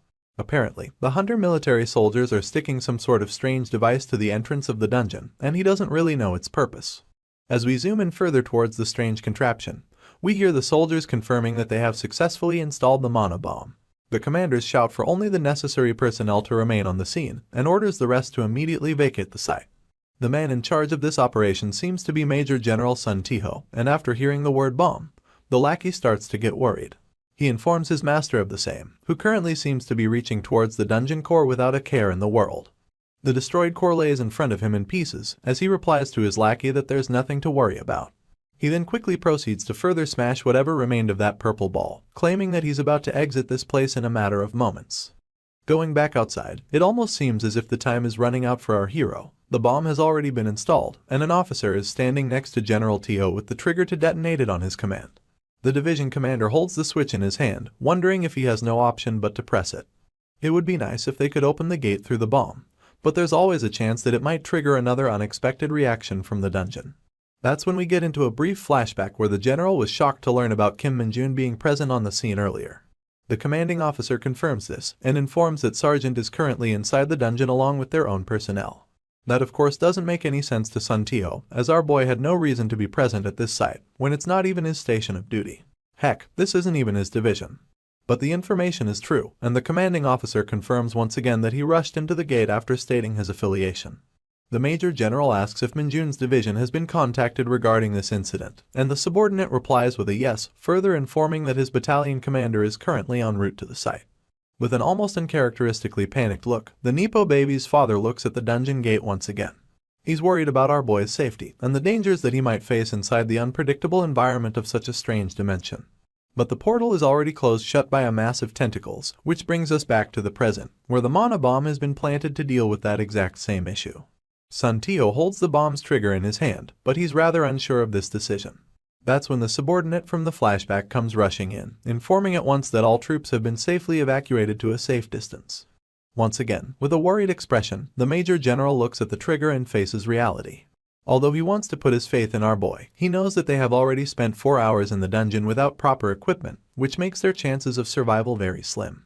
However, just as he had resolved himself to finally push the button, the massive portal suddenly started to quake and tremble. Such an event was unexpected, and it left the two officers at the scene to become unsure of what was happening. Miraculously, the enclosure of tentacles started turning to brittle stone and crumbling before their very eyes. Tio's subordinate was still lost in the sauce, but the general was sharp enough to take action immediately. He ordered him to quickly call the medics to come to the aid of any survivors, and then bring the officers to come fully armed to the field for any unexpected dangers. The general then rushed straight towards the gate, and with his massive hands and abnormal physique, started tearing apart the weakened tentacles to fully open up the portal once again. While he was busy struggling to rip the tentacles piece by piece, the lieutenant was already back with the medics as commanded. A gray-haired woman, who looked to be the one in charge of the medical corps, immediately reported their arrival to the Major General, but the man simply commanded her to stand by for the time being. And then, as he held the pieces of monster flesh he tore apart, the both of them witnessed something truly miraculous. Human figures started to emerge from the portal, and it only took a moment more to see that these were the privates who were sent inside for mana stone extraction. From the look on their faces, they almost can't believe that they actually made it out alive. I shit you not, this is actually the first time we've ever seen Nepo baby's father with such a genuine face of happiness. I guess he really cares about his people. He pats the private first class at the front and starts asking them if everyone is safe and if there's anyone who got injured. I guess the reality finally set in for the redhead, so he starts crying with joyful tears, telling the division commander that everyone is safe. The remaining soldiers soon began to come out of the portal in numbers, and it became clear that their raid was successful. At the end of the line is our boy, heroically standing tall with an exhausted private on his shoulder to help him through. One of the medics rushes over to help the private instead, and our boy slowly leaves the man in his care. He then turns his gaze and meets the eyes of the Major General standing a short distance away from him. First things first, Min-jun makes sure to salute his senior on the field. The man at the other end sprouts a smile after this gesture, making sure to salute back in response. If not for our hero, the privates who were sent inside would have lost their lives, and our father-in-law seems well aware of this fact. The scene then transitions to the evening of the same day, and we're taken to the headquarters of the 107th Division. Inside the building, General Sun and our boy are sitting together inside his office. Placing down his cup of coffee, the general seems to be agreeing to some sort of report in his hand. He confirms the report by asking our boy if he was indeed on vacation, which the sergeant agrees to immediately. And when asked as to what he was doing inside a foreign division, Min-jun perked up and replied that he came to avail the offer from the Major General, who agreed to treat him to a meal. Of course, the officer finds it a bit odd that a soldier would willingly use his vacation for something so trivial. Not to mention, as soon as he arrived in the area, he noticed the portal acting weird at the perfect moment and jumped in to save a bunch of people he had no affiliation with. And after listening to all the facts, even Minjun is forced to face the fact that his lie is starting to stretch a bit thin. However, he has no choice but to stick to his words, so answers back with his usual bright energy, confirming that when he noticed the anomaly at the gate, his body started moving on its own to take action. There was a brief moment where the general was forced to think that this dude had to be bullshitting him, but he couldn't help and laugh at the answer instead. He likes the eccentric nature of our MC, and is finally beginning to understand why Brutus likes him so much. Meanwhile, my guy is just surprised that his lie somehow ended up working. After the hearty laughter, the Major General leans forward and informs our hero of the incredible feat he accomplished inside the fake dungeon by ensuring the safety of every soldier. He appreciates his efforts, and Minjun is more than happy to take up that compliment with stride. However, there's a sudden tension in the air when General Sun's eyes begin to sharpen. Minjun notices the shift and stays silent in response to listen further. That's when the man starts explaining that the sergeant is starting to stand out too much. Not only has he been rapidly moving up in ranks one after the other, but also given the achievements of today's incident, it goes without a doubt that the Hunter Corps headquarters is starting to pay him a lot of attention. To our attention-seeking hero, that's not exactly a bad thing, but the general is concerned that it might cause him some problems in the future. And if that happens, he wants to assure Minjun that he should never hesitate to inform him immediately. No matter what happens, he assures him that Brutus and himself will stand up for him at any given point. That means that our sergeant boy is now officially recognized by the father-in-law for his talents, and Minjun can't help but thank him for the gesture. After that, the general leans back on his sofa, telling the boy that he can't really treat him to a meal today because he's busy, but he'll go ahead and grant him any personal favor if it's within his power, as thanks for saving his men.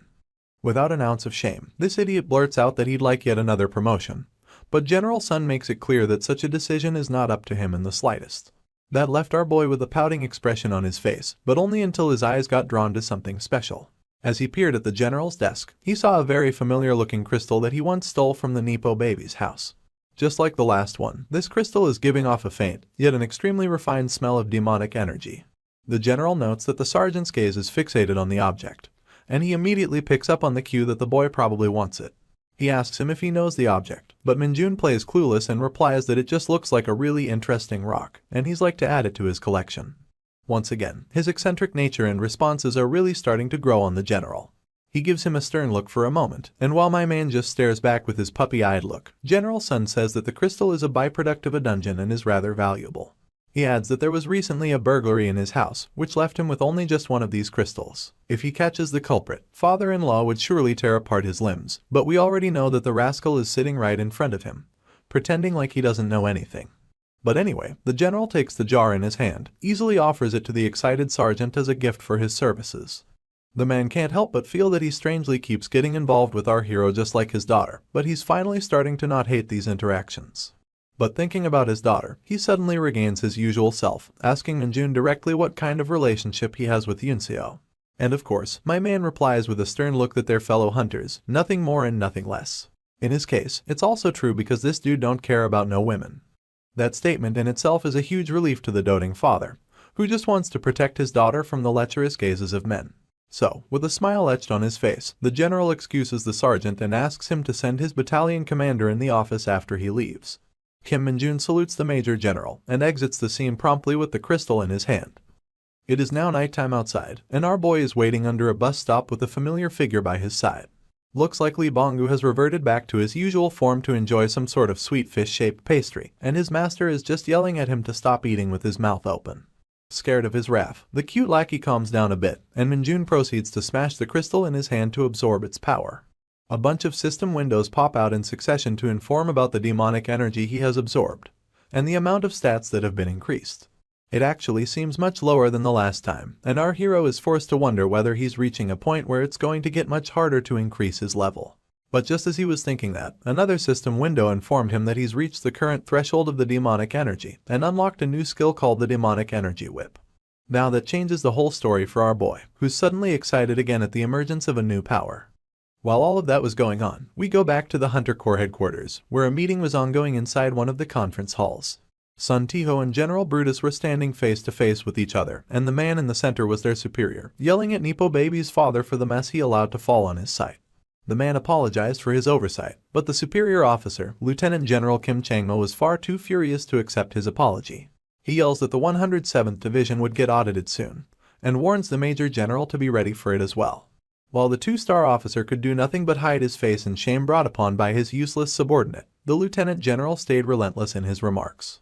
Even Brutus had no choice but to witness the whole scene quietly, as there was nothing they could do to mend this situation. Moreover, Kim Changmo was dying to meet the battalion commander who was the root cause of this mess, and it's very likely that he's going to strip him of his uniform. Sun Tiho agreed to send Colonel Lee to the meeting room later, and that's when the door behind him suddenly propped open. A single emergence of the figure from the door startled the three officers present, and Lieutenant General Kim was the first to get up and salute. The man stepped forward with authority, telling Kim Changmo to go easy on the Major General, because he's yelling loud enough to even be heard outside the room. The three-star officer immediately stands on guard after the statement, agreeing to the command and sweating profusely. That's when the figure finally took his seat while stating that he had received the report of the incident, and Major General Brutus quickly realized that shit was about to go down. You can already see the 4 stars on the uniform of this figure, which mark the highest status in the military, the rank of a general. And sure enough, as we zoom in on the cunning and calculating face of the man, the comic reveals him to be the supreme commander of the entire Hunter military, General Gu Haxial. He utters the name of Kim Min-jun, the man who was at the forefront of his report, and you can immediately tell that some intense politics are about to go down soon. The story continues, and we're immediately greeted by a brown car, speeding its way inside the Hunter military camp.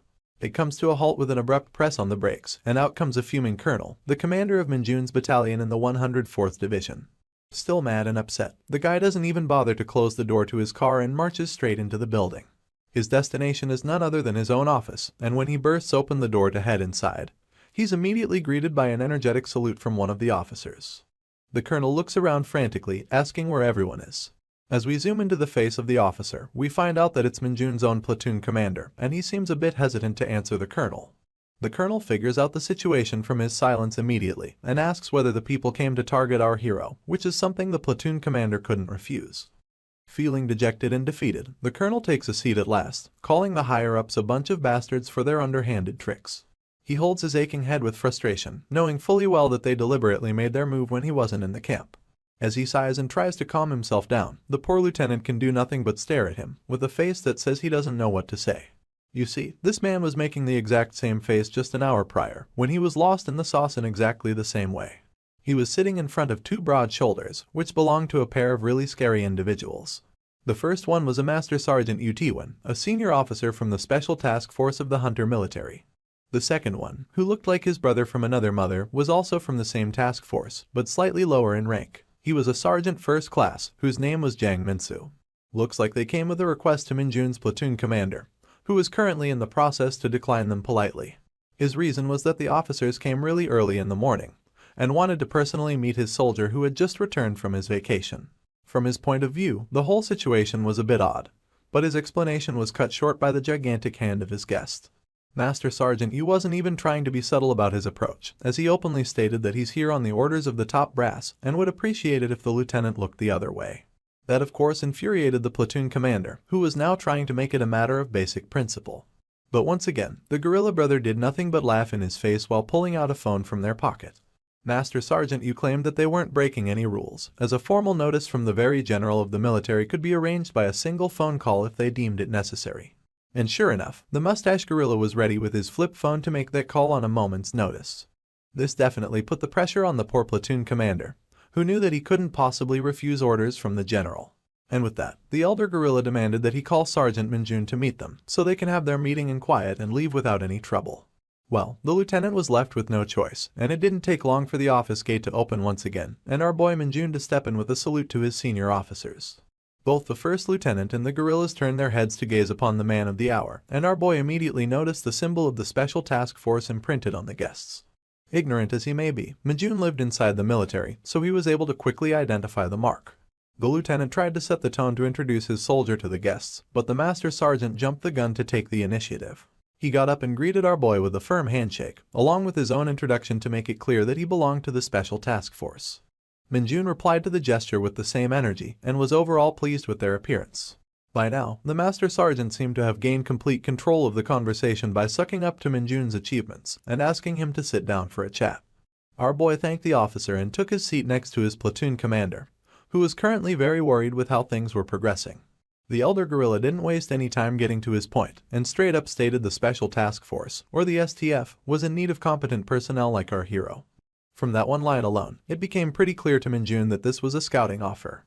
Master Sergeant made the duties of the task force more clear from thereafter, stating that they're only deployed for special cases unlike the regular hunters. These tasks include raids inside high-risk dungeons, protection of VIPs, overseas missions for the military, and much more. It was a lot of gibberish that our boy simply didn't care a damn about, but his eyes were glittering in a way that worried the lieutenant. After all, as long as he was promised a huge promotion, this dude wouldn't really hesitate to switch sides. Master Gorilla even mentions that they often deal with the crimes of civilian hunters who aren't affiliated with the military, so high combat skill is an immense requirement for their unit. After stating all the work that they do, this dude claims that our boy's incredible performance in his division hasn't gone unnoticed by the headquarters, so they would like to offer him a place that he actually deserves, along with a special promotion. Yep, those were the words that tipped the scales completely. As soon as our boy heard about the special promotion, his eyes perked up with excitement, very much in contrast to what his commander was feeling. The Master Sergeant is just layering the cream on top of this delicious cake of an offer at this point, and confirms once again that if our boy indeed joins their task force, he would be promoted to the position of a staff sergeant immediately. That's where the mustache gorilla chimes in, further elaborating that the initial promotion isn't the only benefit, as people in the special task force are basically on a fast track to future promotions and rank ups inside the military, because they have more chances to rack up their achievements. Of course, with all those SEO-optimized words to resonate with Mijun's noodle brain, he was seeing absolutely no reason to refuse such a stellar offer. That's when the Master Sergeant's flip phone started ringing out of nowhere, and as he tried to excuse himself while trying to take it out of his absurdly plus-sized pocket, Minjun couldn't help but notice that it's the exact same model as the one on the table. For some reason, that put a sense of worry on our boy's face, so he asked the mustache gorilla about it right away. Feeling cocky and superior, Jang started putting it back in his pocket, while explaining that it's a special device that's only issued to the Special Task Force. It should not be confused with a regular smartphone, as this thing is specially designed for security and confidentiality. As much as he was being cocky in his explanation, it was starting to have the opposite effect on our boy, who was picking up signs of rigidness in the Special Task Force's way of operations. He surprises the Gorilla Brothers when he asks them whether he'd be allowed to use the internet and computers as much as he wants if he joins their unit, and as expected, the response wasn't to his liking. The officers explained that they deal with top-secret information regularly and have to control their environment to prevent leakage. In other words, not only are they not allowed to use the internet during duty, but also actively encourage not using it during your vacation as well. Well, that was it folks, our boy has lost all interest in their offer.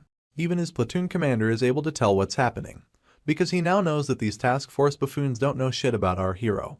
In any case, the Master Sergeant was about to close the meeting by handing over his card and saying how such an offer is extremely rare to come by, but Minjun straight up cut him off and told him that he'd just stay in his current division.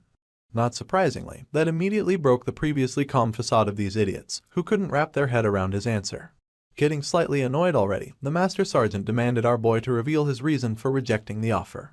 Of course, Minjun isn't known for his shy nature, so he immediately starts explaining that he can't join a squad where he can't even play his favorite game, Dungeon Power Fighter. Now clearly, that was an answer that sent the mustache gorilla in almost a justifiable rage. I mean, how could this dude reject such an incredible offer over some stupid outdated game? But that's just who our boy is, and he makes it clear to his guests that he's not joking. For him, this game is a vital source of energy, and he's not really willing to substitute it for anything else. Heck, this guy crossed over a whole separate dimension just to play this game. That doesn't mean that the Master Sergeant would simply accept his reasoning, however, but he's got no other choice.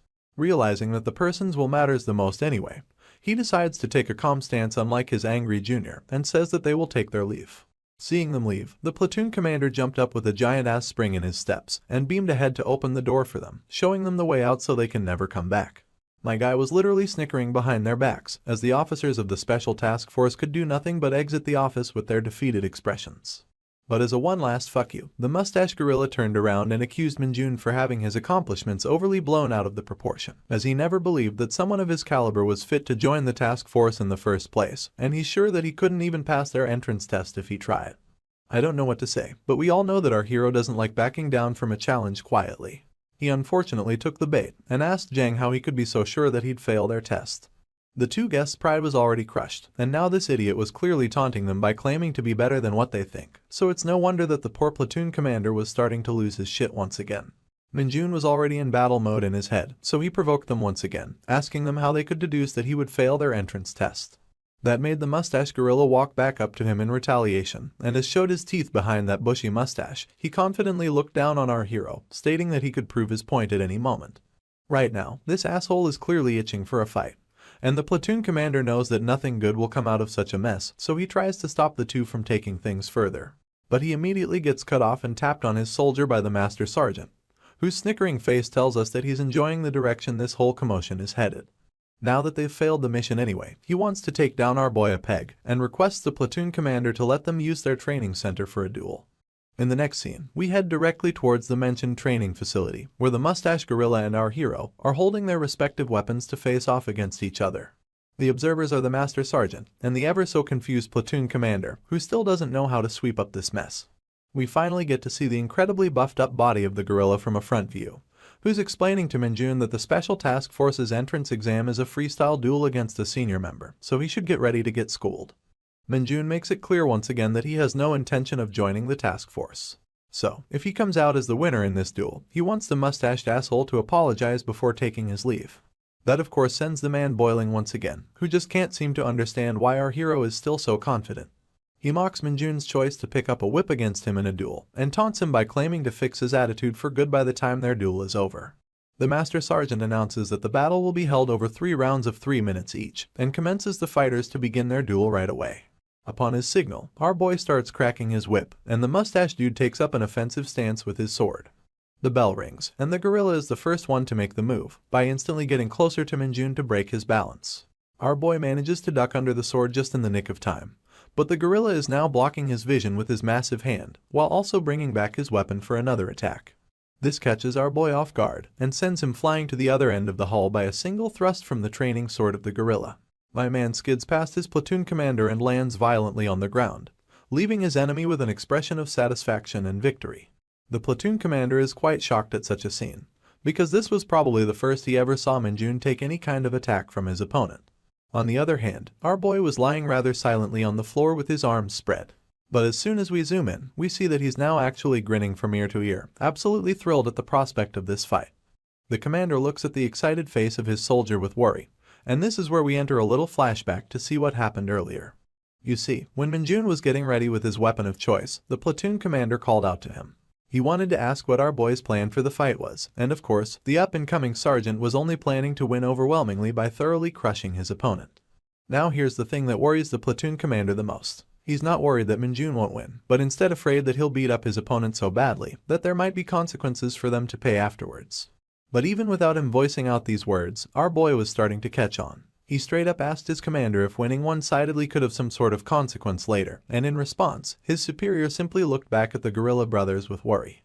He explained that the Special Task Force is a squad that's well known for their overblown egos, so he's afraid that they might start targeting Minjun in the future if they lose face.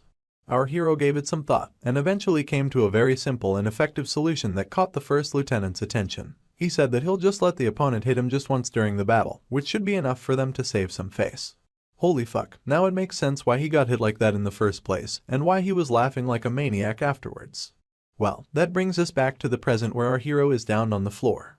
And as expected, the mustache gorilla is definitely on his high horse after that single blow. Master Sergeant tried to end the spar right there and asked the platoon commander to take his soldier to the medics, but this duel was far from over. Heck, even the commander himself knew that these gorillas had no idea who the fuck they were messing with. The Master Sergeant was now getting overly condescending, telling our boy that he should be glad that he at least managed to dodge the first hit. But from the perspective of their unit, he's far from ideal. But you see, the man had no choice but to cut his words short and look surprised, because our boy immediately got up as if nothing had happened. With a confident smile on his face, my man deemed that the duel wasn't over and wanted to continue the fight. Of course, his crisp voice surprised the mustache bastard as well, because he knows that he hit him exactly where he wanted, so he shouldn't be able to get back on his feet so easily. He's worried and confused, but that doesn't mean he can back down from another round, because this was supposed to be a 3-round duel to begin with. The Master Sergeant on the other hand thinks that Minjun is trying to push himself too far, and even though he agrees to continue the duel, he's worried that it won't be good for anyone if he gets injured too seriously. But that won't be a problem for our hero, because the battle hasn't even begun from his point of view. His opponent sees his courage as an act of arrogance, and once again comes back to teach him a lesson. With a pissed-off face, he claims that such foolishness cannot be called determination, as it's nothing more than suicide. But well, he's talking to the wrong person entirely. Minjun is now ready with his weapon, and we finally get an explanation on why he chose it in the first place. It's because he wanted to use his latest ability called the Demonic Whip to encapsulate his energy into the weapon, and he further used his other skill to camouflage it completely from the eyes of others. The gorilla was now starting to look like an angry baboon instead, ready to tear apart his opponent for his arrogance. And just like before, he was once again the one to make the first move, coming at our hero directly with his load of overconfidence. This time, he launched a triple thrust attack with his sword, but our boy was as ready as ever. Without so much as a single flinch, he easily parried all of his attacks by tugging tight on his whip. For the mustache, who thought this round was going to be just as simple as the last one, this was the first of many surprises to come. He immediately pulled back to gain some distance from our hero, and lunged forward once again with a much heavier thrust, aimed directly at the throat. Not that it was going to matter though, because this time, our boy immediately captured the sword by turning the whip around it. The dude and his mustache were shell-shocked by what he just witnessed, and as Minjun tugged back on his weapon, the gorilla's training sword was flung 10 feet into the air, disarming him completely. Both the Master Sergeant and the First Lieutenant were mind-boggled to see this, but our boy had a lot more in store. Without relenting, he swung back his arm to direct the whip back at the gorilla, who was still stuck in his earlier position. This just goes to show just how fast all of this happened. The whip came crackling down from all directions, and the gorilla had no choice but to put his guard and endure the blows. Although disgruntled and furious, the man looked fine on the surface. But just as he was about to get cocky and tell Minjun that his lousy attacks weren't going to work on his buff muscles, his hands started to crank up from nowhere. His expression made a complete 180 in a matter of seconds, and the pain was so unbearable that he couldn't help but scream at the top of his lungs. As far as the Master Sergeant was concerned, perhaps this moment was the most shocking one to him. He couldn't believe that his brother gorilla was kneeling down from such a seemingly underwhelming attack, but the man was literally trembling and wailing in agony. But this was just the start of the suffering, and the Master Sergeant could instinctively spot the threat when he saw the whip once again. In the hands of our boy, who was swinging that shit around like some experienced cowboy and grinning like an absolute psychopath, this innocent training weapon was starting to look incredibly terrifying. The Master Sergeant was finally beginning to realize that they might have fucked up, and Sergeant First Class Jang was literally about to cry when he saw our boy approaching. Of course, his cries wouldn't be heard in a duel of pride, and he was made to eat the full brunt of Minjun's demonic whip to his chest. With a tear and snot-covered face, the man almost fell unconscious upon this last impact. He grunted in pain, and our hero just watched him suffer from his high position. From this exchange, he could understand that the STF was definitely a cut above the rest, but they chose the wrong opponent to go up against. This was probably their first time getting hit by a whip coated in demonic energy, so it's no wonder the gorilla couldn't endure the pain. After all, when it comes to the life forms back in Isgard, even the incredibly thick-skinned orc warriors curl up on the ground from the impact of this skill. So, when the whip wails and cracks in the air, cutting through everything as our hero gets closer and closer to his opponent, the fear sensors in the gorilla clock up to the max, and he literally starts fearing for his life.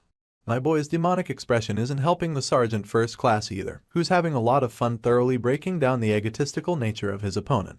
Seeing him wind up another attack, the gorilla screams as loud as he can, and the Master Sergeant jumps in immediately to stop the fight and save his junior's ass. But my man is no warrior of justice, so he brings down the whip regardless. A loud clap of thunder-like impact is heard echoing through the training chamber, and we see that Minjun decided not to hit the poor gorilla after all. Instead, he hit the ground right next to his crotch. Well, not that it helped anyway, because the poor Sergeant First Class had already started frothing from his mouth when he saw the whip coming towards him, and rather pathetically, he fell down to the floor with an inch of his life remaining. Press F to pay respects for this poor idiot, who might never even appear in this manhwa again. Anyway, seeing him faint so abruptly, the Master Sergeant had no choice but to rush straight to his rescue. He lifted up his hulking junior, only to find out that he had fainted completely. For someone who never even blinked an eye while getting beaten up by terrifying monsters, Sergeant, you can't believe that his junior would faint from the fear of pain. He looked back at our hero, happily chatting away with his platoon commander, and truly wondered if a training whip could ever be capable of dishing out such destructive force. The only conclusion he could come to was the fact that Minjun was truly special, and there was no way he could afford to let go of such a treasure. So, as the man who finally understood our hero's true value, he decided to face the shame, and asked if he could be allowed to apologize in place of his subordinate to atone for their mistake. For a moment, Minjun didn't know how to respond, for such a prideful man to personally offer him his apology. He wondered if he had gone too far to teach them a lesson. And as he looked once again at the sorry state of the Sergeant First Class, he was starting to feel a bit bad for what he had done. And so, deciding to let the matter go, he simply replied with an apology of his own, claiming that he had acted beyond his rank on impulse as well, so they should just bury the hatchet. The Master Sergeant didn't show much expression to that response, but deep down, he really respected our hero's reply to this situation. Growing more and more interested, he handed him out his card once again, telling him to contact him anytime in the future if he ever decides to change his mind about the offer. With that, he picks up his junior from the floor, politely deciding to exit the camp with whatever dignity they had left. But of course, the now satisfied lieutenant teased them the whole way, asking them if they needed to be shown their way to the medics. Master Sergeant Yu declined the offer without showing any emotion, and gestured that it's best that they now get going back to their camp. And with that, this foxy bastard just stepped aside and showed them the way out with the most passive-aggressive pose imaginable to mankind. It looked as if Minjun was quite pleased with the end result as well. He didn't know what to do with the card in his hand, but this was probably the best outcome in this scenario. We now head back to the present timeline to the company commander's office, where a loud burst of laughter could be heard outside. The platoon commander had just finished telling the whole story to the battalion commander, who was beyond happy to hear it in detail. With a bright and pleased smile, he asked his junior officer about the whereabouts of the man in question, Kim Minjun. The lieutenant replied that he was now back in his barracks and was currently training on his own. The colonel says that he'll personally deliver the news of Minjun rejecting the offer from the special task force, as he's sure that the division commander Brutus would be thrilled to hear it. But still, there's a moment where he shows some worry on face, because if our boy rejected their offer this time, he's sure that the STF now wants him more badly than ever. The lieutenant seems to think the same, and wonders if they should do something to entice our hero to make him stay in their battalion. The colonel's response to this is rather bland. He believes that the division commander must have predicted these things so far, so they shouldn't worry unnecessarily. He looks back up with a renewed smile and a hint of confidence, saying that he's looking forward to what kind of offer Brutus would prepare for our hero. That's where we transition the scene towards the training room with a bunch of broken slabs of wood on the floor, and our hero who's currently in the process of breaking more of them by using his whip. Holding his weapon with a hint of confusion, it seems as if this man is trying to practice his control over the skill so that he can tone it down a bit when dealing with a similar opponent in the future. The episode starts, and the first thing we see is the absolutely joyous face of Brutus, laughing at our hero's recent shenanigans with the special task force. He's getting the news from Minjun's battalion commander and is overall quite pleased with the result. He speculates that the STF guys must be quite upset right now, to which the colonel fully agrees. You see, Brutus was previously quite worried because he knew he couldn't stop our boy from leaving if he decided to join the STF, but now that situation has resolved itself rather beautifully. The colonel agrees and suggests that it's probably the best time for them to step up their game. Since the Major General agrees with this statement, he wastes no time and gets up to express his proper appreciation to the right party. My man picks up the tiny handle of the phone receiver with his gigantic hand, and casually proceeds to talk in abstract words to the person on the other end, confusing the colonel behind him.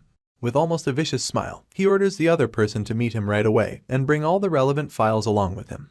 We'll get back to this mysterious development later, but for now, let us go back to the military camp of our hero. The corporals are all gathering in front of their sergeants, looking a bit anxious.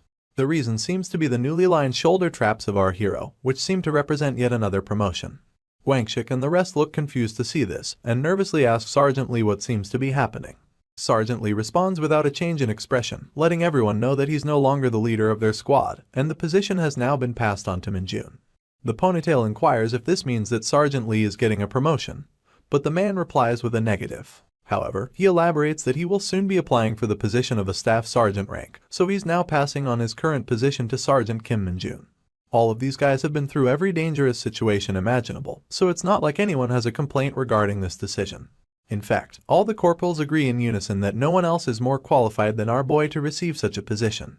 Still, Minjun's disciple raises his hand to ask a question, and the sergeant allows him to speak.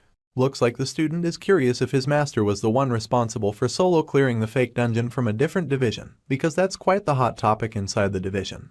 His inquiry hypes up Guangshik and the ponytail as well, who claim that the entire hunter community is in an uproar because of that incident.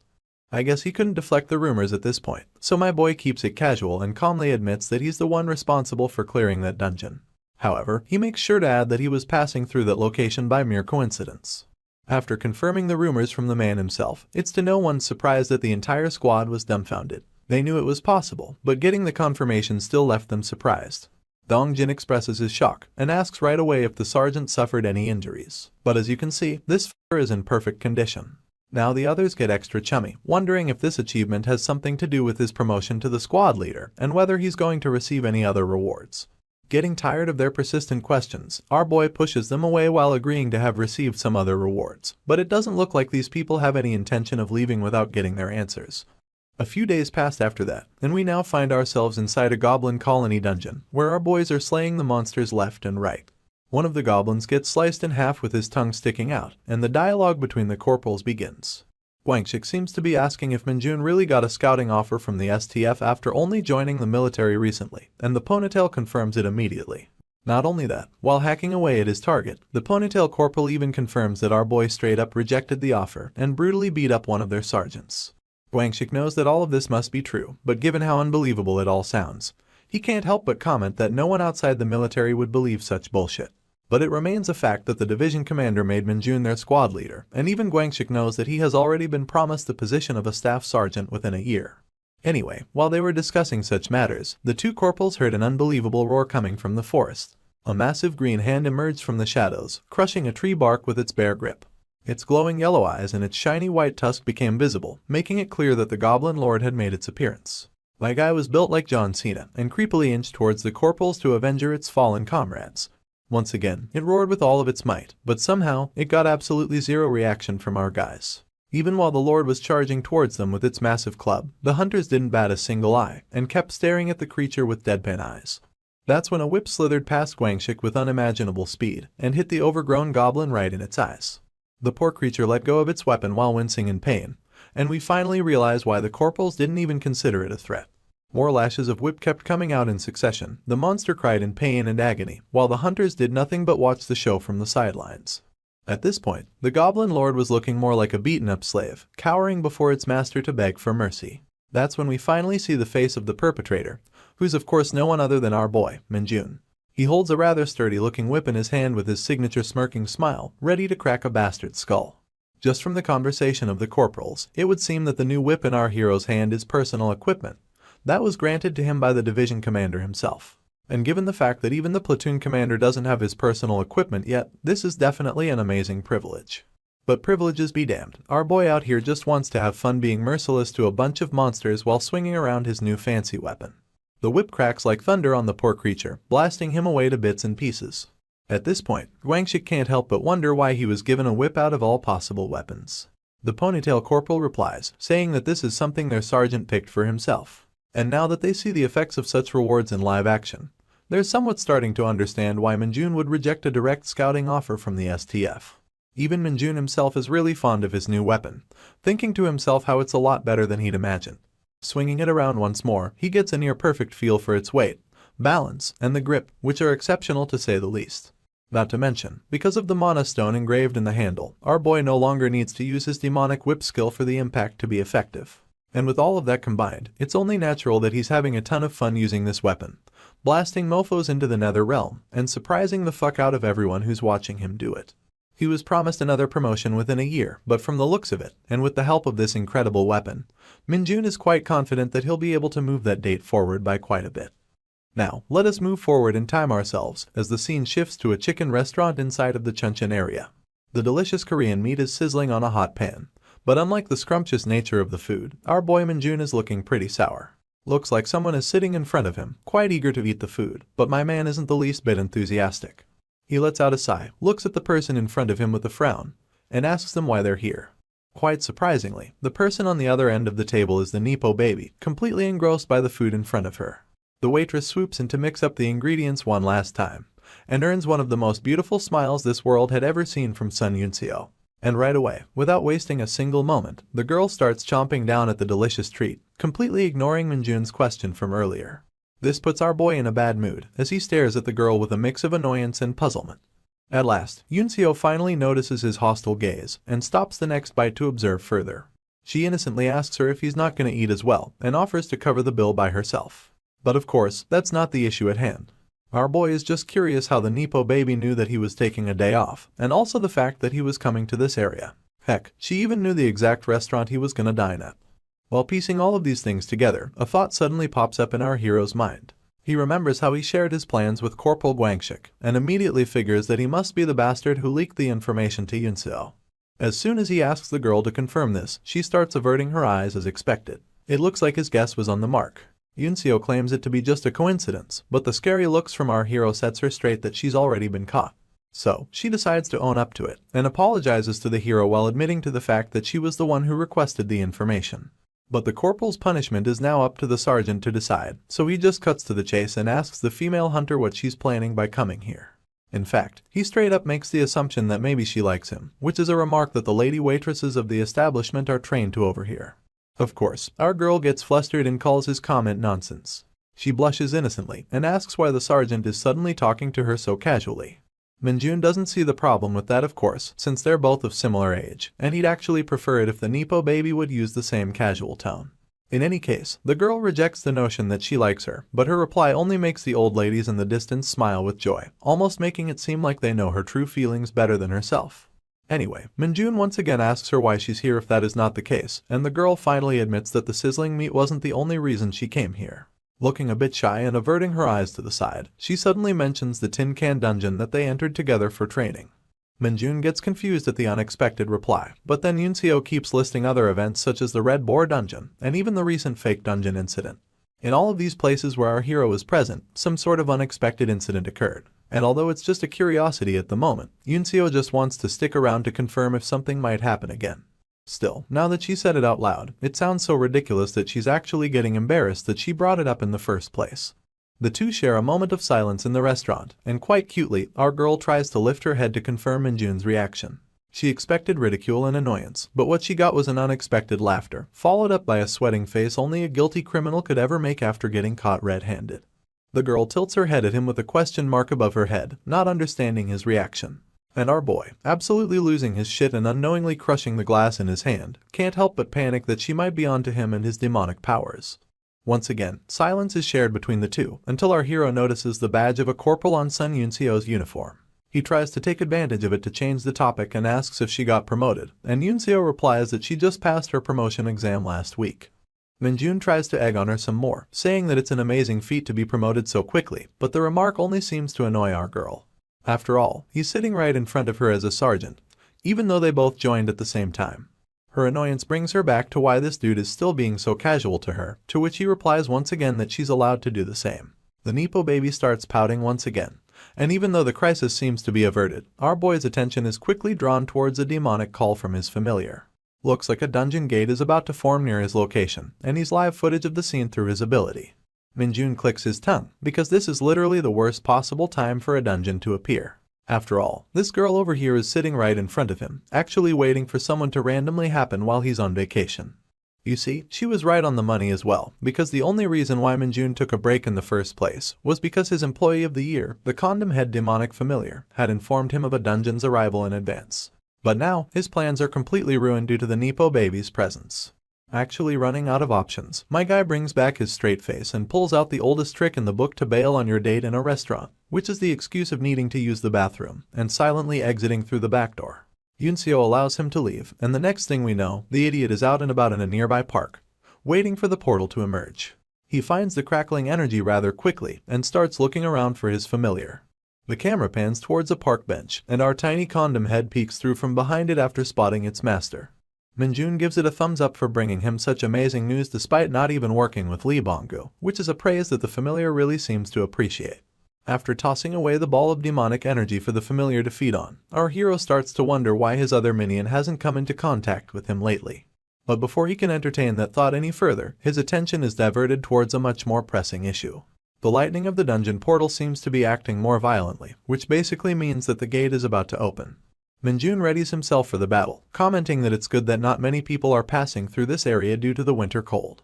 In just a matter of seconds, the lightning energy starts running rampant in its location, and a gigantic portal is opened right in front of our hero as he had expected. We all know that our boy isn't the type to care about others, but even he is getting annoyed by the fact that the gate is opening up in the middle of a residential area. Regardless, for the sake of the citizen's safety and his promotion, he gets ready to deal with this mess as soon as possible. In the next moment, we see a somewhat humanoid silhouette of a dungeon creature making its way out of the gate, looking quite menacing. The fact that the monster is coming out on its own isn't a natural occurrence, and is categorized as an anomaly called the dungeon break.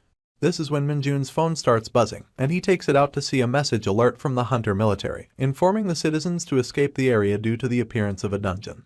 For now, our boy doesn't know what might come out of this portal, but if it's something he shouldn't be able to handle at his current level, he just needs to hold out until the reinforcements arrive from the military. After all, they already seem to be aware of its presence, so our hero just needs to think of a way to stall for time. Soon enough, a giant blade-like object comes out from the portal, and out emerges a massive creature with incredible muscles, sharp canines, and a face without eyes. The creature roars ferociously, immediately putting our hero on guard against it. Minjun recognizes this monster as a hanker, not to be mistaken with a wanker, and it looks like it's a somewhat troublesome opponent. The the hanker, starts off the fight by bringing down its bladed hand on our hero. The attack gets dodged rather easily, but Minjun is still left with a lot of questions about this monster. First, he wants to make sure if it's the only one coming out of the gate, and secondly, given its abnormally dangerous arms, he wants to know if it has consumed a fuck ton of demonic energy. The sergeant leaps away from the creature's follow-up attack, and immediately starts preparing his dark arrows to smite him into smithereens. However, before he could launch his attack, the hanker somehow propelled his left blade forward like a hand cannon. It definitely caught our boy off guard, and the resulting impact from the blow was rather flashy. But of course, we all know that this wanking hanker would never hit our hero in the first place. The blade was lodged to the ground, and zooming out, we see that it missed our hero by just an inch of a margin. Minjun admits that he didn't expect such an attack, but as he holds the chain, he remarks that this is nothing more than a petty trick. I guess the monster has an ego after all, because we see that it's pretty pissed by the comment. With its enormous strength, it pulls back the chain swiftly, forcing our boy to swing along with it. Not only that, it further follows up with another hand cannon attack with his other arm. Once again, showing incredible athleticism, my man dodges the unexpected attack mid-air by swirling around his body like a tornado. Let's zoom out and look at the scene in slow motion. This shit looks straight out of some superhero movie, with the wankers both chain arms swinging in the air, and our hero being suspended in the air with a forward momentum. He comes crashing down at the monster's jaw with his demonic punch. The Hulk falls to the ground with the impact, and Minjun lands gracefully right behind him. But as he turns around, he can immediately tell that his earlier attack wasn't enough. After all, even with its broken jaw hanging by the torn flesh of its face, the monster still managed to stand erect. As expected from the tenacity of a wanker, Minjun was now getting ready to launch another attack, but he finally gets interrupted as someone calls out to him from behind. He recognizes the voice and turns around his head with a face full of worry.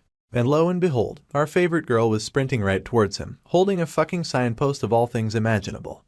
Seeing a girl in its vicinity, the wanker started moving its arms as expected. Its shiny blade was aimed directly at the Nepo baby, but our hero saves the day once again by holding firmly onto the chain and deflecting the blade's path immediately. While doing so, the sergeant asks the girl what the hell she's doing here. On the other hand, the wanker was still busy roaring and screeching, probably wondering the same question. However, instead of replying to Minjun, Yunseo simply shouted back with the same question right back at our hero. After all, my guy ran off on her in the middle of their dinner.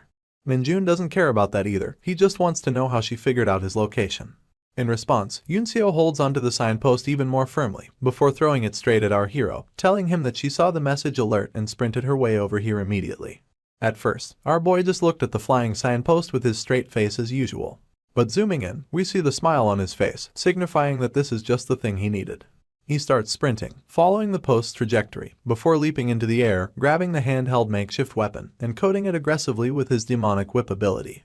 And with that momentum and a burst of power, my guy brings down the post of justice towards the poor wanker's head, crushing it completely. And all the while, he's just wondering if the Nepo baby at least paid the bill before leaving the restaurant. He now sits on top of the crushed monster, while on the other hand, the dust cloud made by the impact of the blow obstructs our girl's vision. Without wasting a single moment, Minjun takes this chance to immediately absorb all the demonic essence out of the creature. As soon as he finishes, he hears the coughing sounds of the girl, who, despite getting the confirmation, is still a bit confused that they were actually facing a hanker. It's a high-danger monster, and she's just stunned that our hero defeated it by himself. But of course, Minjun just looks at the signpost, and comments that she's the one who helped him, so it wasn't a solo feat. Although truth be told, he knows that he would have had a much easier fight if she hadn't interfered. Yunseo goes down to observe even further, and immediately notes that this version of the monster is also not normal, as it seems mutated, and much more dangerous than its normal counterparts. So, given all the evidence right in front of her, the girl gives a stern look to the sergeant at last, telling him that they need to have a serious talk about all the recent events involving him. But before such a conversation could be initiated, another silhouette starts to emerge out of the dungeon portal. The hunters both sense its presence and look back to confirm their suspicions, and we immediately see a total of 5 wankers, casually marching their way out of the dungeon. Seeing their numbers, the Nepo baby suggests falling back and regrouping with the reinforcements when they get here. Our boy likes the idea and tells the girl to back on her own and regroup with the others. But that means he's not including himself in his plan, and our Nepo baby doesn't understand this decision. But the time for such talk is over, as the group of wankers with their popping veins and ferocious nature are right upon their throats to rip them apart. Minjun sprouts his signature smile at the scene, confusing the girl even more. Immediately in the next scene, we see him make a battle-ready pose, coating himself in the signpost with a layer of demonic energy, and then quickly leaping forth in battle while leaving the girl behind. My man is happier than ever, already sure of himself that his next accomplishment will land him the position of a staff sergeant. We then move away from the fight, to a faraway location in Isgard, with 2 full moons in the starry night sky. A hooded figure makes their way into the depths of a thick forest, treading ever so lightly with their leathered boots. They stand in front of a rather peculiar-looking rock, and start chanting in a language that's unknown to us. Upon their chant, the rock splits in half, and slowly starts crumbling into little pieces, revealing a mysterious staircase leading to the underground. After revealing the hidden entrance, the figure starts descending the stairs slowly. We see their cloaked face, walking inside a fairly long and well-designed hallway. Soon, they reach a certain gate at the end of a hallway, and head inside into an open hall, very similar to the summoning room used by the Saintess in the central cathedral of Isgard. The figure stops in front of a shrine, pays their respect to the deity, and slowly reveals their crimson hair by unveiling the cloak. From a distance, we can tell that this person is a woman, wearing an outfit that's very common among the dark mages of Isgard. And zooming in, we also see that she's quite the beauty. To me, her slightly ruffled hair shows the character of a hard worker who doesn't care for her appearance, and her soft gaze gives off a vibe of intelligence. Zooming out, we see that she's standing in front of the shrine of Luminuna, the video game character that Minjun adores, and the figure around which the Minjun's entire church of fanatics was found in Isgard. And standing right there, the girl mutters a single sentence, asking Lord Minold, also known as Kim Minjun, to wait for her to join him. I guess this girl was a member of Minjun's fan club, and is also trying to find a way back to him, just like Lee Bonggu. Hello! After a long time of waiting, we are happy to welcome you back to the amazing adventures of our favorite dark mage, Minjun Kim. To kickstart this new season, we are taken to a deserted island at the sea near Nagasaki. Well, there are already 2 soldiers on the shore waiting for the helicopter to land. The aircraft slowly descends onto the shore, creating a torrent of gust and dust. Despite that, the 2 soldiers stood firm as if the sand ain't getting into their eyes. From the helicopter comes out a buff, bearded dude who carries an aura of authority around him. The white-haired soldier shakes his hand and thanks the man for coming. He introduces himself as Endu Masaru from the Japanese Hunter Association. The big buff dude states that he is General Du Seokyeong from the Korean Hunter Corps. He praises Endu for being fluent in Korean language. Endu thanks him from the compliment. After greeting each other, the Japanese man comes straight to the point and invites General Du to their camp, where a massive portal is visibly near it. The Korean meticulously reads the report that he's given while sipping a cup of coffee. He then informs Endu that there doesn't seem to be any problems with the plan. Everything seems to be really great. He states that the plan is very thorough, despite the lack of preparation time, while Endu states that it is only possible because they were provided with good soldiers from General Du's team, so he thanks the Korean once again for that. The buff dude comments that he is sure that the Japanese Hunter Association is worried about the ever-increasing abnormal dungeons. He states that the dungeon near their cap right now appeared in a deserted island, making it hard to discover. From the looks of it, it is clear that this dungeon is a pretty difficult one, even when considering the fact that it is an abnormal dungeon. However, General Du does not assume that the Japanese and the Koreans work together just because Enda's people doesn't have enough forces. With his unchanging expression and the dark circles beneath his eyes, General Du stares at the Japanese and asks for their true intentions. Mr. Endu fell silent for a moment. Clearly, he knew this question was coming, but it is still a bit hard for him to tell the buff dude the truth. While he opens his mouth and shares that it is a common knowledge that Japan has been dealing with the dungeons through the Hunter Association, which is run by the government, and the Hunter Guild system, which is run by the civilians. With these 2 groups, Japan is not having an issue with the number of forces yet, but because of the quick increase in frequency of the abnormal dungeons in the last few years, they have been feeling a need for a more organized hunter education system. His words catch the buff dude's interest, making his eyes widen for a bit as he stares intently to the man talking. While Endu states that they are interested in Korea's Hunter Corps training system, he was hoping that they could establish a close connection through this cooperative plan. General Du smiles upon hearing this. It goes without saying that he is happy and proud that the Japanese Hunter Association thinks highly of their system. Now he knows why General Gu Hakchiol sent him for this mission. The Hakchiol even included the bastard in the dispatch list, a slimeman that General Du thinks highly of. He understands that General Gu Hakchiol wants to make a big impression to the Japanese people. As the conversation goes, a hunter on the list piques Enda's interest. He states that this kind of evaluation, despite having only recently, is incredible. It seems like General Du already knows who Endu is talking about even without mentioning the man's name. The Japanese comments that the speed at which the man is getting promoted is astounding. The man is also mentioned a lot in the Korean Hunter Corps community. He states that compared to the resume that General Du sent him, the rumors in the community must be true. Endu asks how was the man able to grow that strong so fast. It is indeed very shocking. The General Du sweats nervously as he confirms who is the man that Endu is talking about. He doesn't know how to describe the man or explain everything to Endu. On the other hand, the Japanese is really mesmerized by the reports about the man, even stating that he is very excited to see how the man will perform in this raid. As it turns out, the man that they are talking about is none other than our boy, Sergeant Kim Minjun, and he's currently on a raid mission right now, looking bored as usual as he picks his ear. Our boy is currently facing a red oni, which is about to smash him with its giant club. The medic scolds our boy, telling him to get out of the way, but Kim Minjun didn't move an inch and remained unbothered. As the monster swings his weapon towards our boy, he barely missed him. It is because someone jumps in and kind of save our hero by kicking the monster in the face, making its attack miss. Following the masked man is another hunter, a blonde boy wielding a katana. He rushes into the fray to back his comrade up. He thrusts his sharp blade towards the monster, creating a powerful impact upon contact. However, despite the strong attack, the red oni was able to block the attack with its arm. Even though it was stuck with a sharp and pointy blade, the monster remained unscathed except from a single bruise. The masked man comments that the monster is one sturdy dude. As the two think of a plan to eliminate it, a female hunter steps in from behind, saying that she will deal with it. The oni became enraged from the attack. It charges towards the hunter, ready to kill the hunters off. Meanwhile, the female hunter takes her stance and places her hands on her blade. The monster pulls back its dominant hand with a weapon in it as it prepares to deliver a powerful swing. The woman squints her eyes and focuses on the monster's movement. Then in a blink of an eye, the red oni gets dismantled in multiple pieces. The lady cut through its thick skin like it was made of butter. As the hunter sheathes her sword back, we learn that her name is Suzuki Mio from the Japanese Hunter Association. She stood there valiantly, giving off an air of elegance and beauty. The Korean medic steps close to her and praises her swordsmanship, calling it amazing. Suzuki bows her head in acknowledgement, showing utmost respect to her colleagues. The medic then asks the frontliners if there's anyone hurt amongst them.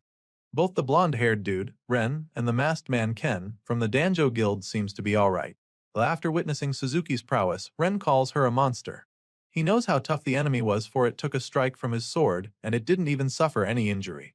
Ken joins the conversation, asking Suzuki if she's really not interested in joining the Danjo Guild. Unfortunately for them, it seems like they won't be able to scout the lady anytime soon, as Suzuki just ignored them and walks past through them as if they didn't even exist. The Japanese swordswoman went straight towards our boy, asking if he's alright. She saw what happened earlier and thinks that our boy almost died if it wasn't for Ren and Ken. It seems like despite her skills, Suzuki has no eye for talent, because she scolds our boy, saying that it seemed like Kim couldn't concentrate at all. She states that they can't have people getting hurt or dying when the Japanese were the ones to suggest a cooperative plan. She tells our boy that if he's feeling nervous, she begs him to cover the backlines only, or better yet, do not participate in combat at all. Kim Minjun was taken aback by her harsh suggestion.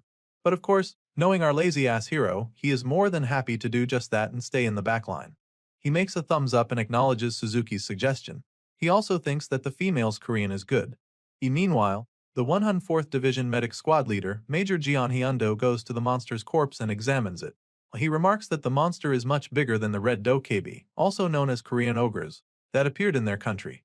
He comments that Japan also doesn't have it easy with the dungeon situation. However, as he looks back, he notices that the man he is talking to, Kim Minjun, is nowhere to be found. Then we see Captain Sangdeok's blood boil and face turn red from anger. As it turns out, he's currently scolding our boy, asking if Kim is trying to humiliate them. He states that our hero's action is making their entire nation look bad. However, Kim Minjun remained unbothered and denies these allegations, saying that he is not doing it on purpose. The captain furiously states that he knew this kind of thing would happen when that damn sergeant sent our boy here. Sangdeok doesn't understand why the division commander even likes someone like Kim Minjin. Seeing the commotion, Major Jeon Hyendo steps in and tells the captain to stop. He states that he shouldn't be too harsh at Sergeant Kim as he doesn't have that much experience in the dungeons. However, the captain protests that our boy's behavior shouldn't be tolerated. As a fellow Korean hunter, the major is so embarrassed to hear what the Japanese hunter said to our boy. Meanwhile, our boy reflects on his actions for the tiniest bit. In reality, he was just watching because he wanted to see how people's skill levels were, but he guesses that it brought on a misunderstanding instead. Well, it certainly would, because why the hell would you observe other people's skills while standing on the front line? Anyway, Sergeant Kim recalls the battle from earlier and deems that the Japanese hunters are better than he has expected. Although Suzuki really stood out from the rest, our boy shifts his gaze towards the female hunter and sees her just chilling like a villain. Captain Sangdeok grabs our boy's shoulder and tells him to get it together, for he will be watching him carefully. Our boy remained unbothered but still acknowledged his superior. In his mind, however, he wonders what got the captain so riled up. It is not as if Sangdeok was any of help either. Meanwhile, while the Japanese hunters are talking about mundane stuff, something catches Suzuki's attention. Her eyes widen from terror as she spots something from a distance. She immediately takes her battle stance and warns everyone that something terrible is coming. However, she wasn't able to finish her sentence because an axe came flying straight towards her face. Fortunately, Suzuki managed to deflect it just in time, sending the projectile into the air. But as the axe hits the ground, Ren and Ken also took their battle formation and are now on high alert. Though we can somehow say that the Japanese hunters are lucky that the enemy chose Suzuki as its target. If that axe was thrown at any other person except Suzuki, that person would have surely lost their life. Well, then out from the darkness of the cave comes out a sinister figure slowly walking towards the group. As it inches closer, the light shines on it, revealing a nasty humanoid form that looks like Cell Majin Buu from Dragon Ball, but it's like ordered from Temu. Sensing the ominous aura around the creature, Suzuki immediately realizes that this is the dungeon boss. She immediately warns the others about it. This quickly catches the attention of Ren and Ken, making both alarmed. On the other hand, while the other hunters are losing their shit upon the arrival of the dungeon boss, Sergeant Kim Minjun remained unbothered. The peak definition of nonchalant boy. Suzuki glances at Ken, and the boy immediately understood what she meant. He tapped something on his watch, alerting the main force that the boss has arrived. The female hunter informs the Korean hunters that she has already shared their location to the other 5 teams. Meanwhile, she urges everyone to be on the defensive and wait for the other teams to join the fight. She adds that if it comes down to it, they will have to retreat. However, before she could even finish her sentence, the dungeon boss blinks right in front of her, ready to punch the living hell out of her. Fortunately, she was able to react in the nick of time, but the monster follows it up with an attempt to bit her head off. That is when Ren and Ken jumps into action to assist the female hunter. Unfortunately, their surprise attack turned out to be too slow for the monster. It was able to grab hold of their feet, stopping the attack in a split second. The two are in trouble. They try their best to pull their feet back from the monster, but it won't budge. The boss then throws the two away with relative ease. It is as if they don't kill monsters for a living. Ren and Ken looked like a total amateur against the boss. Still, Suzuki won't let the sacrifice of the two be in vain. While the boss is preoccupied from the two, she took her stance and delivered a powerful slash towards the side of the monster. The blade connected. There was no way that the boss would be able to dodge nor block the attack. Suzuki as well gave everything she got with that slash, for she won't let that golden opportunity go to waste. However, the attack didn't even make a dent nor a scratch on the dungeon boss, steel-like skin. The boss even stared at the blade for a moment and laughs at the female hunter. As things are looking grim for the Japanese hunters, one man breaks the silence by activating his mana sword. It is none other than Captain Sangdeok. He unsheathes his sword, claiming that the equipment is an anti-monster device. It maximizes destructive force by absorbing the user's mana. He states that the aura they see on the sword is the proof of such destructive power. Sangdeok boasts that his sword is different from the mediocre equipment that the ordinary soldiers get. Our boy Kim here becomes interested with the glowing sword, but the way he looks at it is as if he is staring at a children's toy. While the boss is tanking the relentless attacks from Suzuki, Captain Sangdeok rushes in to assist the girl. Wielding his glowing blade, he fearlessly charged towards the enemy. He shouts that he is the mana sword instructor of the 104th Division's Invincible Hunter Squad, but his cool entrance was cut short by the monster's foot connecting to the captain's face. After all that pep talk, the loud-mouthed captain was sent flying into the ceiling with a single strike. Then, a shiver runs down the monster's spine. It senses that Suzuki has also conjured her blade with mana. But her weapon's glow is much brighter and more vibrant than the captain. Suzuki swung down her blade in an attempt to kill the boss. But the monster was too quick and agile. It avoided the surprise attack once again. As the monster steps back away from the hunters, Suzuki takes the opportunity to instruct the others to fall back. This girl impresses me even more every time she does something. She wastes no time deciding the best course of action in every situation. She shouts that she will stall for time so the others can take care of the unconscious Ren and Ken. However, as she looks back behind her, she sees that our boy is already way ahead of her. The Kim Min-jun has already retrieved the unconscious hunters and has delivered them to the team's medic. Suzuki loses her composure for a moment from the shock at how fast our boy works, but she still instructs them to fall back to safety. But Alice, our hero, has grown tired of just watching from the sidelines. He grabs the sword dropped by the captain and asks Suzuki why do they have to retreat when they can just kill the monster by themselves. He says this with such sincerity displayed on his face, and no one will think he's joking. Of course, Suzuki, who has been attacking the boss since earlier, knows that the monster is not to be taken lightly. She tells our boy that his suggestion is too rash and dangerous. However, our hero is set on killing the boss. He tries to copy the mana sword technique and was able to pull it off the first try. But his is totally different from the previous two. While Suzuki's mana sword did emit powerful glow, it was nothing compared to our hero. It is as if the sword itself was engulfed by a powerful torrent of mana. Suzuki's slit eyes widened as far as it could from the shock. Despite this, she still cannot believe what she is seeing. Even the cocky dungeon boss knew that our boy spells trouble. The arrogant smile on its face has left him long ago. Meanwhile, our boy seems to be enjoying the new technique he has learned. We can see from the maniacal smile of his how much fun he's having. As it turns out, the initial size of the mana flame was not even its final form. It kept on growing and growing, becoming even more powerful. But the boss knew that it just can't let our hero charge his mana sword to its maximum power. So, it reaches for its axe and rushes towards our boy. However, Kim Min-jun has already finished setting his sword up. He condensed the mana to the sword, making it sharper and powerful. The monster tries to hack our boy with its axe, but Kim just stared at him with his usual uninterested and dead eyes. As the axe was about to reach our hero's face, he counters the monster attack with a swing from his sword. Our boy sent the dungeon boss flying straight toward cave ceiling. Even Sergeant Kim was shocked by the sheer power of the sword. He didn't even try putting much effort in that attack, but it sure was devastating. Still, we have to acknowledge the durability of this monster. Despite getting launched by our hero, it seems like it didn't suffer any major injury. Then our hero's sword started shaking and the mana enveloping the sword became unstable. Suzuki notices this as well, and she shifts her gaze towards our hero with great interest in her eyes. Then the aura around Kim's blade went out of control and shoots indiscriminately. It was so powerful that it prompted Suzuki to take a step back and protect herself from our boy's mana. Some of the mana shot towards her, and she was left with no choice but to deflect them. However, thanks to that incident, we get to see a glorious angle of Suzuki's obs. Major Gion's jaw almost dropped to the floor after witnessing the incomprehensible sight right in front of him. On the other hand, Kim Min-jun acts like it was just a minor thing.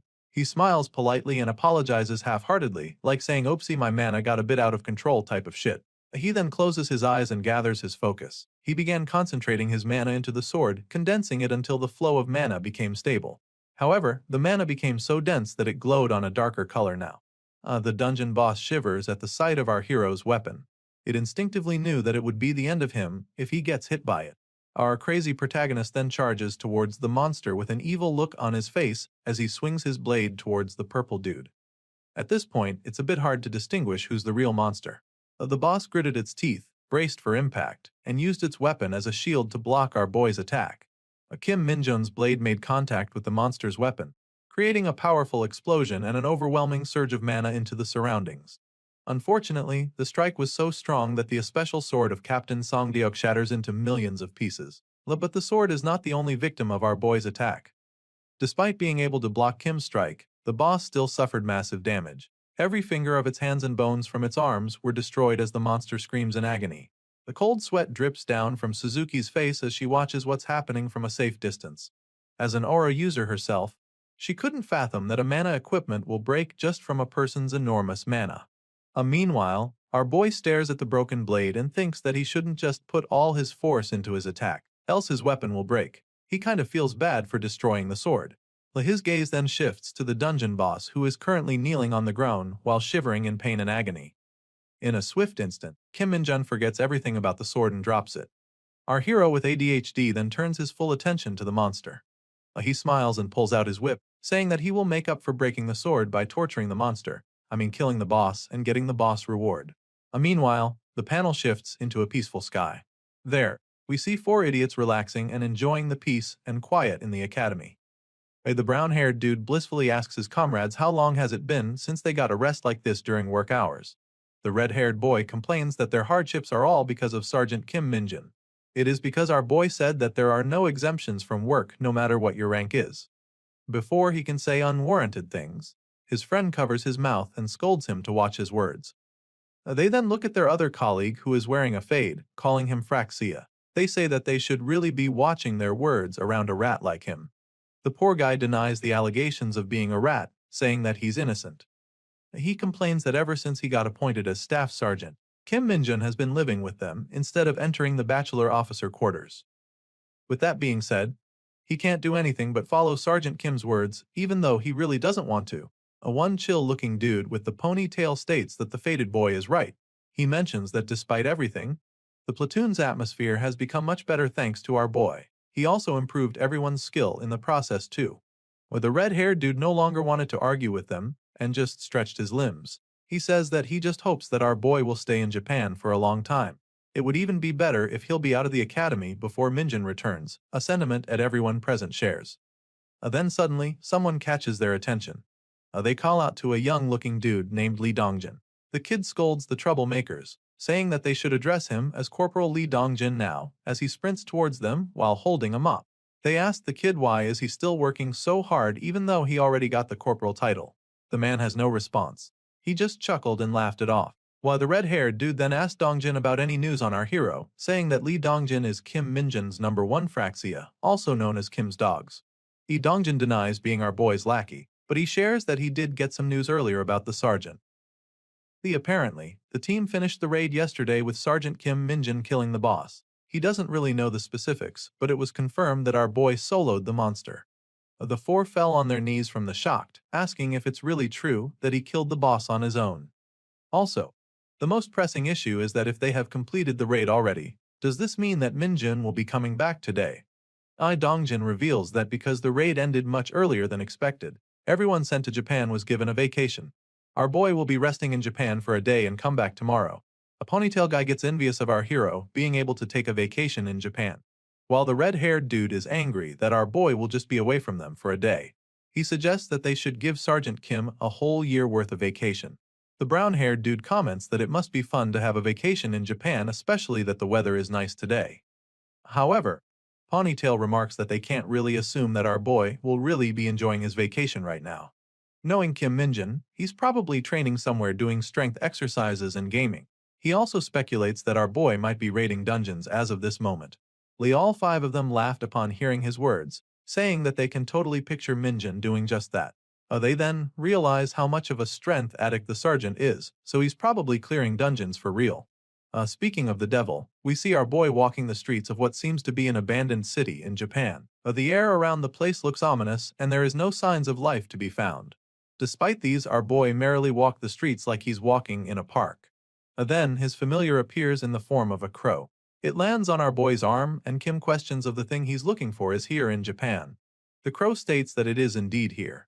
He has found the closest place with the demonic energy as our boy ordered. And Kim smiles and praises the crow for the great work. He states that he can't waste time when he came all the way to this place. Anyway, the familiar is a bit troubled by the previous actions of our hero. It saw our boy raging, saying that he can't do shit because of lag. The crow thought that the lag she was referring to was a person. While the crow states that he will teach that lag bastard a lesson for pissing our boy off. But Kim tells her that it's alright and that there's nothing they can do about the lag. This surprises the familiar. Even the great Kim Min-jun is not able to do anything about the guy named Lag, making him think that Lag is a powerful being. But suddenly, the air around our boy turns serious. He tells the crow to shut up for a second as he senses someone's presence coming close to them. We then see a motorcycle roaring towards our boy. The driver seems to be a female rider. She brakes and stops right in front of our hero, as if she specifically went out of her way just for the sergeant. While the rider slowly takes off her helmet, we can see the confusion building up on our boy's face. As it turns out, the rider is none other than the Japanese hunter, Suzuki Mio. She confronts our hero and asks what is he doing in this place. Light confusion is written all over our boy's face, wondering if this black-haired chick was stalking her. Suzuki sighs and states that this region is uninhabited because of a dungeon break in the past. She reveals that going here is not restricted, but the place is being monitored by the association 24/7. She then points at something above, which made our hero look. As it turns out, she was pointing at a CCTV on the post.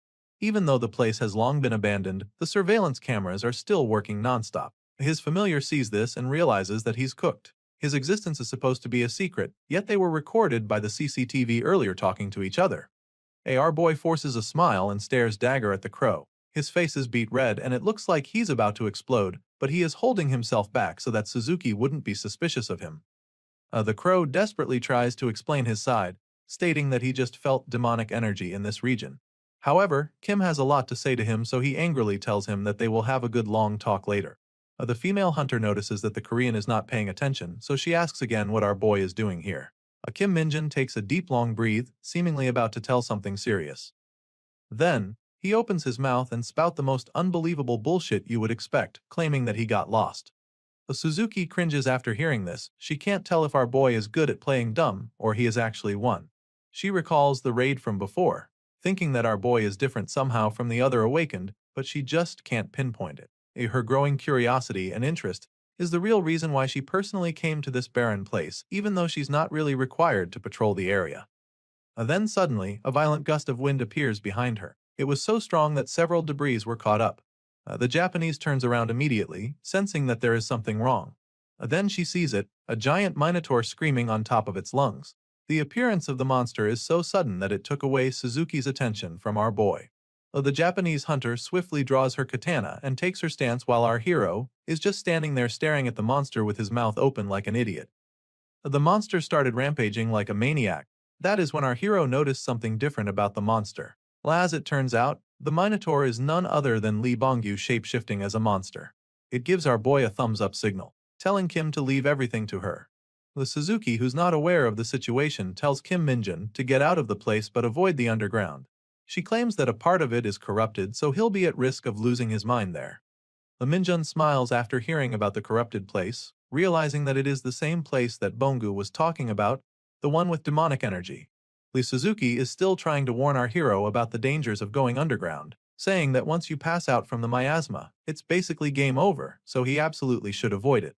However, she realizes that it is unnecessary for her to talk anymore since the bastard Kim Minjin has already sprinted away the moment she told him to go. Well, she's not in a position to stress about the Korean for now because she's too preoccupied with the monster. She wonders why the hell did a monster appear out of nowhere. If there was a gate, the surveillance cameras will definitely see it.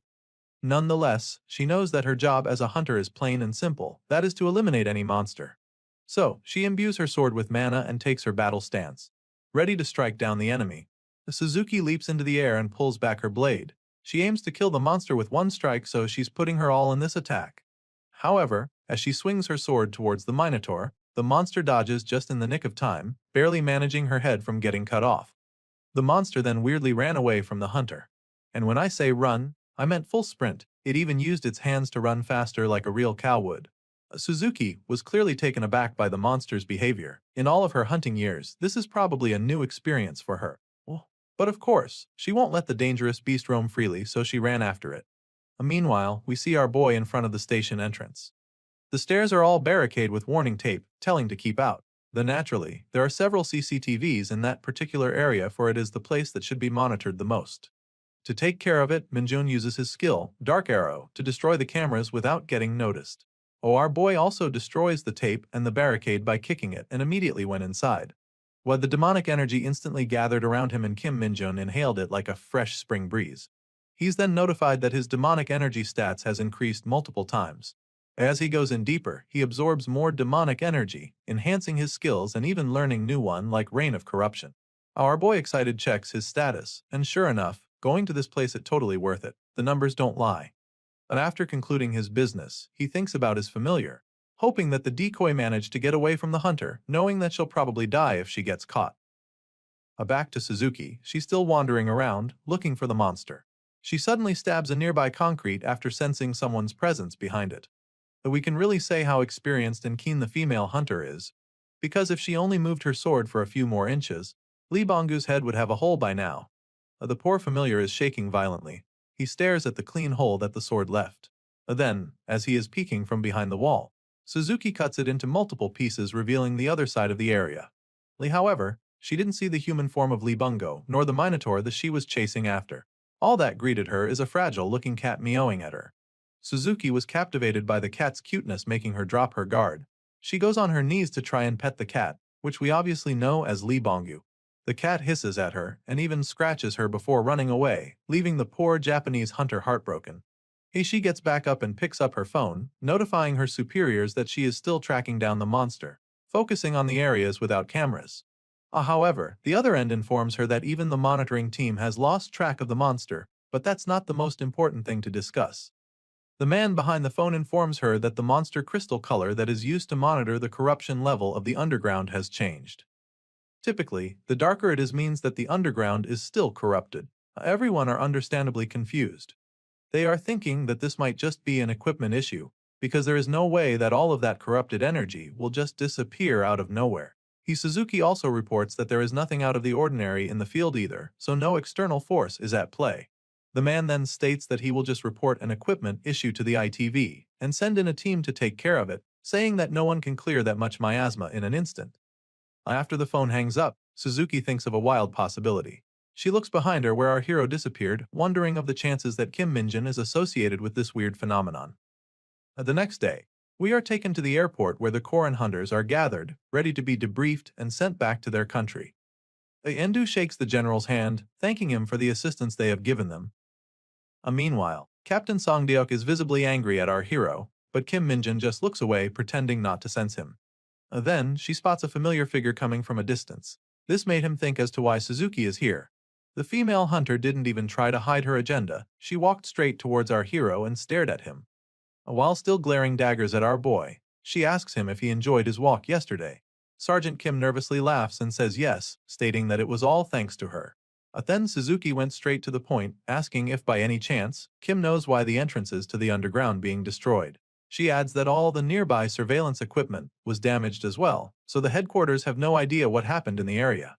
She presses Kim for any info, wondering if he noticed anything suspicious on his way. Our boy looks away and claims that he saw nothing, stating that he was too focused on his walk. Hearing this, Suzuki chuckles and gives up. She accepts our boy's answer and just says that she's glad that our boy returned safely. She bid Kim farewell, smiles, and takes her leave. Sangdeok became curious as to what was that, but our boy is too exhausted to even entertain the useless captain. As she walks farther away, Suzuki once again calls out for our boy Kim Minjin and tells him that she'll be seeing him again next time.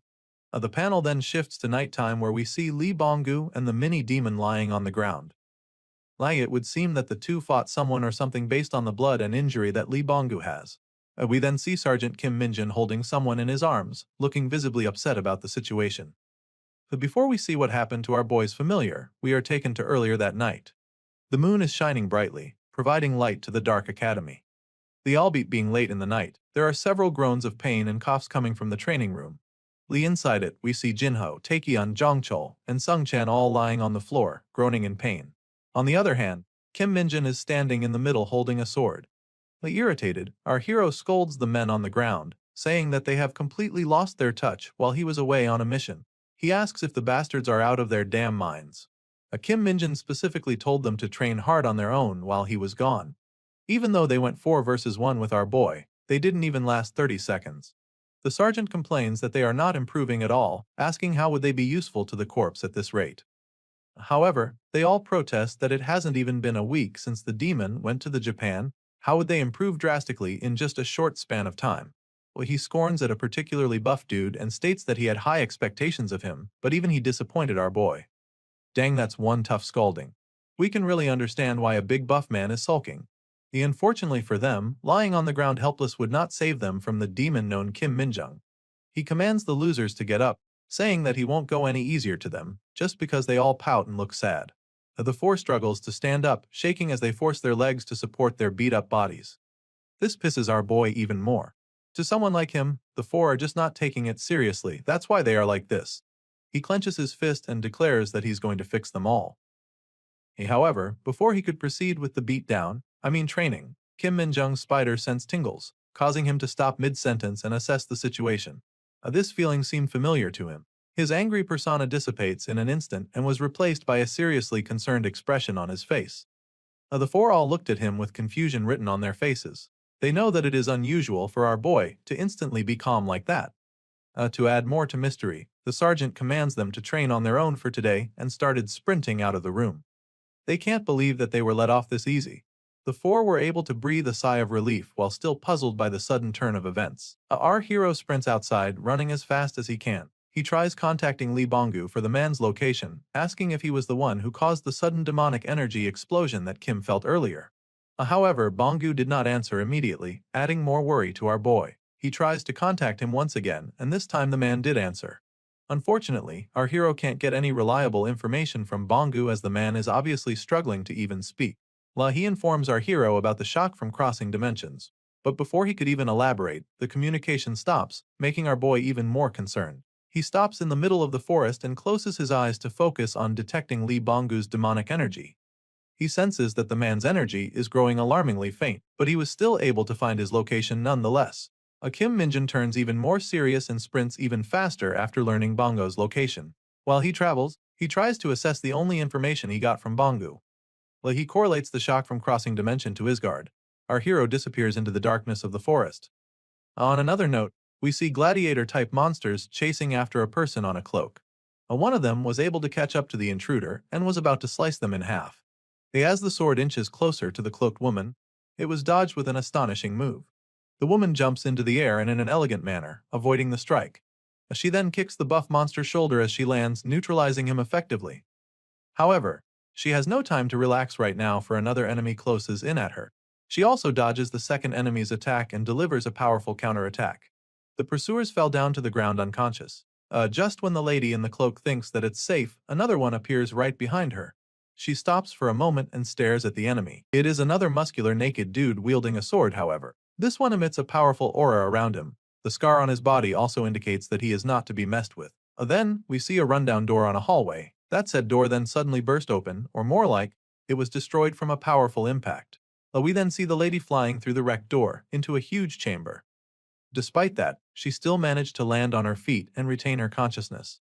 But we are given an idea how powerful this new enemy is. The buff dude calmly enters the room where the lady was sent flying into. The person in the cloak clicks her tongue and grits her teeth. She knows that she's in trouble right now. Then, we hear someone talk from behind of the buff dude, saying that stealing from the temple of the goddess is a grave crime. We then see that it is a blonde and elegant lady, telling the intruder to surrender now. If she does so, she will not take her life. It is then revealed that the lady making the threat is none other than the saint. The intruder's eyes glow from the darkness of her hood, emitting a red brilliance. As she draws her dagger up, she thinks that the odds are against her and begun to wonder if this is it for her. Then, she notices that she is standing on a particular mechanism. After seeing the platform, she smiles and states that she won't surrender, as she chants using the demon language as she pulls out something from her chest. As it turns out, the person with the cloak is none other than Seo Hyun, Kim Min-jung's familiar. The insignia on her hand started to emit enormous demonic energy. She asks the saint what she thinks about it. The saint stares at Seo Hyun blankly, saying that she doesn't know, but she gets the intruder's intention. She assumes that the rat is trying to use the divine relic to escape because she doesn't have enough power to cross dimensions.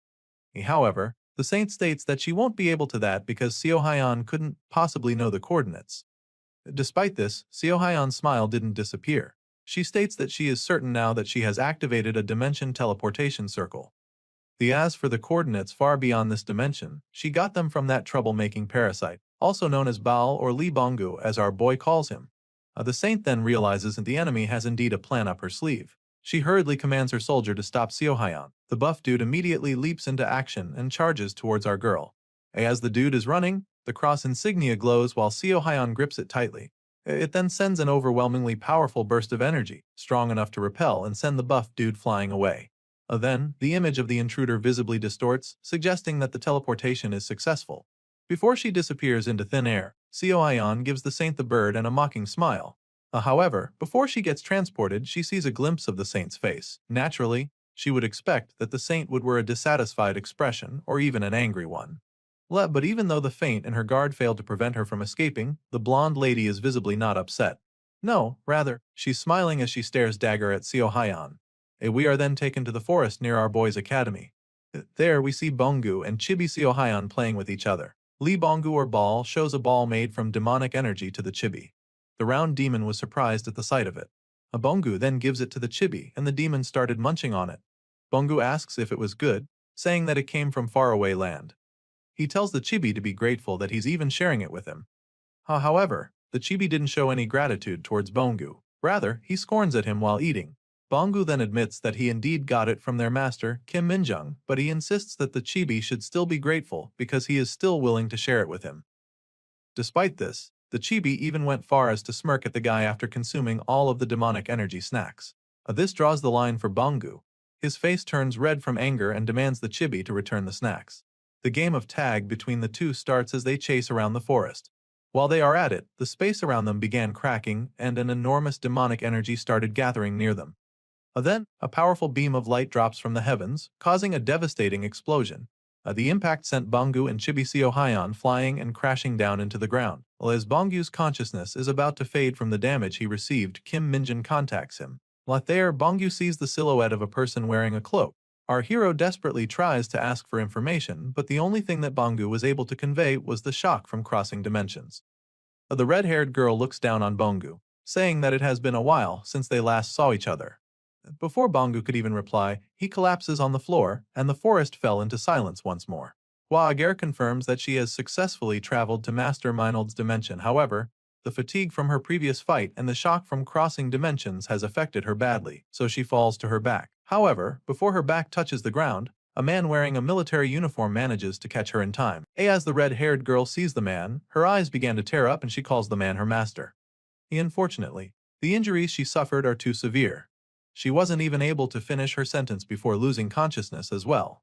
Minjun was left standing alone in the dark gloomy forest with his comrades all unconscious. His worries and concern have built up so much only to find the three all beat up. Our hero's patience has reached its limit. He explodes at his subordinates calling them idiots. First it was Bongu, then it's Siwayan. Both of them are all beat up, leaving our boy to clean up after their mess. While lashing out, he activates his skill, Demonic Energy's Grasp. A malevolent energy sprouts from our hero and went to his subordinates, enveloping them with the power of darkness.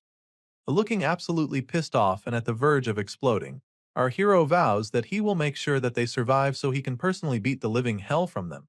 Thanks to Kim Minjung's effort, Seo Hyan was able to regain her consciousness even for a slight bit. The first view that welcomes her is the face of our hero burning in rage. Despite this, the woman is still in Cloud 9 for she's able to see her beloved Master Meinhold. She expresses her joy that this wasn't just a dream. She tries to say that she really missed our hero, but then she realizes that her master is personally carrying her useless self. The woman leaps off of him and prostrates herself, saying that his loyal subject, Kim Seo-hyan, greets her master. She apologizes to our hero for causing him to use his precious demonic energy on her lowly self. She vows that she will repay him with her life someday. But before she could even finish her sentence, Kim Minjung cuts her off and screams that she always blabber nonsense like she will repay him with her life but ends up getting saved. He tells her to make sure to stay alive first before making such promises. Lisuayan apologizes profusely for her slip-up. Our boy calms himself down and asks what happened. He states that Sioyan is supposed to be different from Li Bongu, that she is supposed to be the brain and pride of their cult. He expresses his disappointment, saying that he expected so much from Siohayan that he even put effort into her name, unlike what he did with Bongu. Anyway, Minjun went straight to the point and asked her for her business. Siohayan replies that unlike Bongu, she is here for a different reason.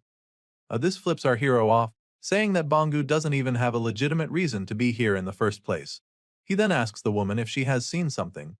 Siohayan affirms our hero's speculation as she looks up to him. Her right eye began to glow in a bluish light. As it turns out, that eye is known as the fickle demonic eye, a super rare item that our hero got for Kim Seo-hyan because she lost her eye during battle. As for the artifact's ability, it is known as the imperfect prophecy. Curious, he asks his subordinate for her prophecy. Seo-hyan becomes serious and states that she has seen the fall of Earth. We then get to see the Earth all scorched up by the fire with our hero standing alone. However, her claim is too extreme that our boy is having trouble believing her. Despite the gates appearing on random locations, it's still a bit hard to imagine the Earth falling. But Seo-hyan insists that it is what the fickle demonic eyes showed her. although it didn't show when it would happen, but she definitely got a glimpse of our hero on what remained of Earth alongside Bangu. Oh, our boy then walks towards her asking if she came all the way here to tell him that by using the tracking spell that he had on the troublemaker Lee Bangu supervision purposes. Pissed, he inquires how Seoion was able to come here, knowing that she doesn't have the power to travel across dimensions. He sarcastically asks if she stole a divine relic from the temple or something. However, before our boy could even finish his sarcasm, he catches a glimpse of the pendant hanging on Seohyun's neck. It is indeed a holy relic from the temple. Seeing this, our boy switched his attitude in complete 180 degrees. He fixed his hair and acts all dignified and in a calm manner. He inquires more about Seohyun's vision. She replies that she thinks it was because of a war. She felt a collision of great hatred like in Isgard right now. This shocks our boy, making him ask Seohyun to repeat her words. Then he explodes, exclaiming that he tediously resolved that damned war, yet they are all back at it again already. He then asks against whom are they fighting this time. Kim Seohyun stood straight, and with a serious expression on her face, she reveals that the Nova Empire is back. We then get to see a glimpse of what happened in the past. In a dark castle, one day before Kim Minjun returns to the Earth, we are taken to the Nova Empire, northern region. Several corpses of Demonkin lies around the castle interior. It is very evident that they all died from the injuries they suffered from a horrifying battle. At the throne room, we see a mysterious man walk towards the throne where a huge monster and a noble person is waiting.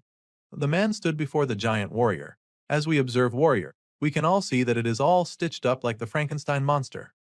Behind it is a blond man looking undisturbed despite the chaos. He calls out to the intruder, telling Minold not to be all overjoyed because he took down a few minions. Why, he states that they were all just testing subjects to create the giant creature with them. Hearing his name, the man curiously asks if the blond man knows about him. The nobleman reveals that he is the Duke of the Nova Empire. It is only natural that he has intel. Anyway, he says that it is a shame that someone as skilled as Minold is being used as a mere hound to do the biddings of the higher-ups. He tries to invite the intruder to their side, saying that the Nova Empire would have him do much more important things. However, our boy didn't even consider his offer. He outright refused, saying that they are not friends to begin with to be having this friendly and calm conversation. He wants to end all the chatter already and just get this shit over with. But the Duke did not get discouraged. He continues saying that with the knowledge that the Nova Empire have, they could help Minold shine even brighter. Unfortunately for him, his tenacity only pissed the intruder even more. Minold claims that he has no time to spare, and if the Duke has something to say, he can tell it to the full-time employees of Isgard, who is waiting on standby outside. The noble sighs, realizing that he can't scout the talented intruder. He expresses how much of a shame it is that someone like our boy would just be crushed by their monstrous creation. As Frankenstein inches closer to our boy, Minold just stood there, waiting for the last possible moment to make his move. He then pulls back his fist in preparation for his attack. Our hero smiles as he simultaneously activates multiple skills and imbues it with his fist. He then repeats the Duke's word, saying that it is indeed a shame. Moments later, we see the intruder walking away calmly from the throne room with a sack on his shoulder. Needless to say, he made light work from the enemy. His dead-ass eyes then spots someone noticeable as he makes his way out, making him stop on his tracks. On the opposite end of the hallway stands an old man in a white robe, and in just one glance we can assume that this person is an important figure to the Isgard faction. Minold casually asks the old man if he grew so impatient that he came here himself, on his own even. He thinks that the leader of the full-time employees, as he calls them, is really ambitious. He also questions if walking towards the throne is the old man's real business here, or did he come here because he has business with him? Minold asks Archmage Isaac. The serious Gandalf? Isaac smiles politely at our boy, saying that the soldiers are busy taking over the castle. He asks our boy if he's hurt anywhere. Minold casually presents himself, saying that he's totally fine as no speck of dust is to be found on him. Isaac then questions if the Duke is still alive, to which our boy says yes, saying that he made the man sleep and that the Archmage can go ahead and get him. This curious old bastard's questions just kept on coming, inquiring how strong the Nova Empire's creation is this time. The confident Dark Mage just shrugs the question off, saying that it was lame. This made the old man frown. Maybe he is expecting a different answer from our boy. He then reveals that this is the Nova Empire's secret laboratory. It is full of knowledge that the outside world should not know about ever, including the fact that they experimented with monsters. He tells our boy that all of this should be buried under the victory of the war. Minold just casually walked past him, telling the Archmage not to worry, for he does not intend on talking about. He then says that he will be leaving now with the sack in tow. Before our boy completely leaves the old man alone, Isaac once more asks him a question. With a grim expression on his face, he asks our boy how much does he trust the saintess. This peculiar question from the old man made our boy smile, nay, grin from ear to ear. With a maniacal expression on his face, he outright told the old man that he doesn't trust that bitch even a bit. Now, going back to the present time, we see our boy tapping his finger to his thigh impatiently saying that the emperor of the Nova Empire was killed by the hero guy. He really thought that the artificial monsters were all taken care of. But now, there's another commotion relating to the Nova Empire which pisses our boy so much. A Minold who is now known as Kim Minjin flips off after hearing that the enemies are back. While our boy is lashing out, we see his subordinates kneeling before him, aware of their previous dumb actions.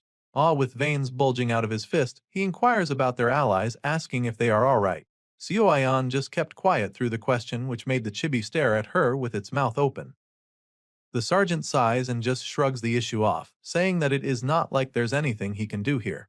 Li Bongyu then jumps into the conversation, trying to reassure our hero that there is no need to be worried for their followers are personally trained by our boy, so they are not weak. As he says this, we can see the visible irritation from Seo Hyan towards Bongyu. It pains her to admit that the man she deems a parasite is actually making sense, but still, she doesn't want to hear that from him. However, she agrees to Bongyu, telling our boy not to worry about the followers too much. Hearing his subordinates, Kim Minjin accepts their words and says that he will not think about it anymore if that is the case. His notification then informs him that Lee Bongyu and Kim Seo Hyan have jumped dimensions thinking of only him, and that the two's loyalty towards our boy has deepened. Lee Bongyu and Kim Seo Hyan are passionate followers of Lumi Nuna is my favorite character cult. It also informs our boy that when he uses demonic energy on a passionate follower, some part of it will be earned back by Manan again. Our hero is a bit disappointed after reading the third notification, deeming it useless. He wonders if it's some kind of party effect. But then again, even if these two are complete idiots, they are still loyal subjects to our boy, even deeming him as their masters. We can really see the look of admiration from their eyes as they look up to our hero. Kim Minjin gives up, concluding that who else will look after them if not him. As he stands up, he declares that the prophecy is not going to change anything. If it says that the world will end because of war, then he will just regain his powers from the past and become even stronger. Kim Minjin stands up and states that regaining his power will solve everything. All his three subjects rejoice after seeing their confident master make a declaration. They could not agree more that it even brought the grown-ass man Lee Bongyu to tears. The Kim Minjin then smiles and states that if that is the case, the thing he has to do right now is, but he doesn't get to finish his sentence as we are taken to a few days later in his complex. Inside, we see our boy in crossed arms while in front of a boatload of cash. On the floor sits Seo Hyan and Lee Bongyu on his crow form. The two are mesmerized by the amount of money in front of them, especially Bongyu. The stupid crow's mouth waters at the sight of the cash, and it even mindlessly tries to get some using his wing. Unfortunately for him, he was immediately stopped by Seo Hyan punching his head. Seo Hyan, who is having a hard time address our boy as Minjin, rather than Minold asks if it's really for them. She states that it is good enough that Minjin provided them with this amazing place, he doesn't have to do all this. However, he tells the two that this money is necessary for the two to keep helping him. Unlike Lee Bongyu, Sahayan doesn't have a transformation skill, so it is hard for her to be around our boy. However, the girl still insists that it is still too much. Kim Minjin reassures her that he still have lots of it and he can regain it all soon. He mentions that he couldn't do anything about the two living a broke life in Isgard, but he can't have them living like that in his own homeland. Hearing their master's generosity tingled their hearts and made their face blush. Lee Bongyu immediately expresses his gratitude to our boy, saying that he will make sure to get this identity card that our boy mentioned using this money. Minjin approves, but he reminds him that it is not a legal method, so he can't really assist them that much. He warns the two not to get scammed though, and make sure to give him regular reports. Lee Bongyu makes a peace sign and says that he understands our boy's words. Meanwhile, Seo Hyan is burning in rage as the sly crow has beat her first. She even forces the crow to shut the hell up by grabbing the bird's beak. Watching this duo bicker caused our boy to sigh, knowing that at the end of the day, they are still just idiots. But he chooses to ignore his worries, thinking that there's not a single person in this world who would survive if they scam these guys. Even if Kim Seo Hyan always makes fun of Lee Bongyu, the man is actually pretty skilled too. Seo Hyan then calls out for our hero, catching Kim Minjin's attention. As she states that after getting the identity thing, she would like to join the Hunter Corps too, looking all serious and sincere.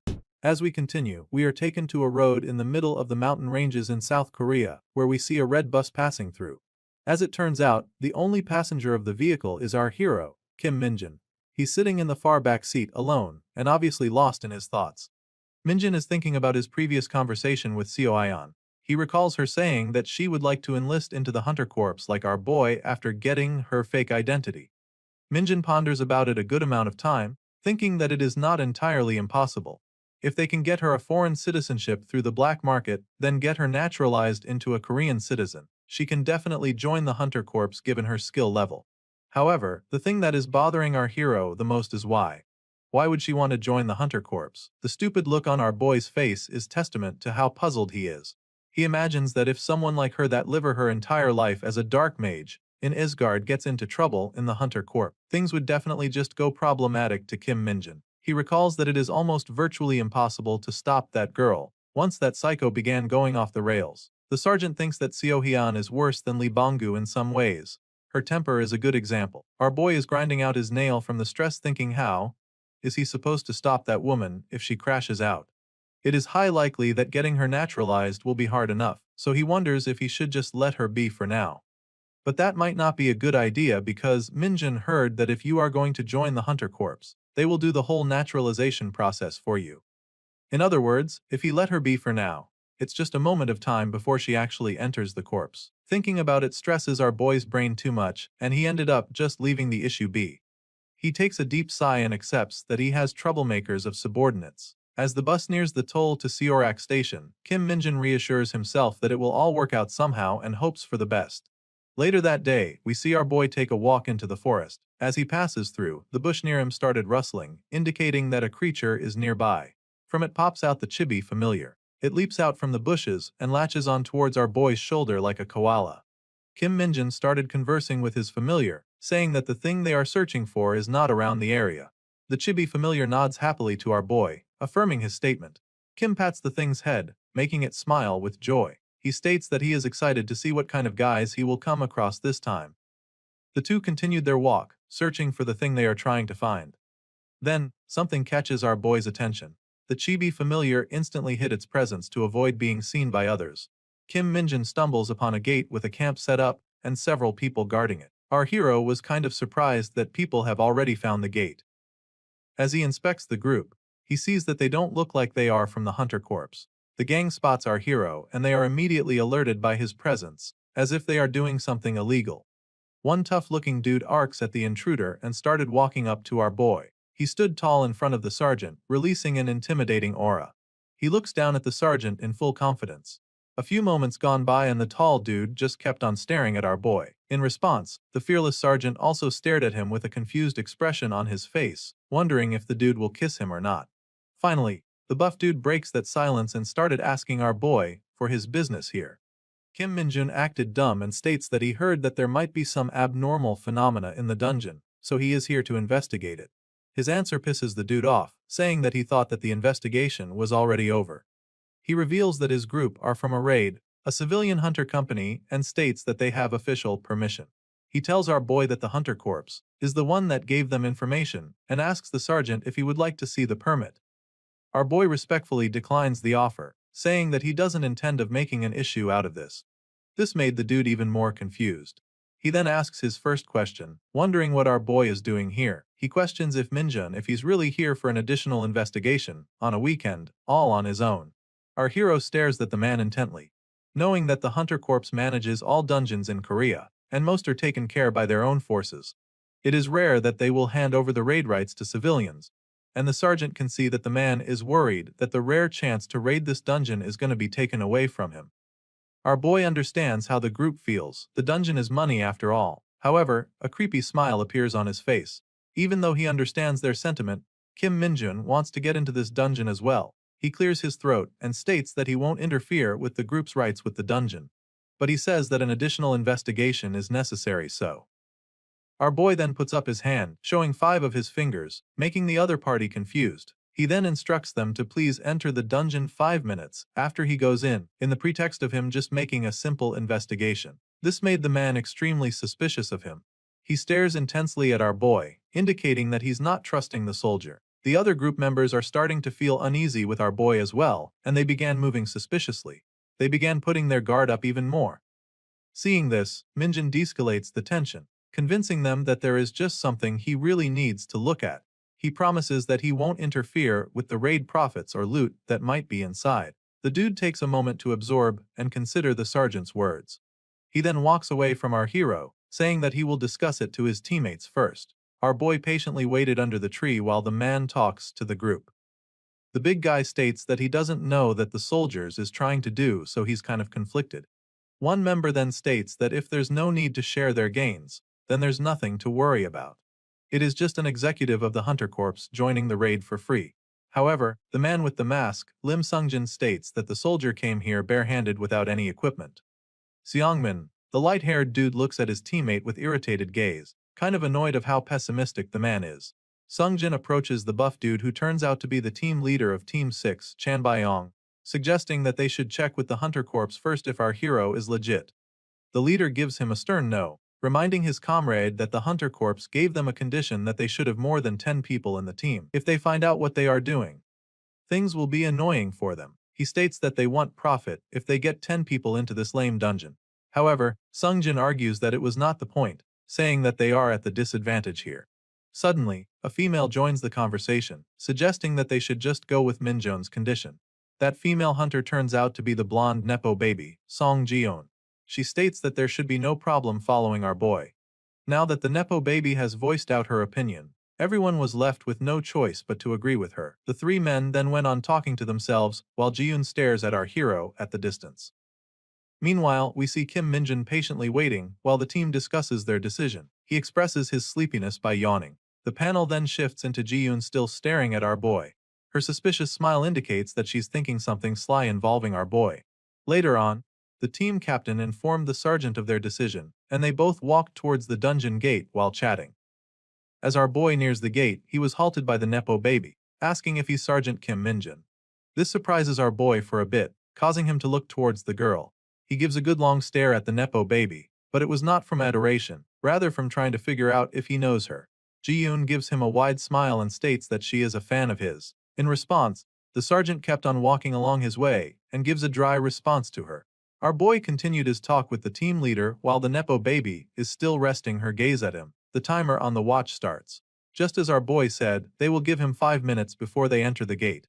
As they agreed upon, Chain Byong reminds our hero that they will enter after 5 minutes, to which our boy affirms. Before he goes through, he talks to the team leader one last time, taking the man's attention. Kim Min-jung smirks, declaring that while he's doing the investigation, he will kill whatever gets in his way. And that is not up for debate. Our hero enters the dungeon and the panel shifts into the Hunter Corps headquarters. Inside, we see two officers discussing something. Special Task Force Commander, Major General Song Byamji, is seen wearing a weary facial expression as he looks at his superior. General Gyu Hakiel, the Hunter Corps commander, is reading through a report in his hand. After a while, he asks Major General Song Byamji if there's really nothing they can do about the situation. In a meek yet uncertain tone of voice, Byamji tells the commander that he will try to get in touch once again. Suddenly, the report portfolio slams into the table, creating a deafening noise followed by a chilling silence in the room. In a stern and commanding voice, the corps commander asks the Major General what exactly is the problem. Hakiel stares directly at Byamji's soul, asking if it is Major General Du who is giving them trouble. Byamji states that it is true that Major General Du is very expressive about his disapproval of their plan. However, the main issue is that their target himself is very much against it too. This pisses the commander even more, but he knows that lashing out at the poor Special Task Force commander. He leans back to his chair, saying that there is nothing they can about it then. He then tells Byamji to see himself out of his office. Suddenly, Byamji was overcome with determination. He exclaims that he will try again. He will duke it out with Colonel Lee Junbame himself. Unfortunately, all he achieved was pissing the already upset commander. Hakiel once again repeats himself in a calm and chilling tone of voice, telling the general to see himself out. Byamji leaves the room with a visible disappointment written on his face. His phone then suddenly rings in his pocket. His voice and mood suddenly made a full 180 turn. As it turns out, the one calling is his beloved daughter. They talk about a man, saying that the general was actually scolded by the commander because of that person. His daughter then tells him something that catches his attention, prompting him to stop walking. The life on his face returns as he tells his daughter to tell him more about the topic. Back at the entrance of the dungeon in the forest, we see Ji-eun talking on a phone. She tells her dad that she has just met Sergeant Kim Min-jin. As she says that, a creepy smile forms in her face. We are then taken to the inside of the dungeon. It is a dark, gloomy, and eerie place. Something like a deserted street in the medieval period. The place is so quiet that you can hear the drips of water to the ground. Suddenly, a limb splats the puddle of water. It was from a lizard-type monster that resembles a Komodo dragon. Something from a distance then catches the attention of the monster, prompting it to look at the direction. We then hear footsteps getting closer and closer at a fast pace, as if someone is running towards the monster. The lizard gets alerted and becomes aggressive as the footsteps get closer. Suddenly, the terrifying monster flies into the air as our boy rams through it. Several more lizards tried to get a piece of our hero, but they all failed miserably.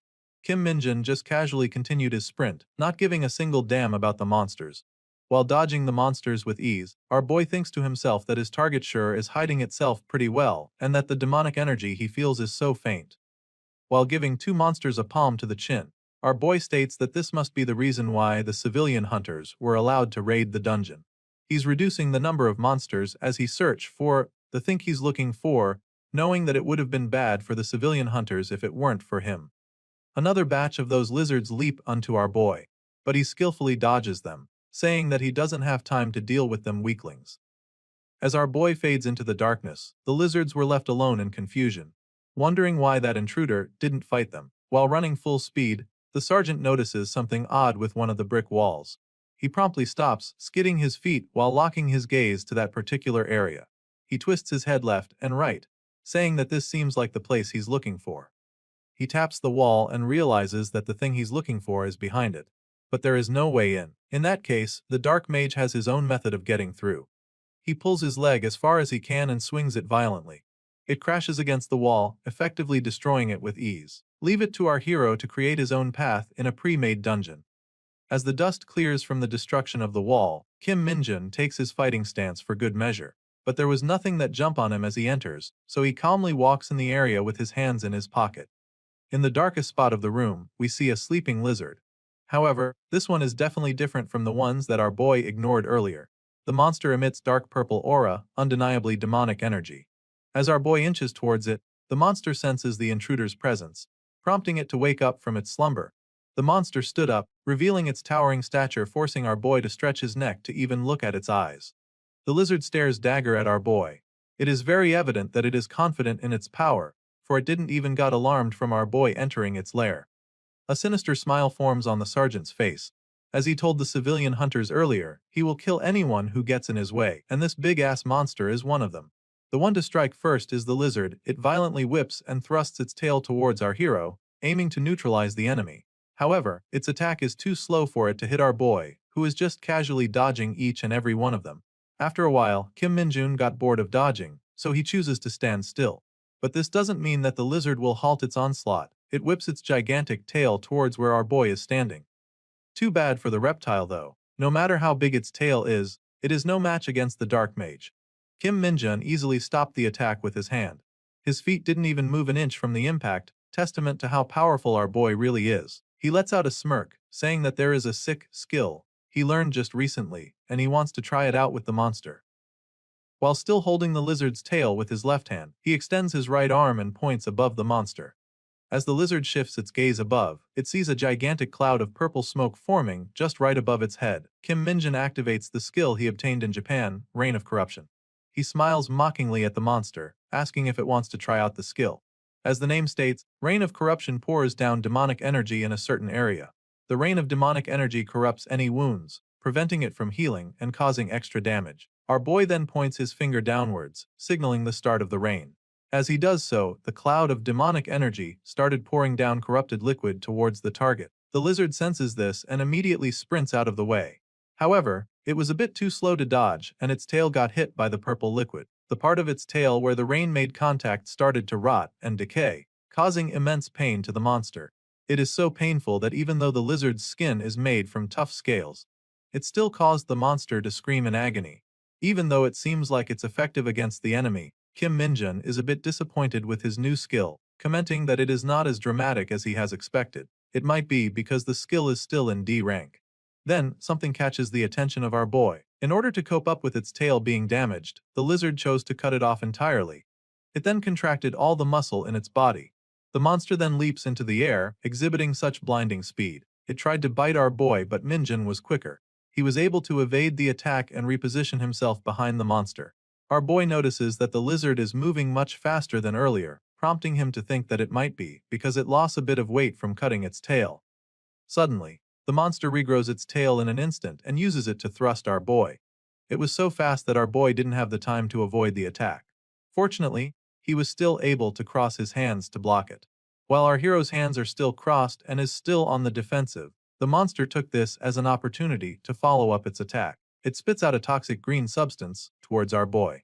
With no time to even react, the attack connected, covering our boy with the monster's disgusted stomach acid. It then walks up towards our hero. Minjun's upper body is all covered up with goo, blocking his vision.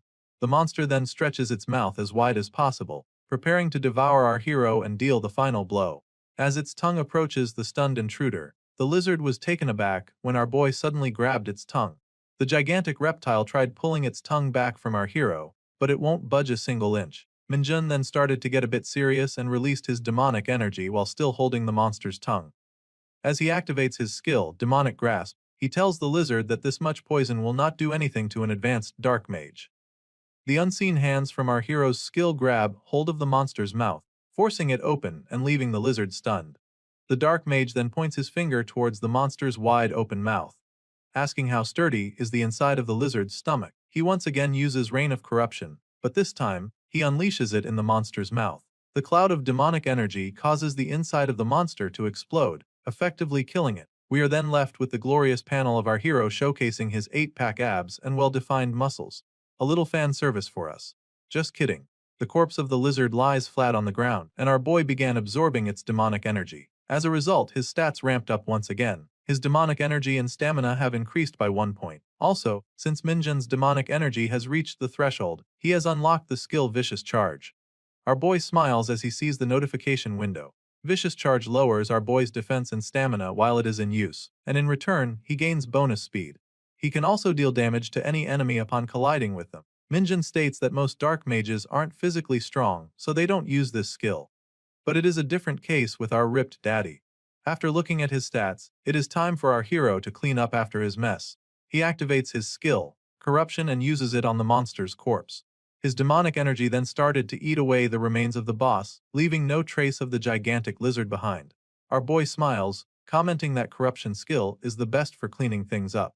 The only problem with it is that it is hard to hit moving targets. The sergeant then turns towards where he came from and walks away from the crime scene, wondering if his 5 minutes is up now.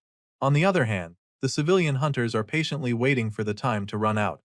Sungjin comments that it has already been more than 5 minutes, yet the group are still on standby.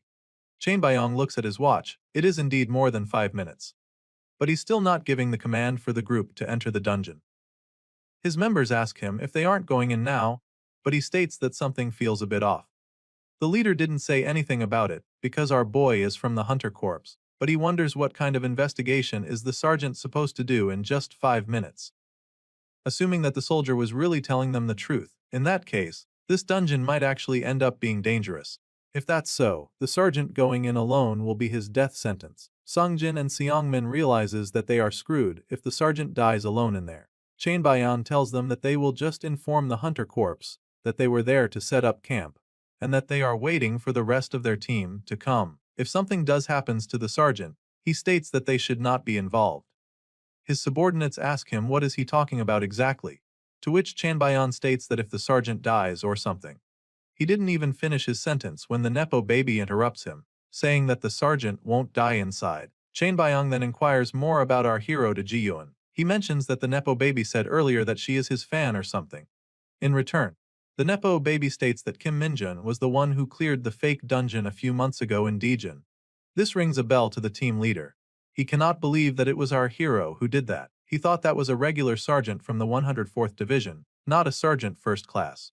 Sungjin seconds his leader's statement, saying that the news was talking about how it wasn't an executive that cleared it.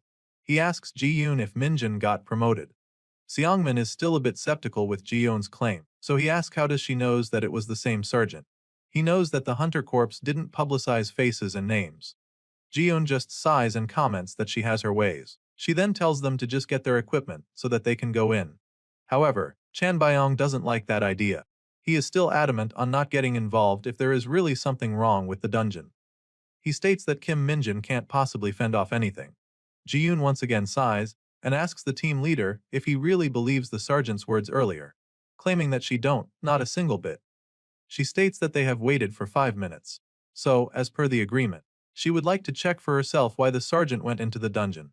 She adds that they might find something they can use to blackmail Kim Minjin. However, before she could convince everyone to start entering the dungeon, her female colleague points towards the gate. Both Sungjin and Seongmin were surprised when they shifted their gaze to the gate. From the portal appears the shirtless sergeant, brushing his messy hair with his hand. Ji-yoon and her friend both blush for a bit from the delectable sight. The first one to approach our hero was none other than the team leader, asking our boy what happened. Kim Minjin tells him that there are no issues in the dungeon and that they can now enter it, but before they do so, he has just one request from them. This made the group stare at him in confusion. What could he possibly ask from them? With a huge smile on his face, Kim Minjin requests them if they can spare him some clothes. As we continue, we are taken to the apartment complex that our hero, Kim Minjin, gave his 2 subordinates. The inside, we see the red-haired Seo Hyeon busy typing something on her computer wall. There are also several books on her table on how to learn the Korean language. I guess she's crash coursing the Korean culture. It's very apparent that this girl is locked in and has been like that for a while since her eyes are decorated with dark circles around it.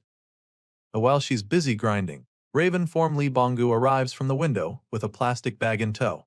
But as he enters the room, he transforms back to his human form while still looking at the goods he's holding, seemingly excited to open it up.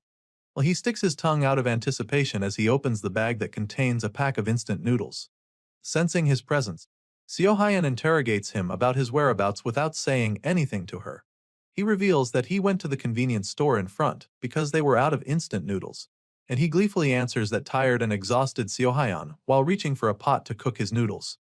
As he happily looks at the pot, he senses Seo Hyeon slowly creeping up to him, catching his attention, while he turns around with a huge grin on his face and proceeds to ask the girl if she would like some as well. But before he could even finish his sentence, Seo Hyeon's raging fist makes contact with his chest, taking the poor dude by surprise.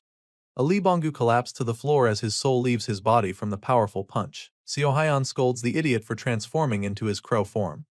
She tells him that he could have just walked to places that are close. There's no need risking their identity for something so trivial.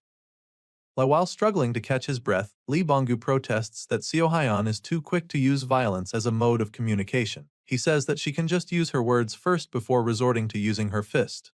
This pisses the already exhausted Seo Hyeon even more. She asks why is the dude flying around transformed when he doesn't even do anything but eat all day. She questions if he thinks that their master Kim Minjin is giving them demonic energy just so Bong-gu can take a leisure walk. Lee Bong-gu pouts and argues that he managed to find a lot of dungeons for our hero, so he's not basically a freeloader. However, Seo Hyeon states that if she had known that Master Kim Minjin had received a dimension traveling penalty, she would have never accepted demonic energy from him. To that, Lee Bong-gu smiles and states that there is no need for them to worry. He reveals that Minjin will definitely be increasing his demonic energy stat faster than anyone, and Bong-gu will make sure to play a core role with that. This pisses Seo Hyeon so much that it made her grab the man's collar and lift him up. She tells him how dare a dark mage say that kind of bullshit. She states that increasing the stat can only raise the total amount of demonic energy that can be saved. It will still run out as they use it. On top of that, she adds that it is more difficult to collect demonic energy here compared to Isgard, yet this stupid Bong-gu is using it for his convenience. She comments that it makes her doubt if Bong-gu is really Minjin's follower. Despite Seo Hyeon getting all worked up, the idiot man still has the audacity to laugh and say that their master Kim Minjin always has a plan, and him giving them demonic energy is a part of it. This does it for Seo Hyeon. She always had been irritated by Bong-gu in the first place, but this nonchalant attitude of his has pushed her to the edge. She pulls her fist back in preparation of giving the man a good well-deserved beating. However, unlike earlier, Bong-gu managed to casually block Seo Hyeon's punch with his hand. Things are getting too heated up between the two. Even the usually unserious Bong-gu is now staring defiantly against the hot-headed girl. Naturally, Seo Hyeon is also about to take it more seriously. She gazes at the man's eyes with killing intent. However, the intense atmosphere did not last long because Lee Bonga reverts back to his usual obnoxious persona. He laughingly states that he won't do it anymore. But still, Seo Hyan won't let it pass just like that. She was about to have another go with the idiot, but someone opens their door and interrupts her. It was none other than our boy Kim Minjin. While holding some takeout food in his hand, he exhaustingly questions the two if they are at it again. Seo Hyan let go of Bonga's collar and proceeds to meekly boast to our hero, saying that they are not fighting. On the other hand, the childish man raises his hands into the air, celebrating Minjun's arrival. Our boy tosses the food to Bongyu and asks them how are their preparations going. The girl reveals that in 3 days, the black market seller will secretly meet up with Lee Bongyu. Our hero advises them to not get some nonsensical identity again and don't leave everything to Bongyu. He tells Kim Seo Hyan to watch carefully. The idiotic follower is already happily munching on the food that our hero brought while saying that there is no need to worry because he will do his best. Kim Minjin then notices the books scattered on the table, and he immediately knew what it meant. He picks one up and asks Seo Hyan if she's really planning on joining the Hunter Corps. The red-haired girl vigorously says that it hasn't been that much time, but she can already write basic Korean. She proudly claims that she will prepare perfectly and enlist. However, our boy tries to recall if there were even written questions in joining the ranks. If it's just skill, Seo Hyan will be more than qualified. The Seo Hyan would be more than happy to continue bragging about her efforts when suddenly, a ding is heard from the computer, signaling that there's a notification which catches the two's attention. Well, the girl's joy was instantly replaced with bloodlust. She tells our hero to wait for a bit. She immediately went to the computer and released her inner keyboard warrior persona. As it turns out, some internet losers are slandering the Hunter Corps, saying that they are just waste of tax money. They even mention that one sergeant who soloed the dungeon by himself, saying that if one person can solo a dungeon, then there's no need to pay an entire army. The Kim Seo Hyan, who named herself Kim Minjin fan in the internet, wholeheartedly went to the defense of the Hunter Corps, especially to the said sergeant, who is naturally our hero. They went back and forth throwing insults with each other. Minjun, who is watching from the sideline, then realizes that Seo Hyan has gotten better in Korean, for she is now able to keep up with the trash talk in the internet. Well, while the girl is busy smashing her keyboard, our hero turns to Lee Bongyu, revealing they starting tomorrow, they won't be able to contact our hero for the whole week. He reminds them to be mindful of their actions and not cause any commotions. Lee, with his mouth still full, Lee Bongyu asks if their master is going somewhere. Our boy states that he is entering the 5 standby for a week starting tomorrow. You see, the 5-minute standby squad is a quick response squad that operates 24 hours a day to be the first to react to emergency situation within its jurisdiction. It is commonly referred to as 5 standby, and in the Hunter Corps, one squad is operated on a rotational basis on a battalion level. But even if they are the Hunter Corps, although emergency situations that require the deployment of the Hunter Corps, 5 standby do not occur frequently, service there is still notorious, and the reason for that is a custom of endlessly having mock situations because even 5 standby is considered part of training. Our hero, who was chosen as the Sungtan platoon vice commander, Kim Minjin, barges into the room saying that there is a situation, and they are to head to the military training ground. His comrades complains that they've been busy all day, wondering if it is a mock situation again. Our boy shifts his gaze and says that he doesn't know the details, but they will figure it out once they get there. As expected, our training-obsessed boy will not hear any complaints. He tells them to shut up and follow him.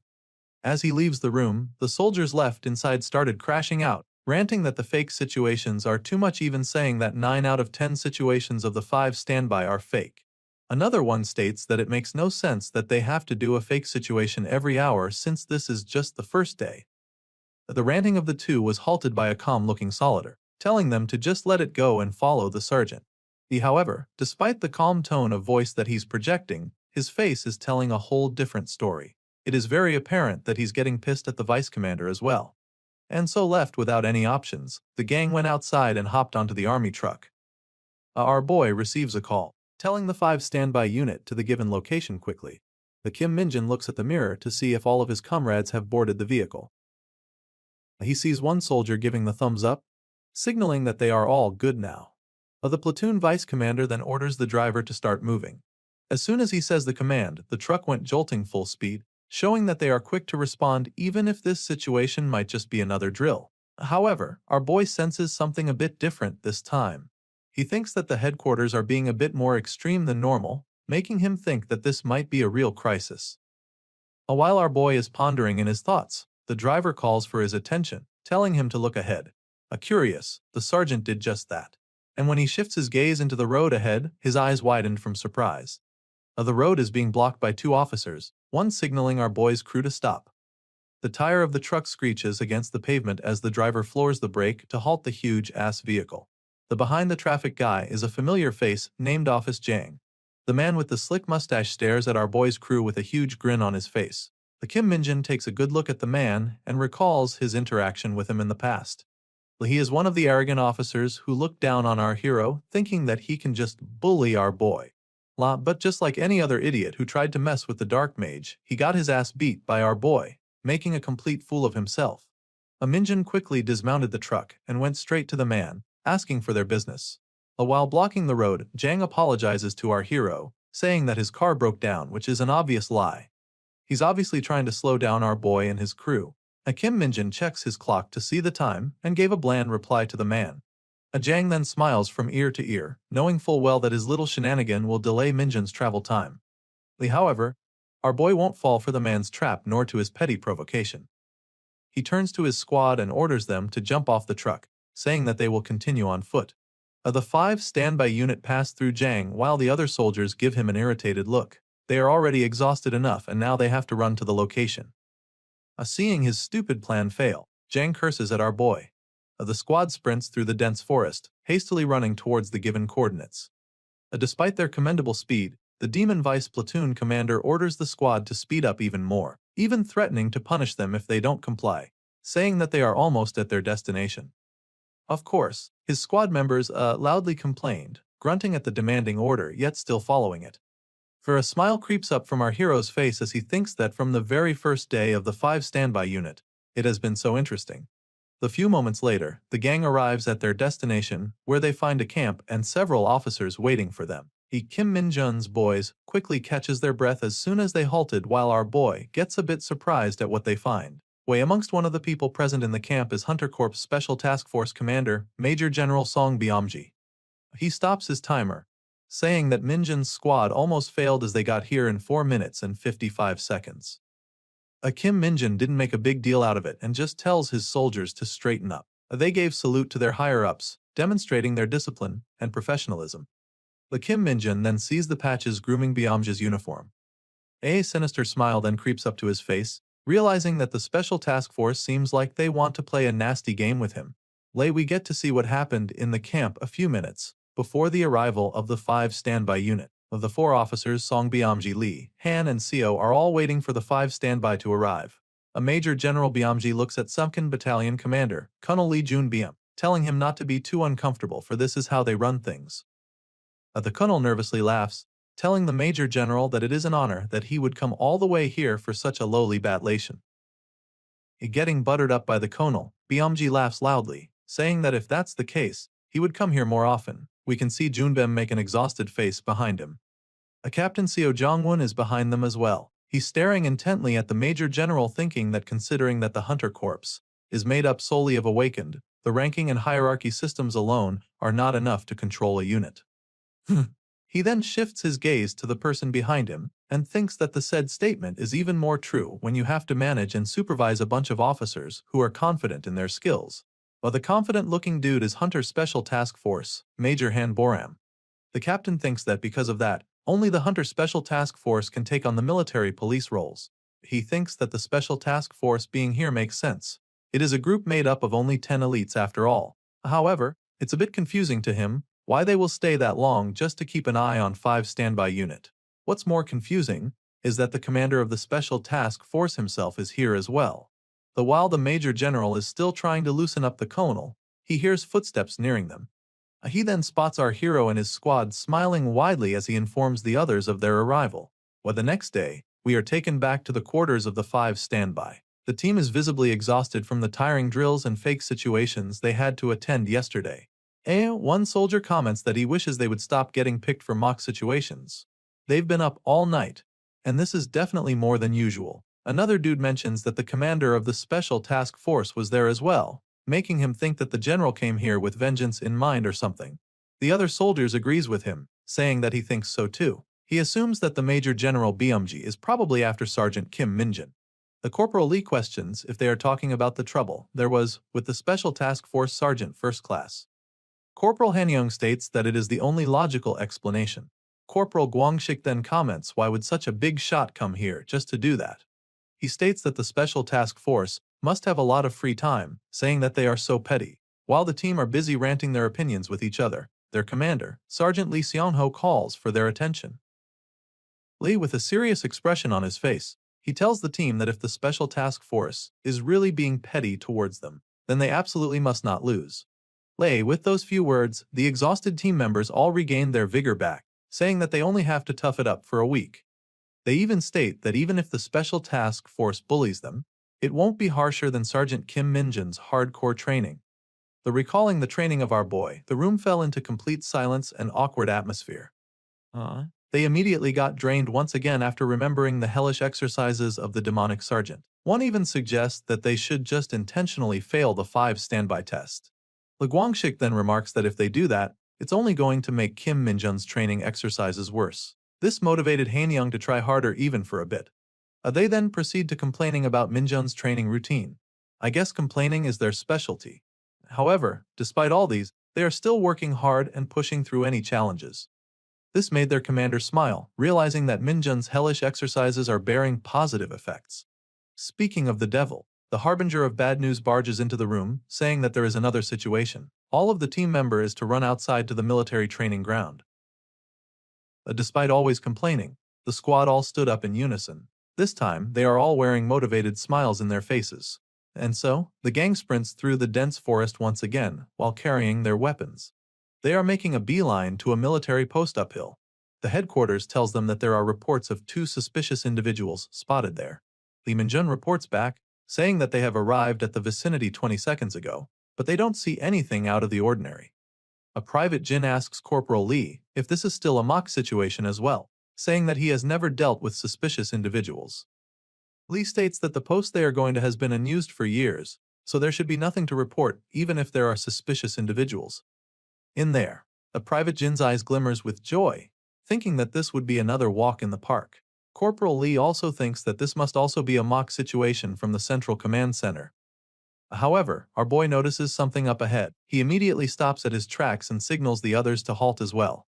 A silence filled the atmosphere as the squad assesses the situation. Then, the gang takes up their stances, ready to react to whatever occurs. From the shadowy part of the post appears a huge buff dude wearing a mask, who is obviously Major Han Boram from the Special Task Force. He is accompanied by another masked man with blue hair. The 5 standby unit points their gun towards the unidentified persons. Our boy then pulls out his radio. He already knows what's going on, but he decides to play with the headquarters. He reports that they have located 2 suspicious individuals lurking the post, and they will go ahead and arrest them.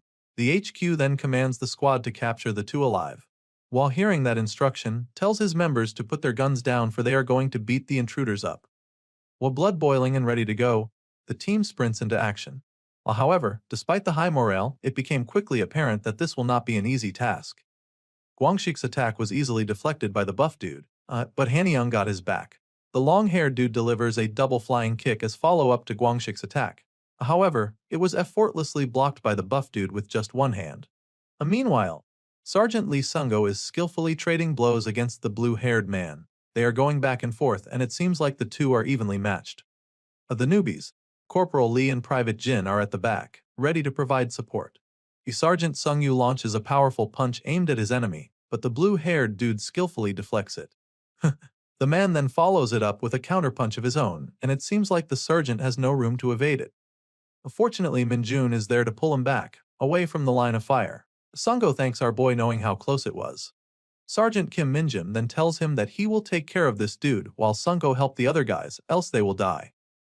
Sure enough, Guangshik and Hanyoung are getting their ass handed by the buff dude. This pisses Sergeant Singo off. He quickly gets back up and proceeds to assist the 2. Meanwhile, our boy confidently walks towards the blue-haired dude, telling him that he's not going to go easy on Mr. Suspicious Individual number 1.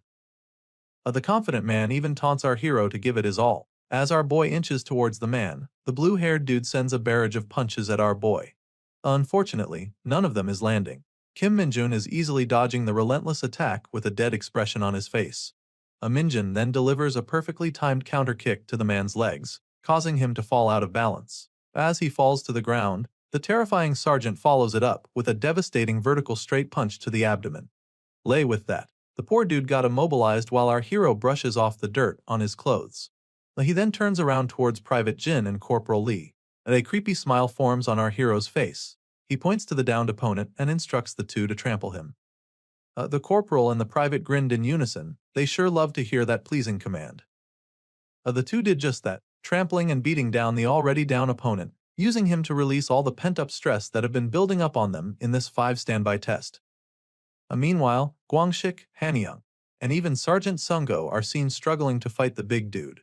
Despite it being 3 against 1, they can't lay a finger on the man. While suspicious intruder number 2's hands are full.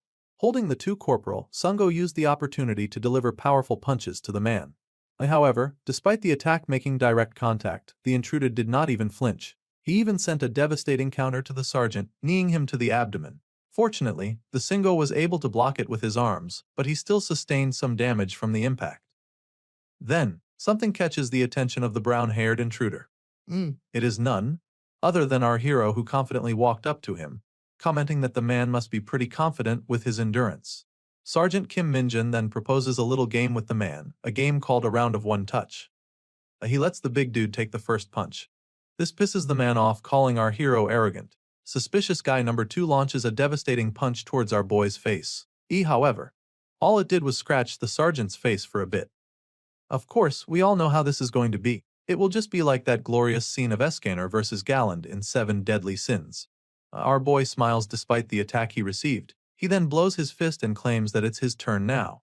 Proud of his muscular build, the buff dude exposes his body, as if telling our boy to give it his all. However, that turned out to be a fatal mistake on his part. Minjun shoots his fist straight towards the man's stomach. With just 1 punch, the confident buff dude fell to his knees, coughing and struggling to catch his breath. Our boy then turns to his squad, giving off the same sinister smile he made earlier and ordering them to trample the man as well. The 3 soldiers who were getting their ass whooped earlier sprung back up after hearing the command. Now is their time for some payback. The buff dude then spills the tea, saying that the training is over. However, he would be a fool if he thinks that him saying that will stop the 3. While as far as they are concerned, the headquarters told them that they are suspicious individuals, and they are just to capture them alive. HQ did not say anything about beating the hell up from them. As we continue, we see 2 steaming coffee on the table, freshly served. A hand picks up one of the coffees, congratulating the other party for their promotion. It's none other Colonel UG, commenting that the other party's promotion is unusually fast. Of course, she's talking to Sergeant Sun Eun-soo, who is currently blushing from the said fact. She thanks the colonel. In her mind, she can't help but think about the dumb face of our boy, Kim Minjun, knowing that that man has also been promoted unbelievably fast. Eun-soo comments that it is a bit embarrassing to remark that her promotion is unusually fast, hinting that it's normal compared to our boy. Kalunli Gi immediately gets whom she's talking about. She chuckles and states that Minjun is an exception. He is someone people should never compare themselves with. Anyway, cutting the small talk, the colonel reveals the reason why she summoned the sergeant. She states that it is because she heard that the special task force got in touch with Eun-soo recently, and she wants to verify if that's correct. While sitting upright, Sergeant Eun-soo confirms the information, leading the colonel to assume that the special task force is trying to scout her.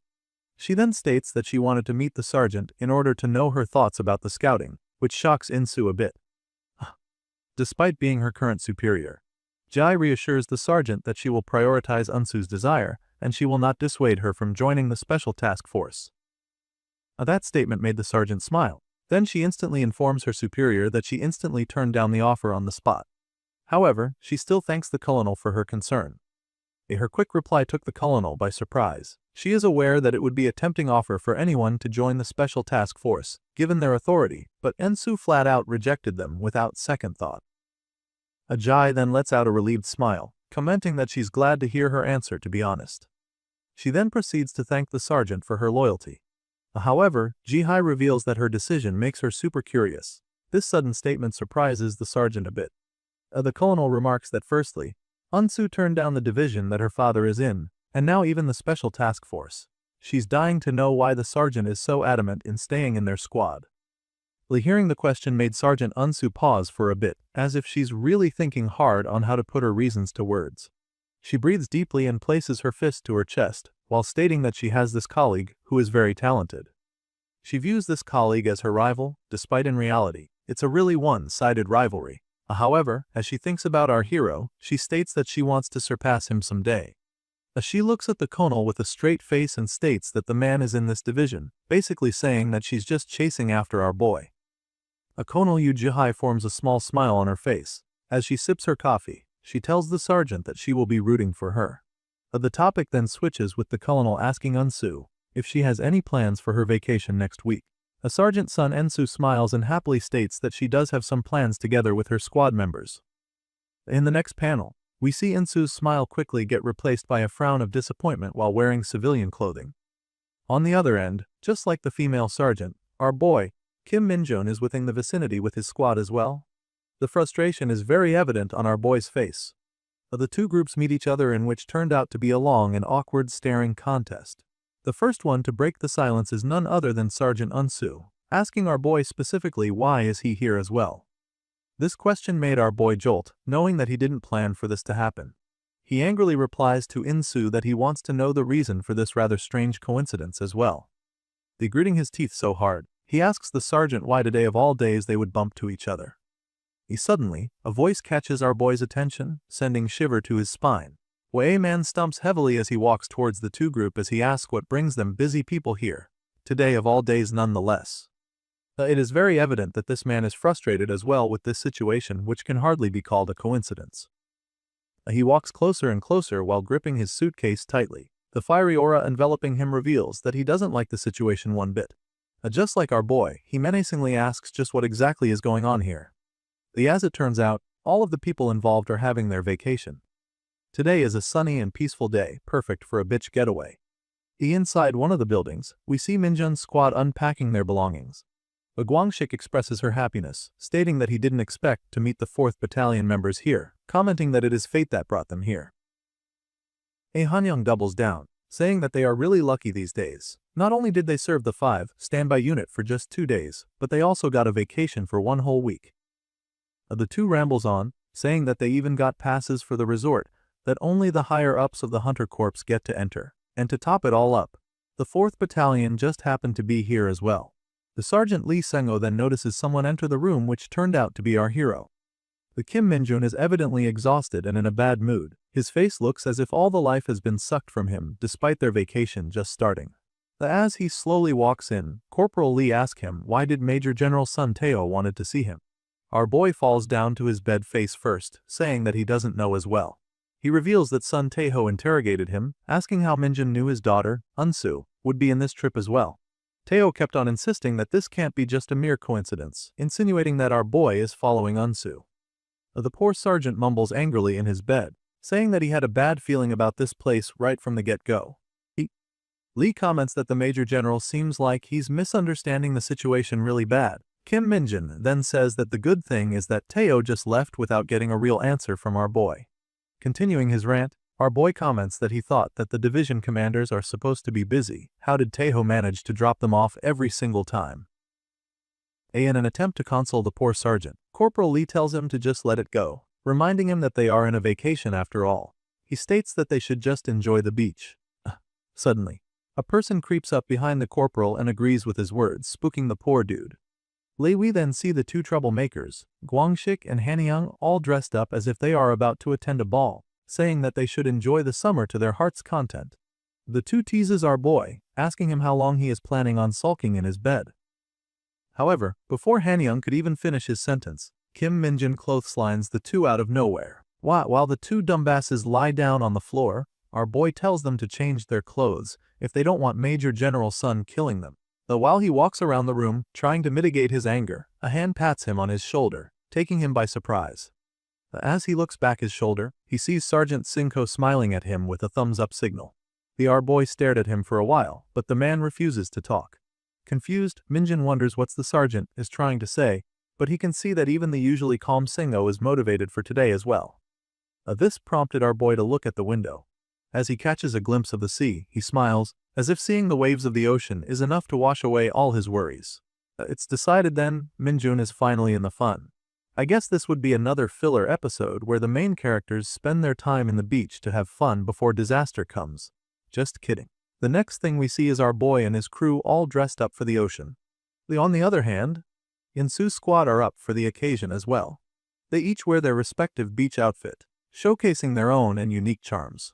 Well, of course, since we're in the beach, this particular ball game will never be absent. It's beach volleyball time. We see Guangxik giving his all with his strike as his squad goes up against the 4th Battalion. The black-haired girl managed to save the ball and set it to Unsu. The girls' team decided to give Guangxik a payback, and Unsu spikes the ball as hard as she could directly to Guangxik's face. Meanwhile, the pink-haired chick, who is clearly into our boy, is seen chasing the sergeant holding a bottle of sunscreen, as if telling Minjun to put some on her. The fun continues. They proceeded to fight a one-legged battle while soaking their feet in the ocean. Our boy, who's not really that extroverted, finds himself getting dragged by the two troublemakers. They tried throwing Minjun into the ocean, but it backfired severely on them. Guangxik finds himself flying into the sky as our boy retaliates, while Hanyang gets his neck squeezes. While a small chuckle is heard from the group, then the next thing we see is the whole squad laughing their asses off. The Hunter Corps soldiers whose lives are in constant battlefield can finally relax and unwind for a bit. Unsu especially is seen smiling to her heart's content. She's been working so hard to chase our boy, so it's kind of refreshing to see her have a bit of a good time. I guess they got tired from all the horsing around and decided to sit on the bay as they drink cold refreshments. All in all, everything turned out well despite their initial encounter with each other. Li Guangxik happily comments that the ocean sure is a nice place to have a vacation. Meanwhile, we see a kid picking up his ball on the sands. Everything seems to be fine and well until this brat, harbinger of bad news, notices something in the ocean. He calls out for his mother, asking what could that thing from a distance be. It turns out to be a white smoke, a fog, a mist, or a vapor. Whatever it is too unusual of occurrence that even a child would take notice. The panel gets closer and closer to the rocky island where the smoke is originating from.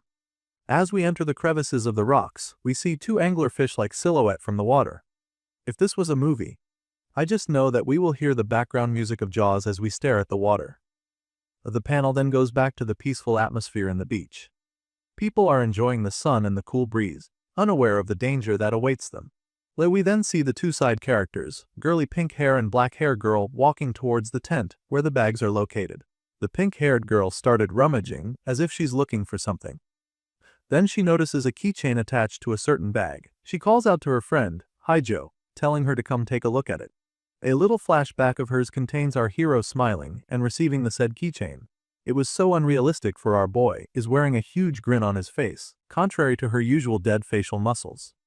She hugs the bag tightly, commenting that Minjun was holding on to their precious memories. Haijo naturally knows that's not true, but she doesn't want to destroy her friend's delusion. Suddenly, they hear some people walking closer towards them. It is none other than Sergeant Kim Minjun along with the two troublemakers, Guangxik and Hanyang. The rascals are pestering our boy for a so-called fair game of rock, paper, scissors. The sergeant is clearly irritated by the two, but they are not giving a single damn. They tell him to accept the challenge, but is only allowed to play rock. They add that if they win, Minjun has to buy them ice cream. To make them stop, our boy plays along. He shoots scissors while the two shoot rock. Technically, the two bastards would have won. However, Kim Minjun has watched that certain episode of Baki. He pressed his fingers against the two's rocks and pinches them. The bastards groans from the pain while our boy crushes their fists, saying that his scissors seem to be stronger than their rocks. Witnessing the comical and dumb interaction of the men, the two girls can't help but laugh, but Hanyang still insists of Minjun buying them ice cream. The desperate, Guangxik takes our boy's bag and holds the keychain, thinking it was the zipper of the pocket where our boy hides his wallet. Minjun pulls his backpack, saying that his wallet is not there so they should just quit it. Unfortunately, as Minjun pulls the bag towards him, Guangxik was still holding at the keychain, causing it to snap. The sound of the chain snapping was so loud that Minjun and Guangxik fell silent. The idiot stares at the broken keychain in his hand, knowing that our boy likes that one. Even his partner in crime, Hanyang, stares at him with absolute horror, knowing that he has crossed the line. Guangxik slowly turns his gaze towards our hero, hoping that he will let it slide. However, his face turns pale when he sees our boy shaking in rage. In a desperate attempt to buy some time, Guangxik turns to the pink-haired girl and gently hands her the broken keychain. Then, Guangxik and Hanyang sprints in an instant. Kim Minjin finally snaps. He yells the two to halt, but Guangxik explains that it was just an accident. While running, Hanyang tries to argue that he didn't do anything. However, as he turns around to look at our boy, he sees the very face of the devil, instantly realizing that the sergeant won't listen to any reasons. With that in mind, the two ran as if their lives depend on it. I mean, honestly, I think that their lives do depend on it, for they are surely dead when Kim Minjin grabs a hold of them. Out of desperation, the two idiot jumps into the sea, just to get away from the furious lieutenant. Kim Minjin stayed ashore, not wanting to get himself wet again, but he's definitely pissed at the two. Meanwhile, the pink-haired girl thinks that Minjin is this furious because he treasures their memories so much, to which Haiju don't believe. Going back to the two idiots. They are still swimming as far away as they could from the shore, not risking getting caught by our hero. They reached the place where the vapor was coming from earlier, and decided to rest there. While catching his breath, Guangxik remarks that the situation could have been bad. A statement that Hanyang wholeheartedly refutes, saying that it is already bad. He states that he was about to be collateral damage because of Guangxik's stupidity. With tears in his eyes, the green-haired idiot explains that it was all an accident. He didn't mean to tear the keychain apart. Hanyang adds that of all the things they can destroy, it just had to be that Lumi keychain that Minjin really likes. He tells Guangxik to go beg for the lieutenant's forgiveness. Guangxik shivers not from the coldness of the water, but from the thought of asking our boy for mercy. Suddenly, something catches the attention of Hanyang, prompting him to look under his feet. Confused, Guangxik asks what's bothering his comrade. Hanyang comments that he feels like something warm passed by his feet. Little do they know they are already been circling around by the unidentified monsters underneath. All of a sudden, the monster leaps out of the water in an attempt to take a chomp of the two. It revealed its razor-sharp teeth, blood-red scales, and terrifying eyes as it jumps out from the water. Guangxik and Hanyang are immediately alerted by the sudden appearance of the monster. The scenery then switches back to the shore where things are the same as they were. We see Sunko building a detailed and lavish sand castle. This dude is just serious to everything he does. A Corporal Lee approaches him, notifying him that he can't find Corporals Guangxik and Hanyang anywhere. He asks the sergeant if he has seen the two idiots. In response, the sergeant stood up and says that he last saw them making an ice cream bet with Kim Minjin. Suddenly, the crowd started gathering at the shore, and you can hear the people murmuring that someone has been hurt. Out of the water comes both Corporal Guangxik and Hanyang. The two are evidently injured with bite marks on their limbs. However, it is apparent that Hanyang is in worse condition than the other. Seeing this, Sungo and Lee rush towards their comrades to provide necessary help and aid. The Sergeant Singo notices the injuries of the two and is instantly alarmed. He orders Corporal Lee to take Hanyang to the medic immediately, to which Lee copies. The sergeant kneels toward Guangxik, asking what happened to them and what hurt them. While the corporal struggles to form his words, for he is too exhausted and is trying to catch his breath.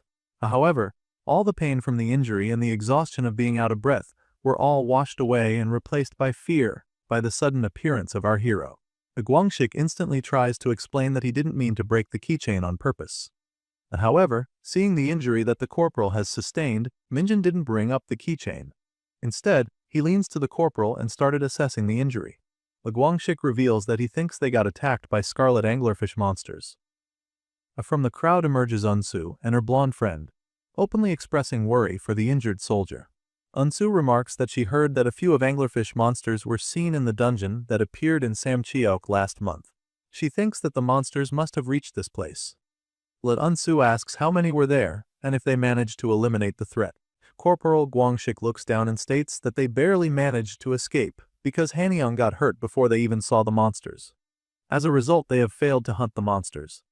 He sincerely asks for Unsio's forgiveness. The sergeant becomes embarrassed and states that there is no need to apologize. Meanwhile, Kim Minjin wears his game face on. He starts instructing his men on what to do. He tells Singo to go to the medic room with Guangxik, while Sergeants Oh Sakebile and Sergeant Sun Unsio report the situation to the resort and initiate the evacuation. He also tells them to request for a raid team from the division as well. Minjin then asks Unsu how much she knows about the scarlet anglerfish. Unsu states that they are fish-type monsters that got their name because of their red color and the lamp-like feature on their head. They are extremely aggressive and can generate very high body temperature. but the heat shouldn't be a problem as long as you fight underwater. Minjun affirms that textbook answer from the sergeant, but he adds that the monsters are so aggressive that they cannot hunt in groups. Their appetites are so great that they eat even their own kind. That's how disgusting the scarlet anglerfishes are. However, for two of them to be here, dozens of kilometers away from Samkik, more so, attacking people together is truly strange. Minjun flexes his muscle and states that he will check what is up with the monsters. As he walks towards the waters, Unso grabs his arm and tells him to wait, saying that it is too dangerous for the sergeant to go on his own. Lee, however, our boy is dead set on going on ahead, saying that there might be less time than they might think. Besides, he states that he will do better on his own. This comment shocks Unseo. For that words to come from her so-called rival is a hard pill to swallow. But before our boy completely takes off, he turns slightly around and reassures everyone that they should just do whatever they can do for now. There is no time to waste. It seems like the vacation mode for the soldiers are over. In an instant, they are now in work mode and affirms the orders of our hero. Kim Minjin smiles. He is a bit satisfied on how adaptable and reliable these people are. Knowing this, he can go all out on his own. Our boy then sprints as fast as he could. He knows that there is only one reason why two scarlet anglerfish would work together. Aggressive monsters like that, which doesn't like being around even with the same species, makes amend when it's mating time. True enough, inside the rock island, several scarlet anglerfish eggs are incubating. No, several might not be the perfect words to describe it, for there are hundreds if not thousands of them in the water. We see the headquarters of the resort. Inside it, Satebail and Unseo are running frantically. The blonde girl instructs the people to connect her to the security team. The receptionist gets a bit confused, asking the girl to please give him a second. Meanwhile, Sergeant Sun Unseo is making a call. She tells that there is an urgent situation at the F Sokcho resort under the 110th Division's affiliation. She informs the other line that monsters that they believe to be the scarlet anglerfish have appeared. She requests the resort to help with the evacuation. While she's talking to the person on the phone, Unseo can't help but look at the rock island in the distance. Worried about the safety of our boy, she reports that Sergeant First Class Kim Minjin from the 104th Division is currently dealing with the monsters. There we see our boy swimming towards the danger alone and unfazed. As we continue, we see our boy, Kim Minjin, swimming towards the location of the monsters. He knows that if a bunch of scarlet anglerfish are hatched, it would be impossible to kill them all. That fact alone is a huge problem, though there is a bigger issue. The zygotes of these bastards have really high body temperature. Not only that, but they are extremely unstable. The shock of hundreds of these fish hatching could lead to a gigantic explosion. As such, these eggs are used as weapons in Isgard as well. Our boy thinks that it would be convenient if an explosion just blows up all the eggs, but the main problem is the scale of the outburst. If it's big enough to reach the resort, the result will be catastrophic. Minjin then comes to abrupt stop and stares at the sea below. As expected, our boy has reached his destination. The parents started circling around beneath our boy, targeting their next meal. Kim Minjin realizes that this is the right spot. He already knows what to do, which is to eliminate the threat. Our boy takes a deep breath, then proceeds to dive down the dark and unforgiving waters. Not far from the surface of the water, our boy began to feel the change in temperature of the water. Then there he sees the nest of the cursed creatures. Time is running out, for even Minjin himself is unsure when these eggs will hatch, so he can't idle around. However, clearing the nest would prove to be difficult because, of course, the parents won't just sit idly by as our boy massacres their babies. No matter how strong our boy's demonic power is, it's useless, for it is ineffective in water. Even physical attacks will do less damage, so it will be hard to actually hurt the monsters. Add to that the fact that they are very agile swimmers. Anyone would have a tough time fighting these bastards. However, despite all the disadvantages, our lunatic Kim Minjin still manages to form a smile on his face. Thinking that he has no other options left, he activates his skill, Vicious Charge, which increases his movement speed drastically in exchange of decreased defense and stamina. Our boy's goal is to make the scarlet anglerfishes to chase and bite him, so he pretends that he's targeting the eggs. Once these creatures catch up to our boy and sinks their nasty teeth to Minjin's skin, our boy intends to rip them apart. In other words, Minjin plans to use himself as a bait. Unfortunately for him, things aren't going smoothly as planned. Something shoots past him, almost hitting him straight in the head if it wasn't for his fast reaction time. Our boy gets confused. He's familiar with these monsters because he has encountered them already, but even Minjin himself is unsure of what just happened.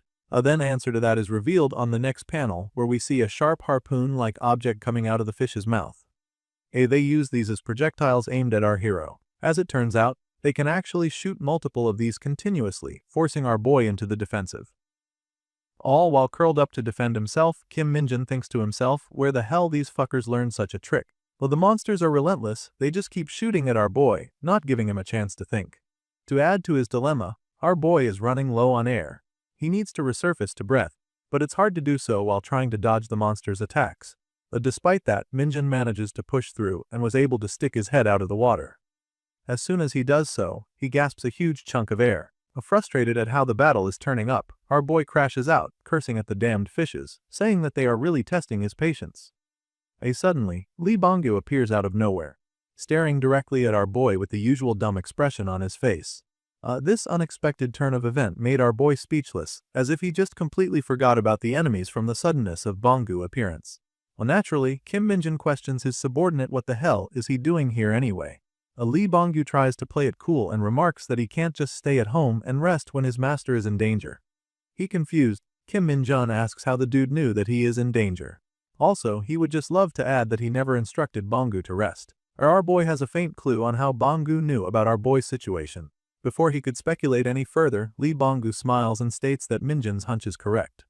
He reveals that Sun Jian has prophesied this very moment, when then see the red-haired girl holding a harpoon as she walks towards the shore. Sun Jian leaps into the ocean, ready to provide assistance to her beloved master. Meanwhile, Lee Bonggu tells our hero to please leave the scarlet anglerfish to them and just get out of the area, remarking that the place is dangerous. Our boy agrees with the man, saying that it will really be dangerous with Lee Bonggu's abilities activated. The white-haired man jumps into the ocean and states that he knows exactly what the monsters want. He curls up and started emitting his demonic energy. On the other hand, Kim Minjin swims away from Lee Bonggu. He remarks how nostalgic this situation is, saying that this is how they hunted them in Isgard too. Our boy knows that these guys cannot escape Lee Bonggu. We then see the man transform into an adorable Isgard special, scarlet-eared squid. In an instant, the scarlet anglerfish turn crazy as they lay their eyes on the squid. They tend to lose their minds when they see food that they like. Lee Bonggu starts luring away the monsters. Those dumb fishes forgot that they were there to defend their offspring. Meanwhile, our boy jumps out of the water and climbs the rocky island. He thinks to himself that seeing as Seong Yayan and Lee Bonggu rushed all the way here, he guesses that something huge was going to happen to him. He knows that it would be big enough to change the future where I stand on the battlefield when the earth falls. Our boy wonders if Seong Yayan saw that he was to die here. If that's the case, our boy is now 100% sure that the explosion of the eggs would really happen. As he peeks to the crevice of the rocks, our boy confirms his theory. He states that the amount of eggs in there is too dangerous. He even admits that he might actually die if he doesn't run away right now. Our boy laments the fact that it has been a while since he last came to the beach only for this disaster to ruin all the fun. While brushing his hair off the water, he affirms that Seo Hyeon's prophecy is legit. She states that if she hadn't shown up, he wouldn't have blackmailed the Special Task Force commander and wouldn't even be here. He thinks that a single variable changed the future. In other words, our boy, Kim Minjin, has the power to change the prophesied future too. A sinister smile pops up on our boy's face as he releases his demonic energy. He then activates his skill, Corruption.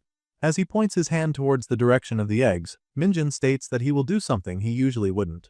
Meanwhile, the dumb scarlet anglerfishes are still chasing the tasty snack that Lee Bonggu is transformed into.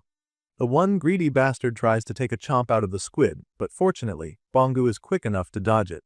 Where the game of cat and mouse continues. It would seem like the squid is just trying to lure the monsters away from our boy, but in reality, it is much more than that. While Lee Bonggu stares at the monsters, he decides that this is the right spot and time to proceed with their plan. He leaps into the air, leaving the waters, and as expected, the dumb fishes followed him. As one of them was about to sink its teeth to the tasty snack, it notices something from the distance. Seong Yayan emerges out from the water as well, ready to throw her sharp projectile at the monsters. She gathers all her strength and releases the harpoon aimed at the fishes. Since they are out of the water and into the air, the monsters are basically sitting ducks. The projectile pierces through the monsters like butter. The teamwork between these two are superb, despite the fact that they hate each other. Seeing the tough monsters get obliterated into pieces from the impact of the throw, Lee Bonggu's eyes widened from the shock and fear. He knows that he would share the same fate if Seo Hyeon's throw was off just for a bit. The red-haired girl falls back down to the water and catches her breath as she strides to stay afloat. As soon as she was able to catch a fresh air, she instantly worries about our hero. She turns around with a visible concerned look on her face, shouting no as she fears for the worst. At the distance, the rock island is being overloaded with demonic energy of our boy. Cian knows that if this continues, the eggs will explode with our boy still in there. In a panic, she dashes towards the island, screaming for our boy to get out of there due to the fact that it is dangerous. She pleads her master to listen, but Kim Minjun is dead set on doing what he's doing right now. Then it happens. The countless of scarlet anglerfish eggs which store unstable high temperature explode with our boy still in the vicinity. The explosion was so strong that a fire of mushroom forms into the sky and releases vicious waves of water. On the other hand, panic ensues in the shore. We see several people running towards the beach. As it turns out, they are our hero's friends. While they are sprinting, Unsu's phone rings. Her father is calling her. Let's take a moment to appreciate the icon used by Insu's stoic father. We can really tell that he loves his daughter so much. As Unsu answers the phone, her father immediately asks if she's okay, saying that he has heard about the situation. The blue-haired girl reports that 2 of the 2nd Battalion were injured, but she reassures him that they will be fine. She also states that most of the guests at the resort are civilians, so they don't have enough people to help with the evacuation. Fortunately, none of the civilians have been hurt yet. She tries to give him more report about the 110th Division team, but her father cuts her off. He states that he didn't call her to get a report. The man with the scar on his face tells Unseo to listen to him carefully and to get everyone, including themselves, to evacuate. Overhearing this, Sionko and the yellow-haired girl gets confused. The man explains that he just called the 110th Division commander. The scarlet anglerfish this time are different. He remarks that they did not announce it to the public, but last month, during the 110th Division's raid, people died. Hearing this, Unsu felt like heaven came dropping on her. Her father elaborates that there was a large number of their eggs found in the dungeon. While their people were eliminating them, a huge explosion happened. He states that if there are eggs there as well, it would be dangerous to stay on the beach. However, before he could even finish his warning, a huge explosion where our boy went occurs. It was so strong that even from far away, they can clearly see the giant cloud of fire from the rock island. The 3 were stunned by the sudden explosion. It is as if time has stopped briefly for them. As realization of what just happened starts to sink into Unsu's mind, her facial expression turns to that of anxiety. She recalls her previous conversation with our hero, Kim Minjin, telling them that scarlet anglerfish are so aggressive that they do not hunt in groups, and that their appetite are so great that they even eat their own kind. He also adds that it is really strange for 2 of them to be here, dozens of kilometers away from Samchok where the monsters originated. All the words of our hero telling her that he will go alone to check what's happening burns into Unsu's mind. She's starting to piece everything together. From the sheer shock and concern, Unsu drops her phone while still on call with her father and starts sprinting towards the waters. We can really see on her face the concern and worry that she has for our hero. She keeps replaying how heroic and cool Kim Minjin was when he was giving them orders to stay calm and do what they can for now. However, given the strength of the explosion, she fears the worst outcome possible.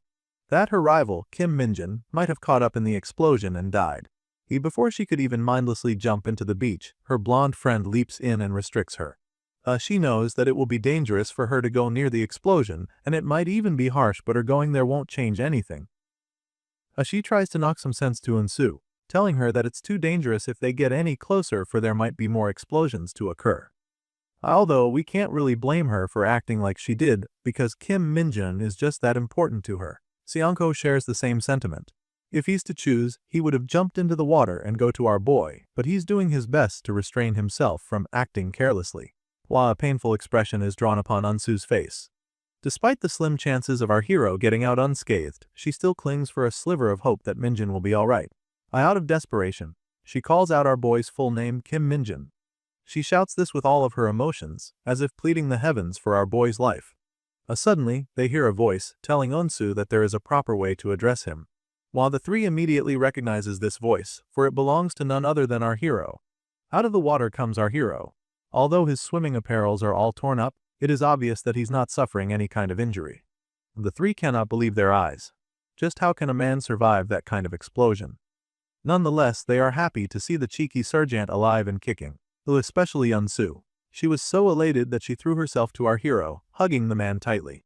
Before we continue on, we get to see a few hours ago before the catastrophe happened. It was a peaceful and quiet day in the apartment where Bongu and Seoion are living.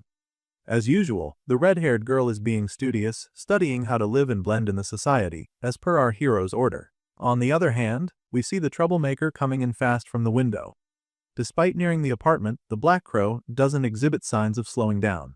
It kept flying until it crashes into the apartment, shattering the window pane and making a mess inside. Lee Bong-gu quivers from the pain of the impact. One could only wonder what just happened for him to crash like that. But of course, Seo Hyun doesn't care whatever the reason might be, the fact that the idiot made a mess still remains.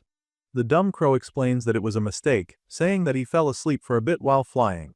But giving her this kind of stupid reasoning is probably the worst thing to do in this situation. Naturally, the red-haired girl is more than happy to deliver fitting punishment to the idiot.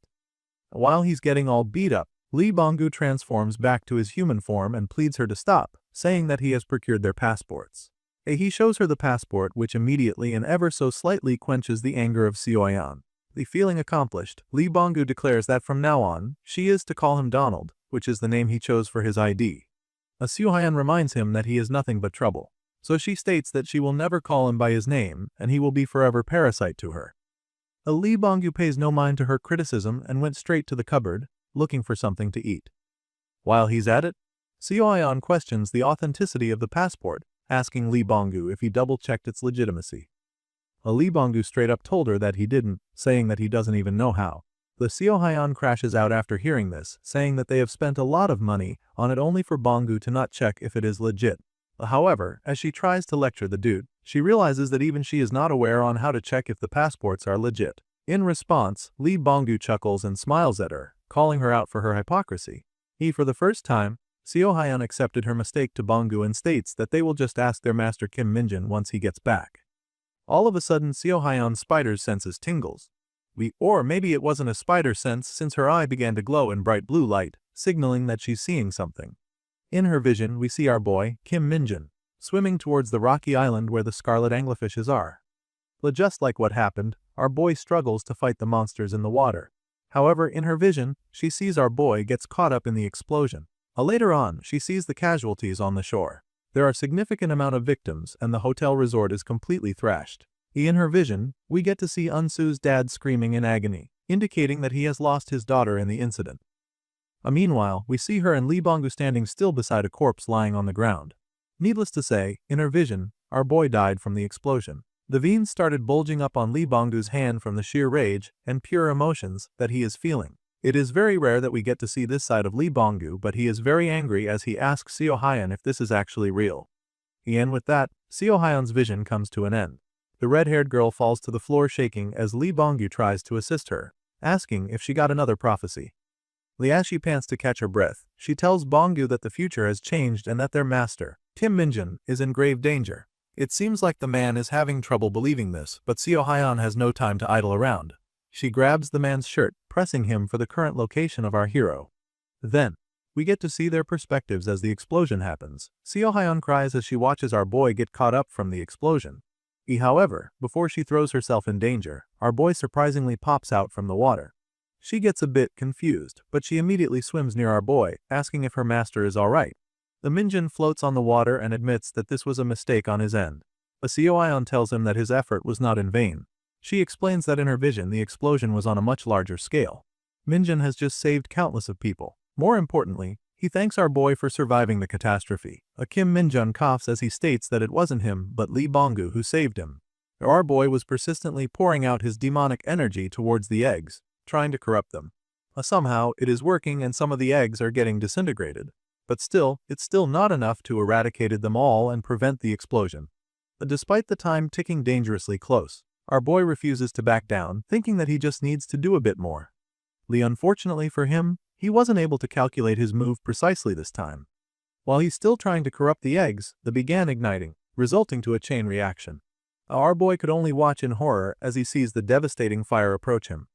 Fortunately, just in the nick of time, a tentacle wraps itself around our boy's waist. The kraken-like creature then tosses away our boy from the danger. But as a result, Lee Bong-gu didn't have enough time to escape. Left with no choice, he just looked at his master, gives him a wide smile, and a thumbs up as he gets engulfed by the explosion. Hearing this, Seo Hyun gets a bit sad. Despite everything, Bong-gu is still her comrade serving under the same master. He, however, She remarks that the man did what he should have, stating that there is no death more honorable for a follower than a death for their master. As they were about to completely write the poor man off, Lee Banggu appears beside them, still with his usual smile that seems to piss people off. But even our boy was surprised that the man survived that impact. He asks if he's alright, commenting that he is harder to kill than a cockroach. Despite this, Lee Banggu did not come out unscathed. He tells them that he won't be able to use his hands for a while, but he's glad that Kim Minjin is safe, while a huge grin forms in his face. In all honesty, this man is alive just by the stroke of luck. Without it, he would have really died. Our hero happily comes up to him too and pats his head, commending for the job well done. Even though things got messy, Seo Hyeon and Lee Banggu were successful in saving their master, defying the prophecy and changing the imminent future. Seo Hyeon smiles, saying that Lee Banggu did good today. This is the first time that she has ever called the man's name. After the explosion, our boy reappears to the beach as if nothing major happened. He still have that dumb facial expression on his face. Meanwhile, the 110th Division's forces soon arrived. Thanks to them and Major General Sun Taho, who came back as soon as he heard the news, the situation was quickly taken care of. The father and daughter hugged each other tightly, knowing that the situation was really a close call. As for the investigation on the survivors of the explosion incident, our boy thinks that it will mostly be taken care of without him having to do anything. Despite their differences, General Sun Taho stared at the sergeant with a proud smile on his face, as if telling our boy that he did good during the emergency. And with that, we end another episode of this awesome manhwa. Stay tuned to keep track on the adventures of our hero, Kim Minjin. Though we continue the conclusion of the Crimson Anglerfish incident, we see Major General Du Seokyang calling about the situation of the resort. His stern face indicates how seriously he is. Meanwhile, our hero is standing valiantly while staring at his comrades who are delighted to see him alive. Guanchik and Hanyang are also doing well and are already having fun in the hospital. Our hero, Kim Minjin, smiles, knowing that all the credit in resolving this incident is going to be none other than him. The dawn arrives and the sunset paints the sky with a beautiful golden-orange hue. The Corporal Lee Sungjo and Co are seen packing their things from the condo. I guess they also took the other members' belongings as well with them, since the others are recuperating from their injuries. The same is true for the female squad of Anseo. They have already packed their things and were about to go home. General Sun Taho is also helping them. The pink-haired girl cries, saying that it has been so long since they went on a vacation, and it had just to end the way it did. Her friend consoles her, saying that there's nothing they could have done. She states that they are shutting down the resort until safety is guaranteed. And with this kind of major incident, who knows when that will be. As they walk, Onseo looks back at the resort and gazes at the rooftop. She spends a good amount of moment just staring at it, as if she's looking for something. After a while, she continues walking without saying a word. As we zoom in to the rooftop, we see Siwayan looking down. It's a question if Unsu sensed her presence, that why she looked up or not.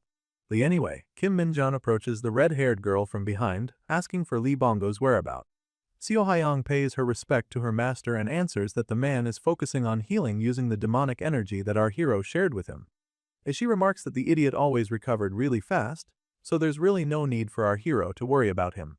Speaking of the devil, he's currently on his crow form, happily dozing off. However, the dumbass is actually sleeping atop of a moving bus to who knows where. This idiot really knows how to cause headache for himself and to others. Our boy comments that Lee Banggu might have been a bit far off from the explosion, but it is really impressive that he was only hurt that much. He has always thought about this, but there is something special about Lee Banggu, despite everything that he is. Jealous from hearing their master compliment the idiot, Seoin states that there is nothing special about Lee Banggu. Our boy then notices something from his follower. He asks the girl why she's always wearing the same old outfit. He comments that he has given them money to use on whatever they need. Why does she insist on keeping this old and out-of-style outfit? Seo Hyun says that the outfit is good enough for her. Our boy becomes curious and questions if she even washes it. This prompts the girl to sniff herself to check, then she states that it still smells fine. Kim Minjin sighs and tells her to go buy herself some nice clothes, but Seo Hyun is too hard-headed to listen, insisting that her master's money is too precious. Our boy was just about to give her a good talk when suddenly, the chibi familiar leaps straight to his face and hugs it. It flails its arms around our boy, hitting Minjin from the almost weightless limbs. Still, I presume that it's a bit irritating. Our boy grabs the familiar and pulls it away from his face, telling it that he gets that he's worried for him, but he's fine, so there's no need to get on his face that close. The poor adorable familiar smiles awkwardly, realizing that he has just annoyed its master. However, Minjin quickly smiles after, feeling happy that the chibi familiar actually do worry about him. Our boy sits on the ground and asks what brought the familiar there. It explains that a gate has appeared somewhere. On the other hand, Seo Hyan is still on the side sniffing herself as if checking if she really has to wash her clothes, or if she can still use it for another day. Suddenly our boy calls her name, prompting her to jolt and become defensive, saying that she is not smelling herself. However, our boy doesn't care about that. He straight up asks if she is still interested in joining the Hunter Corps. The red-haired girl was taken aback by the suddenness of the question. She calms herself down, and with great resolve showing on her face, she tells our boy that she wants to join. Our boy smiles upon hearing her answer. He states that if that is the case, then they will do something together. Fast forward to the next day, we are taken to the city of Gangnong. On one of the convenience stores in the area, we see Seo Hyan and our boy standing outside the store wearing their casual clothing. As for Seo Hyung, I'm pretty sure that she just bought these clothes a while ago. She is a bit flustered standing near our hero. Kim Minjun gets curious and asks if she's feeling unwell or something. Seo Hyan says nothing is wrong. She states that she just feels a bit guilty since her new clothes are expensive. Our boy tells her that he has a plan in mind, so she needs to stay still. The red-haired girl thanks him for the gift. Our boy pays her no mind. Instead, he asks if it is fine for her to use her demonic eye this much. As it turns out, Seo Hyan has her demonic eyes constantly activated right now. She tells our boy that as of now, she isn't feeling anything wrong. You see, the fickle demonic eye is an item that shows the future as it wishes. But under certain conditions, the user can see the future in the time period they want. These conditions are that you must be within 10 meters from the location where the events will take place. Also, you should try to look too far into the future. On top of that, you also need to spend a bunch of demonic energy to use it. Despite saying that she's fine, we can see that using the demonic eye is pretty exhausting, evident by how much Seo Hyan is seating right now. Precisely because of the consumption of demonic energy when using the eye is the reason why it cannot be used very often. Our boy laments about that fact. Well, who wouldn't? The eye is pretty useful. Suddenly, Seo Hyung's eye glows brightly, indicating that it saw something. She immediately informs our boy that she saw it, telling our boy that the gate will appear in a minute. He asks for the monsters inside the gate. She tells our boy that they are bipedal wolves type. Our boy acknowledges it and comments that they are lycanthropes. He then asks how many monsters are there, and if they will come out from the gate. Seo Hyung concentrates hard to see further. She states that one type that looks like the monster's leader will come out from the gate. The Kim Minjin can't help but make face in secret, thinking of how absurdly overpowered the demonic eye skill is. I mean, yeah, no shit, Sherlock, having the ability to see the future gives you the best advantage in any situation. Anyway, the space and time begins to form a crack in the middle of the city. In just mere moment, the small crack in space turns into a fully formed dimensional gate. Naturally, the people around the area panics for a bit. Even though these occurrences not uncommon, it is still terrifying to think the possibility of monsters coming out in the middle of the city. However, the opposite is true for our hero. He seems happy that the gate that the chibi familiar told him yesterday is now in front of them. He tells Seo Hyan that he thinks they can now go with their prepared plan. He asks his follower if she can manage to do the instruction that he has given her. With a dedicated looks in her eyes, Seo Hyan firmly tells our hero that it is no problem. Kim Minjin wears a face mask as he asks Seo Hyan if she still remembers what he told her. The red-haired girl calmly walks towards the gate and reiterates our boy's instructions. First, she needs to make sure that no civilians are hurt. Second, she must not let others see the dark mage skills. Those are the two strict orders that our boy gave her. She glances at our boy and smiles, saying that she will keep those orders in mind and remember them even in death. Her dramatic statement made her master cringe for a bit. Then, the foot of the monster passes through the gate. It has long sharp black claws, and just like what Seo Hyan saw in her vision, it is indeed a bipedal type monster. Before anything starts, our boy casually reminds his follower that he will be sure to step in if anything goes wrong, so there is no need for Seo Hyan to push herself too much. And of course, the most important thing of all, our boy tells her to not get hurt in this fight. The monster finally comes out of the gate, revealing a figure resembling that of a Mr. Olympia contestant wearing a wolf mask, except this one really has a head of a wolf. Seo Hyan confidently walks towards the monster and tells our boy not to worry and leave everything to her. She unsheathes her weapon, a baseball bat. It's just an ordinary baseball bat, but Seo Hyan coats it with her skilled demonic energy whip. The pitch-black demonic energy started to cover the whole blunt weapon, and just from a glance, we can really tell that it deals huge damage. The monster growls and gnashes at the girl in an attempt to intimidate her. It showcases its razor-sharp teeth and ferocious gaze. However, Seo Hyun remains calm. More like she's not even feeling a bit concerned about the monster. Kim Minjin, who is watching on the sidelines, thinks that after what happened in Sokcho yesterday, he can't really do something like that in Gangnam today. It would be too suspicious if he single-handedly resolve another major case once again.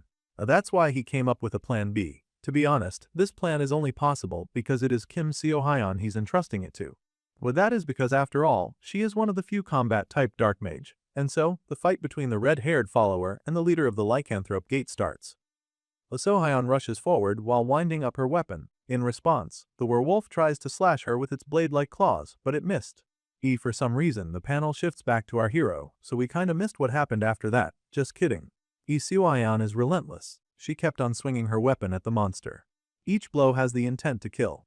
However, the monster is proving to be a tough customer as well. It is doing well in matching our girl's aggressiveness. The two trade blow per blow, attack per attack, and strike per strike. At the moment, it would seem like the two are equally matched, and it seems like the outcome of the battle is a bit hard to predict. Meanwhile, our boy comments something, saying that his expectation was correct. The werewolf then crosses its arm and started contracting all muscle in its body. Its fur began to raise, as if it is a warning that something big is coming. It then swings its arm towards Seo Hyun. The slash was so powerful that it generated blade-like projectiles made from wind aimed at its enemy. The lethal slash didn't deter the red-haired girl from her pursuit. She slides down to dodge the attack while still keeping the momentum. She was too quick that the monster was not able to recover from dishing out a powerful move. Our boy locks his gaze at the dark mage, thinking to himself that Seo Hyun is really talented. As she positions herself beneath the giant monster, Seo Hyun swings her bat with all her strength and strikes the monster right at the jaw. The blood spurts out of the wolf's mouth and nose, testament on how strong that strike was. However, Seo Hyun suddenly notices something wrong, causing her eyes to widen. The attack was not strong enough to eliminate the monster boss. It managed to recover instantly from the blow and deliver a counterattack. Fortunately, our girl's reflexes is too fast that she was able to dodge it in time. Seo Hyun backs away from the monster in order to collect herself. Her eyes are fixed on the monster, not letting a single movement slip past her. On the other hand, the werewolf growls angrily as it realigns its broken jaw. It slowly walks towards its enemy. While still bleeding from the attack, the monster gnashes at our girl, as if telling her that he will make her pay. In response, Seo Hyun provokes the monster even more. She places her bat on her should and signals for the monster to come at her using her hand. The werewolf howls and roars, signaling that he will give everything he got to win this fight. The two leaps off the ground and toward each other, prepared to finish off their respective adversary. The first to attack was the monster. It swings its lethal claws at the girl. Fortunately, Seo Hyun was able to duck in time to avoid it. She then launches a devastating counterattack, managing to blow half of the monster's upper body. Now, this werewolf and Toji from Jujutsu Kaisen belong on the same club. The monster falls into the ground, lifeless, while Seo Hyun stands victorious. Our boy who witnessed everything talks to himself, saying that he didn't even have to do anything. It's now clear to him that there's no need to worry about Seo Hyun. As of right now, the awakened with skills who killed the monster have yet to be reported. In other words, all there is a superhuman physical capabilities. If people find out that someone has skills, the entire world will pay attention to that person. Our hero is absolutely against unnecessary attention drawn from someone's skill like that. Thankfully, even though Seo Hyun secretly imbued her bat with his skill, in the end, she beat the lycanthrope up using a bat. Because of that, no one will find out that she is a skill user. Or so this is what our boy thinks. However, in the next panel, a dead-eye-looking guy comments that what the girl used in the fight was definitely a skill. We are taken to a certain cafe named Y Cafe where we see Jiyeon, Byamji's daughter, and a man sitting around a table. The man tells Jiyeon that he has never seen something like that before, so he is not too sure with his speculations, but he states that it is just the thought he had. He states that he thinks that Sergeant Kim Minjin used a skill. Jiyeon appears to be losing a bit of patience talking with the guy, but nonetheless, she urges the man to tell her more in detail. The man seems to be a bit pressured or even nervous with the conversation. He looks down to the table and sees the raid company business card. He hesitates for a bit, but at last, he spills everything to the woman. He states that that day, in order to clear the fake dungeon, they reached its very center. As they get deep in the dungeon, the man and his team found themselves in a grave danger. They are surrounded by monsters, and it seemed like they have no means of escape. We then see our hero do something to his weapon. His blade was covered by a pitch black energy. It was so big that it looks like he's wielding a great sword. Naturally, All of his comrades were in disbelief at the sight of it. They were even more shocked when our boy used the weapon. But with one swing of the blade, it produced a massive amount of energy that it created a rift in space which then sucked all the monsters in the vicinity. The man states that thanks to Sergeant Kim Minjun, no one was hurt and they were able to clear the dungeon. Our boy's comrades, who all thought they were goners, were finally able to breathe a sigh of relief. They celebrated the fact that they are still alive despite encountering a hopeless situation. However, their celebration was briefly paused by our boy, telling them to calm down. He states that as they can see, the dungeon has been cleared and the exit is going to open soon. All of the soldiers, including the man telling this story right now, calls Kim Minjun their savior. Our boy accepts that new title, saying that he is their savior indeed. Since that is the case, the savior has a little favor to ask from them. Hearing this, the soldier all stood straight, ready to fulfill that little favor that our boy wants to say. The Kim Minjun instructs them to pretend that they did not see anything unordinary during the dungeon raid. In other words, he is telling them to keep his power a secret from anyone. Out of his desperation, he even pleads the soldiers to do so. The four was a bit shocked at first. But ultimately, with the man telling this story as the leader, they tell our boy that they will not speak a word about what happened and that Minjun can count on that. Yet, here we are now, with the man spilling everything to Ji-yoon. Back at the present, Ji-yoon slams her hand down to the table, saying that the skill power is ridiculous. I guess the soldier who sold our boy out still has a bit of conscience left in him, for he asks Ji-yoon if this confession will put our boy in a difficult situation. However, Ji-yoon did not answer the question. Instead, she comments that our boy is now a sergeant first class. The snitch states that he is aware of our boy's rank right now. Ji-yoon then asks him if he has told anyone else about this story. The snitch meekly bows and says no, saying that even in the investigation that happened after that incident, none of them said anything. Well, everyone wants to protect this secret of Minjun, so those four soldiers don't even talk about it among themselves. Ji-yoon stands up and tells him that he better not tell anyone else about this, including the fact that they have met today, which the soldier agrees. Ji-yoon then turns around, briefly thanking Tae-man for giving her his time during his vacation. She then bids the snitch farewell. But before she could head out, the man asks her about the promise she made. While Ji-yoon then stares at him menacingly and states that this is definitely important information like the man said. She then instructs the snitch to contact her once he gets discharged from the corpse. As it turns out, this sly nepo baby has promised the stupid snitch a position in the raid company once he leaves the hunter corpse. She thinks that giving the man a position is nothing, but the main problem is that she is not even sure if the raid company is still standing by then. At that fateful day, all of the dangerous and sensitive papers they had in the offices were stolen. The security server went down as well, so they don't even know when it happened exactly. Well, actually, Ji-yoon is being suspected, and she has no way to defend herself because she have lost her memory from that day. If you can still remember, she is talking about the time when Lee Bong-gyu and Seo Hyun infiltrated the raid company.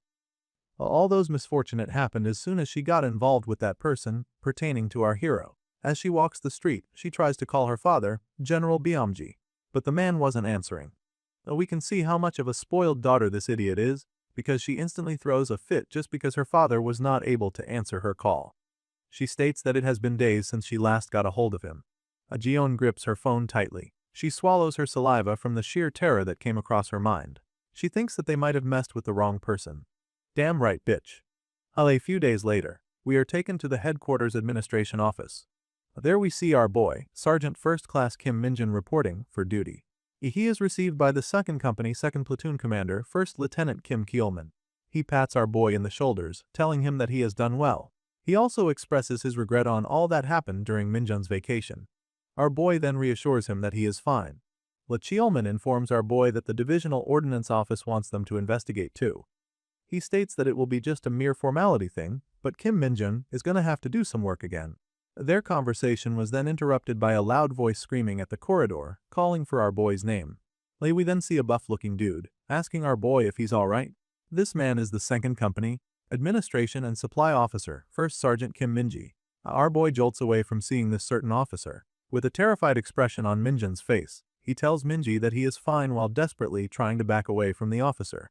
Minji then tries to bear hug him in an attempt to show his concern. Fortunately, our boy was able to dodge it, for it seemed like all of his bone would be crushed if he got caught with that attack disguised as a hug. While the two are busy with their shenanigans, Keolman adds that there is another document from the Divisional Ordnance Office. This new information catches the attention of the two sergeants. Chielman then reveals that next week will be the start of the handicap training. In just one panel, we arrive to that next week.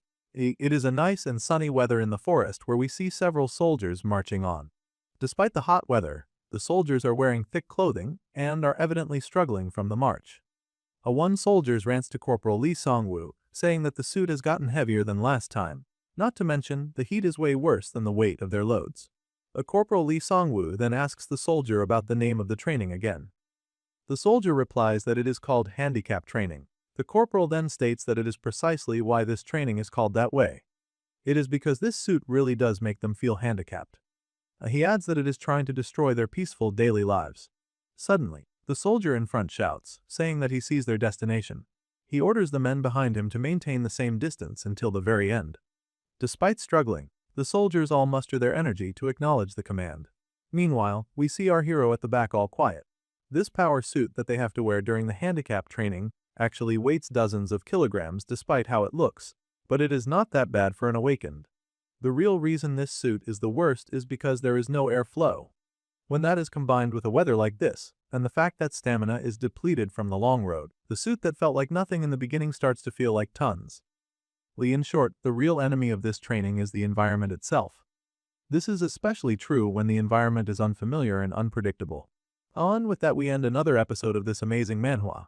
Please stay tuned and keep supporting our channel for more. Until next time, thank you.